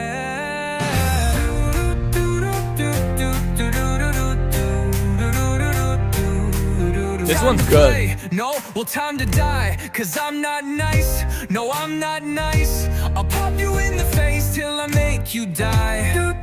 This one's also too short, but it's good. Time to play. No, well, time to die, 'cause I'm not nice. No, I'm not nice. Also, what is this image it generated? I'll pop you in the face till I make you die. My name is Edwin, I made the mimic. It was difficult to put the pieces together. Yeah, we saw the Indigo Park chapter trailer. It looks really good. Atticus. It was difficult. I have 100 versions of Jackie's Box. I could do a whole live stream and play nothing but different versions of Jackie's Box.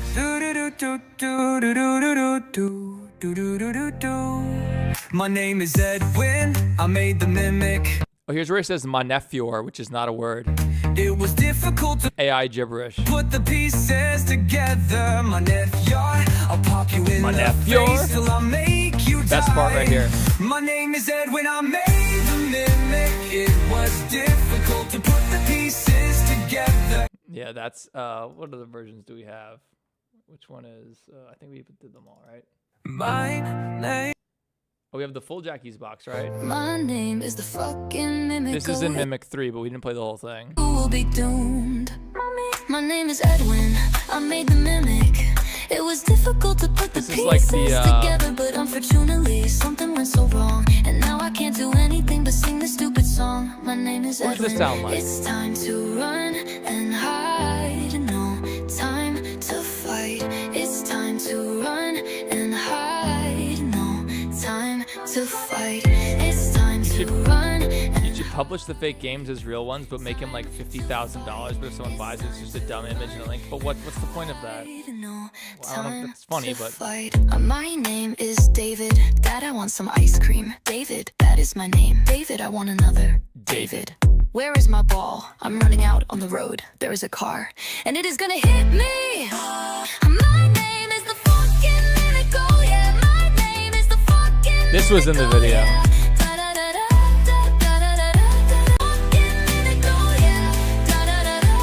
Name is the fucking mimic. Oh yeah. My name is Jackie, and I'm fucking backy. Yeah. Cause with my This is where it cuts off in the video, but it make you finishes. scream louder. It's a clown attack, bitch. The circus is coming to town. So sit your ass down and get ready for a clown attack. How did you do that thing with the panda put you on the monitor? Like, did you edit atop the Unreal? So there's no Unreal footage. This is all Blender. It's not Unreal. I animated the whole thing, and originally in those scenes, the monitor was blank. So when I finished animating it, I went and I reacted to it. And I reacted to it knowing that I was going to I reacted to it, then went back in, took the video of my reaction, put it on the monitor, and re-rendered those sections with my face on the monitor. That's how I did it. So I had to render that scene twice. Render it once, render the whole video, except I'm never on the monitor. It's just black. Film myself reacting to it. Grab the footage of me, of the film of the video of me reacting to it, put it in the shader on the TV so that it's on the TV, and then re-rendered the scene and then spliced it into the main video. It's a little bit complicated, but nothing crazy. I do have an amazing Garden of Banban song. I use Unreal for the games. Nah, Blender, because they're animated. There's no reason to struggle with the real-time nature of Unreal. Unreal, it's tried, like the idea is it's meant for running in real time, but mine don't need to run in real time. I can sit there for 30 seconds a frame if I want to. That would be kind of crazy at 60 frames a second, 100,000 frames, but I could. So Blender being designed for offline rendering makes it a lot easier. I do have a Garden of Banban song, which is making into playable experiences. No. It's just so much work, and then what? I can't sell that. It's not that I just only do anything for the money. It's just like the amount of time and effort it would take for something that I have no real way to monetize. I can't afford to do that. I still need to, like, you know, I need to always be making more money. I need to be, you know, getting my bag. I need to be stacking my stuff, you know? And so, like, I can't afford to do something as cool and fun as that might be. Okay, cool. Now I've made this fan game. I can't sell it. I can't, you know, do anything. I could make a video of me playing it, but like, and make money off that. But that's already what I can do with the animated version. And because I animated it, I'm the only one who could do it. So I'm not competing. Like, let's be real. If I made that game, would you really watch me play it? Or you'd want to watch fucking 8-Bit Ryan play it. You'd want to watch 3FS play it. You want to watch the guy with the dick play it. Dexter White, you know, like, You wouldn't want to watch me play. It's, you know, it's fine. I get how it is. You guys know the song "We Are Charlie Kirk"?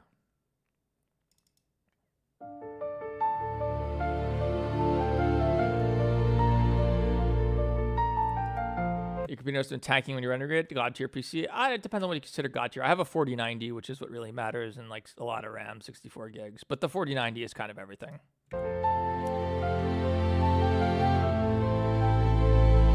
He stood unshaken in the kindergarten storm, a red devil mascot, a hero reborn. I want to make a music video, band music video to this. It's so funny.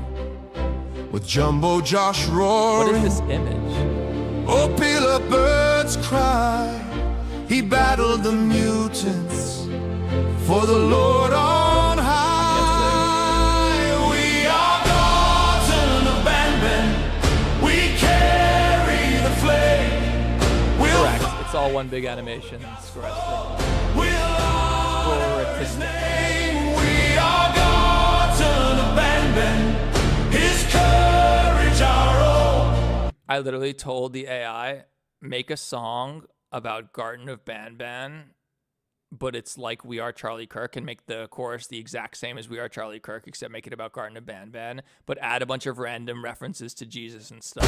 Together unbroken, we'll make it. Is he gonna play something? Sorry, this is the end of the stream. We've been streaming for 7 hours, or God. We started streaming at 10, before 10, and now it's 5:30 a.m. Oh, I gotta go get some breakfast soon. We've been streaming for 8 hours. Chill.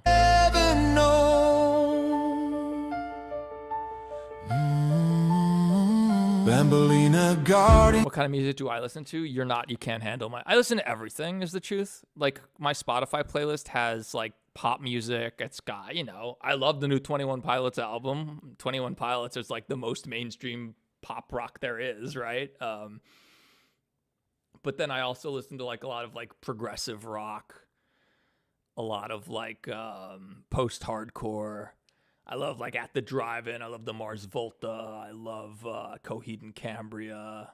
Three is one of my favorite bands. Three shows up in like all of my videos. Three's the guys who do the song at the end of the first Mimic, as well as see, I'm getting tired. What's the one at the end of the first Mimic?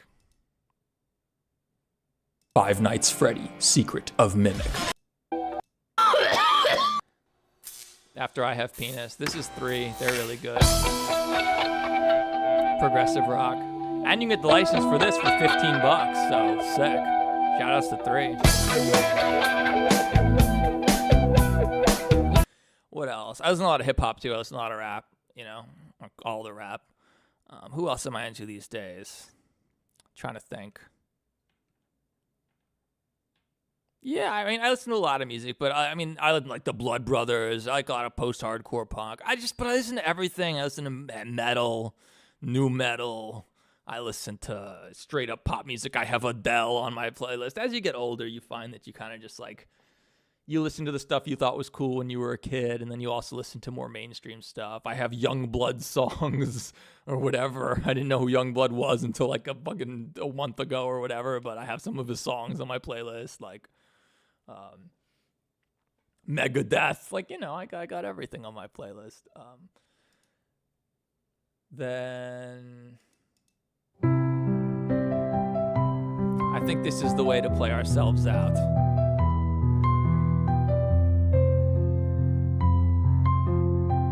What's be a good visual for this? Thanks for visiting Indigo Park. Hope all your dreams came true. If you've got some time and you're up for a lark. In Mimic 5, when Rambly does his grand sacrifice and dies, this is going to be the song it happens to. Stick around for the Rambly review. I'm here to offer my best to each valuable guest I assist. Straight talk, the Rambly review has better lyrics than like any FNAF song. And lots of happy feedback ensures I get to exist. Let's try it. Angie Rodriguez, thank you so much. And why do you get so much hate? It's because they jealous. They jealous of my incredibleness. Really, it's because they were mad that I beefed with Kane Carter, who these Twitter guys are friends with, and they thought that they were like, oh, well, we're the FNAF community, so fuck this guy, you're canceled, you're done, you'll never do anything again, you may as well sell your channel, he's so done. And then my channel blew up and became even bigger than ever, and I just demonstrated how, like, impotent they are. Just how, like, no, guys, you're just a bunch of fucking nerds on FNAF Twitter, a bunch of aging FNAF fans who were probably, like, you know, 12, 13, 14, 15 when FNAF came out. Now you're an adult, and, like, you know, you just... They don't like that, you know, I'm popular and also sort of a shit stirrer, and, you know, I'm outspoken and say exactly what I think, and I don't give a shit, right? And then the fact that my channel is bigger than ever, right? And that, like, it's doing better than ever, and that, like, without them, I don't need them. It's just, you know, I demonstrated, like, you guys aren't the FNAF community anymore, and you never really were. FNAF is so much bigger and more popular than just a bunch of fucking losers on Twitter. It's, like, it's so much popular. And, like, the people who worry about associating with me because they think that, like, well, then the FNAF community will hate me. It's like, dude, if you want to succeed making FNAF videos, you can't target the FNAF Twitter losers. You have to target the broader general YouTube audiences that are interested in FNAF, because FNAF is mainstream. That was my thesis, and then I was right. And it drives them crazy because they realized that, like, oh shit, we canceled this guy. We said he was persona non grata, and yet people still watch his videos. Maybe we're the fucking losers. And it's like, correct, you are. Were you satisfied with the ride? Right, Atticus? Yes or no? 4 years. Were you satisfied with your guide? I sure hope so. And the funniest part is there's another creator named Dags. And I liked Dags actually a lot. I thought Dags was really cool. And at one point, sort of many months after it had all gone down, but it was still pretty fresh, we were talking. And I was like, dude, I don't understand why you're mad at me. All I did was tell this FNAF weasel to burn for eternity. And he's like, that's not all you did. I'm like, well, what else did I do? And he couldn't answer. So, and then 2 weeks later, I was like, dude, I brought this up. I said, what else did I do? And you said, and you couldn't tell me what else I did other than tell this asshole to burn in hell. Burn for eternity. I didn't say burn in hell. It was a FNAF reference, burn for eternity, like William Afton. Most people, I thought most people got that. And he was like, well, no, because you're putting me on the spot. You know, you put me on the spot, and I couldn't, and you're saying this is the only thing you did, but you did other stuff, but you put me on the spot, so I couldn't think of anything. I was like, okay, well, now it's been like fucking 2 months. You've had plenty of time to think. So what else did I do other than tell some guy to burn for eternity? And Dag still had no response. And I was like, yeah, all right, fuck you, you clown, poser. You know, what else did I do? Nothing. Nothing, exactly. And he never came up with the answer. And he was like, well, you just put me on the spot. That's why I couldn't give you explain the other stuff you did. It's like, bro, I said all I did was this.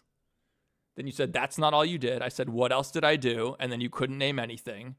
I was like, well, that's it. And you're like, no, you're just putting me on the spot. And then 2 months later, you still couldn't name anything. And now fucking 4 years later, they still can't name anything because they know that's all I did. I was right, but you know, fuck it. That one of anyone, of everyone upsets me.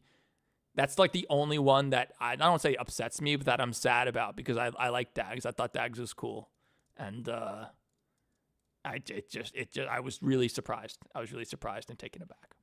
And then they got their channel demonetized apparently for like, I don't know, some shit with minors. I don't know the story. But yeah, okay. Well, welcome to my life, dude. These are the people who fuck with me. They all end up, dude. Everybody, literally everybody who fucked with me got owned. Everybody. It's so funny. It's so funny. Fiznam, super canceled, had to cancel his game, left the community in disgrace or whatever. Kane Carter, you know, got canceled for revealing that he says the N-word in his heart and at the end of every sentence, despite being very white and British. Trying to think of who else. The baddest. Oh my gosh. Oh my gosh, I can't even. Yeah, you know, like look at these guys. look what happened to them all, man. Like, and guess what? I'm still fucking here.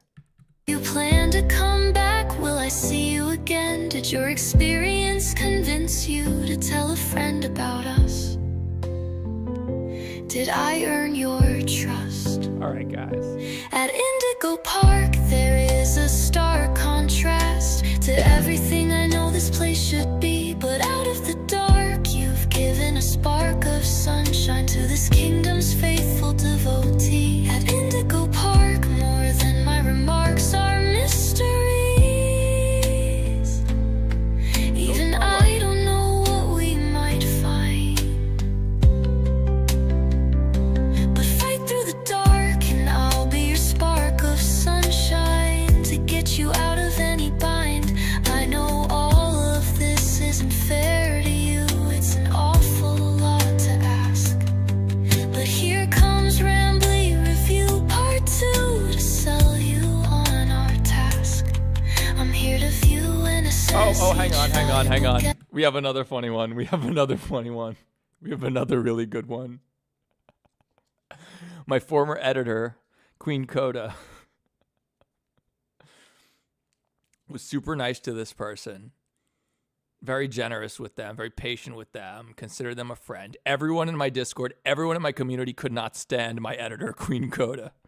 They could not stand them. But I was like, no, come on. I tried to keep it cool. I was like, no, it's fine. They're just a little weird. They're a little eccentric, but they're not a bad person. You know, they're my friend. It was super nice. And then they like went and did like participated in this exposed video about me. And like posted it in chat, like, hey, in my Discord, like, hey guys, I was involved in this video about Theft King. Check it out. And everyone saw this and was like, what? And I was like, okay, Coda, you're fired. You're fired. You're not my editor anymore. And they acted so surprised. Meanwhile, everyone else in chat is like, no one else is surprised, dude. Like, this is your boss. This is the guy who pays you to edit. And you went behind his back and like did an interview about him in a negative drama video about him. Of course he fired you, dipshit. Then I found out there was all this stuff. Their sibling contacted me, claimed they were faking being trans just for attention online. It was like crazy. Then they revealed that they were on probation for stealing a cart of laptops from their high school. Allegedly, this is what their sibling told me. Then they apparently, their sibling told me, they started posting photos of themselves brandishing what appeared to be firearms, threatening Congress people on the internet. Guess what happened? The FBI showed up at their house because of course they did. You can't post photos of yourself brandishing what appear to be firearms and threatening politicians, dipshit. So I'm like, okay, I'm glad that I got separated from this person. They're obviously crazy. And Universe, throwaway account who was in chat before, they started messaging. Hang on, I'm going to show you guys the picture. This is insane. This is years later. Uni won't be mad that I showed you guys this. I get this. You know how your Steam page,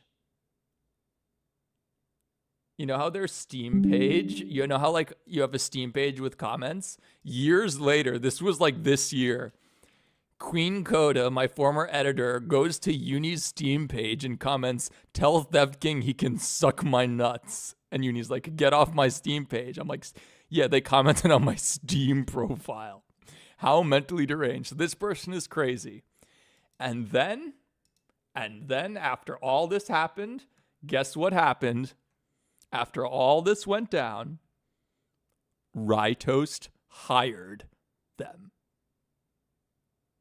Rytoast hired this person. After all of this, the stealing laptops, threatening politicians with guns, allegedly faking being trans, which I don't know if that was true or not, but I mean, that's what their sibling claimed. After doing all this stuff, and like posting crazy shit, like they just posted, hang on, let me show you what they posted. This is crazy. I have to go to my dossiers. 1 second. Got to go to the It's been a while since I've been to my dossiers. Hang on. Where's the dossiers? This gets so funny.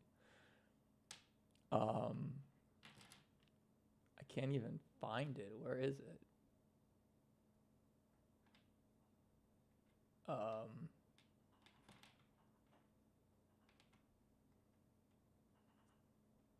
I know I have a folder. I know I have a whole... Oh, here we go. Here we go. They would like make tweets like this, just saying, I hate gay people, 5 tweets in a row. And I'm like, wait, what? This is my editor? Joking about, like, someone says, so usually my doze goes something like this: wake up, S thoughts, sleep. 45% of trans youth be like, which is like, whoa, that's a pretty intense thing to say. I don't even know what some of these things are. Context was about a coworker not liking Coda's advances who threw a piss fit because they were just being nice. She a baddie Asian too. Like, just like sending out insane stuff. And I was just like, yeah, okay. This is obviously crazy. And then Rytoast hires them. Rytoast hired them. What the fuck?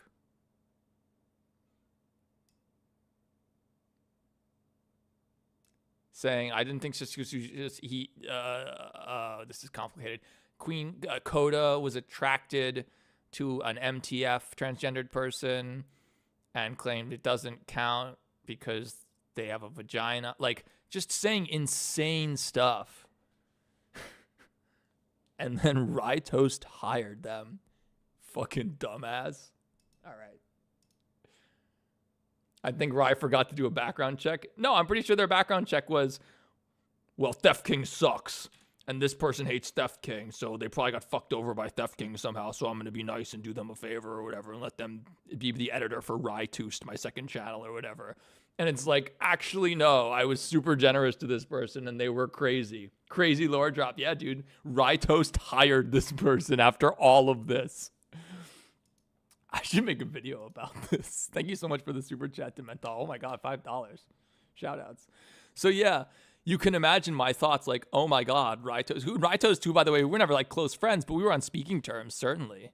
Like when I had questions about FNAF lore, we'd chat. Like we're not enemies. But then when you go and hire this person, it's like, okay, bro, see ya. Like, all right, you have fun with that. And honestly, I didn't even, because Rytoast has young children. And this person, Coda, is dangerous, in my opinion. I think they're dangerous. Real talk, guys.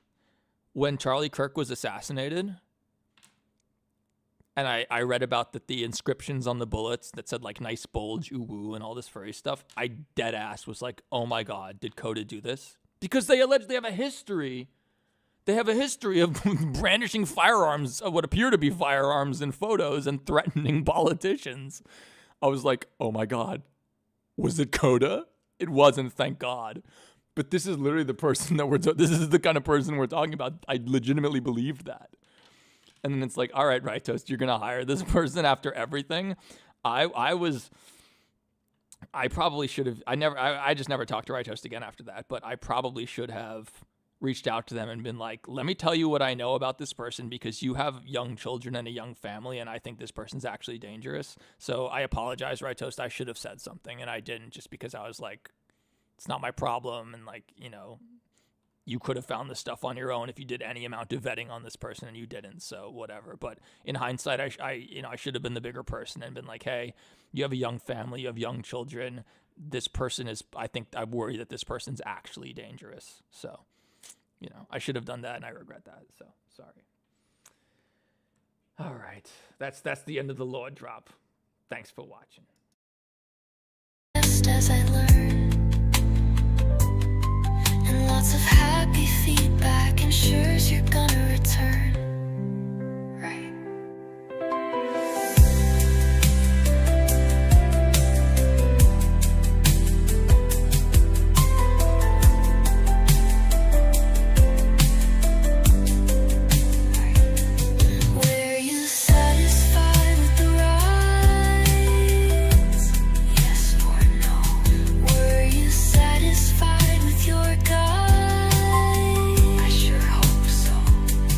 Did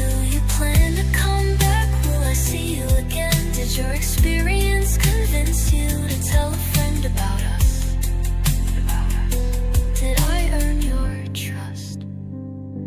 At Indigo Park, there is a stark contrast to everything I know this place should be. But out of the dark, you've given a spark of sunshine to this kingdom's faithful devotee. At Indigo Park, more than my remarks are mysteries.